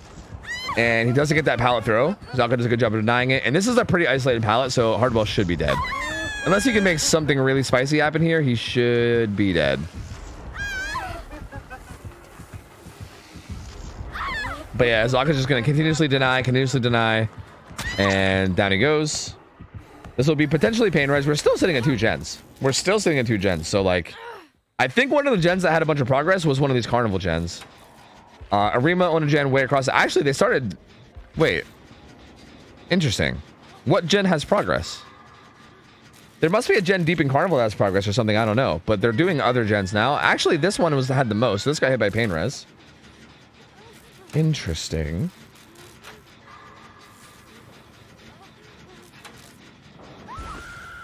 And there's the shock. Bubbo is going to play Shaq. Has a lot of vision here. So has a lot of resources around too. Has that filler to the side of it. Oh, nope. Actually, gonna switch off to Arima. Arima is injured in Death Hook. So this is a very good target. Zaka. Oh! So yeah, Arima's Death Hook. So he's going to be dying. And as a matter of fact, actually, I think he's going to slug him out. Because I think this is just going to be a 4K. Like, at this point, like, Bubbo could juice all he wants. But unless Bubbo juices enough to get across the map and save his teammates, then probably not going to matter, because there's no unbreakable in play. No deli, no unbreakable, nothing to help these survivors up. Yeah, oh, surprise. I guess the second he turned his camera away is when he turned around the corner. But yeah, basically the only thing that can save his teammates now are is Bubba himself, and yeah, Bubba's gonna go down, and there you go. It's gonna end up being a 4K2 as the final result, which is actually an insane result. So like, if you look at just the results here, 4K2 versus 3 stages, I mean, this is yet another extremely dominant performance from Eternal, which has been pretty much every single set. Like, every single set they've played in Swiss. Wait, who do they play second? We literally watched matches earlier today, and for some, like, I feel like it was so long ago that my brain doesn't remember. Tremor, that's right, Tremor. They played Tremor, and it was... I can't remember who the killer was. But yeah, I'm pretty sure Eternal has just been dominating pretty much every single set. Like, it's crazy. It's so wild, dude. So wild. And there you go. Another one for Eternal. And Eternal and Elysium both 3-0. And they go through. So... And again, both of these teams have dominated every game up to this. Like, even these other teams that are 2-0, like Ariendo and Sinners were the other 2-0 teams. Like, Elysium, again, Zeno got a 4K5 as Demogorgon against Sinners. Like, what the fuck is that? And Eternal just insanely clean as always. But, dude, the Eternal versus Elysium matchup that we eventually are going to hopefully get in this tournament is going to be so exciting. These motherfuckers better not get knocked out before the grand finals, because I'm assuming they're going to be put on other sides of the bracket. So these motherfuckers better not choke and get knocked out before grand finals, because that's a grand finals that I want to see. Holy shit. Like, my lord. Anyway, moving on now, we got Cynic versus Zero Practice. These teams both have 1 win each, so neither one of these teams are in danger of getting knocked out immediately, nor are they getting ready to advance, but both are trying to get to a better position where hopefully they can advance. We saw Zero Practice and Cynic earlier. Cynic had a really good set with Artist against Deception, I believe. And they ended up getting the win there after they unfortunately took a loss on round 1, I believe, right? And Zero Practice, they had they were that Wraith set, right? I'm pretty sure they were the Wraith Midwich set. We did see both these teams earlier today. Cynic was looking pretty good. Zero Practice was honestly looking really good. Like, their killer looked really solid. I think... Wait, maybe they won that one, too. Did they win that one as well? I can't remember. Bro, this day's been too long, and I only had 3 hours of sleep, so my brain is just malfunctioning. I can't remember exactly what happened in the Zero Practice game. But this should be a good matchup. I think these teams are going to be pretty evenly matched. So who knows? Like, who knows where this is going to go? I'll give you guys a prediction. Here you go. It's going to be Cenobite on Ratchet Shop. Like, legit should be probably good results, but again, this is gonna be high ping. This is another case of NA versus Russia. If you guys haven't caught on to this by now, there's a lot of good Russian DBD players. Like, from what I'm told from Hens as well as a bunch of others, DBD comp almost kind of like originated in Russia. Like, Russia is where like the Russian teams early on were the ones that kind of like innovated how comp is played, even like the rule sets and everything, and they've always kind of like pushed the boundaries in terms of like, you know, metas and how things are played. Like, Russia is a big region for comp, and it's really no surprise that there's multiple teams in this tournament that are like almost purely Russian. I think Ariendo is purely Russian. I think Zero Practice is purely Russian. I think Trauma is purely Russian. I think those might be the only 3, but I think those 3 teams might be like literally purely from Russia, if I'm not mistaken. But that being said, because it's Russia, and I know that Cynic also has some West players, right? Like, Ultra is NA West, so if Ultra ends up playing Killer, I should see who's playing Killer first, actually. There's obviously going to be really big like ping disparities, you know? Like, it's going to be high ping on both sides. Like, in a low ping matchup, this feels like the type of matchup where the pinhead should struggle. It should be a very good Survivor result. Like, a 4K really shouldn't be happening, especially, again, on low ping. But because it's going to be on high ping, I feel like it becomes a little bit more Wild West. And it's hard to say for sure.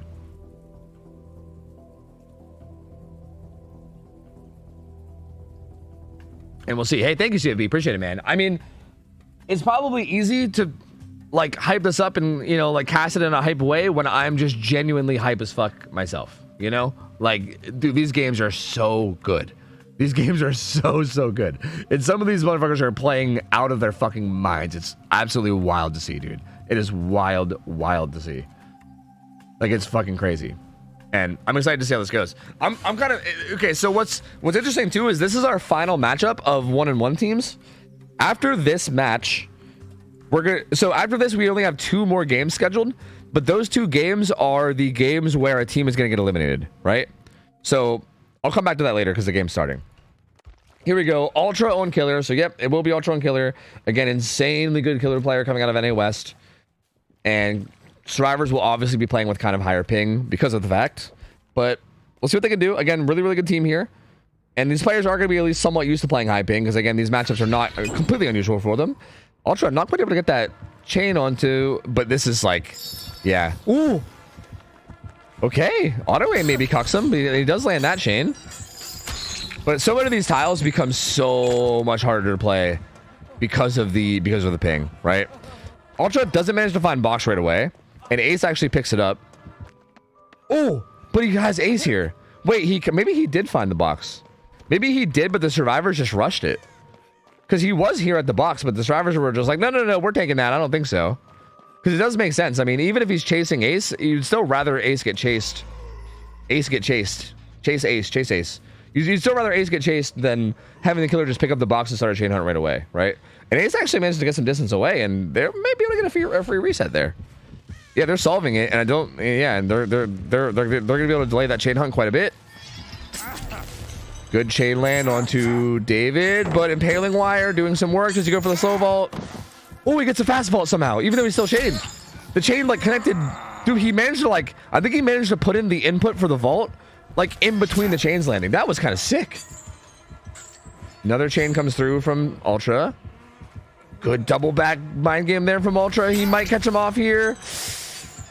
Oh, and he does get the down. And Shack Pallet goes down too. That's so unfortunate for David. He really wanted to throw that Shack Pallet, but he doesn't quite get it in time to save him. And now Shack Pallet's gone, as well as David going to be going down and getting hooked. That's pretty unfortunate. Again, probably a big factor to that is probably the ping, obviously, but doing what they can, but they're gonna get hooked in basement, so that's gonna be kind of rough to deal with. If there's a good gen setup around basement, that could get a little scary. Wait, did I say ping setup? I feel like I'm mixing my words. If there's a good gen setup near basement, I feel like I'm misspeaking, but maybe I'm not even. There's one in Shack. There's one. This isn't terrible. This definitely isn't the best. You can sometimes have gens that spawn like behind Shack, like tucked in the corner, and that's just like you can't even think about even doing those when someone's in basement, right? Like they're just so crazy isolated. There is still kind of a 3-gen there though, and Ultra might just kind of hold that area. Like it kind of seems like he is, right? Like there's one right out front on this path, and there was also the one on the hill that he just chased that survivor away from, and they're both relatively near basement, so he can kind of just hold this area. As a matter of fact, he's coming down to make sure no one's stealthing down here. I mean, that is a thing that people have done. Like that's a thing that people do sometimes. Like sometimes people will sneak someone down to the basement and they just won't unhook until like the last minute. So he's trying to make sure that that's not a thing. He seemed extra paranoid about it for whatever reason. You opened it. And then what happened? I came. Yeah, he said the line. He said the line. It sounds like the thing. He teleports across the map. This gives possibly an opening for an unhook. But the problem now is that because he teleported across the map from Shack, that means that nobody was really in position at Shack, right? And now if they get the unhook, they might end up just killing him. Because if Ultra comes back, and yeah, like this is going to be kind of iffy. If Ultra can hit him with the chain, like if you can hit him with his power, he actually hits Ace. Ace does a good job of taking that. So David will get some distance away. And does Ultra stay on Ace or does he stay on David? Oh, that max range chain. Oh my lord, bro. That one came from downtown. Holy hell. But David's got balance, which is really nice. He's going to drop off this hill with balance. He's going to get some distance. And this is like, honestly, this is a little scary if you're Cynic. Almost gets another long range one. Because realistically, if you commit to this tunnel out, if you don't get it in a quick, timely fashion, this could end up being like a major throw, if that makes sense. Like, because basically, if you get to the point where you're like getting to end game, and you still haven't caught David, then he's only worth one stage. Oh, what? He doesn't get hit there? Whoa. Whoa. This man's got fucking premium pro fucking exit lag, dude. This man paid for the fucking platinum premium CEO edition of exit lag. Holy, dude. That's crazy. Does get the down now, but these gens have got to be really close to popping. They're actually tripling Shaq. So maybe they're not as close as I thought. Maybe they were just taking, I guess they were just taking time to reset. And yeah, they're currently tripling Shaq. It's going to get pain res too. Interesting. I thought the gens would be honestly more progressed than they are. And tripling is really not like, tripling is not the best. Like you get like a, oh, and he found the box too. Oh no, do they not even get to finish this gen? Look at these fucking chains, dude. There's gonna be a chain hunt starting soon. Okay, they are gonna finish this gen, but he's gonna stumble upon him. And this is important for them because it breaks up the 3 gen, right? Like it kind of makes sense for them to do this because they really like, the main thing that they need is to not be stuck in a 3 gen.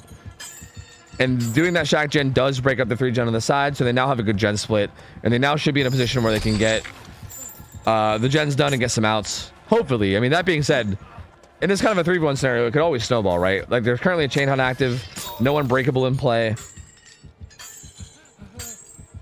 This could still snowball in Ultra's favor. It just depends. Ace gets the box.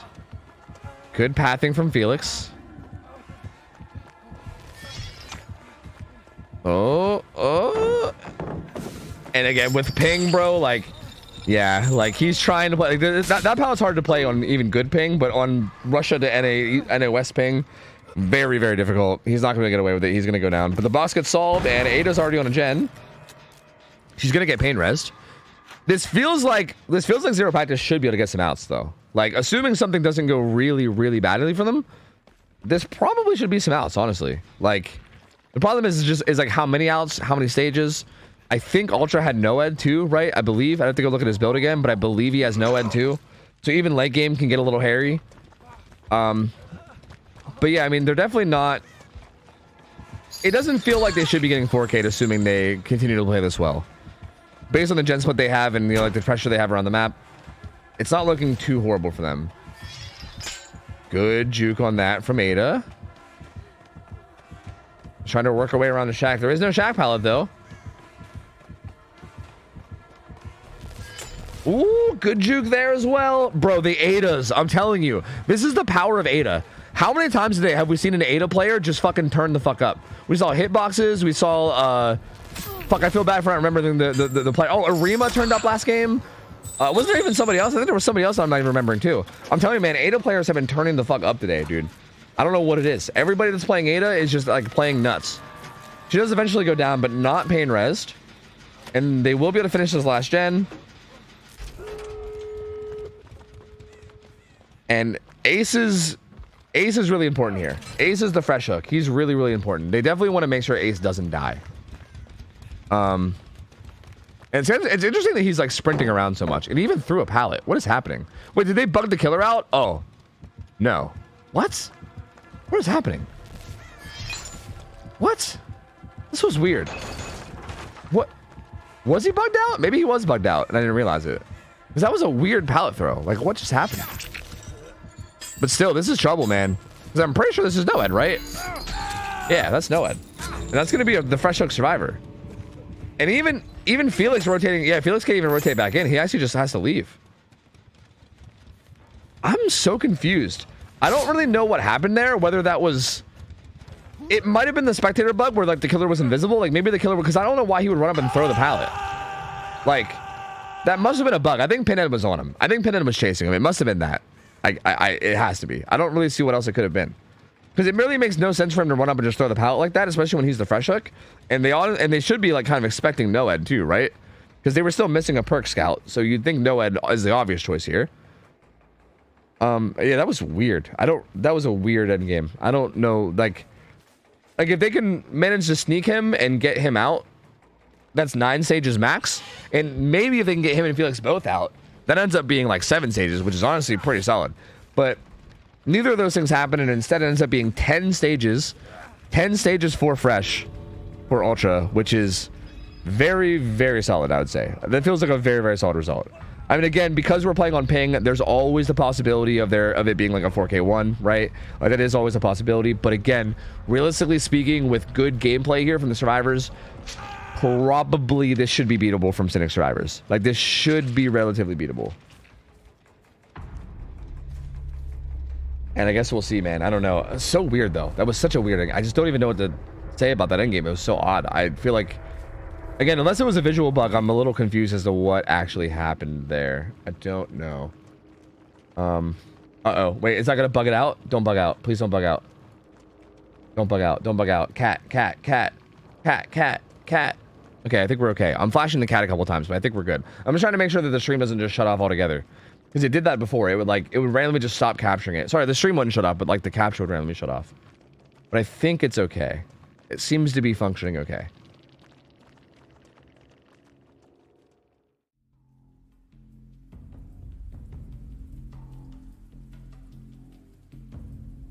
All right. Looks like it's going to be Tree Trick on Killer again. I think that's the killer we've seen from Zero Practice every round. And survivors from Cynic are going to be Lusty, Ultra, Angels, and Wancy. Oh, Lusty I think was turning up earlier as Ada, right? Wait, no. I don't think Lusty was even playing Ada earlier. Fuck, never mind. I'm trying to remember who that last gamer was that like turned up, but I can't remember who it was. I feel like I'm forgetting someone very, very vital, but I don't know. It is what it is. And yeah, we'll see, man. Cynic survivors, very, very strong team. Again, we saw them earlier on Artist Sufo Pit put up a pretty good result against Deception, which is going to be similar ping, right? Like, it's going to be a similar ping matchup. So you'd think if you can put out a pretty good result against Artist on Sufo Pit, on ping, feels like, you know, Pseudobite Wretched Shot might not be that bad. But obviously the skill of the killer matters a lot too. Zero Practice, very, very good team. We've seen Tree Trick have some really, really good games. And you really never know. This really could swing either way, honestly. How aren't you losing your voice from all this casting? I don't know. I talk a lot, man. I'm really good at talking a lot. I basically talk a lot all the time, regardless of whether I'm casting or not, you know? Honestly, by the end of the weekend, I probably will. Like, to be real with you, I'll probably have to take off Sunday. Because, first off, I slept 3 hours last night. So, like, my sleep schedule's all fucked up. I didn't get, like, any sleep at all. I also, like, I slept... Dude, I haven't gotten, like, more than, like... I haven't gotten a good night's sleep in, like, 4 days, dude. I've slept, like, 5 hours the past, like, 2 nights. And then last night I slept for like 3 hours, so I'm very behind on sleep. I'm very, very behind on sleep. And also, yeah, probably by the time the event's over, because there's also a whole day of casting tomorrow as well, right? So by the time the event's over, my voice is probably going to be shot, and I'm also just going to need some rest. So a pretty good chance I'm going to take off Monday and just kind of rest both my voice and my brain. But yeah, I don't know, man. I mean, I do fine with voice. I feel like it's only after like a very, very, very prolonged amount of time. I don't know. Yeah, I'm good at talking, man. I'm good at talking. I'm good at never shutting up. It's something I excel at. Dude, yeah, Calamity lost again. Can you believe that? That's been the big shocker of this whole tournament. Calamity 0-2. If you would have asked me, like, if you would have showed me these 16 teams and then told me what I expected the records to be after 2 matches for each team, never in a million years would I put Calamity at 0-2. Like, never. I mean, they're not 0-3 right now, but they're 0-2 still. And they need to win. Like, they can't lose a single game. They have to win out from here. They cannot lose a single game from here until the rest of until the rest of Swiss, or they're knocked out, which is crazy. That is crazy, dude. Because again, Calamity, insanely good team. Yeah, I'm pretty sure Pine Twins, if I'm not mistaken, I think every other day of the tournament is gonna be me and Hens. Hens told me that he just wanted 1 day with Ots, because he just wanted to get Ots involved. Like, Ots like was interested and he wanted to get Ots involved. Which makes sense, you know. If I'm not mistaken, I think Ots and Hens have I think the first time I ever saw Hens was like before he was even really like a streamer, and he was just like a mod for Ots. And then I think like there's like a thing there, right? Like I almost feel like it's like an older brother, little brother thing going on with those two, right? I'm pretty sure. Like I feel like it's almost similar to like me and Graham or something, right? I feel like Ots and Hens is kind of like me and Mathman almost. So basically what I'm saying is that they're probably going to be roommates in a few years.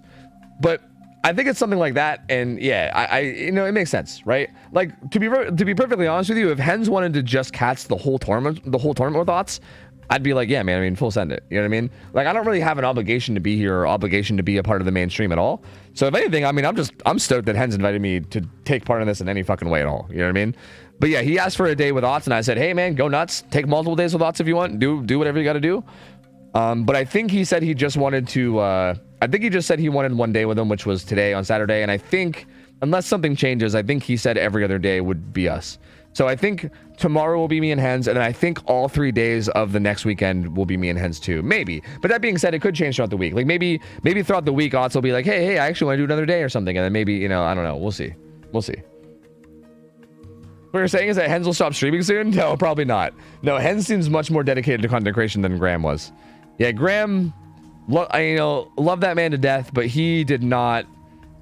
He's not the right mentality to be a full-time streamer, you know. Anyway, here we go. Tree Trek on Killer. Actually the exact same build. Yeah, the exact same build. Everything, perks, add-ons, everything. Ooh, that's a fast find on Ruin. And you see, I love that that's like the universal. I love that that is the universal like body language of Killer players. Even Survivor players. It's like the universal like DBD language. When something happens, you like quickly look up at the sky for a second. It's so funny. Everywhere in the world, no matter what place in the region, like what region you live in, no matter where you are, everyone does that. When something unfortunate happens, you're like, you like look up real quick. It's so funny. I love it. But yeah, that is really unfortunate for Tree Trek. He loses his Ruin right away. Going to be 3 perk Andy now. Lusty taking this chase. Just pathing away. Going to... Oh! Just kidding. TPing to Ultra. Ultra solving this in main. Does have a pretty good head start on this window. Ooh, vaults it. He's going to run around the back of the car. And this should spell trouble if the killer waits for his power, right? If the killer waits for his power here, which I think he will. As long as he hits power, this will most likely be a damage. And yep, there's the hit. Oh, the chains. Oh, the chains. And yep, initial hit comes through on the Ultra. He's going to run past this gen that's being progressed, which is a little sloppy, but it's kind of okay. As long as he, yeah, I was going to say, as long as he makes that pallet. Because if he goes down on top of that gen, that's really, really bad. But he runs by it, and the striver that's on is able to get right back on it. And Ultra does manage to pass some more pallets, and he is staying relatively safe. A little bit of zoning there. Is there a filler here? There is a filler here. He's going to throw this one as well. And they also have a survivor here to maybe take a hit / break chains. 2 gens done. Really good start for Cynic so far. Nia's going to take a hit to try to help Ultra get somewhere safer. No real exhaustion for our Ultra other than head-on, so there's not really much to help him in chase. He's going to throw firecrackers. Try to make it to this path pallet. Ooh, he breaks out. Oh, the RNG of the chains. He breaks out so quick. Oh, that feels so bad if you're a Tree Trick, man. He landed... Like, again, this killer's power can be so frustrating. Because, like, you land your power, and then 2 random chains will spawn. And if they happen to spawn behind environment, they just instantly break out. But still, very, very good opening chase. Again, especially considering ping. That's very, very solid. 2 gens done. 3rd gen's going to have some progress. It's going to get hit by pain res, but still a good bit of progress here. And Cynic is definitely on pace. Right? Like, this is definitely good pacing to get the result they need. Obviously, things can change. At any point, either side can start snowballing. But so far, the pace is looking good for Cynic. And we'll see if they slip up at all. We'll see what Tree Trick can do about it as well. If he can find any kind of little slip-ups and take advantage. But for now, things are going well. Lusty's just going to be cranking this gen on main. Unhook comes in and they take 1 hit for it, but just 1 hit. And do you stay on Ultra here? Oh, still puts him in the deep wounds though, unfortunately. Yeah, Nia was trying to break out all the chains for him, but can't quite do it. She balance landings away, and the pickup comes through on Ultra again. That's going to be an immediate rehook. But we haven't seen Wancy in a while. Wancy must have a gen getting close to being done, right? Like, we've seen this ace a couple times. We know he's working main. We don't know where Wancy is. Wancy is definitely doing a gen somewhere. So there should be a gen popping very soon. Like, very, very soon. But even still, that's going to be the 3rd gen done. Well, not as soon as I thought, but still pretty soon. And yeah, so they're going to have a 3rd gen done soon. 4th gen in main has a good bit of progress, but... You know, if Tree Trick can get this kill on the Ultra with some gens still up, you never know, man. You never know, you know? Things can still happen. Really committing to this ace for a bit, though, and he's going to go back to hook. And again, the Survivor's not rushing the unhook. They're not really in a huge hurry here. They're totally content with just getting gens done. They finished the gen that Wancy was on. They're going to also reset Angels. Or sorry. Yeah, reset Angels. And Lusty's still hovering this hook. Are they going to try to get the save last second? You would think so, right? This does feel like the kind of killer where you don't really need to like, uh-oh, chain hunt. Uh-oh, chain hunt. Uh-oh, problem team. Team, problems. Problems team. Problem. We're gonna need to take care of that box team. Never mind, they don't get the save. Ultra just dies on hook. Still 2 gens left. You know, this actually, I don't know about anymore. This felt a little weird because like, Ace, like, again, I'm not saying this is Ace's fault because obviously it depends on like, it's like, I don't know the comms. I don't know what was being called. Like Ace might have just been listening to comms, right? But regardless of whose fault it is, that entire hook stage was kind of spent with Ace doing nothing at all, which is not great, right? Like he wasn't doing a gen, but then he was like hovering the hook, but then he didn't get the unhook either. So he didn't work on gens and he also didn't get the unhook. So just kind of nothing was happening there. And that's pretty unfortunate, like time wise, because now, yeah, now there's still 3 gens, or sorry, still 2 gens up, and he just gets the down on the game with the boss. That's gonna spot. That's gonna give him info on where everyone else is, as well as spawning a chain hunt. And now it's kind of looking scary. It's starting to look a little scary now. So I do think Cynic was on pace, but I said it can snowball, and I think this is kind of the snowball that Tree Trick needed in his favor. Because this is tough now. Chain Hunt's still active, which means it's going to be very hard to do gens or run away and chase or do much of anything. Lusty finds the box, but Tree Trick finds Wancy. Good chain connection. Oh, almost gets away with the slow vault as Wancy. And the chains actually get the follow-up too, so not as much distance as you would normally get. And Lusty still hasn't solved box yet. He might be rotating in for the save. Yeah, he's going to get the save with the box. Oh, does Wancy make this? Loops around, was maybe hoping for a swing bait, but doesn't get it. Will go down in the corner. Lusty solving the box now. But this is going to be hook stage number 5 coming in. Potentially another pain res. No Ed still to think about late game too. And still at 2 gens. Still at 2 gens.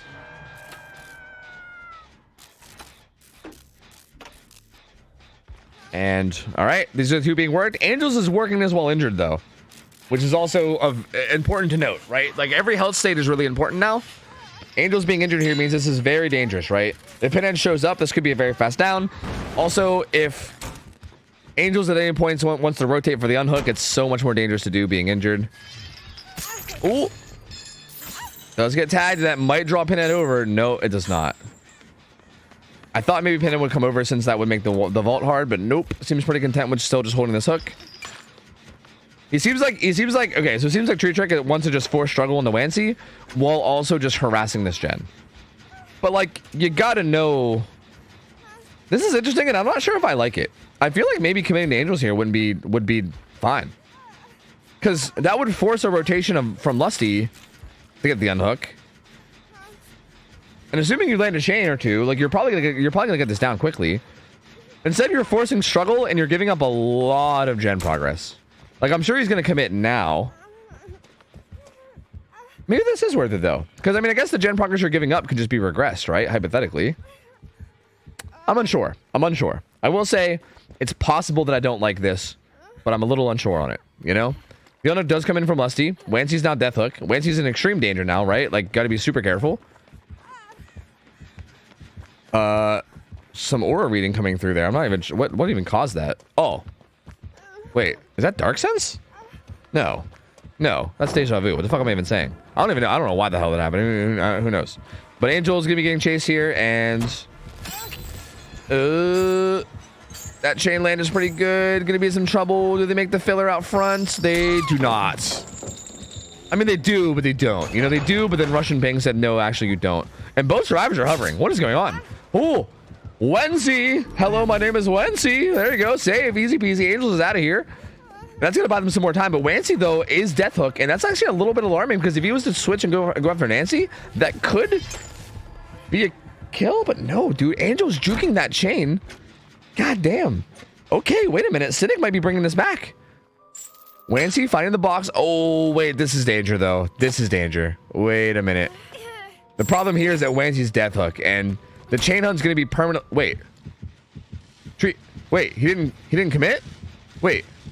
The box. You Wait. Opened it. I came. Interesting. He's going to teleport to him now. But that would have been a pretty massive advantage to chase him while he had the box. Because you would have been dealing with the chain hunt the whole time, right?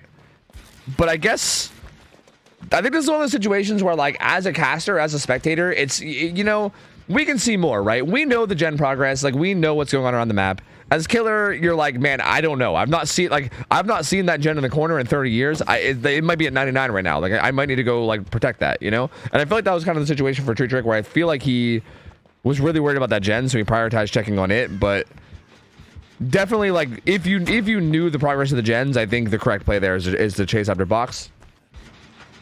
So yeah, I mean, unfortunate little bit of a slip up there.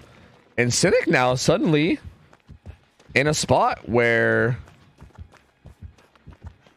bruh, I mean, this is interesting. Lands a chain onto Lusty, but again, he has got a lot of distance around main, and he's doing a really good job. Gen number 4 pops. Only 1 gen left. And how many hook stages right now? We're currently sitting at 6. And we need 11 to win. So we need 5 more stages. Lusty is a fresh hook, but he's doing great so far in this chase. He does still have a pallet here. Oh, the follow-up chains do not land. Oh, he can crouch there. I was gonna say, he can crouch there and he can't be hit. Yep, so there he goes. Doesn't get hit. Will force the kick, and they're gonna finish the last gen. This, I think Cynic is gonna be able to bring this home. Maybe. Bro, like, what was all those environmental breaks? Yo, that's tilting just to watch. Like, what? It's like 60 environmental breaks back to back. Hello? What the fuck? That's crazy. That does land this chain, though. Box gets solved. Does he get away with this vault? Oh, well, he doesn't because the killer doubles back, so definitely not. And the final gen's still not popped. Okay, it's gonna pop. Ooh, does Pain Res interrupt it? Ooh, no, it doesn't. Final gen will pop. This activates Noed. And at this point, if Angels gets out at all with his current hook stages, that guarantees at least a tie. But he's gonna get found and chased. But now you can say the same thing about Lusty. If Lusty gets out with his hook stages, same thing applies. If they can get 2 stages out, that guarantees at least a tie. So there's the Noed. Probably not going to be a big surprise to very many people. I feel like survivors most likely expect this. And Lusty's kind of hovering mid-map right now. Oh, please. No tears.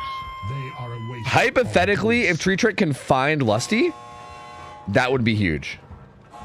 But it does make sense that you need to just pressure the gate.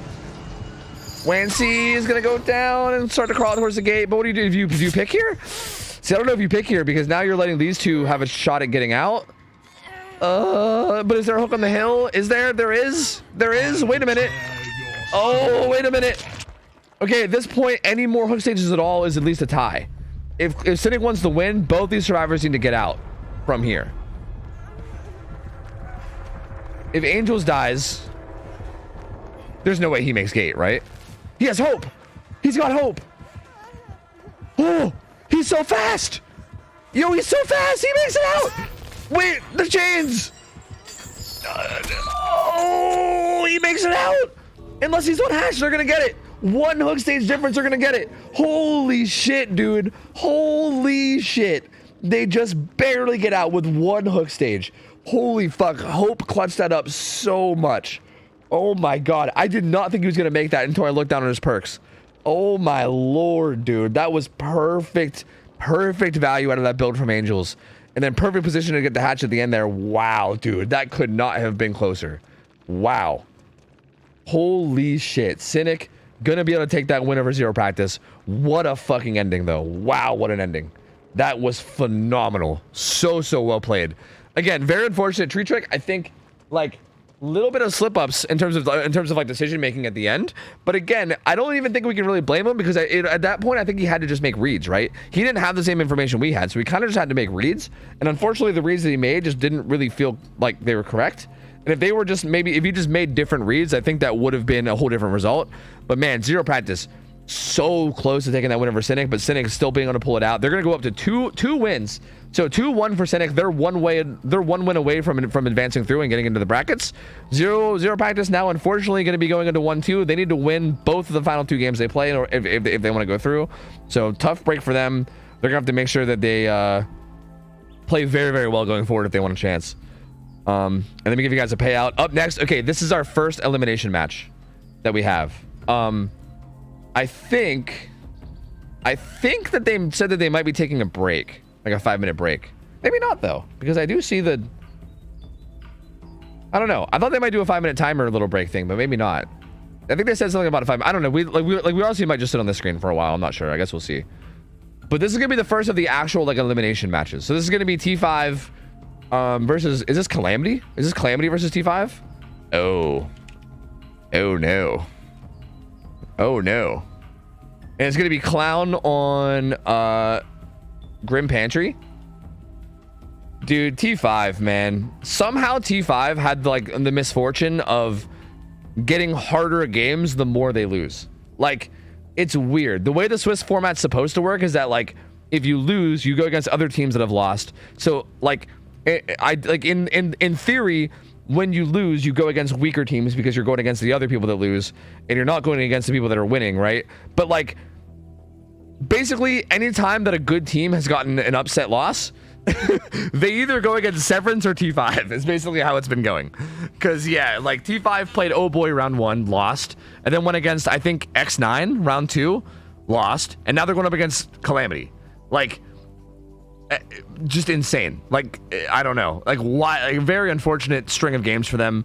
That being said, I'm not going to count them out, right? Like who knows, they could pull out a win here. I mean, again, Calamity is 0-2 somehow, you know what I mean? Like I never thought I would see Calamity being 0-2 in this tournament, but here they are, 0-2. So who knows? Maybe Calamity's just having a really rough weekend, and maybe T5 will be able to pull out a win here. I mean, T5 is a solid team. Like we've seen them play; they are very solid. This team feels like T5's a weird team because it feels like they play really solid. They're always just like slip up a little bit, right? Like it always feels like they're close to making big things happen, and then like something little will happen in terms of like a mistake, and then it'll all just kind of snowball from there.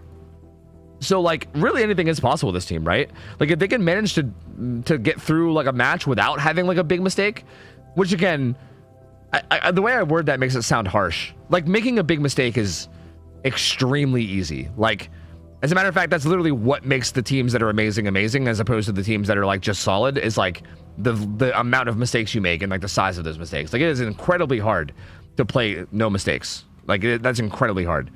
But like if T5 can manage to just really, really buckle down and have a really good game, I mean, they clearly have the skill, right? They're a capable team, so you can't really count them out. But Calamity, definitely on paper the much better team, and in history wise anyway, has been much more consistent. I say that, but they're 0-2 right now, so man, I mean, we'll see. We will see. It's based on the parent. Within their bracket, they get paired based on higher seed advantage. So the highest available seed plays against the lowest available seed, and so on. So T5. Okay, so basically what you're saying is that if you're the lowest seed, you're always going to get cucked. That's kind of interesting. That is kind of interesting. I mean, I guess that does make sense. I guess that comes with being the lowest seed, right? Like, it kind of makes sense. Because, yeah, I guess that's actually true. I mean, T5 and Severance are both at the bottom, right? So I think they are number 15 and number 16 seed. So yeah, I guess it does make sense. So yeah, I guess anytime that there's like a high seeded team, yeah, I guess that's true. I guess that kind of checks out. Yeah. Yep. That do be checking out. Yeah. That does make sense. Yeah, that's unfortunate, man. It's unfortunate, but like at the same time, like it is what it is. Like as much as I can sit here and talk about matchmaking, at the end of the day, like any team that's going to win this tournament is going to be able to get wins on any team anyway. So like at the end of the day, it's not really that big of a deal. Like if you want to win the tournament, you're going to have to beat these teams eventually, right? Like you're not going to be able to win the tournament if you don't beat, you know, X9 and, you know, Elysium and Calamity and all these teams. Like, so really, like the matchmaking is not that big of a deal at the end of the day. It is just interesting to see how T5 had some really rough matches, and so has Severance. And Severance actually still manages to hang in there, and we'll see here how T5 can hold up. But yeah, one of these teams is going home, and dude, we'll see. I mean, imagine a world where Calamity actually 0-3s this. That would be the weirdest thing. Like that would be literally the weirdest shit. I would be so blown away. It's crazy, because it's also crazy too, because I feel like even the games that they've lost, again, like they play really well. It's just like a little bit, like they'll lose by just a little bit. It's like, fuck, man. Like, I don't know. Like, it would be so crazy to see him go. When's Lee Greasy playing? Lee Greasy was on a team, I think, called Sorrow, I believe. And they did not qualify. He was trying to qualify. He played in the qualifiers, but yeah, his team did not qualify, unfortunately. I think he was on Sorrow, right? He was on one of those teams. He was definitely on a team in the qualifiers. But yeah, he didn't make it in, unfortunately.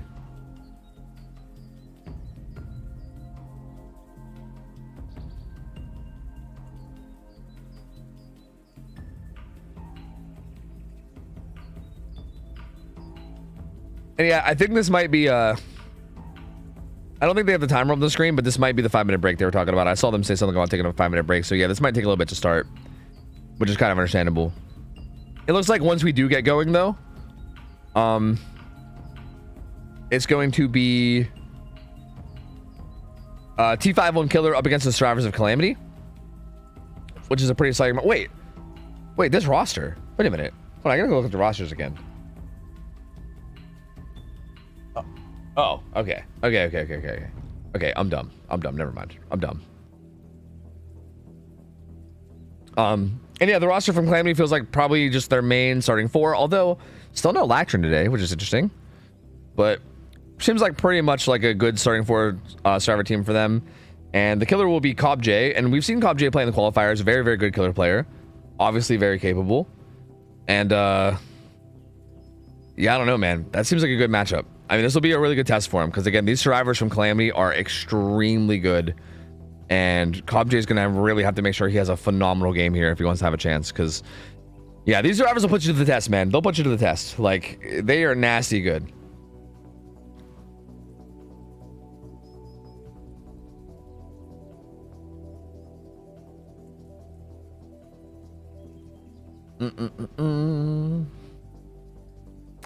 You're not dumb, Tofu. You've already been tested. Wait, what do you mean? Tested for dumb? I don't even know what you mean, man. I don't even know what you mean, man. Look, I've been streaming for 8 hours and I got 3 hours of sleep. That's my excuse for everything, okay? If anything I say is dumb, or if I slur my words, or like mix up my words, or you know, if I eventually just become a babbling, unintelligible mess where I'm just like making sounds and you guys can't understand a word, just know that, you know, I only slept 3 hours. 8 hours live, bro. It happens. All right, it happens. What are your thoughts on Alexander the Great? Hate that guy. Fucking hate that guy. Most overrated person in all of history. Like, legitimately, I can confidently say the most overrated person in all of history, without a doubt, hands down. But you already know that. All right, here we go. Nice. Match is starting now. And Cobb J on Killer.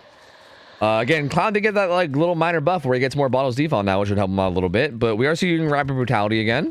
Rapid Brutality has actually made an appearance in a lot of games throughout the Swiss, right? Like every like Doctor games have had it a ton. We see it here on Clown. Did we see it on Pinhead earlier too, or am I just making that up? I know we saw it on Doctor a ton as well, and here on Clown too. So very interesting to see, man. I mean, the perk is definitely not bad, and especially on these killers where like Bloodlust isn't going to kick in a lot of times anyway. Definitely can get some value, right? And Laser, with his good positioning, is not really going to worry too much about what the killer's up to now. The add-ons are obviously the same as always too. It's just the same, like 1 extra second of slowdown, and then also the slowdown being more impactful. And Marco gonna get tagged to start. He's gonna run towards Shaq with Resi. Is the head-on survivor. He's gonna have to throw Shaq pallet for sure. And typically, like, this is interesting. Typically how these clown games seem to go is that, like, I feel like the Shaq side seems to have the majority of like the gens and everything, and I feel like main building seems to be like a good place to go just to like end your chases. That being said, it did not happen here with Marco. Marco kind of dies at the pier. And we also have Ruin in play too. Ruin also very high pick rate. Very, very high pick rate. I think I already said that before, but extremely high pick rate on Ruin this event. And Marco actually wiggles out. He tried to greet the basement. Oh no. He miscalculated and he got, oh no. Oh, that's so unfortunate. That is so, that's going to cost him so much, dude. That's even worse than a flashlight save, because you pick him up and you carry him for like 10 whole seconds and then he breaks free. Like that's literally like a flashlight save on steroids. Also, like a teammate isn't even there off gens too. Like that's so unfortunate. That's got to be like worst case scenario, dude. So now 2 gens pop for the first down when it should have been probably 0. And the third gen has some progress. He gets hit by pain res, but it does have some progress. Oh man, that's so unfortunate. But he does still have this hook. And Laser seems to not give a fuck. Still trying to get some progress here. Committing a good bit to Pedro. He's gonna need that hit and go into main. And I think main gen was one of the gens that got done. And again, this makes it so that main building is now going to be a pretty good place to be a lot of the time. Like, there's not going to be a lot here in terms of gens. So like dying over here and getting hooked over here is not really going to be the end of the world. Like, it's going to be impossible to camp a hook on the side of the map. Like, there's just no way. You just will not be able to do it, because all the gens will be away across the map. Plus, there's plenty of resources, right? These windows, these pallets, lots of room for exhaustion perks like Lithe and Balanced. And yeah, Pedro showing that, getting a lot of value out of Balance, and then basically forcing Clown to have to drop chase. Ooh, Laser with the sprint burst up. Gonna head back to the gen. Maybe. What's he doing? He's actually... I think he's going to take over Rocket's gen, I believe. I believe Rocket left the gen with a high progress. And he's going to take over that, I believe. Ooh, Rocket with the greed. Oh, he gets away with it too. Kinda. He kinda gets away with it. He gets hit on his way to the next pallet, and he will take a tag there, but he's just gonna run main. So again, main building just extremely strong. Once you make it there, it becomes very, very hard to like reliably commit. Although that was very good pathing from CobJ. But still gonna be in some trouble here. Rocket, again, Rocket is comfortable in this setting, bro. Like, this guy, he's a 1v1 juicer. This man will not throw the pallet until he has to, you know? And it is annoying. Trust me, as someone that does ones, these gamers that grind ones are fucking annoying, man. They will not drop that pallet until they fucking absolutely have to. And you kind of see that with Rocket there. He sits there and is like, nope, I ain't throwing it. Nope, I ain't throwing it until you make me. It just gets so much value out of it. And there's hook number 2 with pain res, but that's only hook number 2, and we're down to the final gen. So looking good in terms of a like pacing for a good result here. Did the killer have no-ed? I think he did, right? I mean, it would be weird not to have no-ed here. He doesn't have no-ed. It's weird. It is weird. Oh no, that is really weird, actually. Now I'm scared. Now I'm scared for this man. Does find Pedro and gets a hit onto him. He'll instant throw that pallet for some distance. He does have balance, so I think he's just going to try to go upstairs and get his bounce landing off. Yeah, has this window. He can still bounce landing off the backside too, which I believe he's going to maybe think about doing. Ooh, the clown finds Marco. Oh, the enemy means fake. Yo, Marco. Yo, that's sick. Oh, that's sick. Oh, that's so fucking sick. He's using any means to fake the vault. That's so good. And he actually gets away with with at least a little bit there. And this final gen's gonna pop. And again, we're currently sitting at 2 stages with no-ed. Dude, we could end with 2 stages. Like, that could happen. He doesn't even want Rocket. He wants one of the fresh hook survivors. So I think he wants either Adam or Renato here. But is he even gonna be able to find either one? And if he doesn't take a chase with one of these injured survivors, I think he should have just taken the chase with Marco or whoever it was that he had injured. I think you just need an injured survivor to chase, because otherwise you're gonna get body blocked. Like, if you give these guys time to like get the gate open and even get a reset or 2, they're just gonna body block for their teammates. And I am scared for this player. I'm scared for CobJ. This feels like this realistically could be a 2-stage game. Although they're leaving Marco, so never mind. They said, "Hey, tough luck, fucko, see ya, bud," and then they left, which is actually kind of interesting. I think they assumed no-ed, which is actually what's crazy. I wonder if they're gonna freak out when they realize that no-ed isn't in play. What is happening? What? What the fuck is? Oh my god. So yeah, I'm pretty sure what happened is that they assumed no-ed. They assumed no-ed because rapid brutality is a hard perk to scout. That is a very, very hard perk to scout. So I think what happened is they scouted every other perk, right? They saw corrupt, sloppy, pain res, and they're like, okay, like it's like I said, it would be crazy not to have no-ed here, right? Like that was my exact thought. And they probably thought the same thing. And they probably didn't really recognize rapid because it's very hard. It's very hard to recognize, especially on a killer like Clown where you're already going slower, right? Like you're already going slower too from the gas. And it's also, so it's hard to notice like the extra haste that the killer gets. So yeah, I don't think they were able to scout that. They didn't really realize that no-ed wasn't in play. And, but still, I mean, even regardless, like they hypothetically could have actually sent body blocks and gotten Marco out and it could have been a 2-stage game. But I still think a 4-stage game with 2 fresh, I'm sure they're going to be happy with that. You know, that's still fine. That's totally okay. Oh, actually, he didn't have corrupt. Oh, wait, you're right. I thought he did have corrupt. Oh, he had ruin. That's right. He had ruin. But either way, yeah. That's still a really, really good result for Calamity here, and that's tough. Tough for Cobb J. Tough for this team T5. They're gonna have to try to put out a really, really big result here somehow. It's gonna be very, very difficult, but hey, if they can maybe make a miracle happen, you never know. You never know. We did see Calamity lose twice already today, twice already this tournament, so you never know, it could happen, but this is definitely a very, very good start for Calamity, and it looks like they'll likely be able to get a win on the board here, unless T5 does some crazy juicer shit. So yeah, we will see. Ruin Sarah over that map though, 2 guaranteed spawns. See, I was talking about that earlier too. We've seen Ruin on that map multiple times, and I kind of agree. Like, there's a 2 in 5 chance that your totem is in the super obvious and also like easy with line of sight position, right? Like if it ends up on one of those trees, it's super easy to watch. Or sorry, it's super easy to watch. It's super easy to locate, and it's also super easy to cleanse. So like, but also the thing is though, is that if it's not in one of those 2 spots, Swamp generally has good totem spawns. Like I would argue, like for instance, like Pale Rose has like fantastic totem spawns. You know what I mean? So like if you don't get one of those 2, then it could be in a really good spot. But it is risky. Like you're not wrong. It is like really risky. So yeah, I don't know. I guess maybe the idea too is like maybe if you can get it down quick enough and then get a hook on top of it, then maybe you could just protect the hook and it at the same time and just get value out of it that way or something. I don't know, maybe, but yeah, it does feel like it's a little risky. I don't know.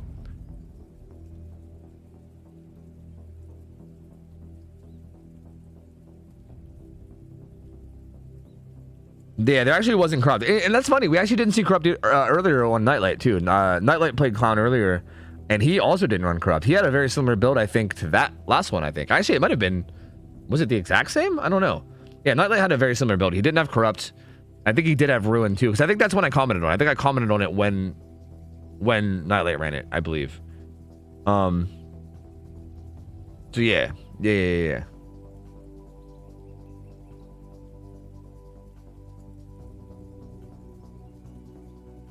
And yeah, we'll see. Also, it looks like unfortunately, well, yeah, no. Actually, no. Never mind. The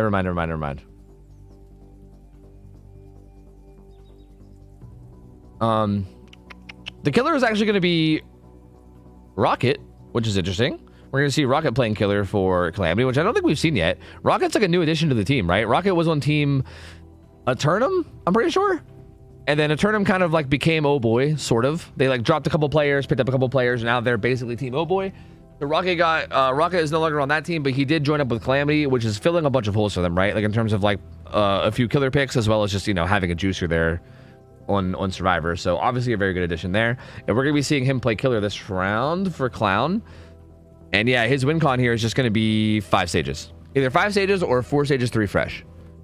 So this time, especially, I'm going to be extremely, extremely surprised that there's no no-ed. I was already pretty surprised that there was no no-ed last game, but I'm going to be like, I would just be blown away if it doesn't put on no-ed. It would be absolutely absurd. Because I feel like with no-ed in this position, it's so difficult. Like, it's so tough. Like, you just got to get a couple hooks throughout the game, and then secure something late game with no-ed, and then you're basically in the clear, right? This is a very, very tough situation for the survivors to get around, especially with no-ed being a thing. And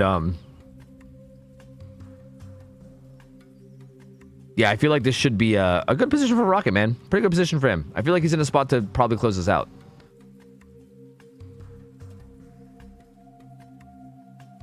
And then what's the final matchup? The final matchup, I believe, is Affliction versus Misery. Oh, man, that's crazy, too. Like, both of those teams are playing to get sent home. Oh, that's wild, dude. Oh, that's wild. Every team is so good here. Like, I keep seeing the teams that are, like, in danger of getting sent home and being like, how? But then I look at the other teams and I'm like, oh, I guess that's how. I guess that's how. Every team here is so fucking good. Like, it feels like none of these teams should really go home. Like, honestly. Like, they're all just so good. But I guess that's why. I mean, you gotta. I guess eventually you eventually gotta trim it down to only the very, very best. And I guess that's kind of the point, right? So eventually we'll get there. And this is taking a minute. Okay, here we go. Here we go. So Rocket on Killer. And he's got, yeah, he does have Noed. He's also got Brutal with Ruin. He actually doesn't have any regret, like any like standard regression, I guess. He doesn't have like any like pop or pain res or anything like that. So that's actually really interesting. He's just kind of relying on Ruin for the slowdown. Ooh, stun comes through. Blind on the pallet as well. And Abo just not moving. Oh. Oh.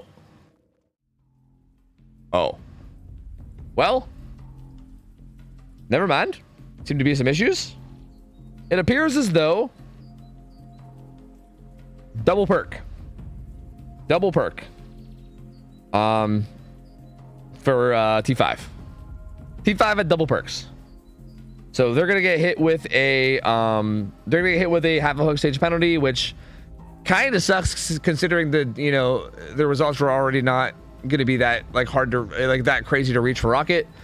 But now it's going to be 3.5 stages, I believe, which basically just means that now Rocket just needs 4 stages of any kind.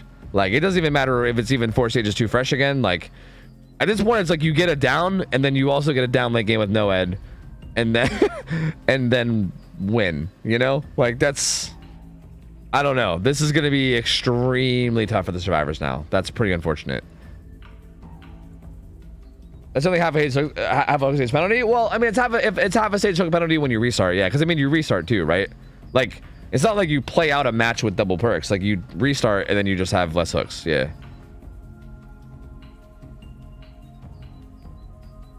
I mean, I think any just little common mistake. I mean, I don't know. I don't think anything need to be higher. Like, if you forget to set the map or you accidentally put on the same perk twice.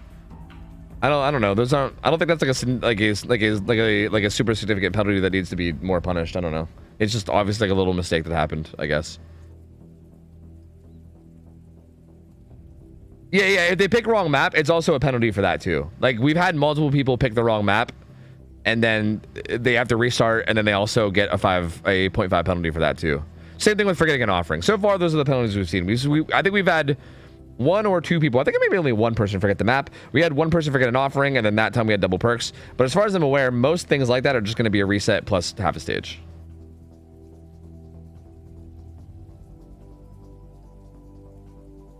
They should be banned. Lock them up. True. Throw them in the DBD prison, baby. Chuck them in the DBD prison. Fuck them, dude. Fuck them. You right. You right. What's the penalty for cheating and using comms? I guess championship grand finals. I don't know. Hard to say. Anyway, here we go. Rocket. For real this time. No repeat perks this time. Actually, everything is for real. Same build on Rocket. Very similar for the survivors, obviously, except for the repeat perk. I didn't even catch what it was. I'm curious. Was it like Vigil or something? I was trying to think about. I couldn't see though. Ooh. Does ComJ make this pallet? Yes, he does. Keeps him on a little bit longer. Yet another pallet over here. Windows of opportunity coming through clutch, baby. You love to see it, but now he's gonna be kind of in trouble. He doesn't take that vault. He's gonna get hit. Speed boost kicking in. He has live still to work with as well, so eventually when he finds a pallet or window, he can maybe try to mind game it with live and get away from it. Makes it to mini shack. I don't even know what you call this. Smokehouse? Some people call it smokehouse or something. Mini shack. I don't know. I don't know what the hell. He made it to the old mini pantry. Decent pallets here. Survivors here to take a hit as well. Firecracker on the drop down. We can't really tell if that blinded or not, but it doesn't seem like it did.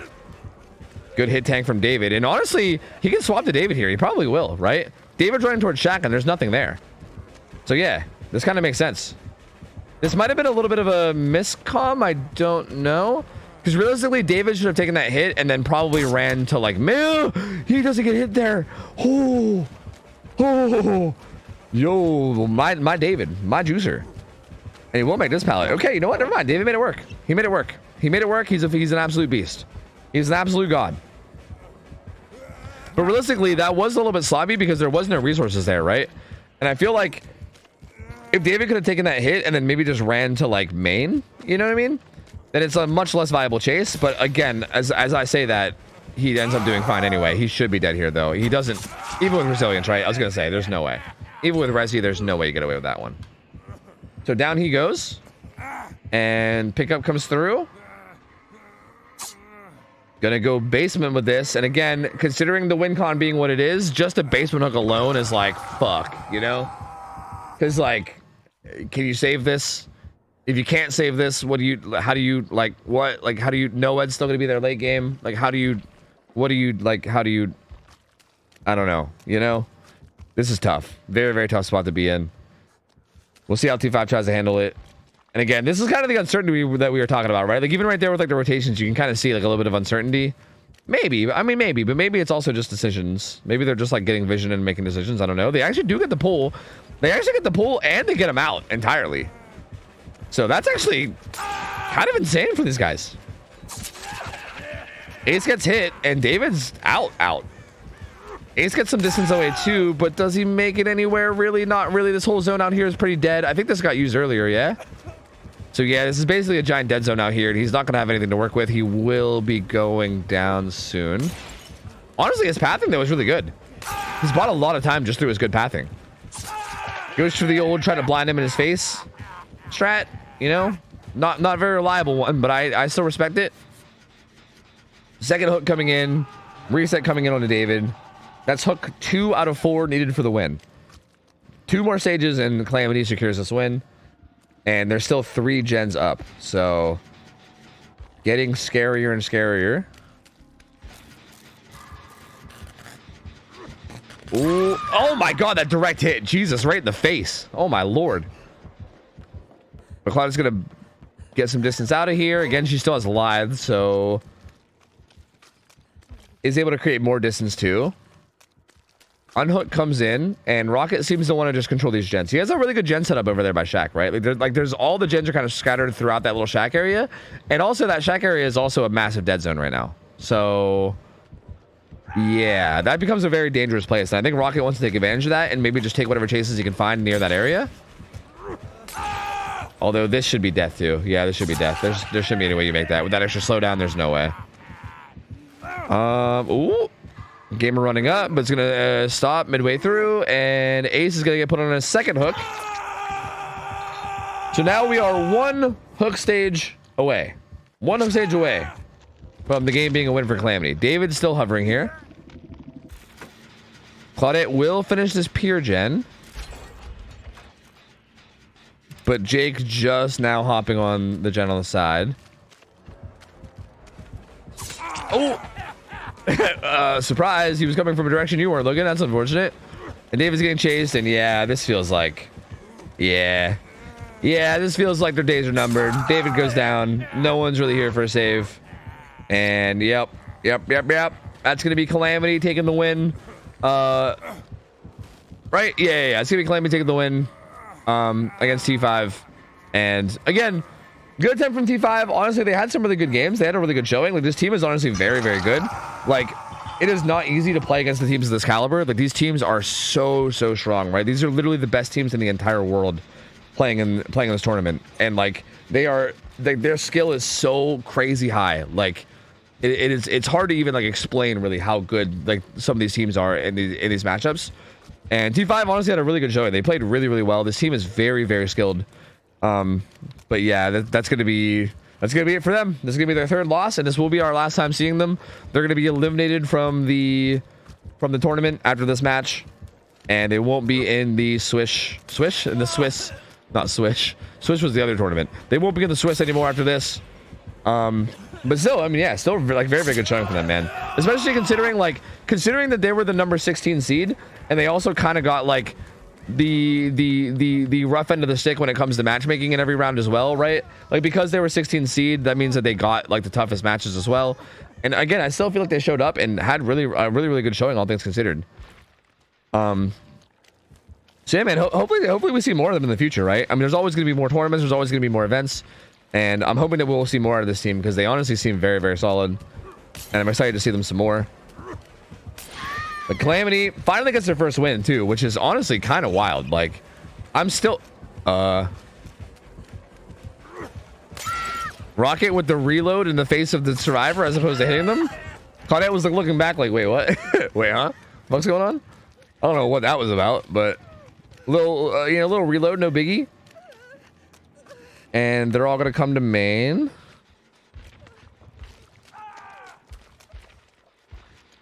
Ooh. Ace gets spotted. Ace is death hook too, so this is actually a little alarming. Rocket throwing some speed up gas. So after the hit, he gets that's like budget rapid brutality right there. You see that? He threw speed gas and then got an M1 and then got the haste afterwards. That's like rapid brutality but at home. And down goes Ace. He is death hook, so that'll be a kill. That's gonna make this gen setup infinitely harder to deal with. Although they might get this one done. Actually, they never found Ruin, did they? I kind of realized that just now. They never found Ruin. So, you know, we actually talked about how Ruin on this map feels like it might be risky and might be a bad pick, but Ruin did work this game. Whoa! It still did work this game. It doesn't even matter. It still did work this game, but they do manage to finish the last gen. That's actually really good timing. He's trying to take a hit for him. Honestly, this makes sense even with Noed, right? Even if they think Noed's in play, this still makes sense. Because Claudette is worth the most amount of hook stages. Holy shit, that's a fast clown. Holy fuck, that's a fast clown. Oh my god, he was hustling. And now David also going to be in some trouble. Again, there's nothing here even. But Jake will get the gate open and he'll likely just leave. So they'll take that 3 stages out the gate. And it's going to end up being, I believe, 9 stages. Well, hey, hold on a second. Did Rocket not realize it was this gate? I can't tell if Rocket's trolling or if he didn't realize it was this gate. I guess he didn't realize it was this gate. Because the gate just opened and there was a gate right beside him. Or maybe he's baiting. Oh, maybe he's baiting. Maybe he's trying to bait the Jake into coming back to pick up so that he can one-shot down him. Yeah, Jake knows. Yeah, he knows. Yeah, he knows. I see. All right, it was all an elaborate ruse. I get it. It was an elaborate ruse. That does make sense. So yeah, it's gonna be 9 stages. They do manage to get a fresh hook out, and what? Bro, I don't know what Rocket is up to this match. Oh my lord. Oh my lord. Oh my lord. But yeah, man, T5 definitely a team to look out for. I'm definitely gonna I think they're definitely gonna be on my radar in terms of like going forward. Curious to see how much they do. And again, these guys are also again, if I'm not mistaken, this is one of the Arabic teams, so they're also playing with high ping pretty much onto every single server too, which makes a lot more of their plays even more impressive, at least to me. As someone who's like super spoiled by low ping, I'm always playing on like 30 ping, so like anytime I'm even on like 80 ping, I'm like, oh my god, this is impossible. So the fact that these guys are constantly playing with like 100 ping is kind of crazy. Dude, he's got the shakes. Rocket's got the shakes, bro. But yeah, really good showing. Calamity gets 1 win out of 3 towards their ability to advance. So Calamity not knocked out, but they're still 1 and 2, which is still surprising. So Calamity staying alive. They're gonna have to continue to win out, though. They're gonna have to continue to win out.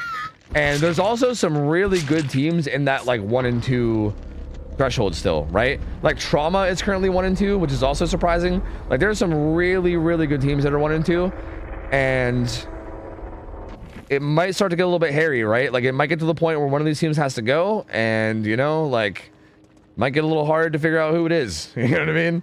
It's might get a little bit monka, but Calamity does at least get a win on the board, and that's going to keep them alive in the tournament a little bit longer at least.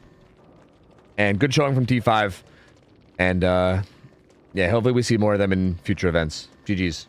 The final matchup. This is the final matchup of the day. It's been a long day, bro. We're coming up on 9 hours. This is the final match of the day. It's going to be Misery versus Affliction. This is another game where both these teams are playing for their life. Both these teams need to win this or else they get eliminated from the tournament altogether. Both these teams are currently 0-2. And again, it's such a shame because both these teams are very good. We've seen both these teams play so well. We've seen them both like take oh, Chucky. Oh. Oh. Well, that's a treat. We get a little bit of an odd killer for the final matchup, huh? That's interesting. Yeah, Chucky's gonna be an interesting one, man. He's Chucky on Dead Dog Saloon too. Dead Dog Saloon feels like a weird map because I feel like weirdly enough, like it's kind of a good map against Scamper Slice and Dice because of like the density of pallets. But then it's also like a lot of the pallets are maybe even dangerous just to 4.4 Chucky, right?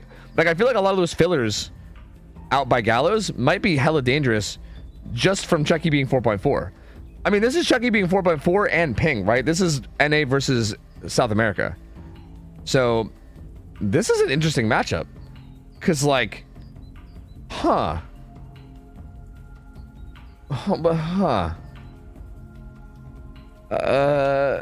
interesting. Yeah, here let me pay out the outcome. Yeah, it does seem like they got the they put Calamity at 0-3 and T5 as 1-3, so that was a little bit of a mistake on their part. But yeah, I mean we all saw what the actual results were. Here, let me give you guys a Gamba. It's going to be a Misery versus Affliction. Yeah, both these teams have been playing really well, and they've both just been taking these like very close losses, like very close losses, and it feels like they are like both these teams are super solid and have what it takes to, I think, go through here. And it's such a shame to see one of these teams go home because again, both super good teams. So I guess we'll see who can pull it off better here. I don't know. Looks like the first match is going to be Misery on Killer. It's going to be Ducky on Killer up against Affliction Survivors. And yeah, man, I don't know what to expect out of this. In terms of like a result, bro, I don't know. Like, I really don't know. Like, I feel like, especially because of the ping, especially, like, yeesh. I don't know, man. Main building, not really that useful unless you have a ton of distance because you could just scamper it and then slice and dice. You kind of just have to use fillers. I would expect pretty big results here. I think I would expect pretty big results here from the Chuckster, I think. So we'll see. Like if either one of these can get a big Survivor result, like if either one of these Survivor teams, like if this Survivor team opens up with a good result on Survivor, I feel like that's going to be very good because I think this should be killer-sided in terms of, yeah, in terms of like how the actual kills are going to go.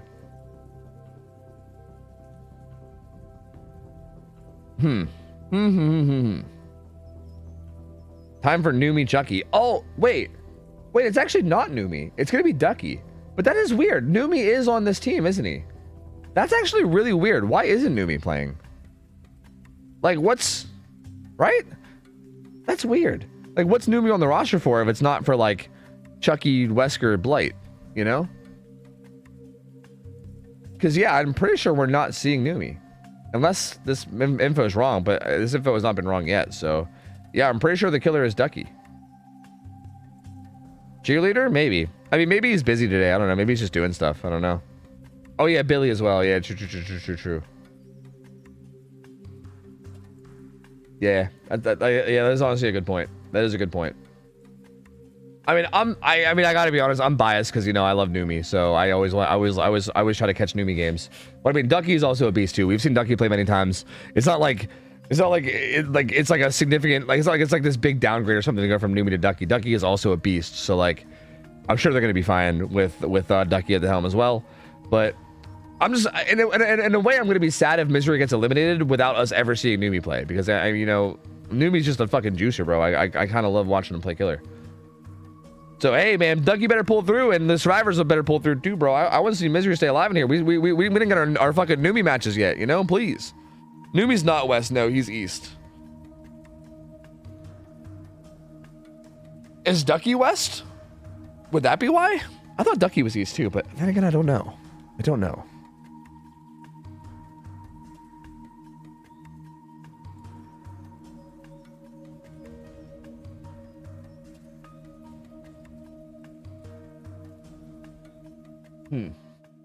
I use more east and west. Oh, so he's like kind of central. I see. Oh, the add-ons are weird. Oh, wait, they allow yardstick? Wait a minute. Yardstick's allowed? What the fuck? What the shit? Bro, I gotta go. I mean, obviously, I think it would be a restart if it wasn't. I gotta just go check. Bro. Banned add-ons all allowed? Wait, they allow rat poison and yardstick? That's crazy. I cannot believe they allow those. That's wild. Well, anyway, there's an opening hit for that's an opening hit for Ducky pretty quickly onto Renato. So yeah, there's something really fun about Chucky, which is the fact that basically you're fucked. Basically when Chucky's chasing you, oh my god, that build. Oh my god, that build. What the fuck is that build? Holy shit. I didn't even realize what his perks were. That is spicy. Okay. That could get out of hand quickly. Yep. And there's a lot of good totem spawns on this map, right? Like, this map has many, many strong totem spawns. And one comes in there onto Claudette, who will be bolting away. Well, the thing about rat poison is that you don't need rat poison and yardstick. Yardstick basically does the same thing, but maybe even better. Like, yardstick's probably maybe the better of the two. Maybe. Hard to say. Like, they're both good. But they both do the same thing. Like, you don't need both. But really good down there on the Claudette. That's going to start the snowball going. Like, basically, rat poison gives you aura reading on survivors while you're in your dash. Whereas yardstick does it after a scamper. And realistically speaking, most survivor players are probably going to, like, force you to scamper. So you can just scamper, see exactly where they are, and then just slice and dice them. You know what I mean? And there won't be, like, really any room for the survivors to do anything tricky or mind gameable. Which is, again, why I'm kind of surprised that it wasn't banned. I thought it would be. But hey, I mean, hey, both sides have access. Both sides have access, so it is what it is. But it's going to make it even harder for these survivors to really do anything in terms of, like, in terms of, like, a mind game. I think the power just ran out, though, right? So, Gusta could actually get some good value here, and he kind of is. Lucky's actually been using his power for stealth a bit, which is a bit risky, right? Like, it can pay off really well if you get the good stealth play. And down he goes. But it also makes it so that if you don't, like, if your power runs out in the survivor's face, like it did right there, but you got to sit there and wait the 18 seconds for your power to come back off cooldown. So yeah, like that kind of bought this Renato an extra like 18 seconds, right? So it's a little like there's a little risk reward to that, right? Like using your power to like stealth around the map it's weird. It's good, but it's also sometimes not good. It just depends. Hook number 2 coming in though. That's another pain res. We currently have 1 stack of Devour. Ruin still active as well. There is a decent little 3-gen setup over on the Gallows as well. They broke something. I don't know what that was. Chucky's a giggler. So like even here, he'll probably see auras. Does he reach that? No, he doesn't.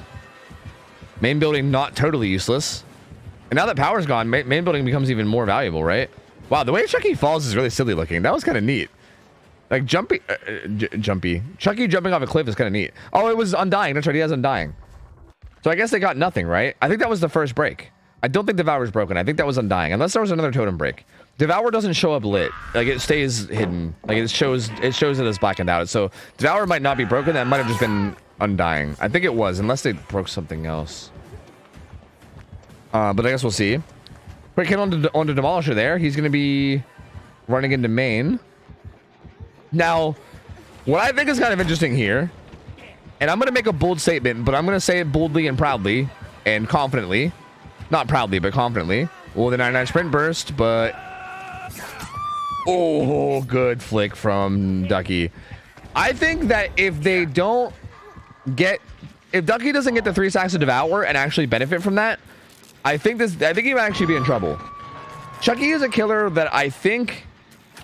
I wouldn't say 100% requires it. Maybe Dead Dog is a map where this is a little bit less required than others. But Chucky is a killer that very, very much excels at tunneling. And that's like his main... He's kind of like Diet Nurse, if that makes sense. Like, Nurse is a killer where, like, you can't really get away with not tunneling at a high level, because like that's what the killer excels at, right? The killer's not very mobile, but what the one thing they do excel at is killing the survivor that they're chasing very, very well. You know, they don't get around the map fast, but my lord, can they kill people? And he does have 3 sacks. Oh yeah, take a hit for him. Yep, there's the surprise. There's the surprise devour. But already Devour's getting some value, and now there's probably going to be a great scramble for totems as well. So yeah, you know, I was gonna say it, but like hypothetically, if Devourer got cleansed like maybe right before 3 stacks or something, I think this actually could be trouble. Because I think if you play Chucky without going for a tunnel out, you're really putting yourself at a big disadvantage. Because I think you're not taking advantage of his actual like kit, right? Like you're not taking advantage of what he does, which is kill people. But hey, I mean, Lucky gets it down right next to the hook. That's really unfortunate for Affliction. I'm not sure how that happened. Maybe was the totem over there, or was she just stealthing? I think she was just stealthing. Yeah, she must have just been stealthing. And with 3 stacks to Devour now, oh man, this is so... Oh, brother, this is... Oh no. Oh no, oh no. Was that it? Was that it, or was that Ruin? That was not it. That was Ruin. Because they're still exposed. So, surprise! One more hex to go. And that survivor's gonna die on hook. They get to pick up, but he pops his stealth. And if you can sneak up on somebody with an M1 here. Oh, scamper. Take that. Yeah, take that barrel. Yeah, got him. Got him, dude. 3 gens still up with this Devourer as well. They at least got rid of Ruin, which is nice. Because, like, the thing about Ruin, too, is that if they try to look for Devour, then Ruin just demolishes all their gen progress, right? But they at least got rid of Ruin, so they don't have to worry about that anymore. So it kind of opens them up to maybe look around for it.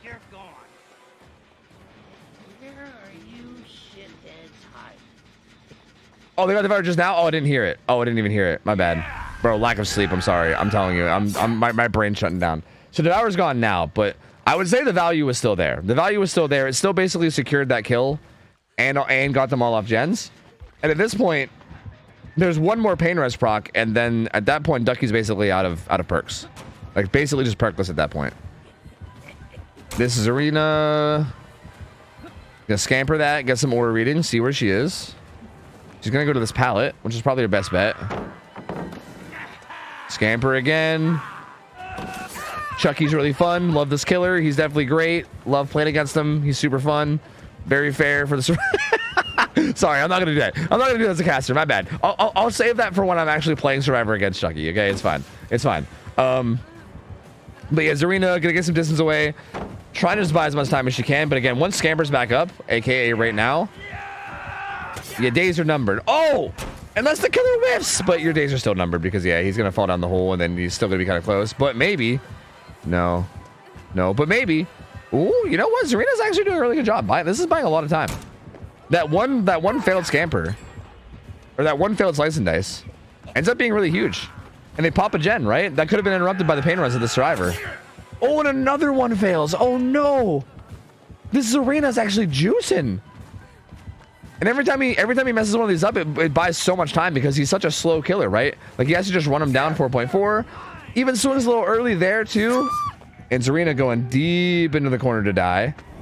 And do they get Gallows? Did they get Gallows for this?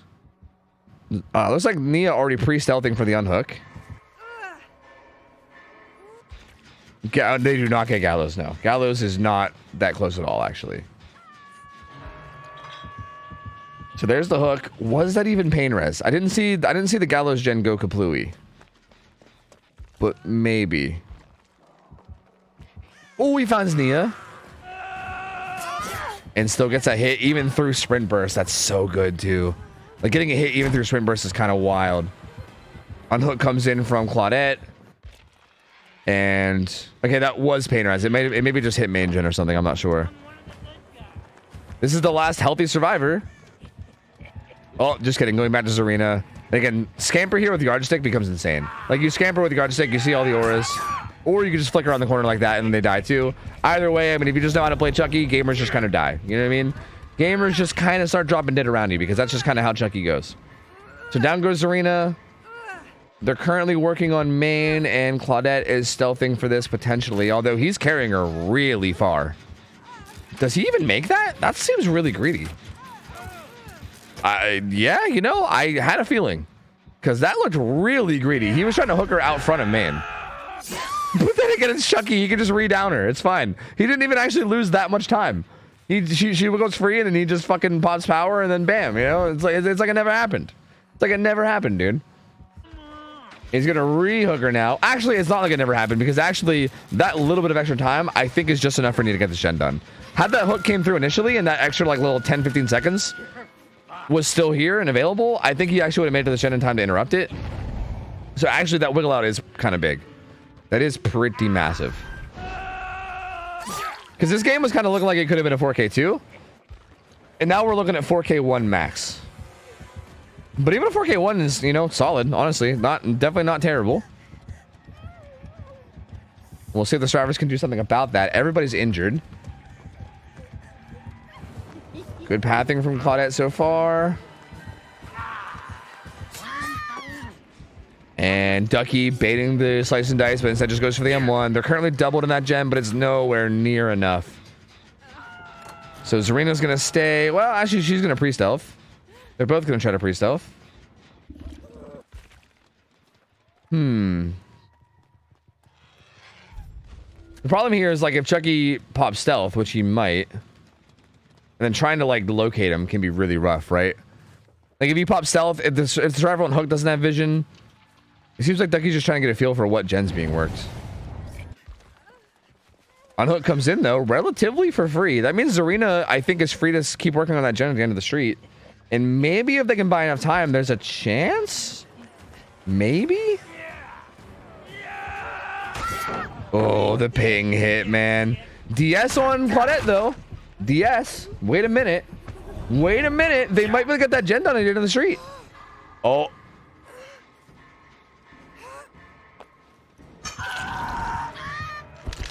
So anyway, Claudette's dead. And, yeah, to be fair, this gen actually didn't have that much progress anyway. It was about 40 or 50. I mean, the DS would have definitely helped, but that gen was not as progressive as I thought it might have been. And they're currently trying to split this one and Gallows and just hoping for the best. Zarina pre-running and getting a lot of distance, hoping to buy some time for that gen on Gallows.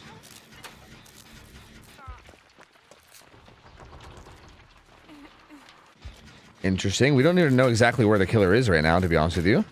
He's currently in stealth. Still don't know. Honestly, this is where we're getting the true survivor immersion right now because the observer hasn't even gone to the killer. Okay, there he is. He shows up at Gallows. Trying to bait the drop from Nia. Does eventually get it. But I think that's sprint burst. She drops and sprint bursts away. Ooh, good flick around that tree. Well played by Ducky. And yeah, Zarina doesn't have the progress there. She just doesn't have the progress. And it should be a 4K1. Ducky should be locking this down at a 4K1. And yeah, I mean, pretty solid, man. Pretty solid. I do feel like that wiggle out was so unfortunate on his way to main. Because, like, I mean, obviously it's not a guarantee. Because, like, the main gen still did have a lot of progress. Like, it seems pretty likely those are going to be a 4K1 regardless. But, like, it could have maybe possibly been a 4K2. And obviously there's a big difference. Like, between 4K1 and 4K2. Because I don't think it's entirely unreasonable to see a Survivor Squad get 4K2 here, right? Chucky on Dead Dog Saloon with high ping. I think 4K2, like, Misery Survivors are going to have a really, really good game. Because I feel like 4K1 is almost what I would, like, expect to happen here. Like, this feels like it may be expected to me. I don't know. And 4K2 seems kind of possible. Like, getting outs would be, I think, impressive here. I think. That's my, like, not a super crazy amount of experience take on this. But Chucky is extremely strong. This map has some really good, like, gen setups. Yardsticks allowed. You know what I mean? I feel like 4K1 feels almost like the expected. So, yeah, this feels pretty okay. I think if you're Affliction, this shouldn't feel too bad. And I feel like it's going to more boil down to the killer on the next half and how well they do. And as well as how Misery Survivors handle it. What is going on here? Zarina's like slowly walking up while occasionally stopping to teabag every once in a while. And I think are the gates both right here? Like, is one behind her right now and then one also by the hook? Is that a thing? Is that, or are those gates, or am I seeing things?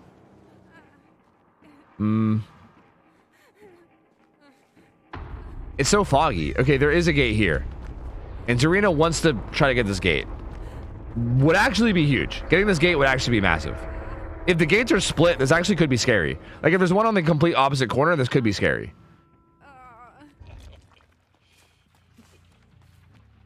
Oh. Okay, so Ducky just checked that gate, which means I think he'll kick hatch and then come straight to this gate. So Vin might be in some trouble. He actually just took a peek over there, but didn't see anything. Yeah, there's no teams after this. This is the last matchup of the day. Last matchup of the day. It's been a solid 9-hour day. And we will have much more tomorrow as well still.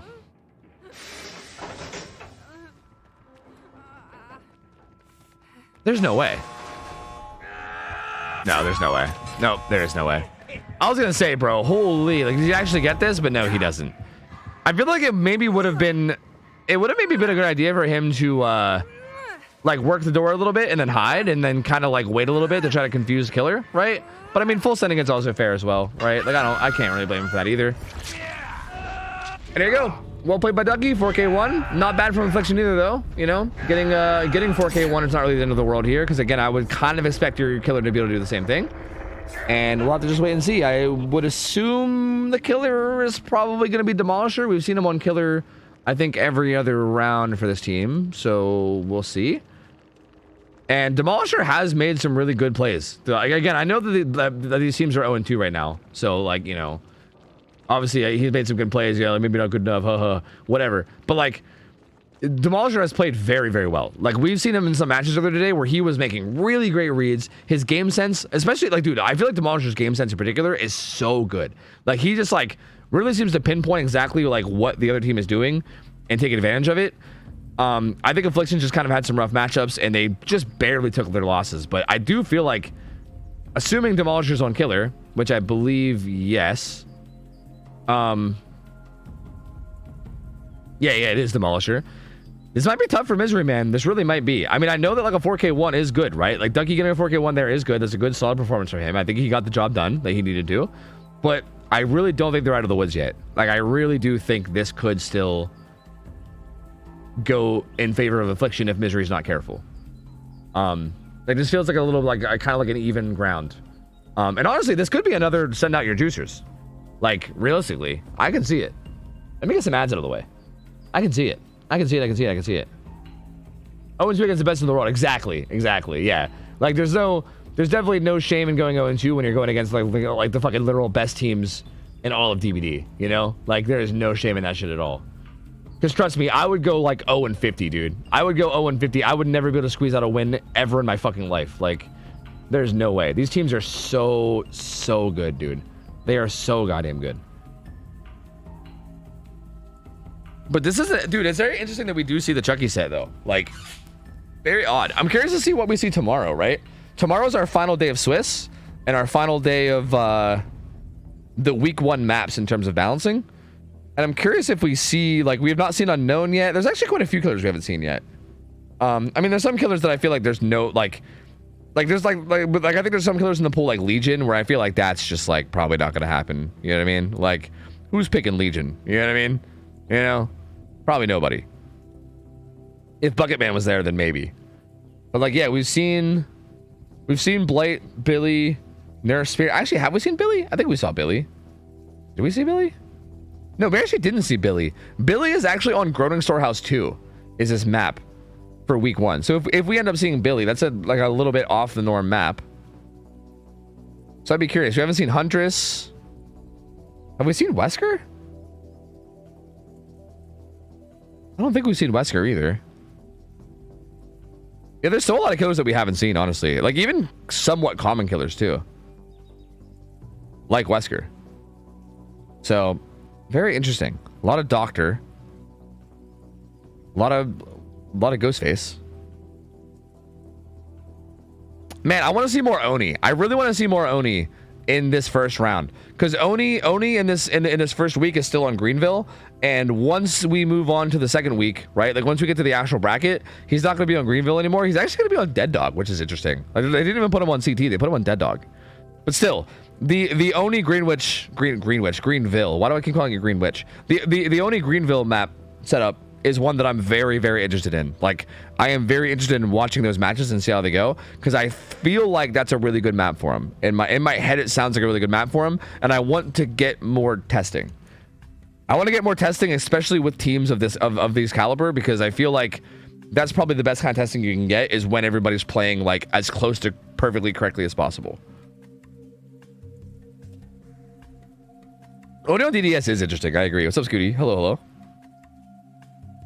Slinger, we actually did see Slinger earlier. That's how Calamity lost one of their games. Calamity lost the Slinger matchup versus Severance earlier. Thank you, Deinoxicate. Thank you. Hey, it's pretty easy when the games are good, man. Like, these games are hella enjoyable to watch. So, like, trust me, if I was doing something boring, dude, I'd have been snoozing a long time ago. I didn't even get much sleep last night, but these games are just so fucking good that it doesn't even matter, dude. It's very, very easy to stay up for this. Kerrigan, that's their wins. That's the amount of wins that they've gotten. So once you get 3 wins, you advance out of the Swiss and you move on to the brackets.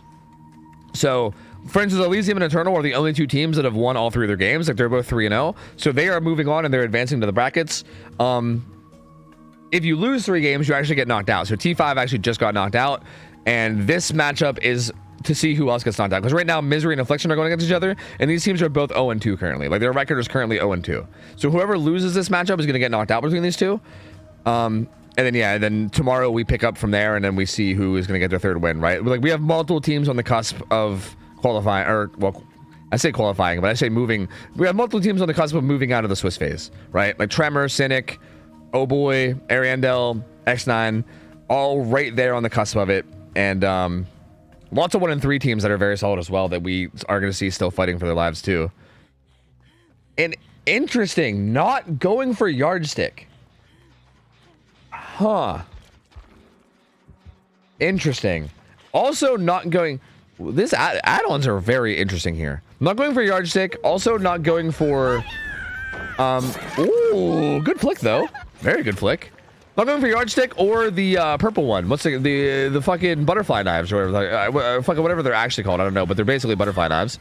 Oh, baits the head on too. That was, dude. What did I tell you about Demolisher's game sense, bro? This guy's nuts. He knows. Ducky. Let's not talk about it. No one saw it, Ducky. It's fine. No one saw you blind yourself with firecrackers and then die afterwards. No one saw it. It's fine. Didn't happen. Didn't happen. No one saw it. But bro, I'm telling you, Demolisher is nuts. Like, dude, he literally just like called out that head-on play. Like, so many killers will just fall for that, right? It's a semi-common play, but it's also like not so common that you want to bait it, right? Because if you bait it at the wrong moment, then you're just giving people free distance. But that was so smart and fucking like, it's just a good call to call that out on the fly, and gets a pretty much a free down onto Ducky now with still an injury onto apply. And another hit onto Abby. And this is what I mean, bro. This is what I mean. Chucky on this map can be so devastating. This is so many hits. Yona comes in now, but guess who's back? It's Tiffany. She's back. And assuming Demolisher does just...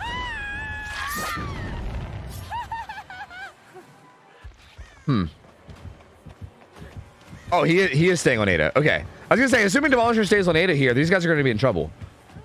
And I was waiting to confirm whether or not he was, but he is. Ducky does have DS though. That is like the one good news. Oh, DS smash hit actually. So he'll actually be able to get this DS, and then the pallet stun, and he's gonna give him a lot of distance. So that's actually really good use of this build. Ooh, it actually gets away from that slice and dice too, which is massive, because now the killer has 18 seconds of no power. And okay, Misery suddenly back in there. The add-ons that he's running are basically like, if you land your slice and dice, the next cooldown's a little bit quicker. It takes it from an 18-second cooldown to like a roughly like 16-second cooldown, maybe a little bit less, maybe like a 15 and a half or something. So like, as long as you land your slice and dices, then you're able to slice and dice more. So honestly, the one yellow add-on that they have is probably like one of Chucky's best. Oh no, unfortunate chase there for Visuous. I guess maybe just assumed he's gonna kick pallet. And he gets caught out of position, and that's a very fast down. Not good at all. Another add-on is jump rope, which is like 8% more duration, I think. Speed, duration, I think it's duration. 8% more duration of dash. And the add-ons that I was talking about, like the add-ons that they didn't choose, were like, dude, Yardstick makes it so that when you scamper, you get aura reading of every survivor within 12 meters of you for 5 seconds, which is nuts. Like, it's so much good information, and it makes it so that any attempt to juke at all is just pointless. Oh, I think he fucked up that slice and dice. Yeah, he fucked that all up. He kind of like ran into the wall, I think. So yeah, Yardstick's nuts just for information and basically denying all chances of ever being able to outplay the slice and dice. And the purple add-on gives mangled and hemorrhage on power hit. So it's like sloppy on hit, but for power. Like both those add-ons are incredibly powerful, and we saw neither one here, which is really interesting. Like we saw both those add-ons on Ducky. But to be fair, I mean, I guess you maybe you don't need Yardstick if you're just confident that you're gonna get your hits every time, right? And so far, I mean, he's whiffed like maybe 1 or 2, but they were like really, really aggressive ones. But for the most part, it's not like they've really been able to do a ton against them. So I mean, hey, maybe he just doesn't need Yardstick, you know? He's gonna force struggle here on the Vistuous.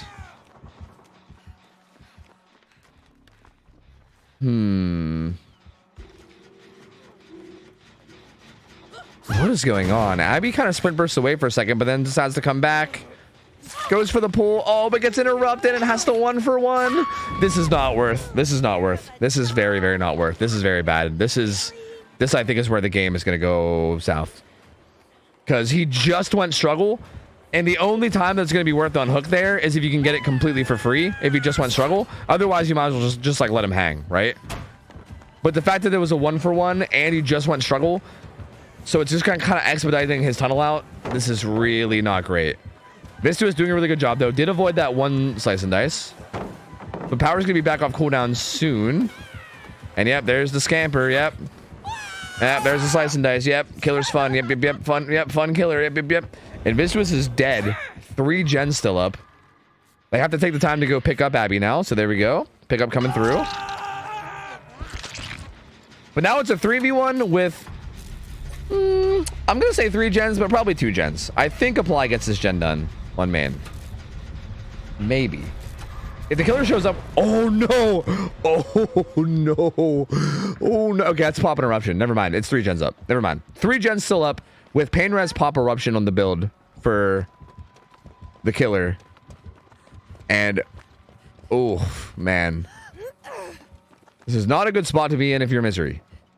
They need to at least turn this into a 4K1 at minimum to make sure they ensure the tie and set themselves up for a potential tiebreaker win. But look at this gen setup too. 1, 2, 3 gens all up here on the side of the street, plus main building in relatively decent position to make it to as well, right? I mean, not the best, but at least something. Survivors are all full health though.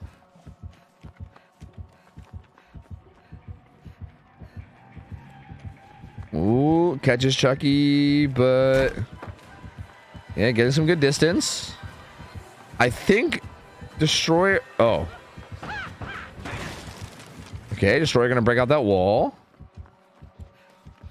Huh? Not really making anything happen there though. Well played by Abby, just kind of holding distance and trying to make sure she doesn't get hit, and does a really good job there. Now Ducky getting chased.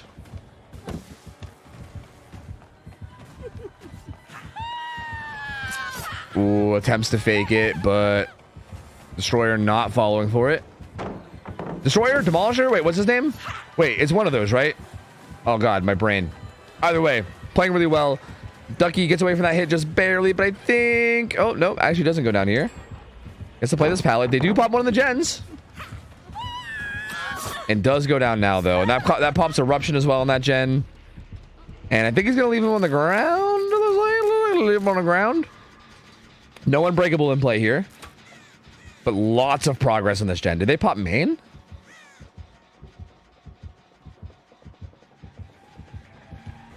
Oh. Sprint burst from Abby. Getting her to the corner. Oh my god, that almost landed anyway. Whoo, that was terrifying. You know, this is actually getting dangerously close to maybe the killer kind of spending a little bit too much time in fuck around town, and he might find himself just arriving at Find Outville, because like right there he got that hook on the Ducky, and I know he was a little bit worried about the gens down here, but he doesn't take the hook on the Ducky. He just gets picked up, so not really getting progress towards the game ending. Like he hooks Ducky there, and Ducky's now death hook, And you also get pop-up, right? I mean, again, I may be a little bit worried about the gen, like, just popping before you get there. I don't know. I guess I understand it. Because obviously that would feel bad too. But I feel like a bit of a missed opportunity there, you know? Because now Ducky's getting reset and Misery's kind of back in this. Abby with some good stealth play here. And, you know, honestly, you know, Misery's still in it. Back to full. Everybody's back to full. And again, last time they were all full health, Ducky got chased and he bought enough time from the Papa Gen. Apply and get hits now. And same thing could happen here. That was power usage too. So has to wait now for the power use.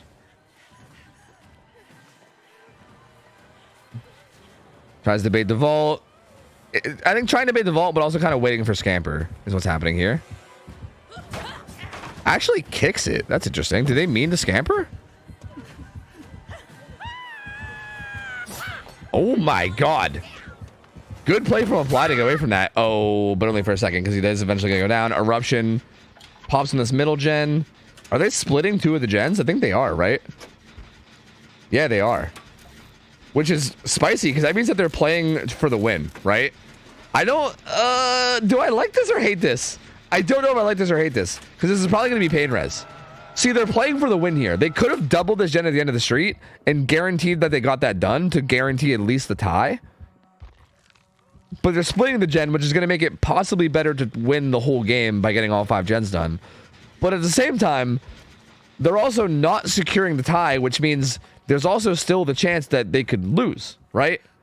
Like, I don't think I like it. I think strategically, I don't like it. Like, I think in terms of their confidence, I do like it. I like that they're confident enough to do that. I think that's sick. But at the same time, I think strategically, I think you maybe just want to guarantee the tie at least. And then see if you can get the win from there, maybe.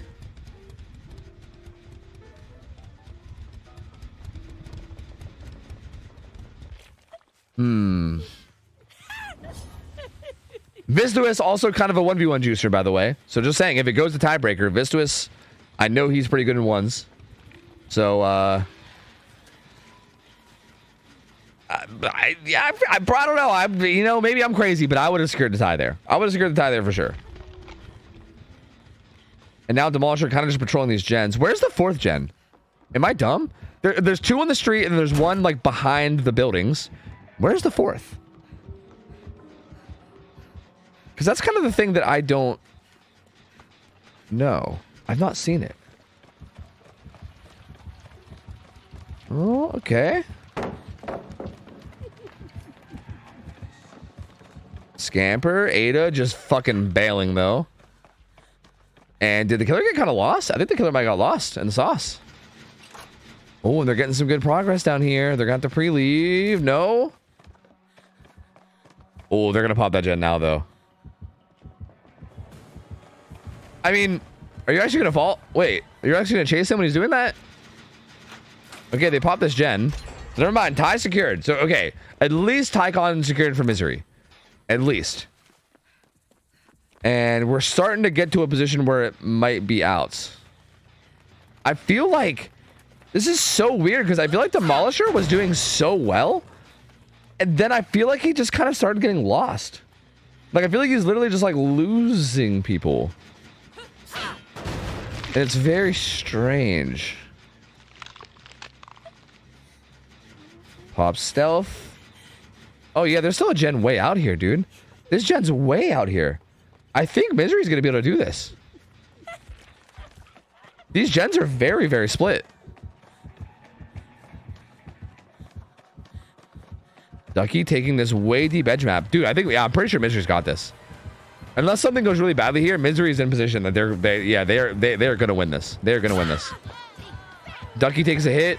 It wasn't power though, and power will be off cooldown somewhat soon. Ducky just trying to get distance and stay alive as long as possible. Oh, avoids the power usage too, and he has a pallet there as well. And he gets away with the pallet vault too. Oh shit, that's huge. Such a clutch moment for this too, and I think they're split. Oh, they're not split. Apply's actually here. He takes a hit. Abby on the gen across the street, I believe. And Abby's going to pre-leave this. Very smart play from Abby. Don't play too aggressively. Play a little bit safer. Oh, but gets hit through Spin Burst. Maybe not safe enough. Okay. Okay, wait. Is Misery going to do this? Is Misery actually going to do this? That was a lot of hits that came in kind of for free there. Like, Apply dropped in and took a hit. I thought Apply would be splitting. Like, realistically, I think if they split gens, I don't know. Like, their positioning was a little odd there. Like, I thought if Abby was across the street and then maybe if Apply took over the gen that Ducky left. But another missed scamper. Or sorry, another missed slice and dice. And Apply just going to go into main, probably take front window. And he's going to buy some more time here. And yeah, I mean, still if they split gens, right? If Ducky goes behind Gallows and Abby goes across the street, I don't know if you can stop that. I don't think you can stop that. I really want the Observer to go to Ada. I'm curious to see what that gen's looking like. Abby. Oh, Ducky actually was resetting. Abby's going to go down. This is Pain Res. This is Pain Res. Pop as well. They're both healing. They're both healing in main. Okay. Okay. Okay. Pain Res coming through. Pop is available for this gen as well. He might wait for Eruption. This is interesting. No survivors death hook at least though, so no one's in immediate danger of dying. This is the gen that Abby was working. It's regressed quite a bit, but it's still at about what, 30 right now, so you know, decent progress. And Demolisher is trying to make a hard read right now. He's trying to find them stealthing for the unhook, trying to find them rotating.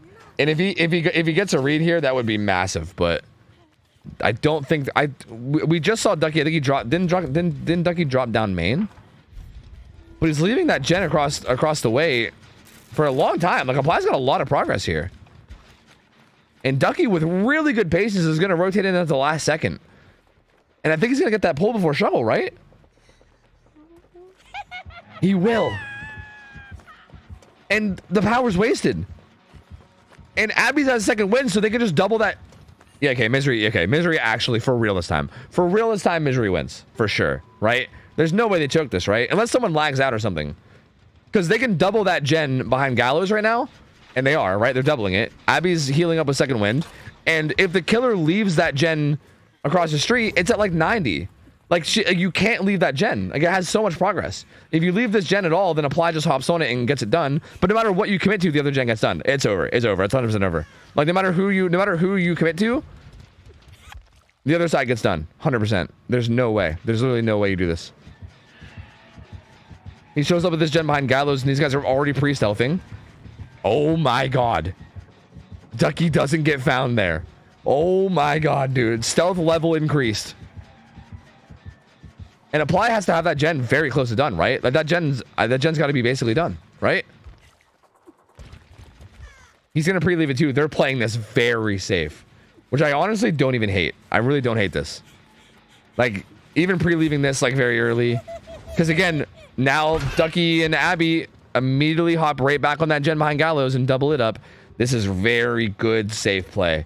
They all just pre-leave stealth, wait for the killer to leave, hop back on their gen. And this gen's being doubled, and yeah, that's gonna be enough. This gen's gonna pop, and there you go. Misery going through.